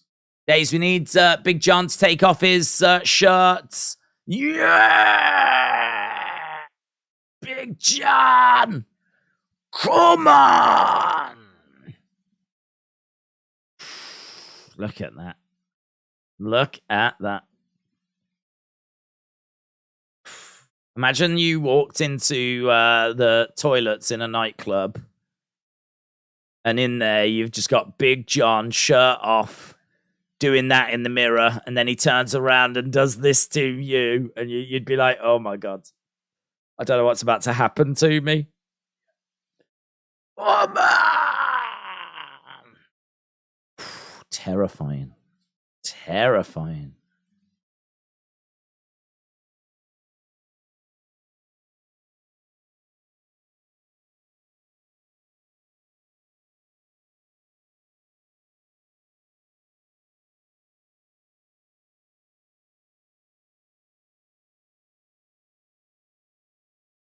Jake is saying that he needs to see the fight. Someone indicates that there's people out there saying this is a controversial win for Tommy.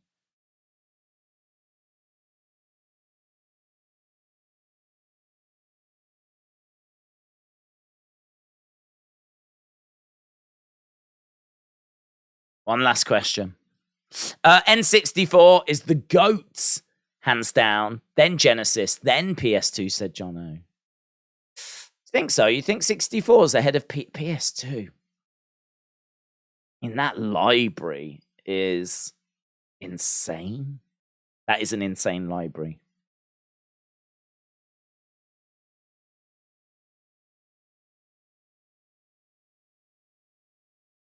Jake Paul said, boxing found me in a moment when I needed it.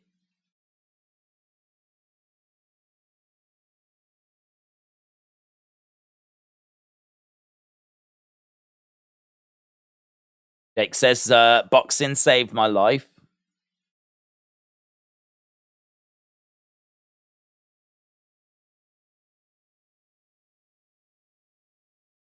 I love this sport. Aw, that's pretty classy, isn't it, man? It's pretty classy. So there we go. Jake has spoken. It's been very respectful. Very respectful.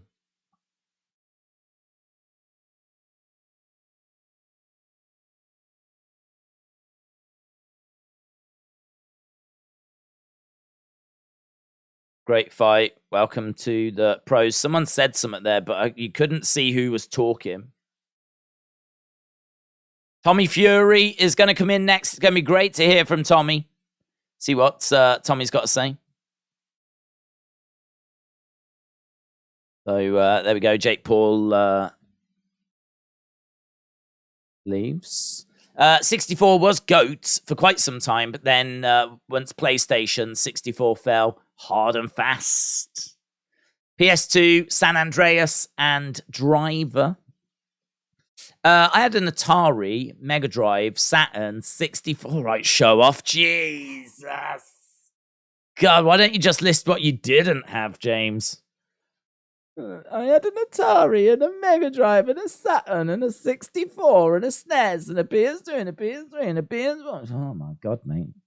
Get a room. Tommy Fury is going to be here in a few minutes. Obviously, we'll just stick around and hear what he's got to say. They're not very long, are they, these things? So, I mean, we've already done 8.5 hours. So, lol. Jake Paul lost 6-1. Logan Paul lost 0-1 in boxing, said Legend Killer. When can I get a Mega Drive 64 back? Can't get them cheap enough in CEX. Old consoles are got a bit of value to them, haven't they? You can get, there's a Mega Drive that just came out that's got loads of built-in games. And I think it might even have a slot for you to put in other games. Have a look at that. I know they did like one of those Mega Drives before, but you couldn't put games in. I think this one you might be able to do. I'm not 100% though. Not 100%. They've done them quite a bit, haven't they? Jealous much? Yeah, totally. Of course I am. Did you see the list of things he had? I just want a £14 DVD player. James never had a PS5. No. I have yet to see a game that would make me even remotely want a PS5. I don't think there would be a game, actually. I tend to buy a few bits on Steam these days. I just get stuff on Steam. Done. Thanks for coming. The Xbox Series S is on sale in Asda for £99. What do you get on that? What's that? I ain't gonna get it, but... Oh... my screen froze on Big John for the last 3 minutes, says Jono. Yes. Oh, that's new technology, that is. I think it's built into a lot of devices, whereby if there is a topless picture of Big John, the device will actually freeze on that image for like 3 to 5 minutes. It's built into like a lot of Apple products and Android products. It's just a way of like giving people the content that they're looking for. Because you might be on like, scrolling through Twitter or something, and someone might have an image of Big John. And what your phone will do is it will basically, as soon as it sees it, just lock onto that image so that you can enjoy it for like 3 to 5 minutes and not accidentally scroll past. It's built in. Big John technology. Big John tech. It's, brilliant. And you can't disable it as well. There's no way of disabling it. But then no one wants to, so it's really not a problem. I'm going to get a PS5 if I had to, if they stop doing FIFA and wrestling on PS4.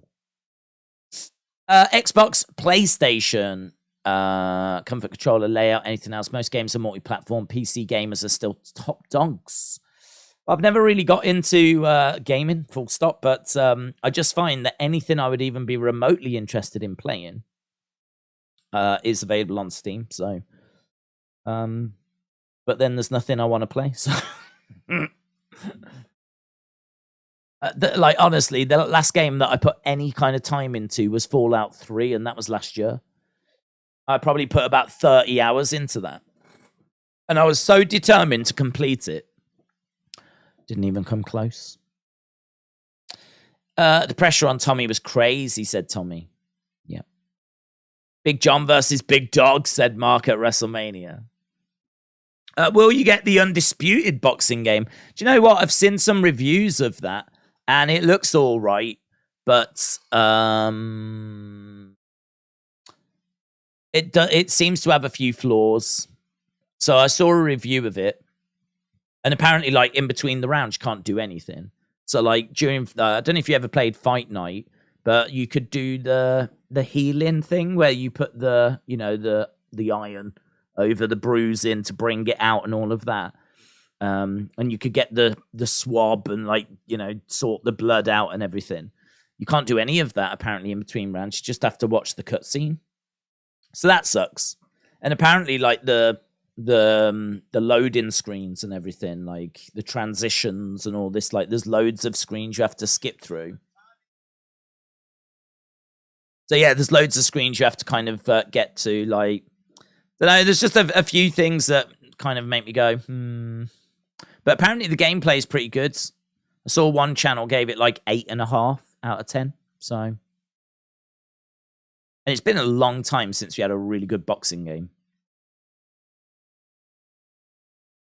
Here's Fury. He's got his belt. See what he's going to say. Big John's not with him. Fury on his own. Here he is. Here's Big John.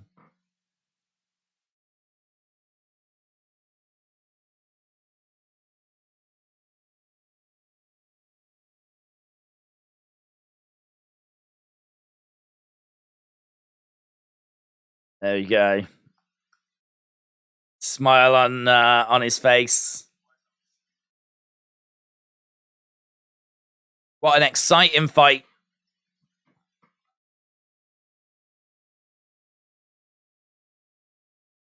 Well done on the win.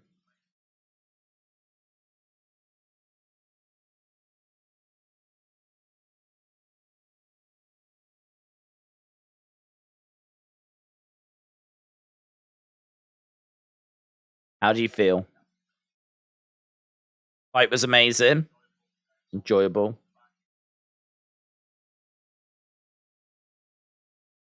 Jake was tough. Took a lot of good shots. There's a lot of easier challenges than me.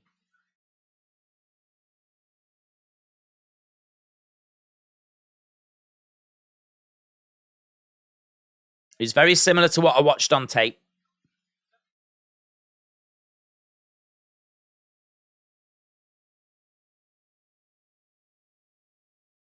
I had the weight of the world on my shoulders tonight.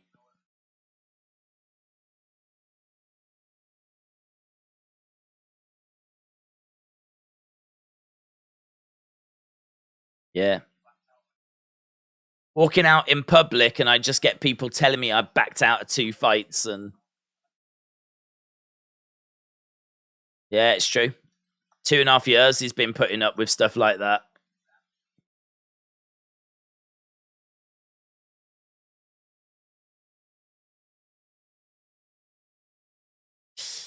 New Zealand are 3-2-5 for 5 at lunch. They've got a lead of 99.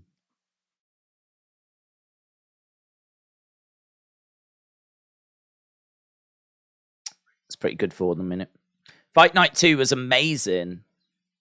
Put Hake Paul on that game. I don't think I played Fight Night 2. I played Fight Night 3. I didn't play Fight Night 2.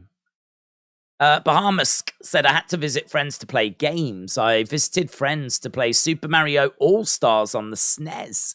Then borrowed my friend's Game Boy for Pokemon. My first console I had to save up for.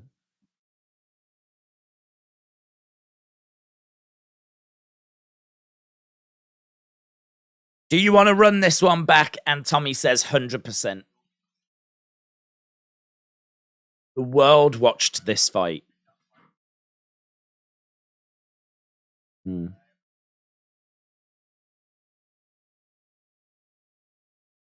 said, having been in the ring with him once, I'm pretty sure I could get the stoppage next time.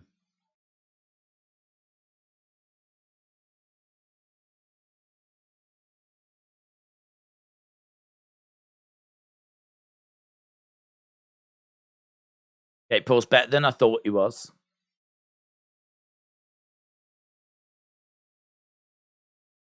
He impressed the hell out of me, Big John said.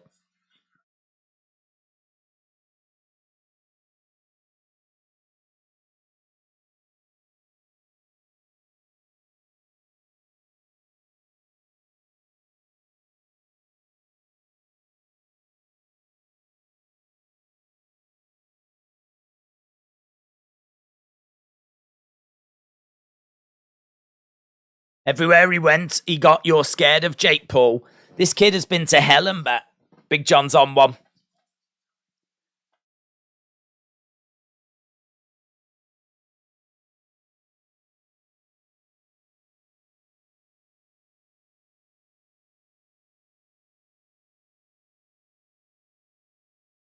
Made his father very, very proud.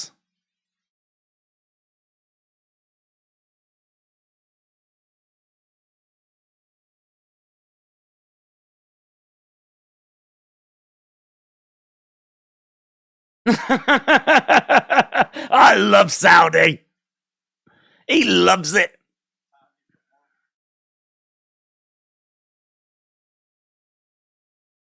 Need a new darts game. Fight Night Champion was the best, said Edwards.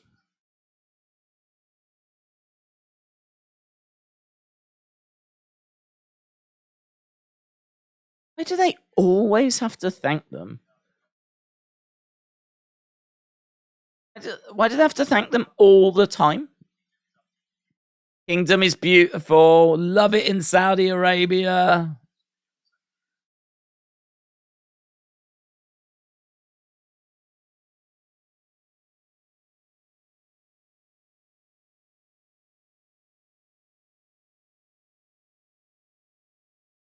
Weird, isn't it? Does anyone else find it just weird?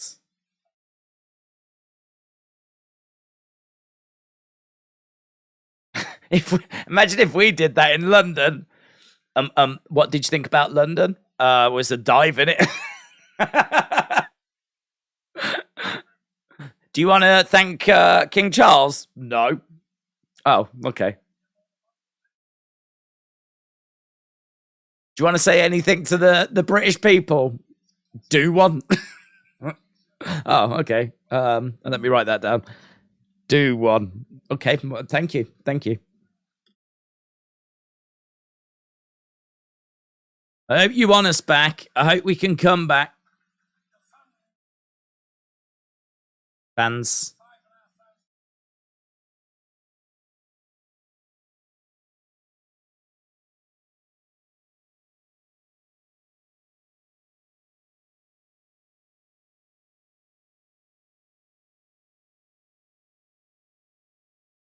$8,000.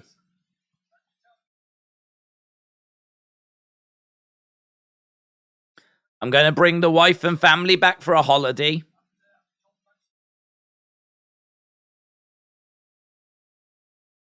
Oh, he loves it. He absolutely loves it. He should be the head of their tourism. If they said, can you make sure you thank and mention the Saudis? He has gone to the absolute zenith. They might have said, can you just mention it once that you really like Saudi Arabia? And he's like, I love Saudi. I love Saudi. Did I mention I love Saudi? Do you love Saudi? I love Saudi. I love Saudi. Saudi's so good. What are you having to eat? What am I having to eat? Oh, I love Saudi. I might have Saudi on toast. I love Saudi.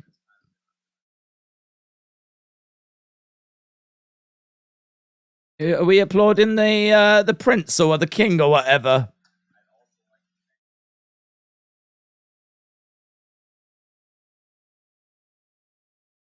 Just want to thank the Ministry of Sport in Saudi. Oh, I love Saudi.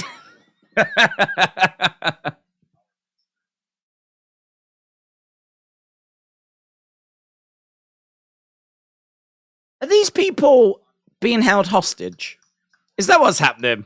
Is this a hostage video? All right. Is Big John being held captive?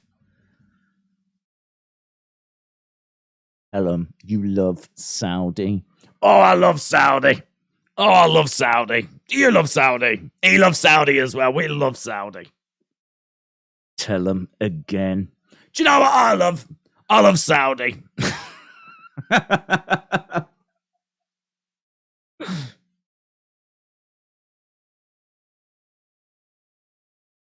Ready to Rumble was the best game. Let's get ready. Let's get ready. That was the Anton Deck game, wasn't it? Wasn't that where you played as Anton Deck? Go on, say it. Say it, Big John. Go on.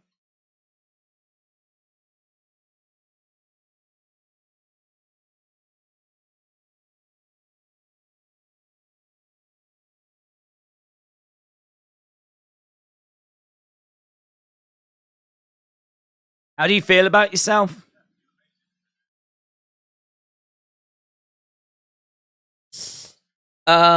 Yes. Edward, it's called PDC, World Championship Darts.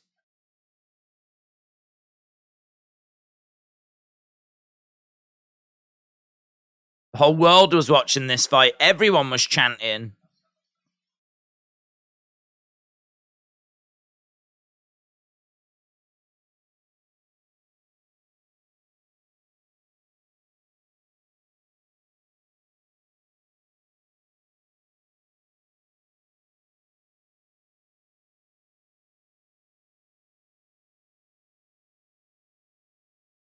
Yeah, he said in the rematch, I'll be able to get him out of there. I wanted Big John to come in and go, we'll do that rematch in Saudi. I love Saudi.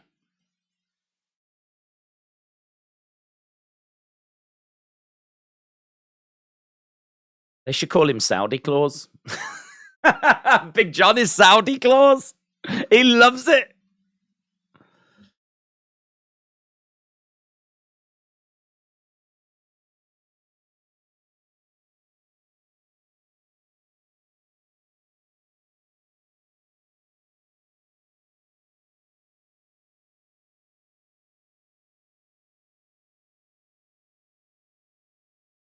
People telling me that I need to stay here and be Ronaldo's personal trainer. It's probably not a bad paid job, that.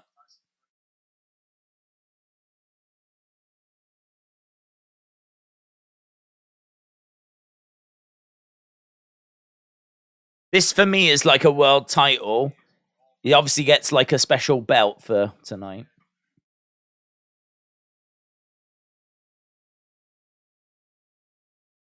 This, to me, is like a world championship. Oh, it's better than a world championship because it belongs to the country of Saudi. It's got like Saudi writing on it and everything. Oh, it's the Saudi champ. This is my favorite championship. It's my favorite championship.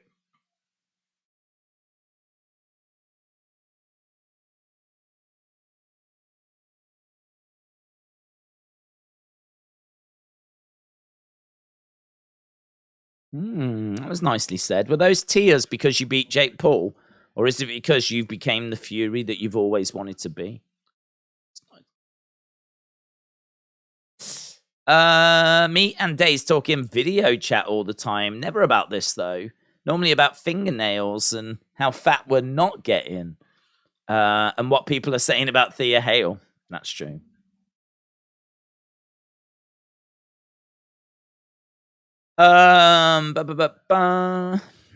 It's good. She has you as a friend.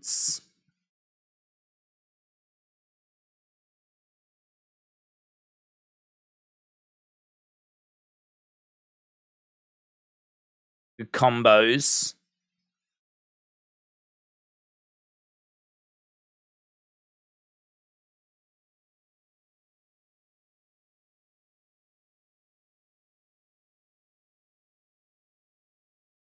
What you do in sparring is different to what you do under the lights. What you saw from me was not much compared to what I can deliver, like 30, 40%. Jab did work well.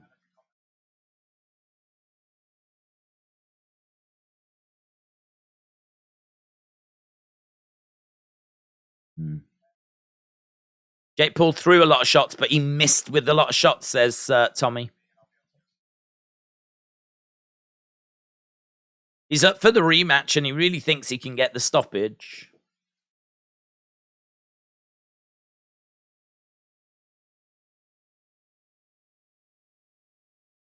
I reckon I stand a chance against Jake Paul, says Edwards. Daze, Big John Fury loves the Saudi people, said Legend Killer. Do you think so? Do you think so? It's hard to tell.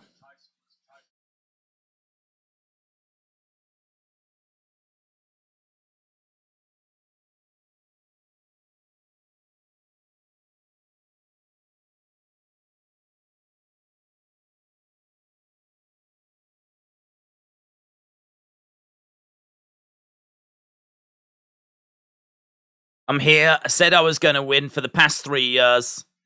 I got it done.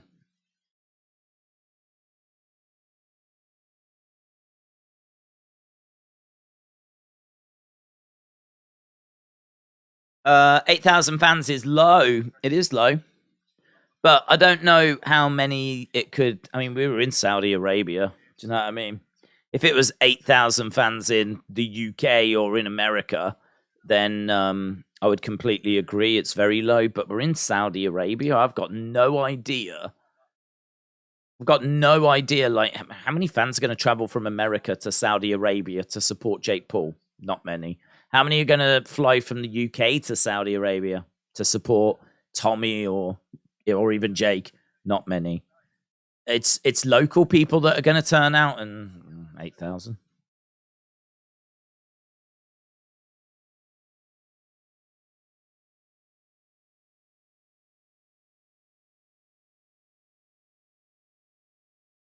It is very low, though. I mean, you'd imagine that it would have caught the attention of the Saudi people a bit more than that.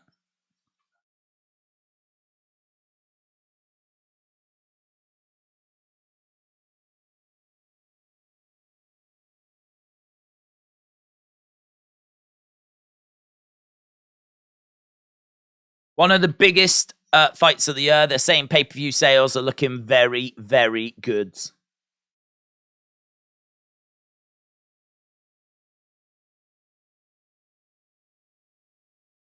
Wants to thank the fans for coming out. Go on, Big John. This is your chance to jump in and thank the Saudi people.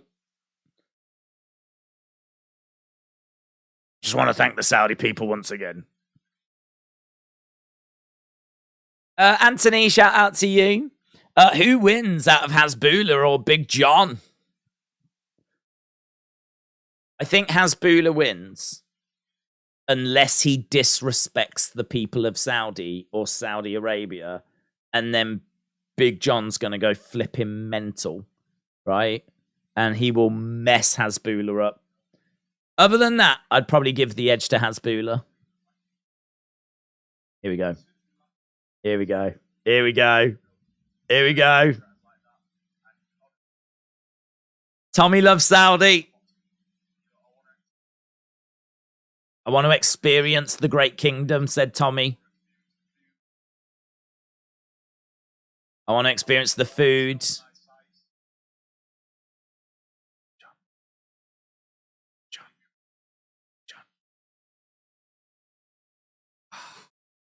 Oh, John!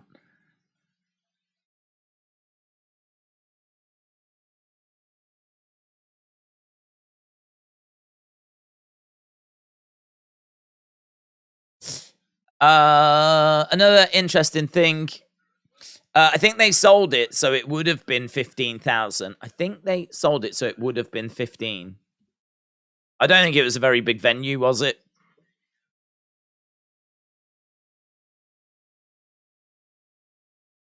Big John thanks the prince for assassinating that goof. World explodes. They sold it, so it was 15, says Michael. Big John is the GOAT. They did say 8. I don't know why they said 8.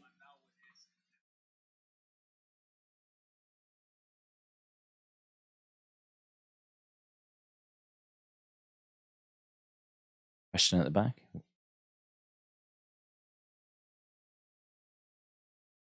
KSI said he would destroy both of you.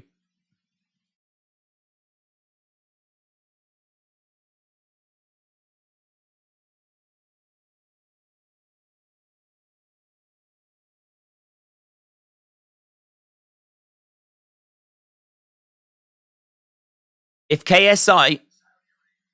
Yeah, Big John!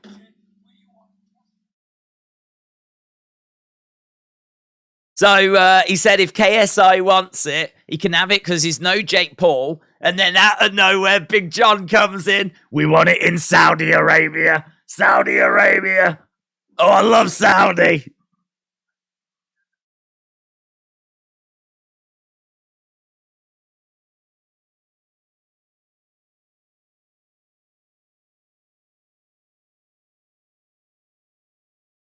Yeah, just talking about... They did get great support in Saudi.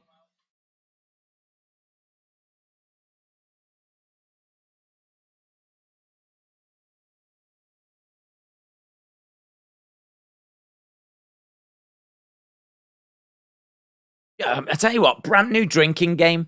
Brand new drinking game. Every time Big John says Saudi, I hope there's a rematch. I hope it's in Saudi. Every time Big John says Saudi, you have a drink. Smashed. You'd be in hospital. You'll have your stomach pumped.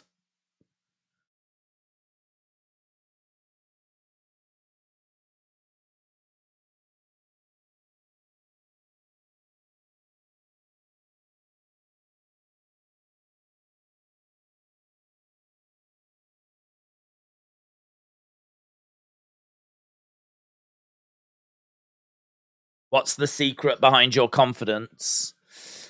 Big John Fury is going to have a great life in Saudi Arabia.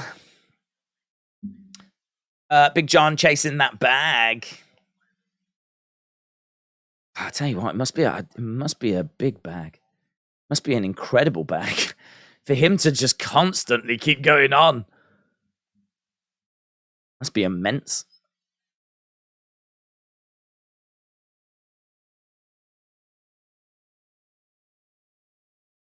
Confidence is instilled in them from a very early age, said Big John.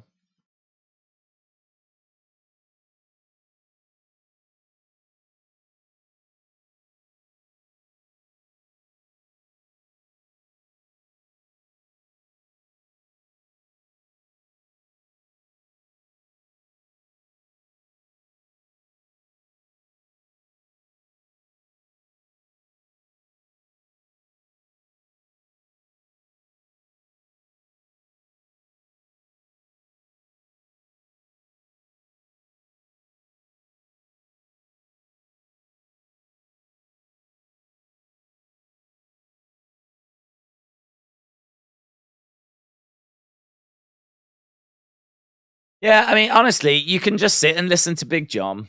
Big John's fascinating. Has Big John got an autobiography? I bet it's called Saudi. Big John, my story. Saudi. I love Saudi. I was just listening to him then. He was like, this is the kid that had his nose pressed up against the window, always wanted to be involved. No one was really paying attention to him. Not brilliant parenting. But, you know, he said to me, like, will I ever be anything like my brother? And I said to him, I don't know. I don't know. Probably not, in all fairness. But, yeah, if you can work hard and be dedicated and take the good and the bad and the positives and the negatives and continue to move forwards. And then, you know, maybe.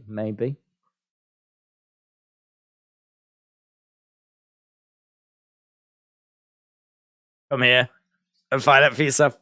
I love this country. Yeah. This was so worth sticking around for. Yeah! Big John, Big John, Big John, Big John. I love this country. Oh, I'm going to take it back with me. Brilliant. Big John. Big John. Shout out, Big John. Well, there we go, my friends. We are done. We have... that's some world-class parenting right there. Yeah. Who's that kid at the window? Oh, it's my son. It's my son. That's my son. This is my son, Saudi. I mean, Tommy. Do you think he said that? When Tommy was born, they were like, what's your son's name? He went Saudi. And they were like, did he say Tommy? I'll put Tommy down. Tommy. He went, I wanted to be Saudi Fury. Oh my God. I love Big John. Love Big John. And I cannot lie. Yes. Come on. He's going to get a dog and call it Saudi. Yes. Right, we're done. Big shout out to Michael, of course. I feel about Michael Ronquillo the same way that Big John feels about Saudi. That's just how I feel. That is just how I feel. But yeah, appreciate all the support. Appreciate everyone joining us. I am going to go and pass out somewhere now, probably. I need to have some dinner. I need to watch Manchester United win the Carabao Cup as well. But appreciate the support. Thanks a lot for joining us. We are back tomorrow for Raw. Of course, we're back next week with UFC as well. And I will see you again next time. Bye for now.